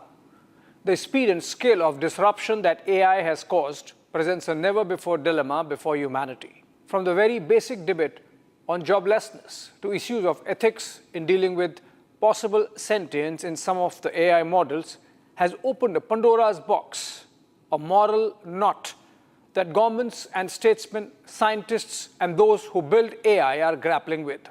On Monday, Pope Leo XIV ventured into the domain of tech bros, venture capitalists, and political leaders by speaking his mind on artificial intelligence and its impact on humanity. At 40,000 words plus, Pope Leo's first encyclical, Magnificat Humanitas, gives in one broad sweep the challenges that humanity faces from AI and how to meet them. Incidentally, the Pope's peroration came within days of a scientist with anthropic AI writing an essay on the intersection of AI and religion. Titled Searching God in the Silicon Valley, the essay by Avital Balvet, a Jew and chief of staff of Anthropic CEO Dario Amodei, posited AI as a product of hedonist, godless nerds in the Silicon Valley who now feel overwhelmed with the power they have unleashed.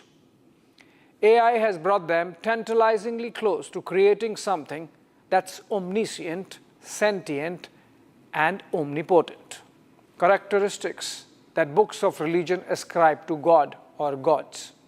Perhaps that's why, from Elon Musk to Sam Altman, from Dario Amodei to Karpathy, all the leading lights at the vanguard of the AI revolution have been voluntarily seeking regulation of some kind. While they suffer from building God complex, the genie uncogged leaves them bewildered too. Would AI be functionally omniscient and omnipotent? Would artificial general intelligence or AGI be godlike? Pope takes to the pulpit on these questions through his Magnificat Humanitas and lobs the ball directly into the court of these same tech bros. By itself, technology, any tech, including AI, is not a force of evil. It only mirrors the mind and motives of those who use and invent it, is the papal diagnosis. It's about the makers, the restless bunch of profit-seeking hedonists, the atheists who fancy reaching God. The Pope's prescription is in two contrasting fables from the Bible. One, the Tower of Babel, which was about hubris of the ancients, to build a tower to God, but without prayer. The other is the Wall of Jerusalem, that the Jews built under Prophet Nehemiah, with prayers and community consultations. In the context of AI, the juxtaposition is between a prophet-driven race which takes humanity to the brink like the Tower of Babel, the other being human-centric development in which the AI lords consult and self-regulate. Leo attacks the power of algorithm to distort access, visibility, and participation. He warns against unprecedented private control, monopoly over data, and reduction of man or woman to a data point and humanity to data set. The Pope's understanding that AI concentrates power in the hands of the few, creates new inequalities and exclusions and selective opportunities is what many governments are also dealing with. Some of the ideas are simple yet easily doable. Do not overdo AI in schools, for example. Let children stay with playgrounds and pedagogy stick to pencil and paper over tablet and phones. The point Leo makes is that those AI-making hedonists chasing trillion-dollar valuations might just want to slow down, take a breath, have a moment of prayer, and involve the community in their project before the next cruise. In a sense, have oversight, have regulation, and fear of God before the next wave of AI or AGI. Almost like Gandhi's talisman. How does this help the last man, the poor, and collectively the humanity? Some criticism too is in order. While reading the encyclical, I was wondering, is Pope guilty of not practicing what he is preaching? If the AI is not to be exclusivist or exclusionary, then why not quote from the Vedas or the Upanishads? They, after all, constitute the global commons of wisdom. The Pope could have, for example, spoken of Gandhi's aparigraha, non-stealing. Even Gandhi took it from Jainism, but that single stance on AI would have bottled the genie back. For what else is AI but bottom scraping of the internet? Gobble all the data, every book, every article, every inch of column space, without asking, without paying for it, train the models on it, and then sell it back to us for a fee. But then, the Pope's AI manifesto, is as much about the fears around AI as about giving a toehold to the Vatican in the entire debate. Moving to the next one. This Eid was different. The demand for avoiding cow for sacrifice ritual, deferring to the Hindu sentiments, came louder from the Muslim clergy than the Hindu side. Some bit of this Muslim positioning could be attributed to the new political reality of the BJP now ruling most states of the country. Cow slaughter ban has been part of its aggressive Hindutva pitch, and the Muslims realized there would be no indulgence of the Congress kind on the issue. The likes of Maulana Arshad Madni of the Jamiyat-e-Ulema-e-Hind sought to take a rational stance that if Hindu sentiments get affected, let's stop the practice of cow sacrifice, not just during Eid, but on all occasions. तुम कहते हो कि गाय को मत ज़बा करो, मैं कहता हूं एक कदम आगे बढ़कर मत ज़बा करो। मैं मुतालबा करता हूं, तुमने जिस तरह मोर को नेशनल बर्ड बना रखा है, मैं मुतालबा करता हूं गाय से मजहब हिंदू का जुड़ा हुआ है, तुम उसको नेशनल जानवर बनाओ। Adding that if the government deems fit, cow can be declared a national animal. Madni's position was echoed in various other Muslim quarters, including Lucknow, Gujarat, Mumbai, and Bengal. Madni also attempted a spin, connecting the anti-cow slaughter campaign with recent mob lynchings. Even if we admit it to be partly true, that there is a mafia-style operation that sees some Hindu groups target Muslim transporters, for example, there's still a need to take the raging bull by the horns. And Madni has provided an opportunity for that. Famously, Jinnah used cow as a metaphor for the cultural divide between Hindus and Muslims while pushing his two-nation theory during the freedom struggle. He said in a press conference sometime in 1940 that we, as in Muslims, eat the cow, the Hindus worship it. The Time magazine got so hooked to this quote that when they put Jinnah on their cover page of April 22, 1946, the caption read, Muhammad Ali Jinnah, his Muslim tiger wants to eat the Hindu cow. The first recorded instance of an anti-cow slaughter movement was not even Hindu. It was a Sikh revolt in the 1800s led by the Kuka Sikh leader Sadguru Ram Singh against the British, predating the First War of Independence in 1857. The only instance of an anti-cow slaughter protest leading to deaths in front of the Parliament of India happened in 1966 during the government of Indira Gandhi. It was mainly led by sadhus and sants. BJP was not even born then, though its earlier avatar, the Jansangh, had backed the protests. With this segment, I am attempting to contribute to the debate by putting across the civilizational roots of cow worship for the Hindus, if it helps Madni. It goes back to the Vedic times and flows through the subsequent periods of Upanishads and Purans. Rigved uses the word Gopal, keeper of cows, for a king, and Gavishti, literally meaning search for cows, for wars or battles. Hindus know and blindly follow rituals where the pandit or the priest asks one's gotra, literally meaning cow pen, the vessel from which a cow eats. But figuratively, the gotra represents family lineage, and by connecting it with the cow, the ancient Hindus clearly elevated the animal to an exalted status. The emotion against cow slaughter is rooted in the word aganya, a synonym that means not to be killed, used in the Rigved for cow. In the cattle-based agrarian Vedic economy, a rich man was called Gomat, or the one who possesses numerous cows. When a soul travels to the ether world after death, it is a cow that helps it cross the difficult river Vaitharni, according to the Puranas. Even today in India's villages, the commons land available for the entire community is called gochar, or land that is meant for grazing of the cows.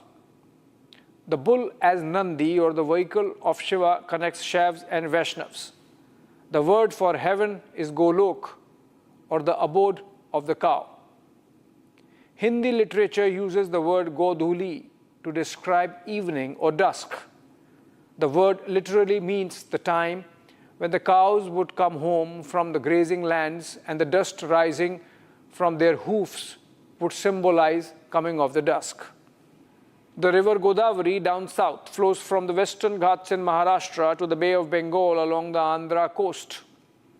The word literally means the one that flows to bestow the divine, and has its root in the Sanskrit word gau, or cow. Gokul and Govardhan in Braj region of Uttar Pradesh are associated with Lord Krishna's life. Again, both names with roots in the word gau, or cow. The root gau itself means to move or movement, thus associated with bhumi or prithvi, that is earth. Our ancients knew that it is the earth that goes around the sun and not vice versa, as many other religions carry in their books. That's a lot of history, culture, civilization, and religion coming together. Marxist historians would explain that at the time that the Vedas and Upanishads were written, man had just learned to clear forests and carry settled agriculture and farming. Cow for its milk and hence milk products was valued, including cow dung as fuel, as also the bull for plowing the fields and to carry stuff on the carts as the beast of burden. Essentially, the cow family was the linchpin of the agrarian Vedic economy, and that got reflected in the reverence for the animal. My question is, so what? Just because there's an explanation of the evolution of the relevance and reverence, does it take away from the spiritual journey of 2 millennia of a society? When one of the Upanishads say, Gome Vasate Lakshmi, meaning in cow resides prosperity, yes, it is rooted in that economic explanation, but also embedded in the social psyche. Hence the word Duhitri for daughter, which in Sanskrit means the one who milks the cow.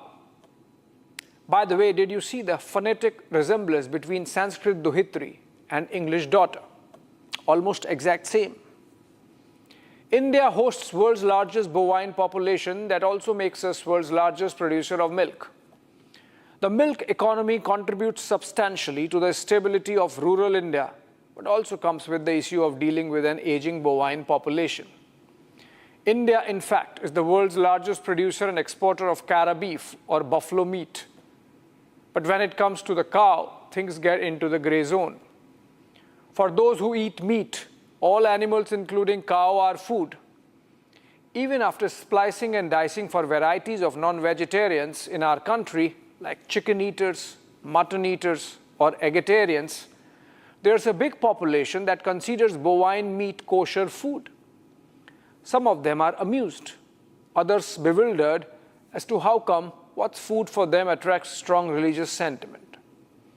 That it is not going to be easy for the BJP is clear from the silence the party has maintained on the issue.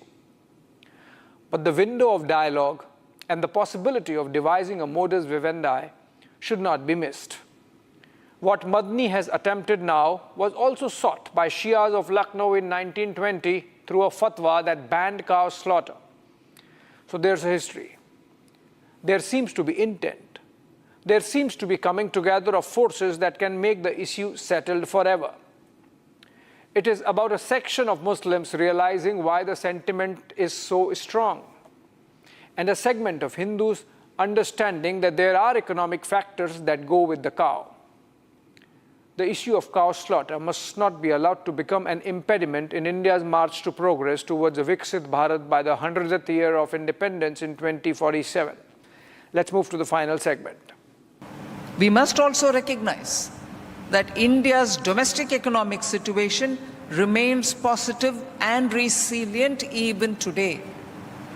Therefore, those naysayers who jump into the scenario, as it were, and say, oh my God, you look around yourselves, It's all falling down, it's crumbling, it's going to hit you. There is a section, I would think, of Indians who very quickly want to decry the achievements of our own people. And therefore, for all the good that is being done by the common people themselves, that is forgotten. And a pessimistic, cynical narrative is generated, which is just not right. It's not right is one thing, but it is wrong because it is fear-mongering. India cannot afford fear-mongering. We need to give confidence to the people with our words and with our action.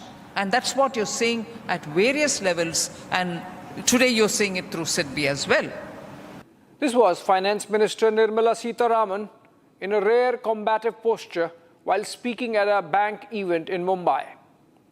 It is likely she deliberately chose the financial capital of the country over New Delhi, for she was responding to an attack from an unexpected quarter.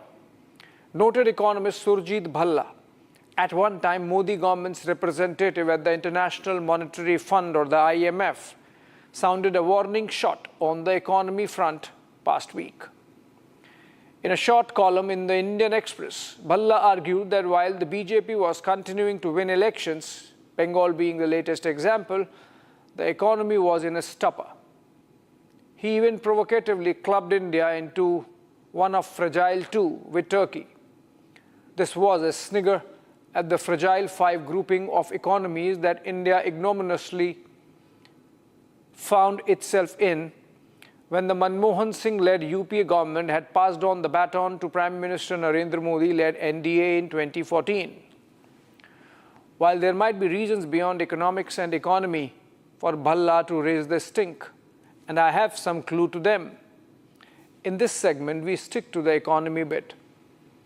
Shorn of hyperbole, Bhalla's argument was that India's growth is slower than required, and he blamed four agents for that: the government, the Rahul Gandhi-led Congress, industry, by which he meant the corporate India, and the deep state. I guess he only left the farmers out as the holy cow, or all the pillars of economy would have been complete in sharing the blame. There is no gainsaying the fact that for a high-income Viksit Bharat by 2047 and to avoid the middle-income trap, India needs to grow at over 8% on a sustained basis for the next 2 decades. And for that, the gross fixed capital formation, or the investments by companies in factories, machinery, and construction, needs to be at least 40% of GDP. Now, what's the picture on that front? It has been stuck at 30 to 35% since the 2008 global financial crisis. Mind you, the catch is not since 2014 when the Modi government came to power, but since 2008. As a share of the GDP, private investment in India has been on a declining trend since then, even as the overall economy has clocked world-beating growth rates. There was a sign of revival coming out of COVID lockdown, but it proved temporary. Last financial year closed with private sector expenditure at 33% of overall investments in India's economy, a decadal low. Not only the animal spirit's been missing, corporate India has shown a resolute avoidance of risk. As one of their own, Uday Kotak made some scathing remarks on private capital at a CII event just a fortnight ago. Here is what he said. I'm saying India has financialized too early. It is a mindset of large number of companies which has become quarter se quarter tak. The ability to take a 3 to 5 year view is significantly required and is missing. And I therefore would strongly urge companies to not be excessively focused on the short-term stock price, on the ESOP vesting and the value money which people will make, but think about building a company 3 to 5 years forward. Think of building companies not short-term stock price movements. He lamented that India had financialized too early and that corporates were not investing, using benefits of lower taxes to invest surplus funds in financial products. Coming from a banker, this was a damning call for introspection. There's a reason why Kotak had to hold the mirror. The Modi government has done the heavy lifting not only throughout of budget public spending and raising capex every budget, but also through reduction of peak corporate tax from 30 to 22%. When Prime Minister Modi took charge, public spending as a share of GDP stood at a paltry 1.6%. Today it is at 4.4% gross and 3.1% net, with almost one-third of this year's budget allocated for capital expenditure. To add to this, the government has sought to crowd in private investment through a plethora of sector-specific production-linked incentives or PLI schemes with a total outlay of a hopping 2 lakh crore rupees. And not to forget the massive deregulation brought in by the government under the ease of doing business philosophy. We have the paradox that while corporate profitability is at an all-time high, companies financially strong, but no long-term investments being made, as Kotak rightly diagnosed, except for the new age sunrise sectors in the technology space. Corporates are happy chasing government contracts and taking advantage of financialization. Business heirs are satisfied setting up family offices and turning wealth managers rather than have their skin in the game. As Commerce Minister Piyush Goyal had famously said at a startup event last year, majority startups are about selling gluten-free ice creams and other lifestyle products. India remains a low-consumption economy is one argument. Second is that real wage growth is in the negative territory, smothering consumption. So where to invest? The argument goes from the corporates. Both seem to be disingenuous, given that India can count on fingertips companies at the top end of the list of products exporting behemoths. Much of their incomes are from domestic demand alone. I'll give you one example of complete loss of risk appetite on the part of private capital in the country. After 2 rounds of auctions for lithium mining in Jammu and Kashmir, there's not a single bid translating into execution on the ground. This even as our import bill on the lithium-ion batteries is ballooning, with almost all imports coming from China. Our lithium imports that stood at around 3,500 crore rupees in 2018 have now surpassed 40,000 crore rupees in the last financial year. So with Indian auto sector choosing the easy way out of importing from China, one fuel bill, that of petroleum or crude, is being replaced by another, that of batteries. If the private players thought it was not their business to do business and let the government do the heavy lifting, things have come full circle to bite their behinds. The market caps are down. The foreign money pullout has dragged their valuations along with the sentiment. Thus, it is for the first time in years that there's no Indian company in top 100 by market capitalization. Earlier, TCS, Reliance, HDFC, etc. used to be up there. Now, Reliance is at 106, HDFC at 171, and ITC at 190. The effect of valuation meltdown has dragged India below Taiwan, an economy half our size in terms of market cap. Bhalla says in his column that government is in comfort zone. I guess it's the private sector that's not ready to put skin in the game. The story continues. Thanks for watching.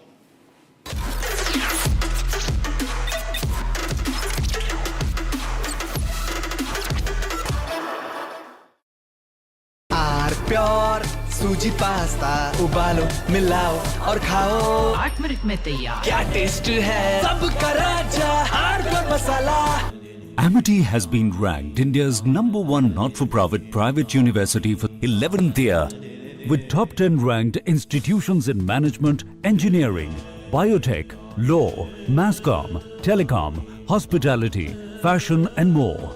Yet another top ranking for Amity University. चमकी चाट से क्या बना है? आलू चाट या fruit चाट, स्वाद बढ़ाए चमकी चाट। क्या बात है? स्वादिष्ट पकोड़े और फरसान, अरे चमकी चाट है इसकी जान। असली स्वाद सिर्फ चंकी चाट।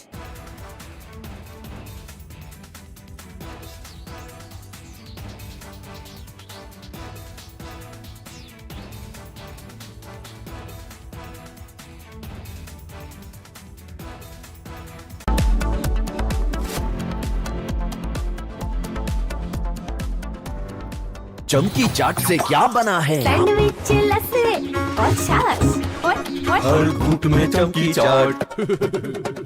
ड्राई फ्रूट और दही बड़े, चमकी चाट से स्वाद बढ़े। असली स्वाद सिर्फ चंकी चाट।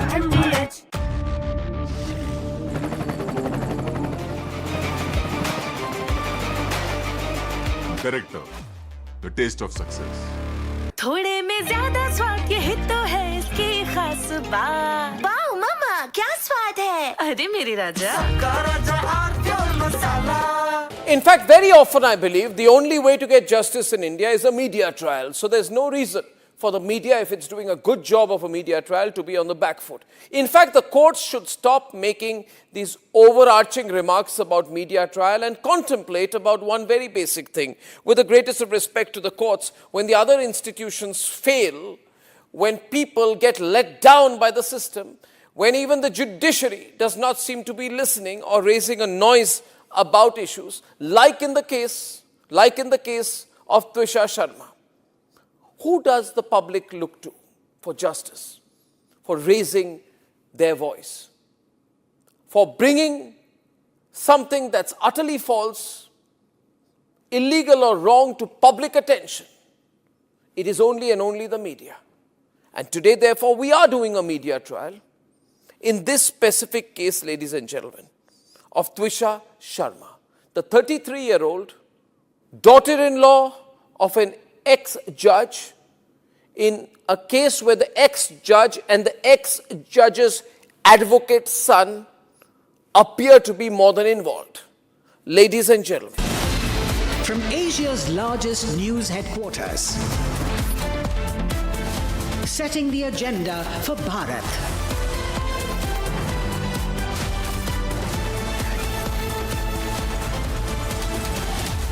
You're watching Republic.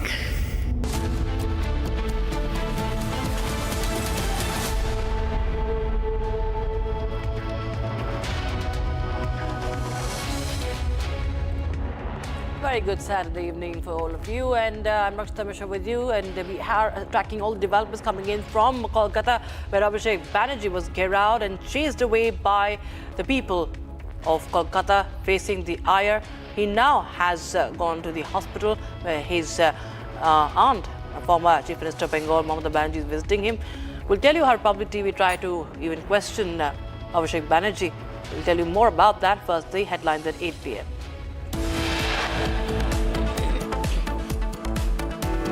Massive public anger against TMC Abhishek Banerjee in Shonarpur. X-tone on Abhishek. People chant "Chor, Chor" slogans. Major terror plot foiled in Delhi. A network allegedly had connections with the ISI and the underworld.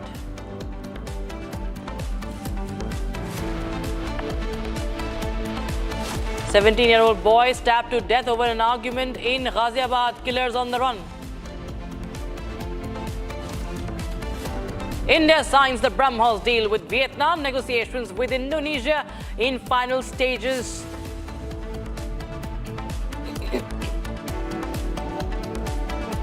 Is concerned, firstly, it is still continuing. There is temporary cessation of hostilities. So the Indian Army or all the three services are preparing well for Operation Sindoor 2.0 if it takes place. Army Chief warns Pakistan, says Operation Sindoor continues and that we are getting ready for the next phase.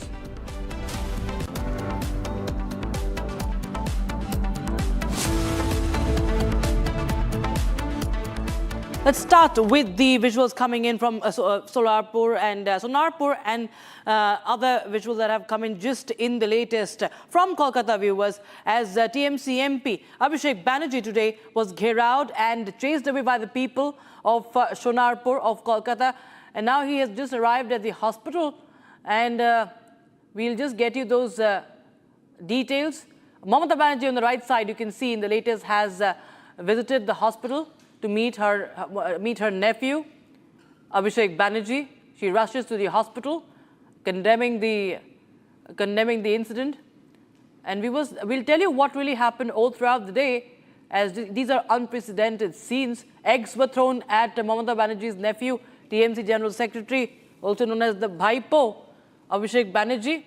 He was taken in a wheelchair now to the hospital, as you can see on these visuals that have just come in, viewers. Let's play that out when Republic Bangla tried to put up a question across to Abhishek Banerjee.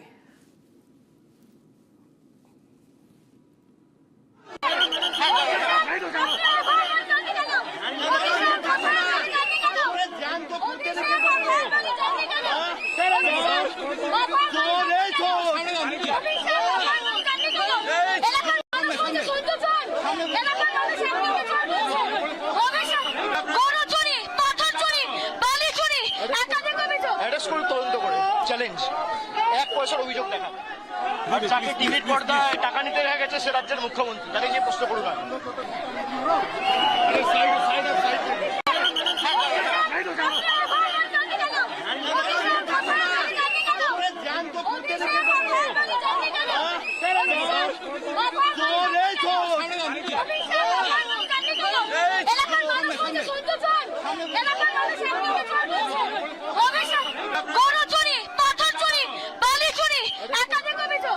তদন্ত করে challenge এক পয়সার অভিযোগ দেখা যাকে টিভির পর্দায় টাকা নিতে দেখা গেছে সে রাজ্যের মুখ্যমন্ত্রী, তাকে নিয়ে প্রশ্ন করুন।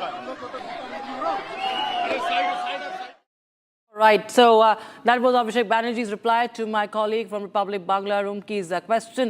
And in the latest, he was taken in a wheelchair to the hospital where Mamata Banerjee visited him. These are the latest visuals, viewers. So today he was attacked when he went to Sonarpur to reportedly meet the victims of post-poll violence.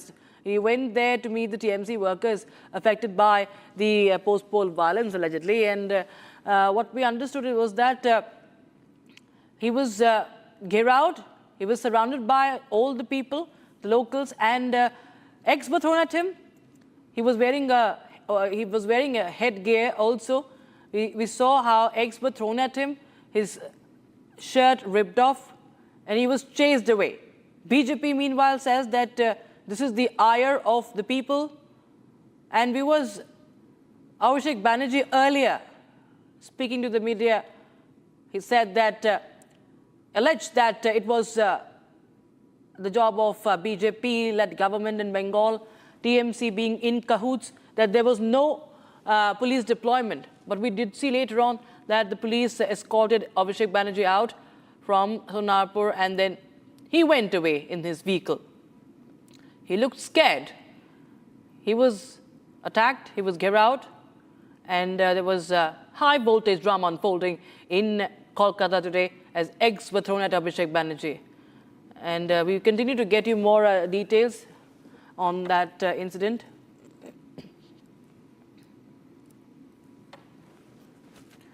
And viewers, now shifting our focus to other stories. India's military transformation is picking up pace. Army Chief General Upen Dwivedi today said that Operation Sindoor remains active under a temporary cessation of hostilities, while the armed forces are already preparing for a possible Op Sindoor 2.0 scenario. Army Chief also said that India's long-awaited theatre command reforms are on the right track, with major changes expected to take shape over the next 2 to 3 years. Here's a report.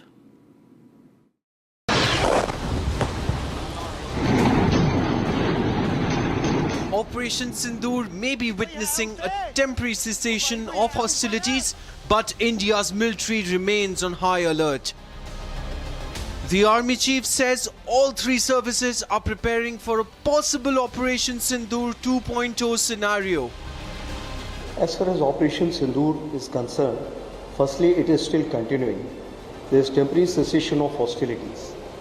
So the Indian Army or all the three services are preparing well for Operation Sindoor 2.0 if it takes place.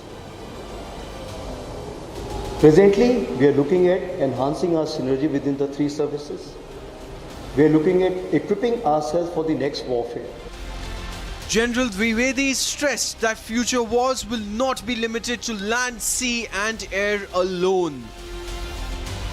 Space, cyber and cognitive warfare are now emerging as critical battlefronts. As I have told you, the next warfare will not be limited to the land, maritime and air alone. The new entries, that is the space, cyber and cognitive warfare, will play a very important role. What we have seen over a period of time, that it's 24/7, the battlefield is so transparent that every movement is known to the other side.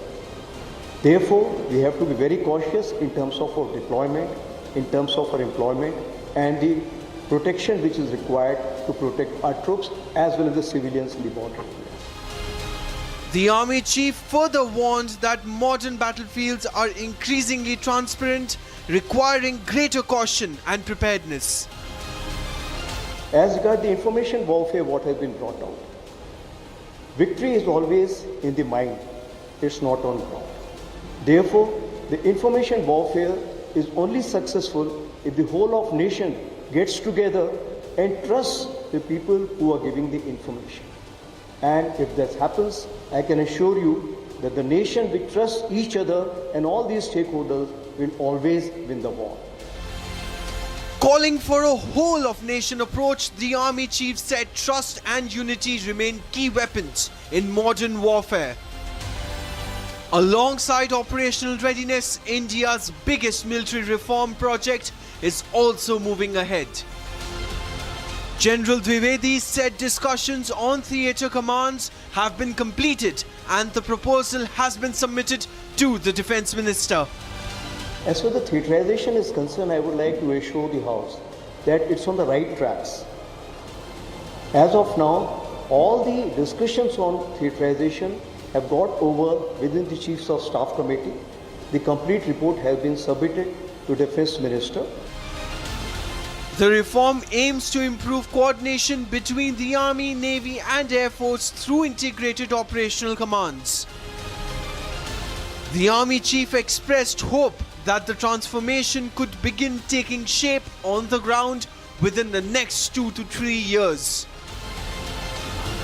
From preparing for the next phase of Operation Sindoor to reshaping the military through the theatre commands, India's armed forces are preparing not just for today's challenges, but for the wars of the future.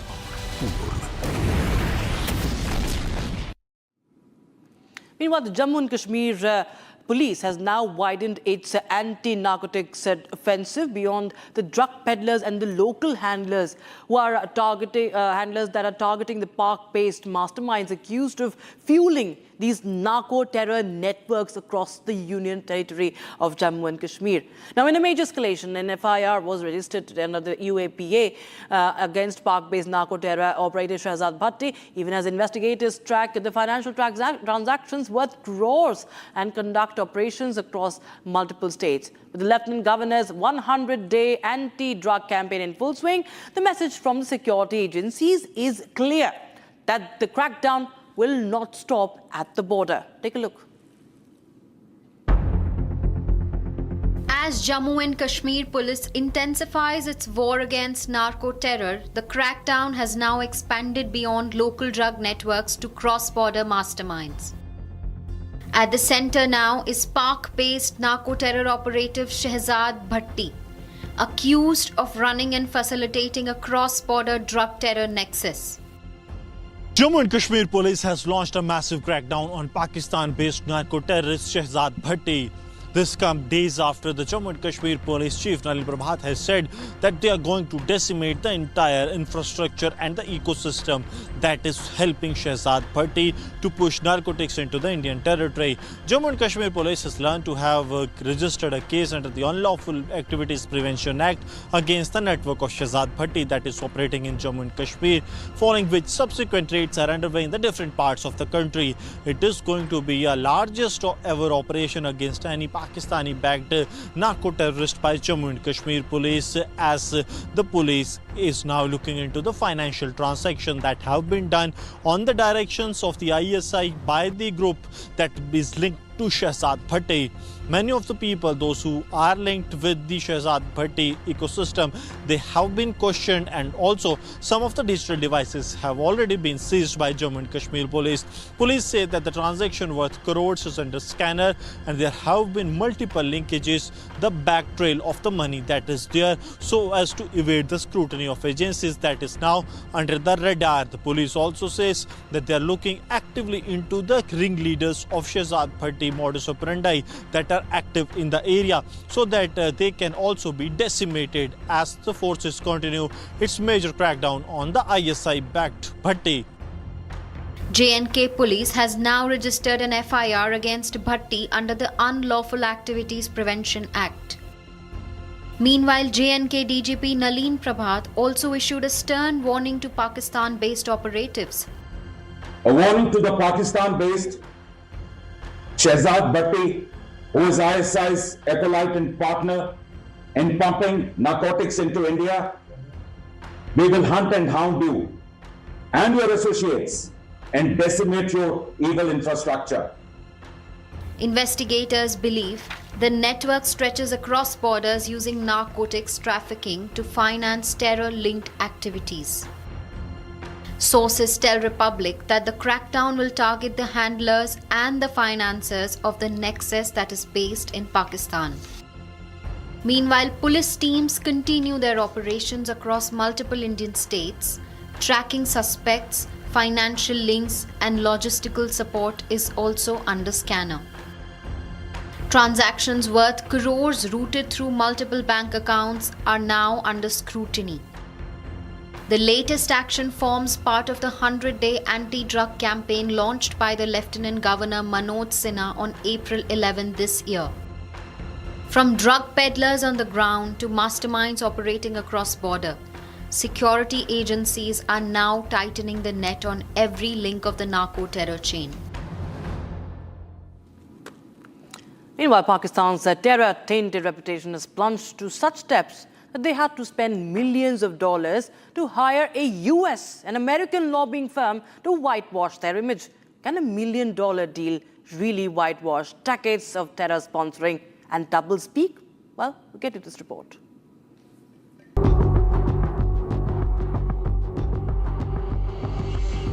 Pakistan has made a last-ditch attempt to polish their terror-tainted image. The country has signed a 2-year agreement with a US firm to try and salvage their spiraling reputation. The main aim of the firm is to defame Afghanistan in its bid to clear Pakistan's terror-tainted image. Further, Pakistan wants the firm to arrange meetings with the White House and Pentagon, influence key US Congress members and defense committees, push pro-Pakistan media narratives, as well as reposition of Pakistan as a counter-terrorism partner. Pakistan is trying to attract the global attention, and Pakistan, they're like a parrot or like a dog, I will say, that they're going to their masters. Master, please help me out. And this is what exactly is happening now. To me, I'm in a bad shape. Yeah. But Pakistan need to decide where exactly their loyalty lies. Are they with China? Are they with the USA? And sometimes they say we will not sign this Abraham Accord and all. So why USA will listen to them? Now Pakistan is somewhere trying to come into desperately trying to come into limelight, so that they're telling the world, look, we are happy people within our country also, and we are totally not done anything. The US firm, however, has its work cut out for them. However, can decades of providing terror safe havens, doublespeak on extremism, and chronic political instability be whitewashed for a few million? Pakistan may have hired lobbyists, but the truth is there for all to see. In fact, a major terror conspiracy targeting India's key cities has been foiled by the Delhi Police Special Cell and is traced to Pakistan. 9 terror suspects linked to Pakistan's ISI and underworld have been arrested, with explosives, grenades and sophisticated weapons recovered. Investigators claim that the module was planning attacks on strategic locations in the national capital, raising fresh concerns over cross-border terror networks operating through the criminal syndicates. Here's a report. The net closed in before the terror plan could be executed. Delhi Police Special Cell arrested 9 accused linked to Pakistan's ISI and the Mumbai underworld network. Investigators claim the accused were preparing for coordinated strikes across major Indian cities. Delhi, Mumbai, and parts of Punjab were on the terror module's target list. During the operation, police recovered grenades, explosive material, and sophisticated weapons. Officials say the recoveries point to preparations for a large-scale attack. Initial investigation suggests the network operated under directions from handlers based in Pakistan. Police say the accused remained in contact through WhatsApp chats. Investigators claim geotagged locations and videos of sensitive sites were found on seized devices. 2 accused arrested from Mumbai allegedly confessed to plans involving attacks on key locations in the national capital. Investigators have also linked the module to Mumbai's underworld ecosystem. Police say the network had financial and logistical support channels stretching across multiple states. हम लोगों ने 8 व्यक्तियों को गिरफ्तार किया है, जिसमें से पहले 2 व्यक्ति को गिरफ्तार किया गया 17 और 19 तारीख को। उनकी इन्वेस्टिगेशन से ये पता चला कि मुंबई और दिल्ली में कुछ अटैक्स के लिए टीम्स का गठन हो रहा है, जिसमें कुछ हैंडलर्स हैं जो पाक बेस्ड हैं। सरकारी कुछ गैर सरकारी जगहों की वीडियोस बनी हैं।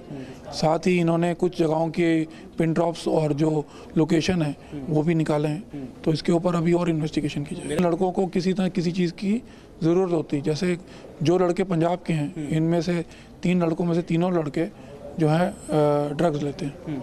तो जो लोग ड्रग लेते हैं उनको पैसों की ज़रूरत होती है और छोटे पैसों के लिए भी वो काम करने के लिए तैयार होते हैं। The revelations point to a deeper terror infrastructure combining cross-border support, criminal networks, and local operatives. Police say the arrests have opened fresh leads into other sleeper cells operating in urban centers. पाक ISI sponsored और underworld, Mumbai underworld से जुड़ा हुआ network है। Special cell ने 19 तारीख को और उससे पहले 17 तारीख को एक विजय शूटर नाम के डॉन को पुणे से पिक किया था। इनकी पूछताछ से और पता चला कि कुछ मुंबई और दिल्ली में भी मॉड्यूल्स हैं। वो मॉड्यूल्स दिल्ली और मुंबई में अटैक करने की पूरी तैयारी में हैं।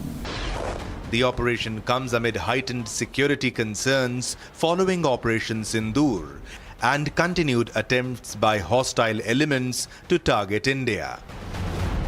For now, investigators believe a major terror attack has been prevented before it could take shape.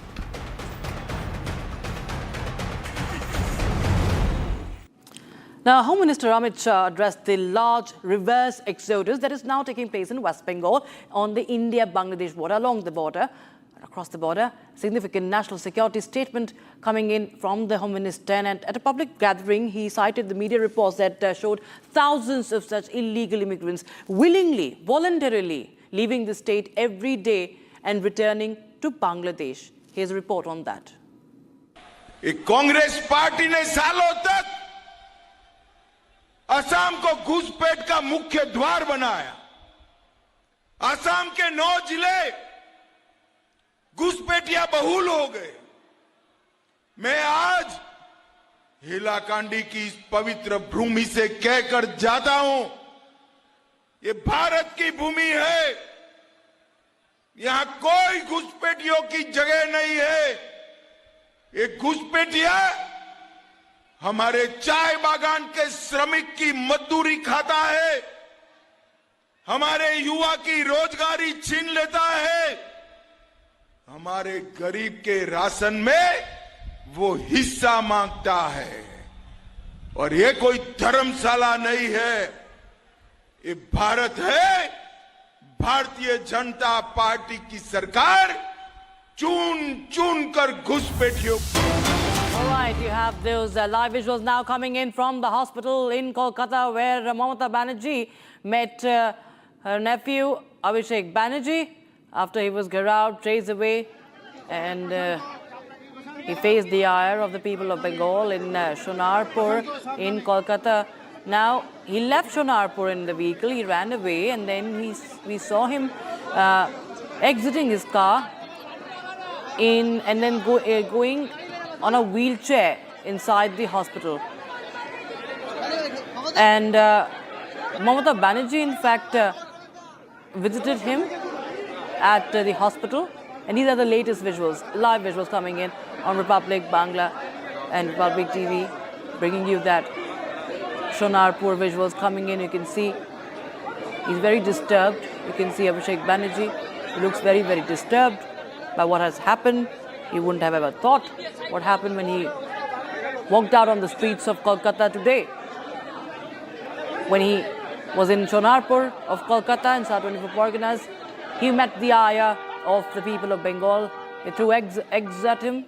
Mamata Banerjee sitting on the front seat, on the passenger seat on the front there, and going away with Abhishek Banerjee. And these are the latest visuals we have on Republic TV, as Abhishek Banerjee is getting a reality check. He is visited by his aunt and the former Chief Minister of West Bengal, the Trinamool Congress Supremo. Time for a very short break, but on the other side, we continue to get you the latest updates from West Bengal as anger today spilled out on the streets. Abhishek Banerjee getting a reality check there. He now rushes to the hospital.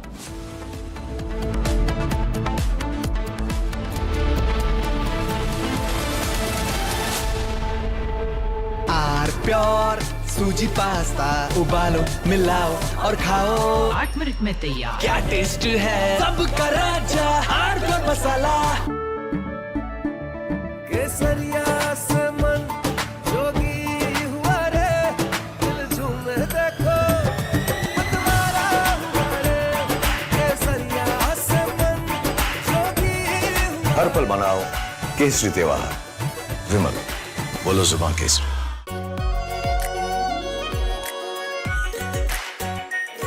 Pure शाही पनीर मसाला, delicious, healthy every day.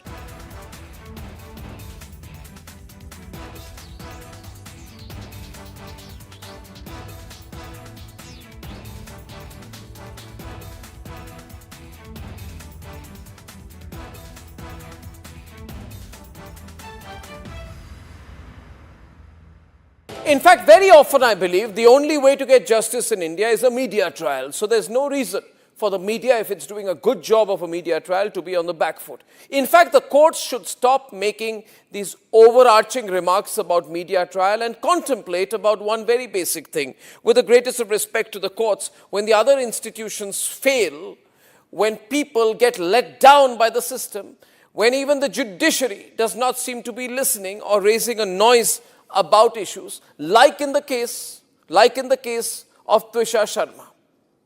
Who does the public look to for justice, for raising their voice, for bringing something that's utterly false, illegal or wrong to public attention? It is only and only the media. And today, therefore, we are doing a media trial in this specific case, ladies and gentlemen, of Twisha Sharma, the 33-year-old daughter-in-law of an ex-judge in a case where the ex-judge and the ex-judge's advocate's son appear to be more than involved. Ladies and gentlemen, 15 questions tonight. And if they think it's a media trial, so be it. So be it. Why did the ex-judge in the case of Twisha Sharma, neither she nor her son call a police or an ambulance? What took them 57 minutes to bring the body down? Where are the 3 men who are seen in the video dragging Twisha's body, destroying evidence? What was the police doing? Did they question the house staff? Did they question the judge? Was Twisha carrying headphones in her bag, in her hand, or a rope? Where is it now? Where is that so-called belt that cops claim was used by her to commit suicide? Why was it hidden? The mother-in-law, the ex-judge, walks up calmly while the body is being dragged down and evidence is being destroyed before the judge's eyes. Is that normal? Why don't the judges raise a hue and cry about it? Why don't the appellate courts take up this case suo motu? So people don't start believing that when an ex-judge is concerned, the victim will never get justice. Join International Institute of Hotel Management. Call 983-10-50,000. चमकी चाट से क्या बना है? Sandwich लस्सी और छाछ हर घूंट में चमकी चाट। अब बताओ स्वाद आया? आया। असली स्वाद सिर्फ चमकी चाट।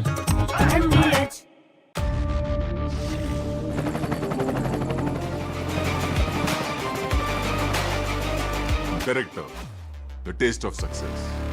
थोड़े में ज्यादा स्वाद, यही तो है इसकी खास बात। वाओ मामा, क्या स्वाद है? अरे मेरे राजा। I want to start with some very disturbing pictures that have come in of a so-called right-wing leader. His name is Sushil Prajapati. He's accused of rape. After being in jail for 9 months, he gets bail, which means he's still an accused. He's an accused in a rape case. And the case goes back to 2025 when he took an LLB student to one place on the pretext of introducing her to a senior advocate. He drugged her drink and then he sexually assaulted her. He is still under trial for rape. He has not been released. But when he comes out, this rape accused, garlands are put on him as if he's some kind of a hero, as if something great. Is a rapist to be celebrated, ladies and gentlemen? I ask you that question. And more than anyone else, I ask the right wing of this country. Very often I come on television and I say, yes, on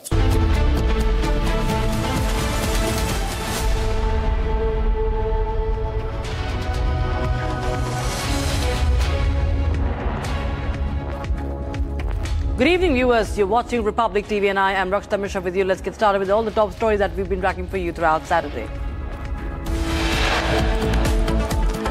Massive anger against TMC leader Abhishek Banerjee in Kolkata, Sonarpur.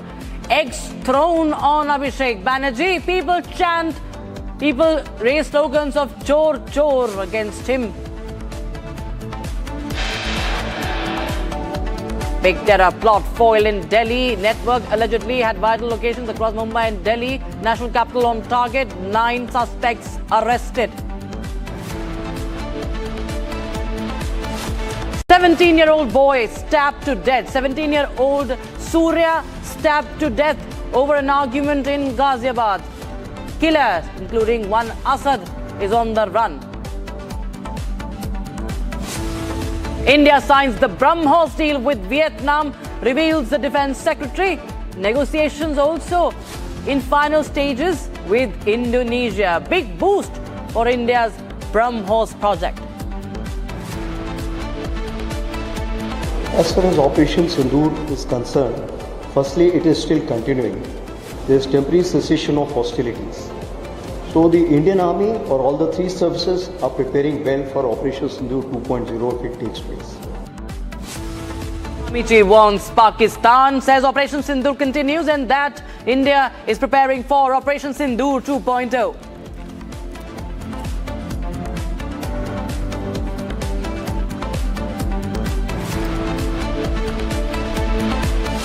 Now viewers, people of Kolkata today heckled, gheraued Abhishek Banerjee, threw eggs on him, hurled eggs on him, and raised slogans of chor chor when he went out in Sonarpur to reportedly meet the victims of post-poll violence. There were no takers for this, viewers. Abhishek Banerjee today faced what he had never thought before.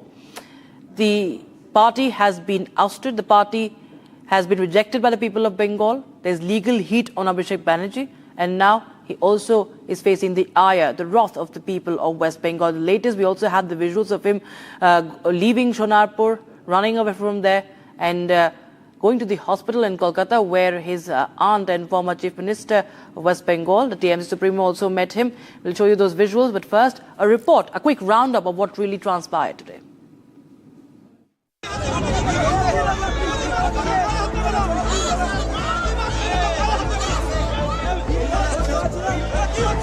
Beaten in the streets, dragged by his shirt, eggs thrown at him. TMC MP Abhishek Banerjee faced people's anger on the streets of Kolkata. Chor Chor slogans were raised against Abhishek on the streets of Kolkata.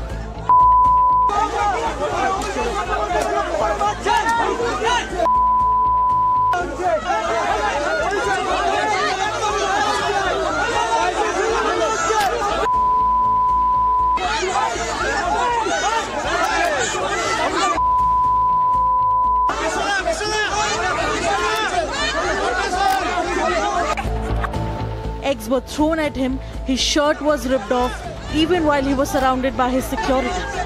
Abhishek Banerjee calls this attack BJP sponsored. Sir, who are these hooligans? All BJP sponsored. अब देखिए क्या हाल किया गया है। ये है इनका लोकतंत्र का नमूना। एक महीना हुआ नहीं। Hi, come back to please. Sir, you are on the way to meet the post-poll victims. And अब देखिए, पुलिस कहीं नहीं है। पुलिस को बार-बार बोलने के बावजूद भी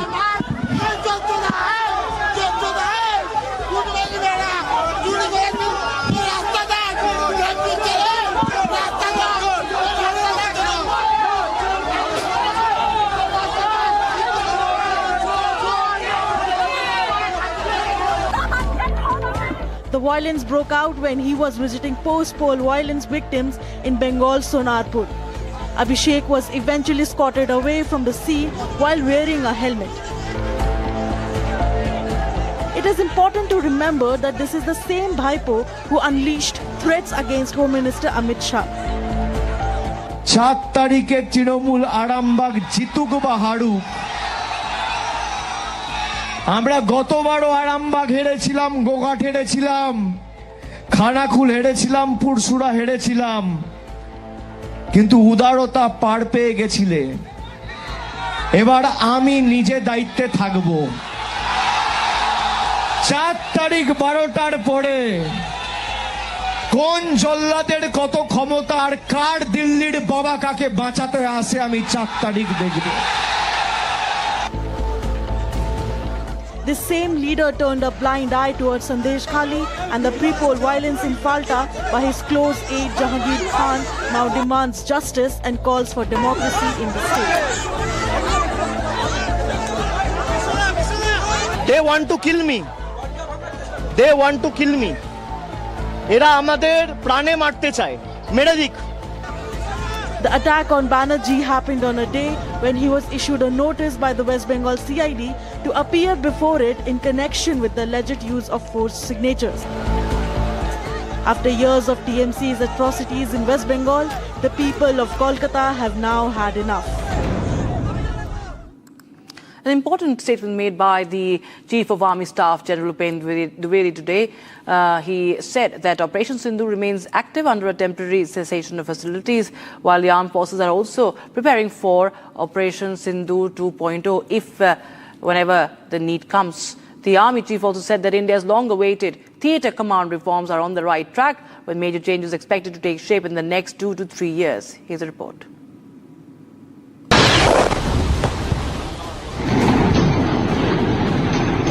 Operation Sindoor may be witnessing a temporary cessation of hostilities, but India's military remains on high alert.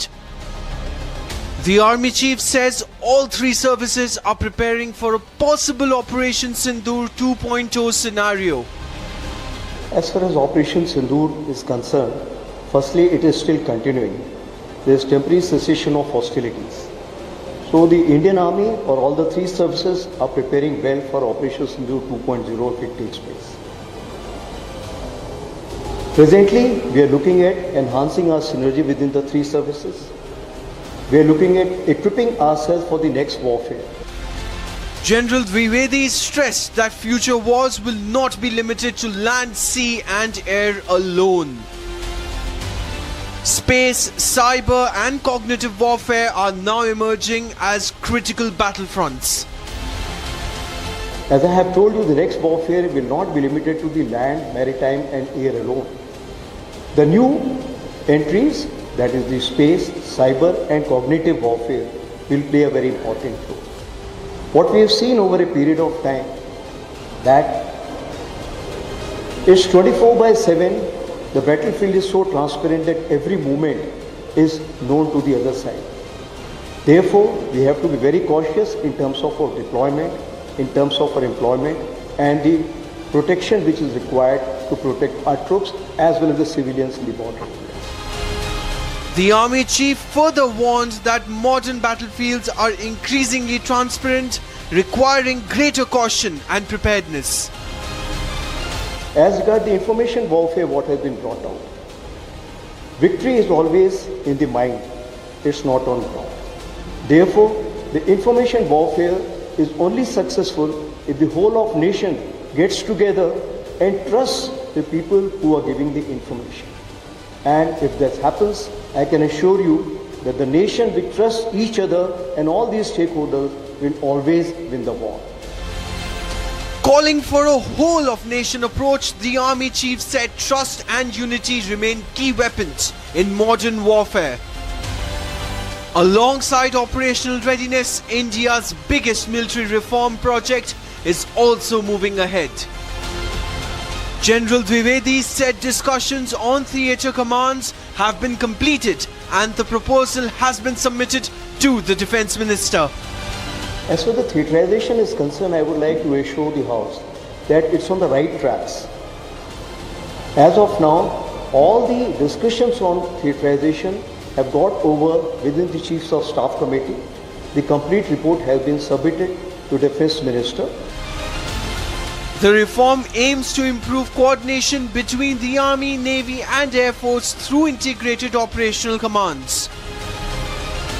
The Army Chief expressed hope that the transformation could begin taking shape on the ground within the next 2 to 3 years. From preparing for the next phase of Operation Sindoor to reshaping the military through the theatre commands, India's armed forces are preparing not just for today's challenges but for the wars of the future.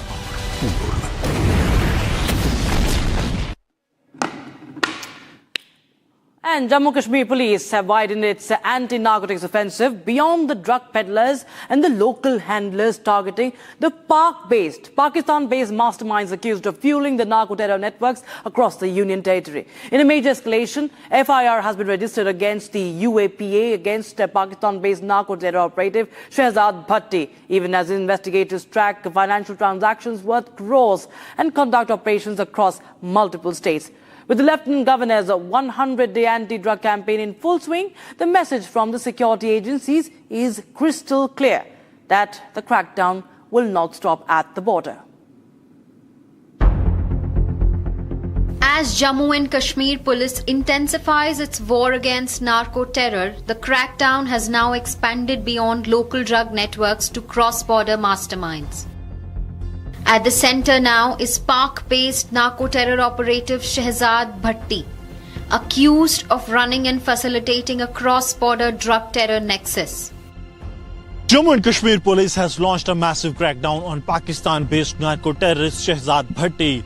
This comes days after the Jammu and Kashmir Police Chief Nalin Prabhat has said that they are going to decimate the entire infrastructure and the ecosystem that is helping Shehzad Bhatti to push narcotics into the Indian territory. Jammu and Kashmir Police has learned to have registered a case under the Unlawful Activities Prevention Act against the network of Shehzad Bhatti that is operating in Jammu and Kashmir, following which subsequent raids are underway in the different parts of the country. It is going to be a largest ever operation against any Pakistani-backed narco-terrorist by Jammu and Kashmir Police, as the police is now looking into the financial transactions that have been done on the directions of the ISI by the group that is linked to Shehzad Bhatti. Many of the people, those who are linked with the Shehzad Bhatti ecosystem, they have been questioned, and also some of the digital devices have already been seized by Jammu and Kashmir Police. Police say that the transaction worth crores is under scanner, and there have been multiple linkages, the back trail of the money that is there, so as to evade the scrutiny of agencies that is now under the radar. The police also says that they are looking actively into the ringleaders of Shehzad Bhatti modus operandi that are active in the area, so that they can also be decimated as the forces continue its major crackdown on the ISI-backed Bhatti. J&K Police has now registered an FIR against Bhatti under the Unlawful Activities Prevention Act. Meanwhile, J&K DGP Nalin Prabhat also issued a stern warning to Pakistan-based operatives. A warning to the Pakistan-based Shehzad Bhatti, who is ISI's acolyte and partner in pumping narcotics into India. We will hunt and hound you and your associates and decimate your evil infrastructure. Investigators believe the network stretches across borders using narcotics trafficking to finance terror-linked activities. Sources tell Republic that the crackdown will target the handlers and the financiers of the nexus that is based in Pakistan. Meanwhile, police teams continue their operations across multiple Indian states. Tracking suspects, financial links, and logistical support is also under scanner. Transactions worth crores routed through multiple bank accounts are now under scrutiny. The latest action forms part of the 100-day anti-drug campaign launched by the Lieutenant Governor Manoj Sinha on April 11 this year. From drug peddlers on the ground to masterminds operating across border, security. We're getting in visuals from Delhi's Saket, where a house has collapsed, a building has collapsed, and the Delhi Fire Service received the call around 7:44 p.m. That's an hour ago. Dispatched the fire tenders to the spot, but this is a building that got collapsed in South Delhi's Saket area, and we'll just get more details if there are any casualties. You can see the damage, of course, that is quite visible there. You can see the rubble. It's a 3-story building that has collapsed in Saket, the national capital. There could be people trapped. That we'll check with the information we have as far as this incident is concerned. Viewers, live visuals, latest visuals coming in. 3 have been rescued safely. 4 to 5 people are feared trapped. So it's a big cause of concern, what we are picking up right now. 3 rescued safely, 4 to 5 still feared trapped. Ishan joins us on the broadcast for more. Ishan, tell us more details about this, please. Yeah, the 3-story building collapsed in Delhi's Saket, and a major rescue operation has been launched by Delhi Fire Services.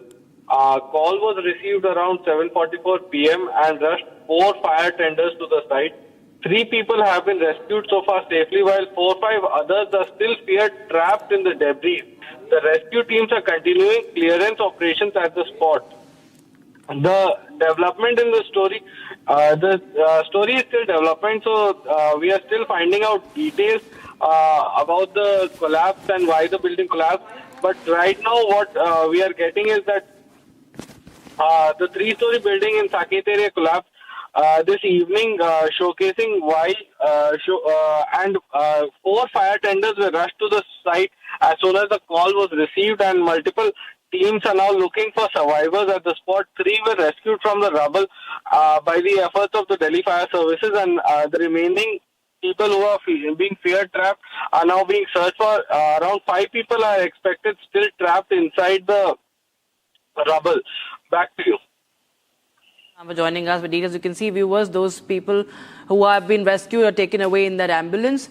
We understand that they are safe, but there are still more people who are fear-trapped. Cause of this collapse is still to be ascertained.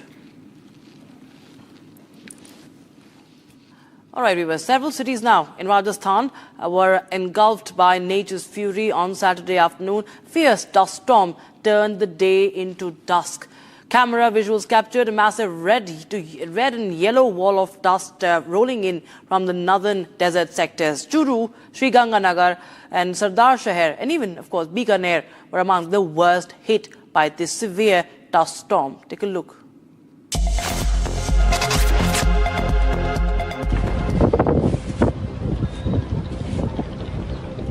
Amidst the scorching heat, several parts of Rajasthan saw skies turning dark on Saturday afternoon as a fierce dust storm hit some places.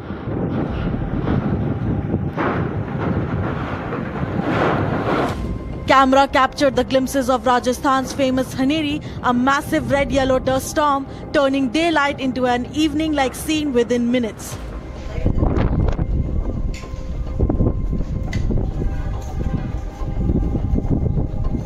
The affected places include Churu, Sriganganagar, Sardar Shahar and Bikaner.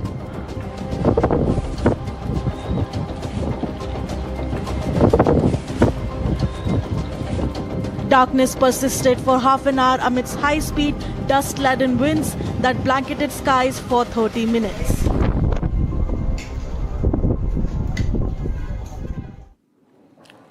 Pakistan's terror-tainted reputation has plunged to such depths that it has to spend millions of dollars to hire an American lobbying firm to whitewash their image.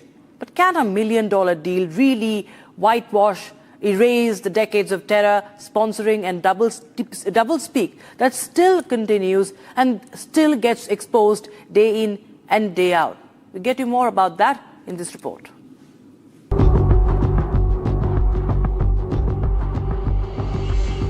Pakistan has made a last-ditch attempt to polish their terror-tainted image. The country has signed a 2-year agreement with a US firm to try and salvage their spiraling reputation. The main aim of the firm is to defame Afghanistan in its bid to clear Pakistan's terror-tainted image. Further, Pakistan wants the firm to arrange meetings with the White House and Pentagon, influence key US Congress members and defense committees, push pro-Pakistan media narratives, as well as reposition of Pakistan as a counter-terrorism partner. Pakistan is trying to attract the global attention, and Pakistan, they're like a parrot or like a dog, I will say, that they're going to their masters. Master, please help me out. And this is what exactly is happening now. To me, I'm in a bad shape. Yeah. But Pakistan needs to decide where exactly their loyalty lies. Are they with China? Are they with the USA? And sometimes they say that we will not sign this Abraham Accord and all. So why USA will listen to them? Now Pakistan is somewhere trying to come into desperately trying to come into limelight, so that they're telling the world, look, we are happy people within our country also, and we are totally not done anything. The US firm, however, has its work cut out for them. However, can decades of providing terror safe havens, doublespeak on extremism and chronic political instability be whitewashed for a few million? Pakistan may have hired lobbyists, but the truth is there for all to see. In fact, here's a testimony to it. Major terror conspiracy, a terror module in India's key cities has been foiled by the Delhi Police Special Cell today. 9 linked to Pakistan's ISI and the underworld have been arrested, with explosives, grenades and sophisticated weapons recovered. Investigators claim that the module was planning attacks on strategic locations in the national capital and even in other cities. That raises fresh concerns over cross-border terror networks operating through criminal syndicates in the country. Here's a detailed report. The net closed in before the terror plan could be executed. Delhi Police Special Cell arrested 9 accused linked to Pakistan's ISI and the Mumbai underworld network. Investigators claim the accused were preparing for coordinated strikes across major Indian cities. Delhi, Mumbai, and parts of Punjab were on the terror module's target list.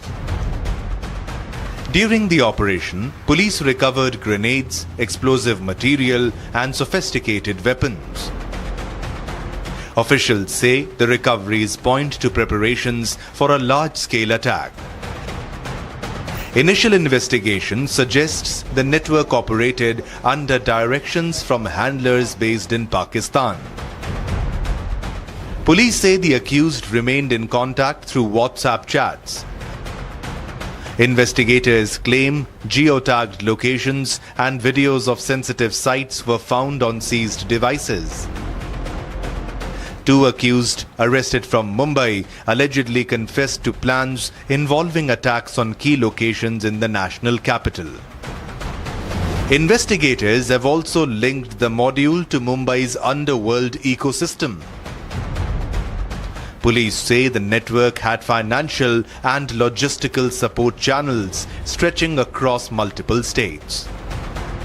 हम लोगों ने 8 व्यक्तियों को गिरफ्तार किया है, जिसमें से पहले 2 व्यक्ति को गिरफ्तार किया गया 17 और 19 तारीख को। उनकी इन्वेस्टिगेशन से ये पता चला कि मुंबई और दिल्ली में कुछ अटैक्स के लिए टीम्स का गठन हो रहा है, जिसमें कुछ हैंडलर्स हैं जो पाक बेस्ड हैं। सरकारी कुछ गैर सरकारी जगहों की वीडियोस बनी हैं। साथ ही इन्होंने कुछ जगहों के पिन ड्रॉप्स और जो लोकेशन है वो भी निकाले हैं। तो इसके ऊपर अभी और इन्वेस्टिगेशन की जाएगी। लड़कों को किसी तरह किसी चीज़ की ज़रूरत होती है, जैसे जो लड़के पंजाब के हैं, इनमें से 3 लड़कों में से तीनों लड़के जो हैं ड्रग्स लेते हैं। तो जो लोग ड्रग लेते हैं उनको पैसों की ज़रूरत होती है और छोटे पैसों के लिए भी वो काम करने के लिए तैयार होते हैं। The revelations point to a deeper terror infrastructure combining cross-border support, criminal networks, and local operatives. Police say the arrests have opened fresh leads into other sleeper cells operating in urban centers. पाक ISI sponsored और underworld, Mumbai underworld से जुड़ा हुआ network है। Special cell ने 19 तारीख को और उससे पहले 17 तारीख को एक विजय शूटर नाम के डॉन को पुणे से पिक किया था। इनकी पूछताछ से और पता चला कि कुछ मुंबई और दिल्ली में भी मॉड्यूल्स हैं। वो मॉड्यूल्स दिल्ली और मुंबई में अटैक करने की पूरी तैयारी में हैं। The operation comes amid heightened security concerns following Operation Sindoor and continued attempts by hostile elements to target India. For now, investigators believe a major terror attack has been prevented before it could take shape.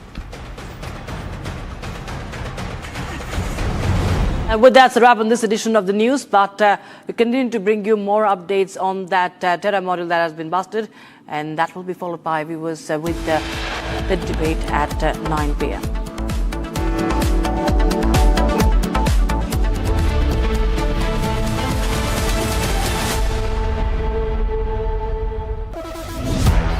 जब अपना कोई move किसी को move करता है ना यार, feel आ जाती है।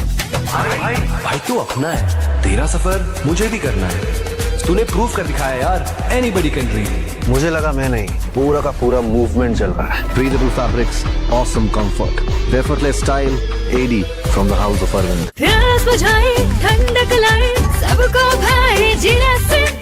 MTH का जल जीरा, जीरा से।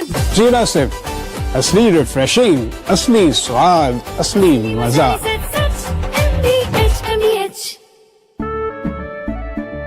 केसरिया से मन जोगी हुआ रे, दिल झूमे देखो मतवारा हुआ रे।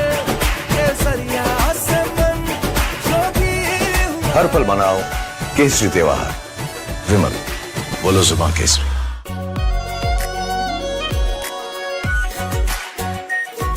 प्योर शाही पनीर मसाला, delicious, healthy every day.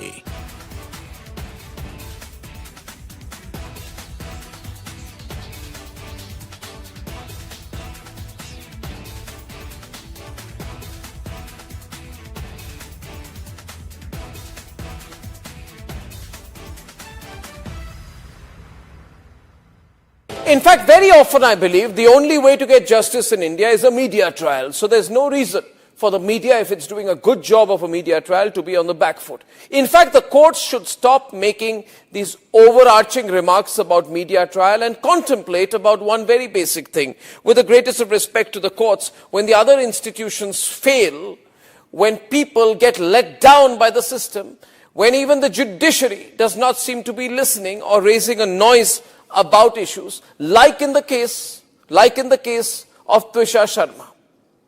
Who does the public look to for justice, for raising their voice, for bringing something that's utterly false, illegal or wrong to public attention? It is only and only the media. And today they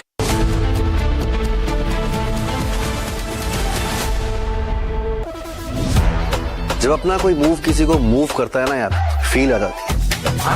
भाई तू अपना है, तेरा सफर मुझे भी करना है। तूने प्रूव कर दिखाया यार, एनीबडी कैन ड्रीम। मुझे लगा मैं नहीं, पूरा का पूरा मूवमेंट चल रहा है। Breathable fabrics, awesome comfort, effortless style, AD from the house of Arnab. Join International Institute of Hotel Management. Call 983-10-50,000. Pure सूजी पास्ता उबालो मिलाओ और खाओ 8 मिनट में तैयार। क्या टेस्ट है सबका राजा हार्डकोर मसाला।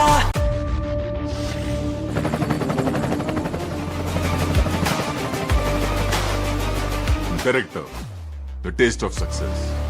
थोड़े में ज्यादा स्वाद यही तो है इसकी खास बात। वाओ मामा क्या स्वाद है, अरे मेरे राजा। I want to start with some very disturbing pictures that have come in of a so-called right-wing leader. His name is Sushil Prajapati. He's accused of rape. After being in jail for 9 months, he gets bail, which means he's still an accused. He's an accused in a rape case.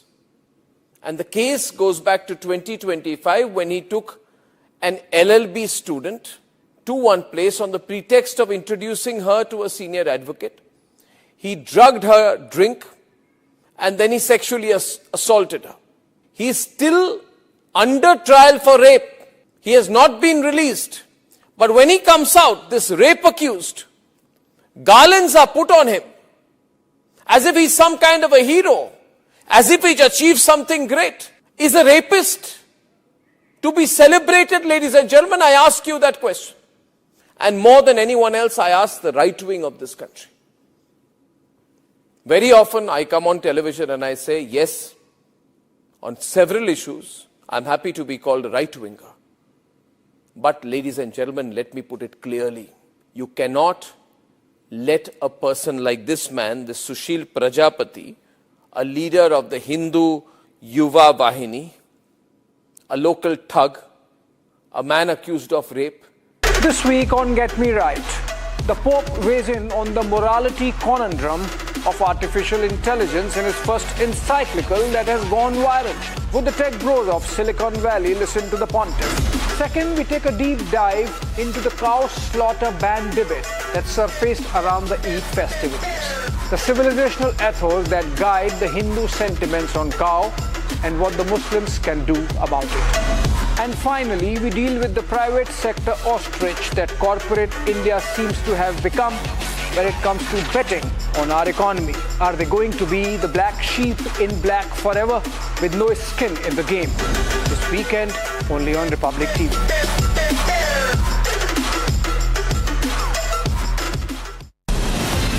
From Asia's largest news headquarters, setting the agenda for Bharat.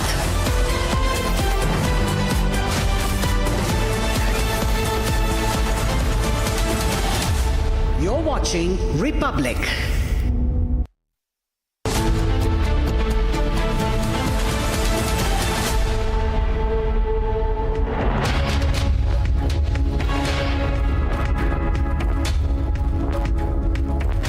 Good evening and thank you for joining us here on Republic TV this Saturday evening. Ladies and gentlemen, the pictures we've seen today are how do we say?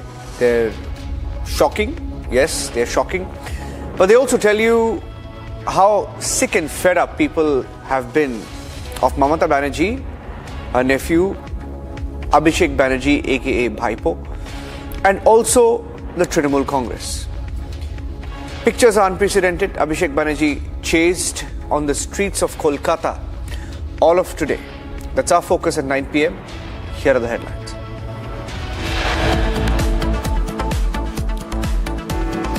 Bengal erupts against Abhishek Banerjee.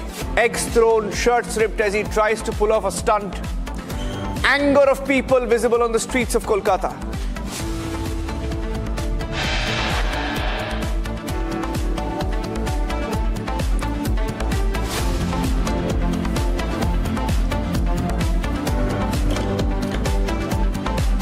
Major terror plot foiled in the national capital. Network allegedly had vital locations across Mumbai and Delhi on target, linked to Dawood Ibrahim. 17-year-old boy stabbed to death over an argument. He was told, or rather asked, if he had ever seen how a goat is sacrificed. And then he was told, come, let's show you. And then he was killed, stabbed multiple times. India signs BrahMos deal with Vietnam, negotiations with Indonesia in final stages.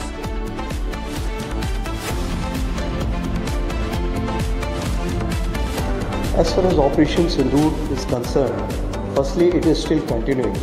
There is temporary cessation of hostilities. So the Indian Army or all the three services are preparing well for Operation Sindoor 2.0 to take place. Army Chief warns Pakistan, says Operation Sindoor continues and that we are getting ready for the next phase.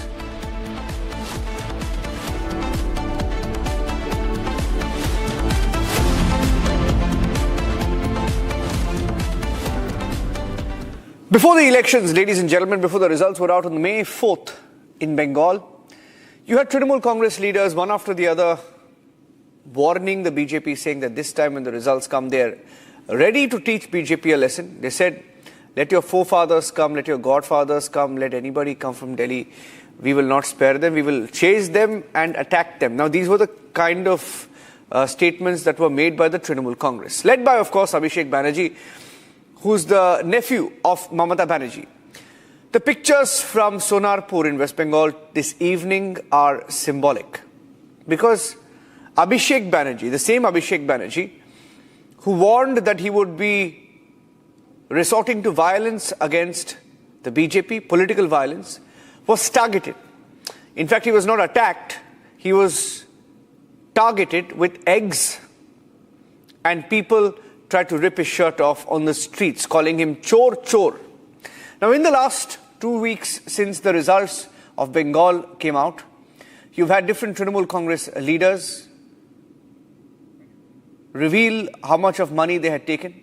And one by one, their names are out, their pictures are out, and they are being paraded on the street. So these pictures from Kolkata are symbolic. Here's what happened. They're calling it an attack. Take a look at the pictures and decide for yourself what just happened.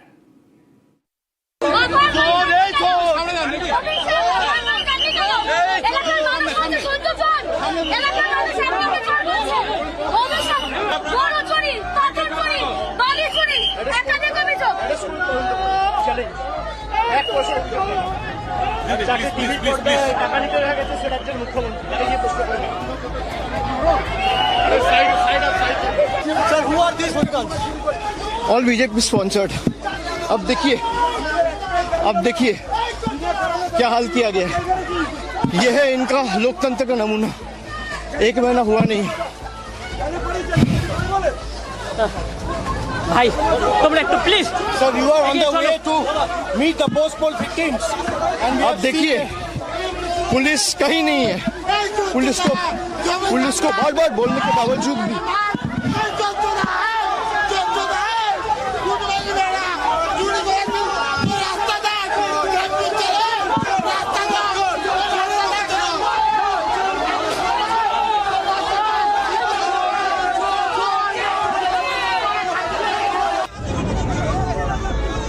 Abhishek Banerjee was seen with a helmet on the streets of Sonarpur. But that helmet was not enough to face the rage of the people of Bengal. Eggs were hurled at Abhishek Banerjee, his collars pulled, Chor Chor slogans chanted on the streets of Bengal.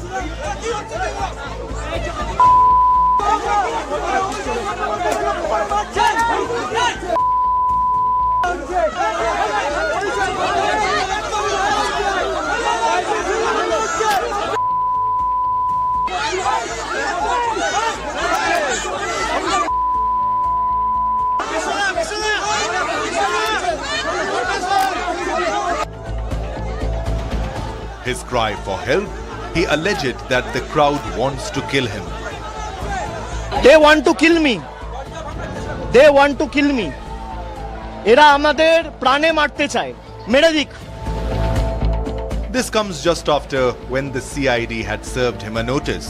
The BJP had urged the people of Bengal to not take the law into their own hands and that they don't condone any sort of violence whatsoever.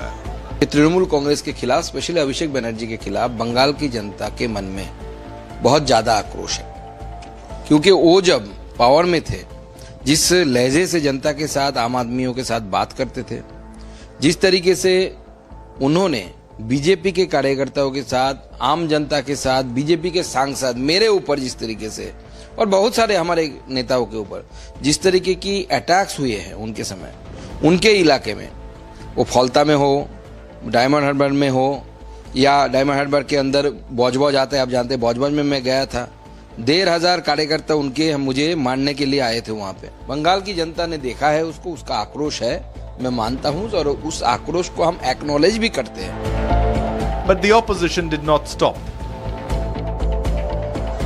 He called this incident as a murderous attack and raised concerns of the absence of police in Bengal. Mamata called out BJP, calling them killers. After TMC's years of Jungle Raj, Abhishek Banerjee is now facing the wrath of the people of Bengal.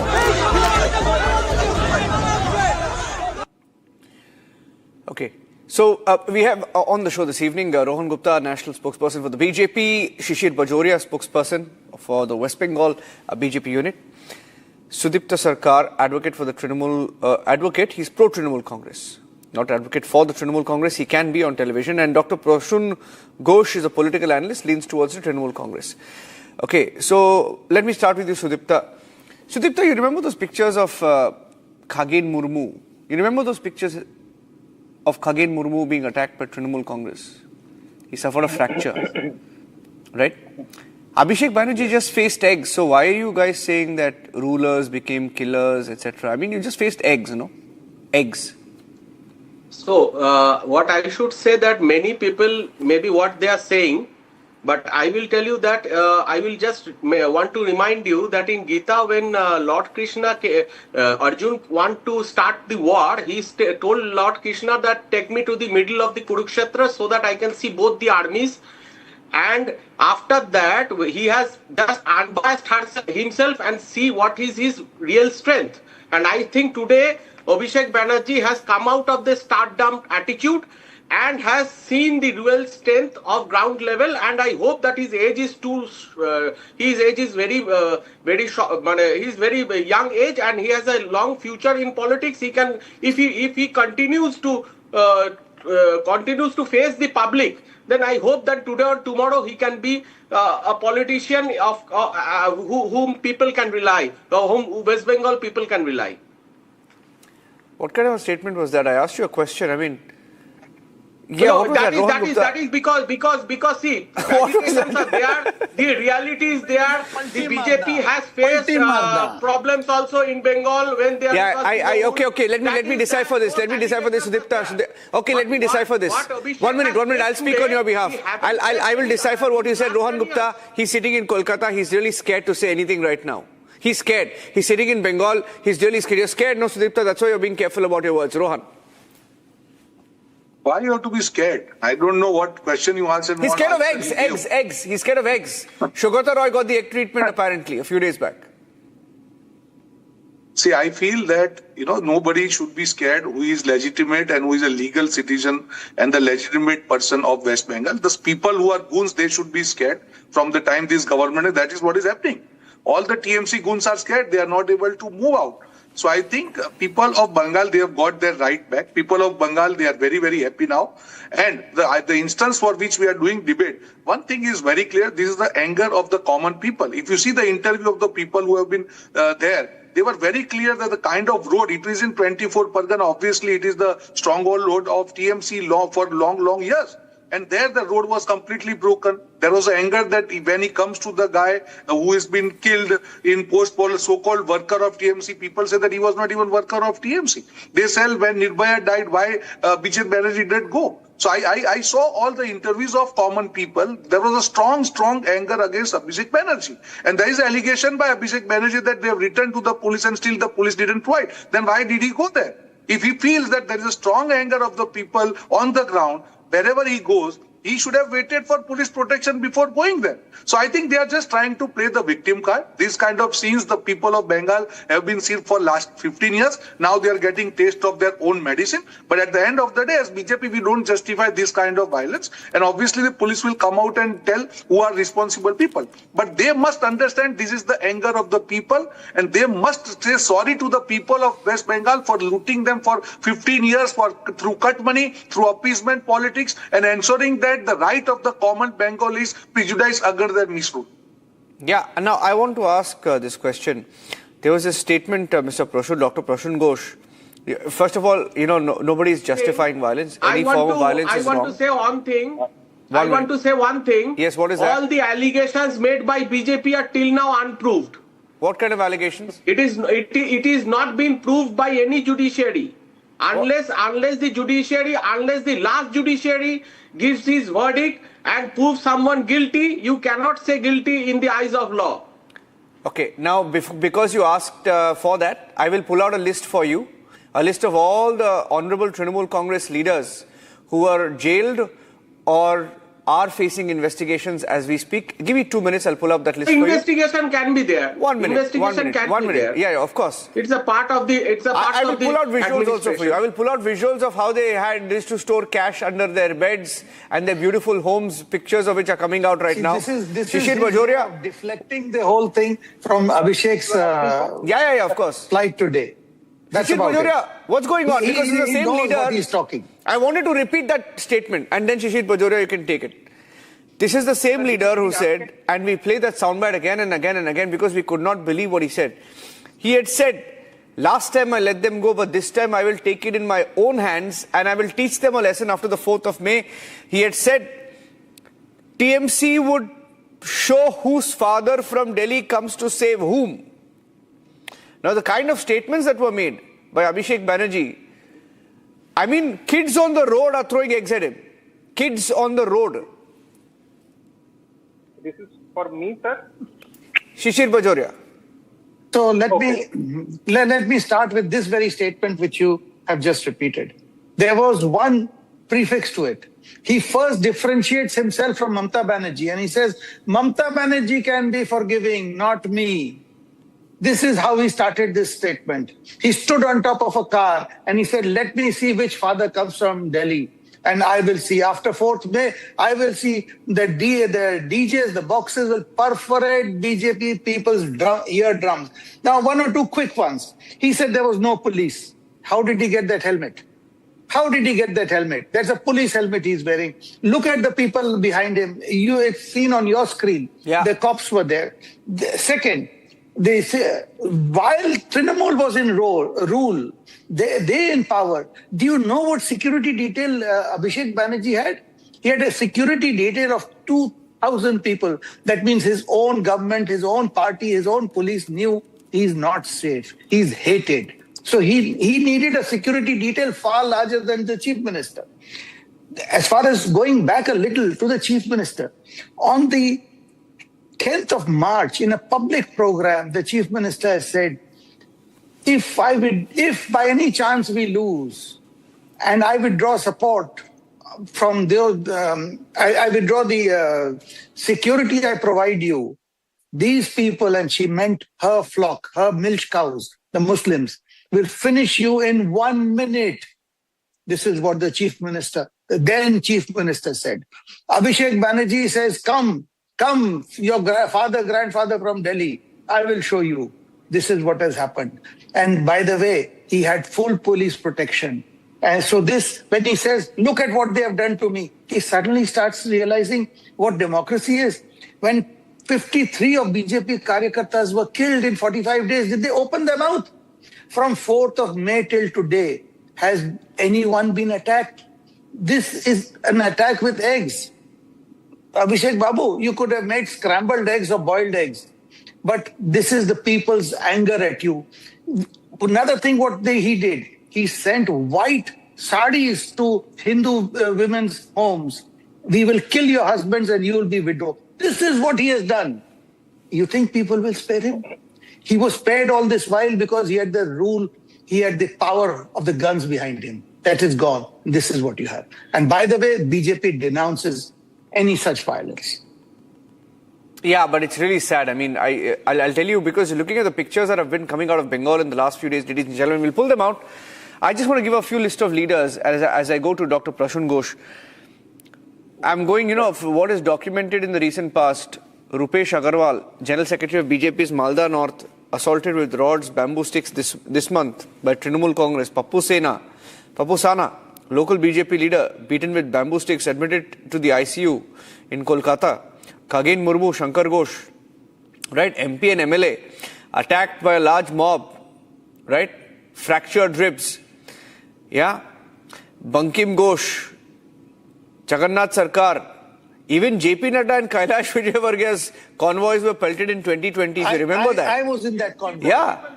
People rejected Trinamool Congress for this kind of hooligancy. We have seen the results. No, one minute. No, this is not political. Even women are throwing eggs here. Women are throwing eggs. Are you calling public BJP?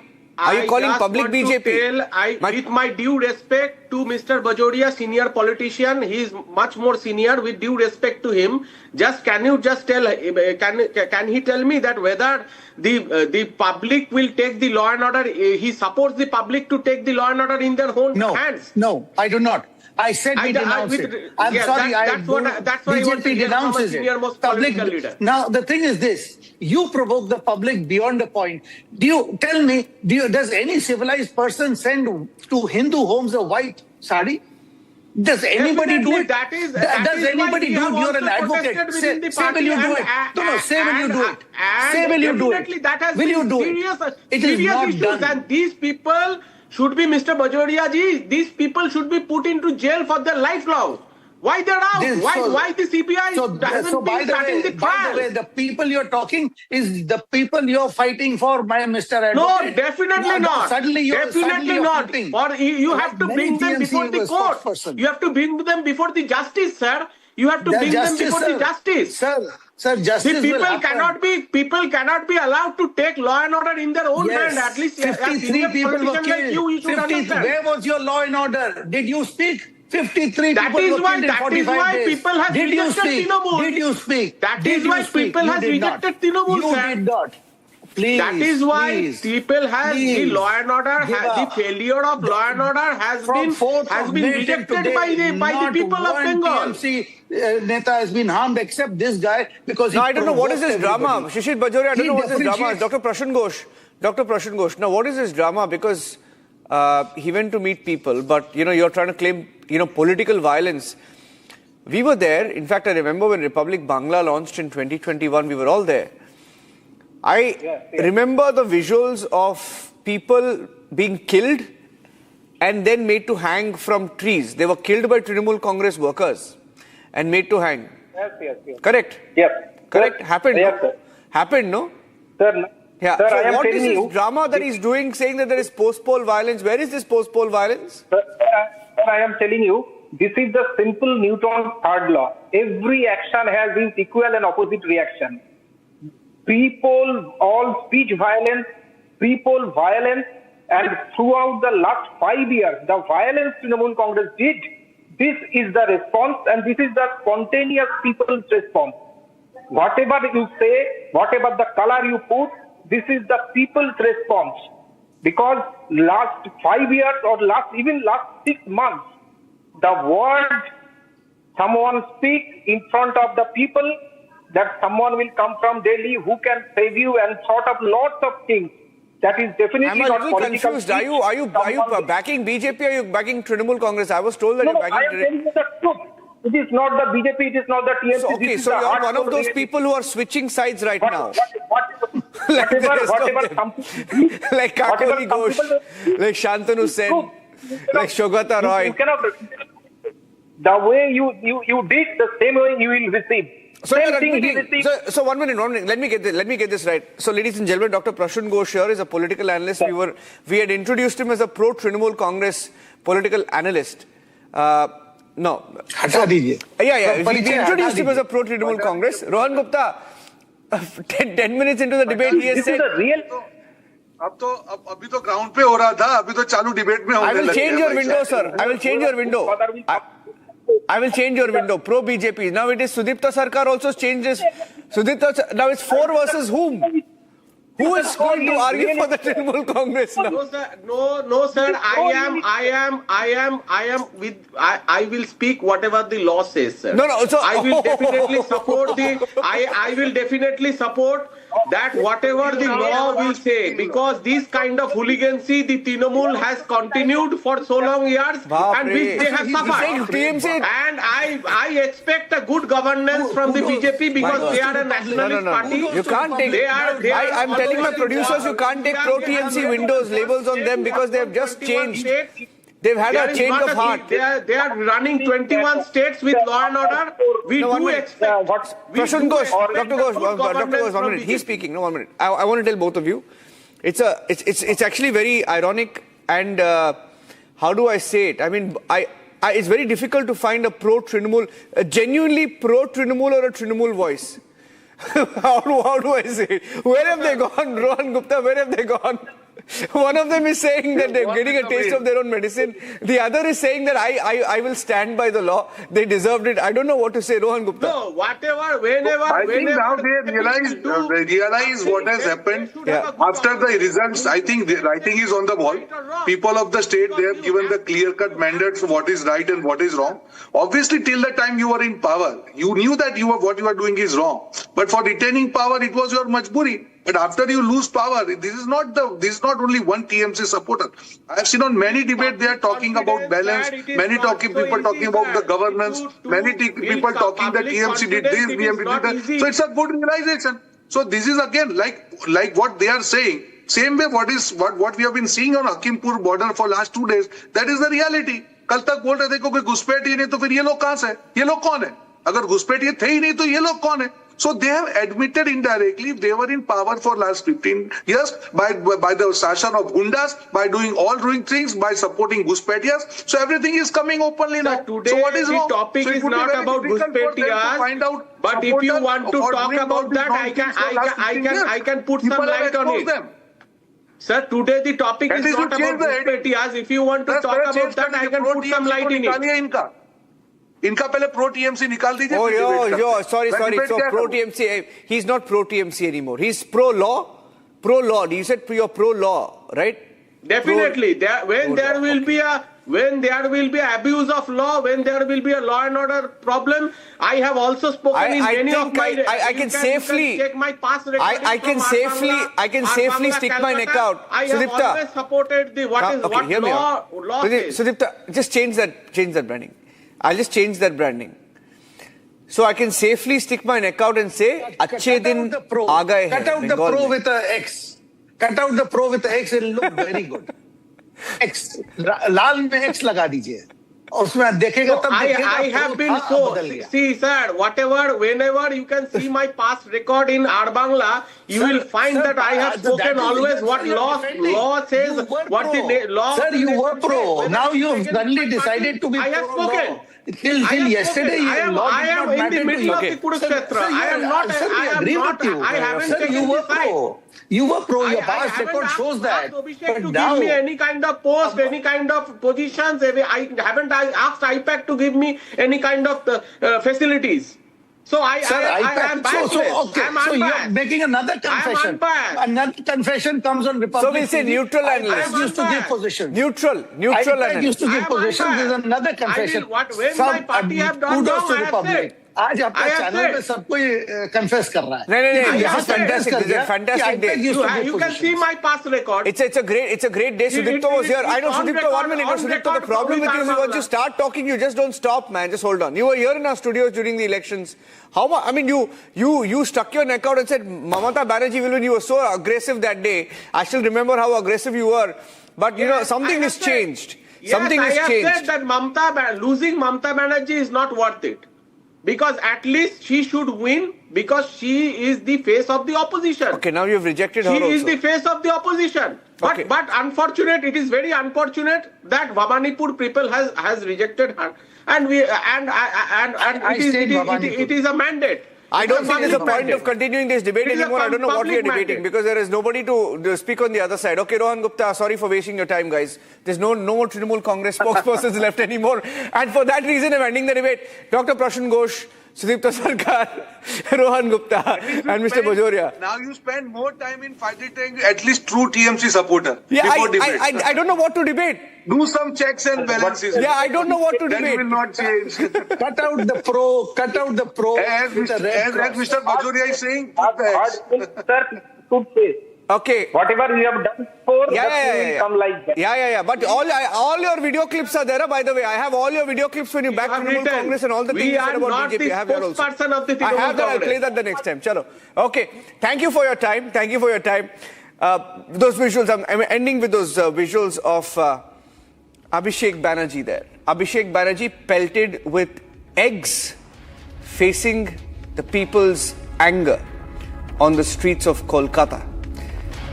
Defining visuals coming in from Bengal, ladies and gentlemen, tells you the people's anger and how fed up people were with Mamata Banerjee's party, the Trinamool Congress. Taking a short break, back with the headlines. Stay tuned.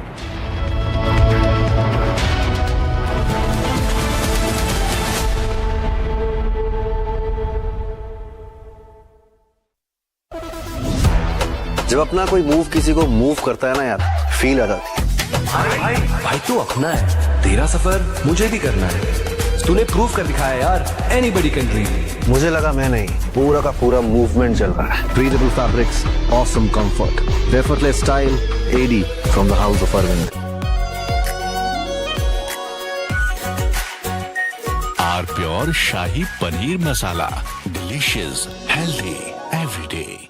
Amity has been ranked India's #1 not-for-profit private university for 11th year, with top 10 ranked institutions in management, engineering, biotech, law, masscom, telecom, hospitality, fashion and more.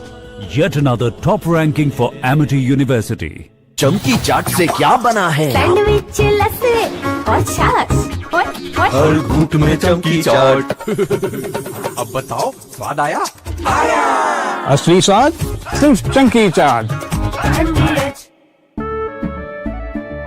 केसरिया से मन जोगी हुआ रे, दिल झूमे देखो मतवारा हुआ रे। केसरिया से मन जोगी हुआ। हर पल मनाओ केसरी त्योहार। विमल, बोलो जुबां केसरी। आर प्योर सूजी पास्ता उबालो मिलाओ और खाओ 8 मिनट में तैयार। क्या टेस्ट है सबका राजा hardcore masala.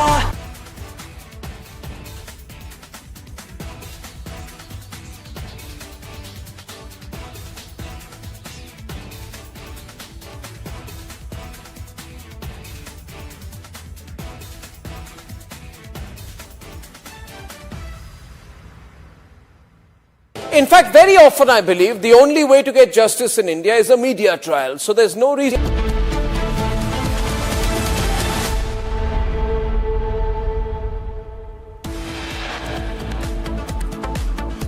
Massive public anger against Trinamool Congress leader, parliamentarian Abhishek Banerjee in Sonarpur. Eggs thrown on Mamata Banerjee's nephew. People chant chor, chor slogans. A massive terror plot foiled in Delhi. Network allegedly had vital locations across Mumbai and Delhi on target.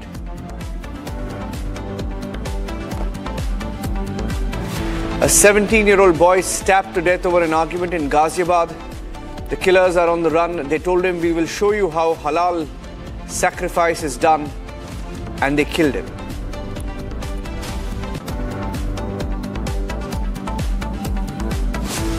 India inks BrahMos deal with Vietnam, negotiations with Indonesia in final stages. As far as Operation Sindoor is concerned, firstly, it is still continuing. There is temporary cessation of hostilities. So the Indian Army or all the three services are preparing well for Operation Sindoor 2.0 if it takes place. Army chief warns Pakistan as Operation Sindoor continues and that India is getting ready for the next phase.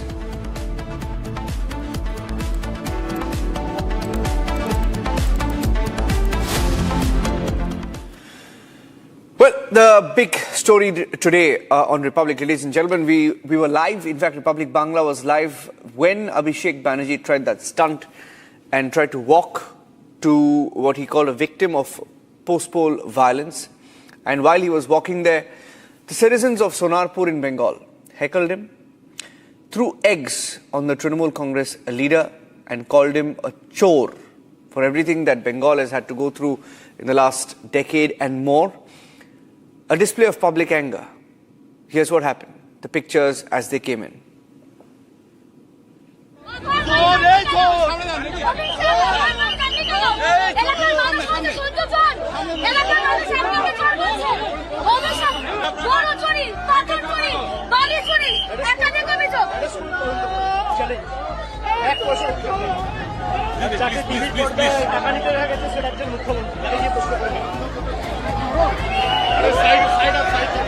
Sir, who are these hooligans? All BJP sponsored. अब देखिए क्या हाल किया गया है। ये है इनका लोकतंत्र का नमूना। एक महीना हुआ नहीं। भाई, तुम एक तो please. Sir, you are on the way to meet the post-poll victims. अब देखिए, पुलिस कहीं नहीं है। पुलिस को बार-बार बोलने के बावजूद भी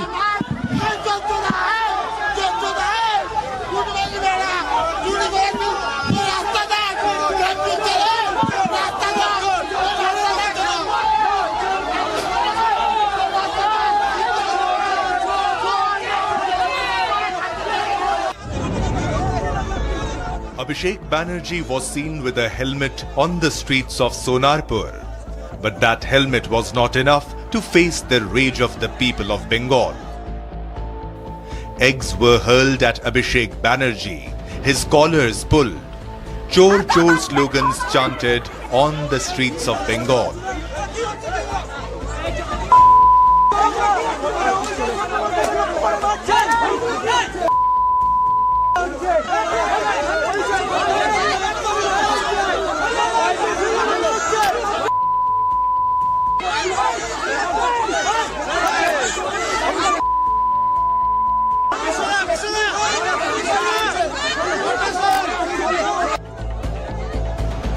His cry for help, he alleged that the crowd wants to kill him. They want to kill me. They want to kill me. এরা আমাদের প্রাণে মারতে চায়। মেরে দিক। This comes just after when the CID had served him a notice. The BJP had urged the people of Bengal to not take the law into their own hands and that they don't condone any sort of violence whatsoever. हम violence को किसी भी तरीके से राजनीति का हिस्सा नहीं बनने देंगे और उस नीति पर हम कायम हैं। But the opposition did not stop. He called this incident as a murderous attack and raised concerns of the absence of police in Bengal. Mamata called out BJP, calling them killers. After TMC's years of Jungle Raj, Abhishek Banerjee is now facing the wrath of the people of Bengal.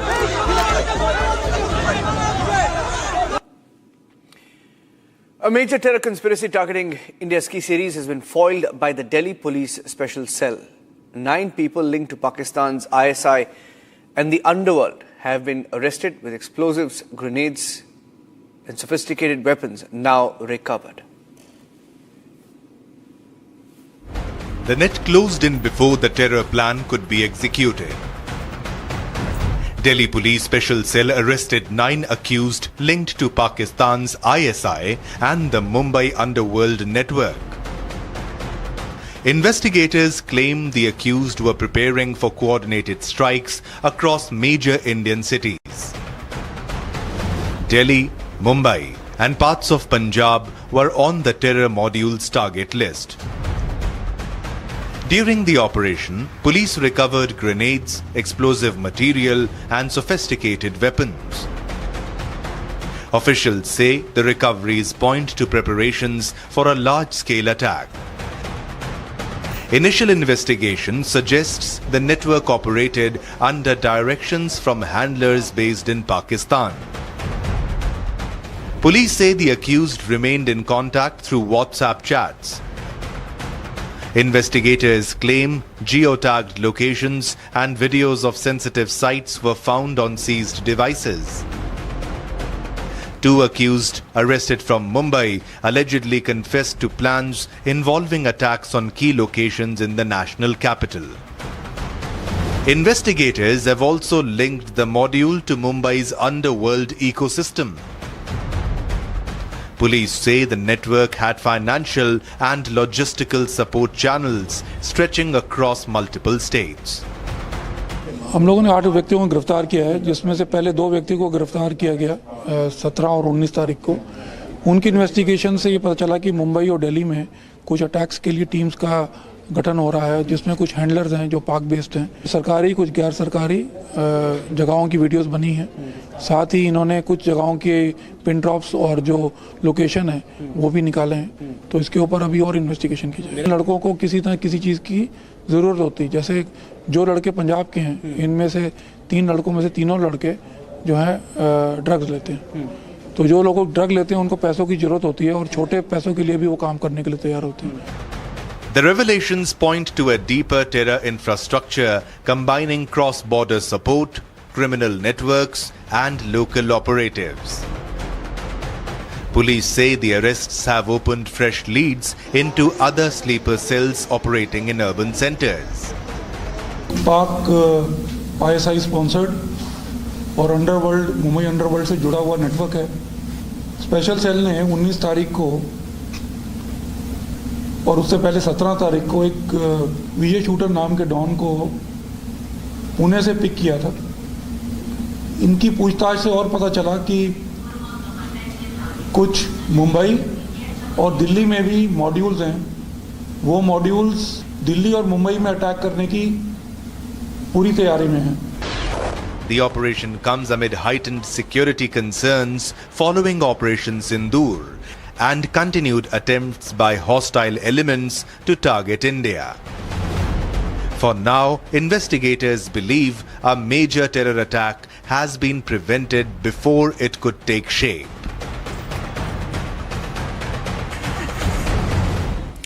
A big crackdown is underway across Pune after a suspected hooch tragedy. Spurious liquor claimed at least 15 lives, left many others battling for survival. Republic joined the police and excise teams during live raids on illicit liquor